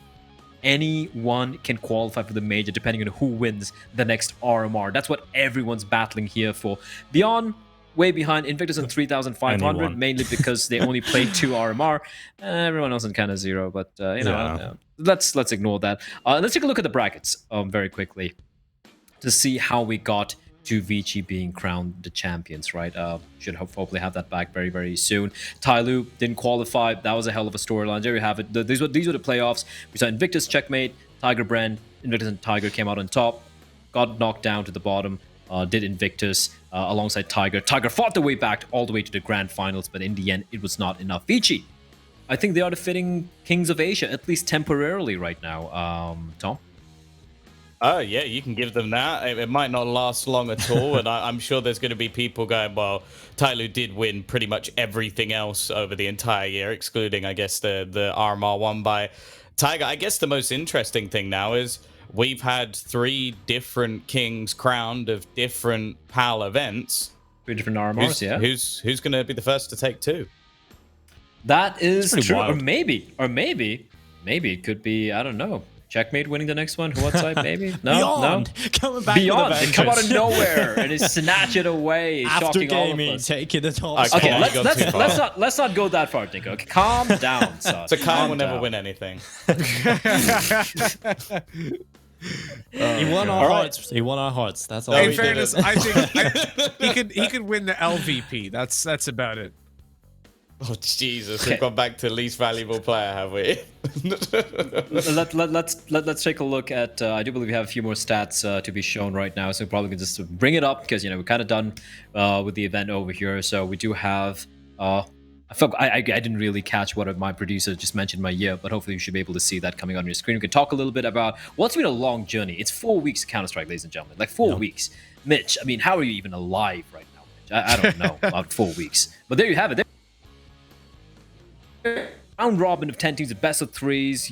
We had 4 teams got eliminated, 6 teams made their way through, and in the end, it is what it is. Congratulations to Vici. And I think we're about ready to call it a day there. Yeah, there we go. 4 weeks, 4 long weeks. I'm impressed. A lot of- we made it. I kind of I like this format much better. I hope if we get another one of these that we use this format. It's much better than the last time around. We just seen meaningless matches towards the end of the playoffs, right? The group stages. We kind of knew who was going to go through. There was only 2 spots of teams getting eliminated, so it was just a little bit rough. So coming into this one, it was a much deeper format, and we got to really see all of the teams tested, and we got to see Tyloo really get brought to the brink, and we see what happens when a format can stretch Tyloo out. And I'm looking forward to seeing if we can continue with this one. Hopefully we do. You know what? I like it if it's more interesting. Maybe only the top 4 teams qualify. That would be wild if you think about it. But that's for the next RMR whenever that happens. The MVP for this tournament, of course, has to be Jam Young. 1 point. That's ludicrous. The second closest is Cabal on 1.22, tied with Kaze. Great showing from Cabal. We had Danking in the 4th place, Dobu in the 5th place. So yeah, the usual suspects. Surprisingly, we didn't have any other players from the Tyloo side, apart from Attacker in 8th position in the top 8, which is kind of fitting, considering Tyloo were looking very rough this time around. But Mitch, Tom, Dinko, thank you for helping me kind of stay alive, maintain my sanity through what has been a lot of ups and downs over the past 4 weeks. Thank you for joining me, gentlemen. You guys have been fantastic, wonderful, making my first hosting gig go off without much of a hitch, I might say. Thank you, everyone else, You did for tuning very in. well. Thank you, Tom. That makes me happy. I want to rub myself now on my shoulder, just in case I think about something else. Dinko? Following up with Dingo, my hands in morning the air. routine, clearly. Well, that's good. I was trying to close it out in a Show nice that way, one. but it's all gonna go to scheissel. But thank you everyone else for tuning in. Asian Counter-Strike, it's a drug that we all love. It's the only good drug out there. No drugs apart from Asian CS. And again, heroin. final shout out to Perfect World as well, and for PGL for making all of this fantastic. We've lost it. We're closing out the show. Why have you GG. said Well that? played. Keep fragging. Why? I'll see you guys at the next event. It's all gone to shit. Bye. See you guys. Bye.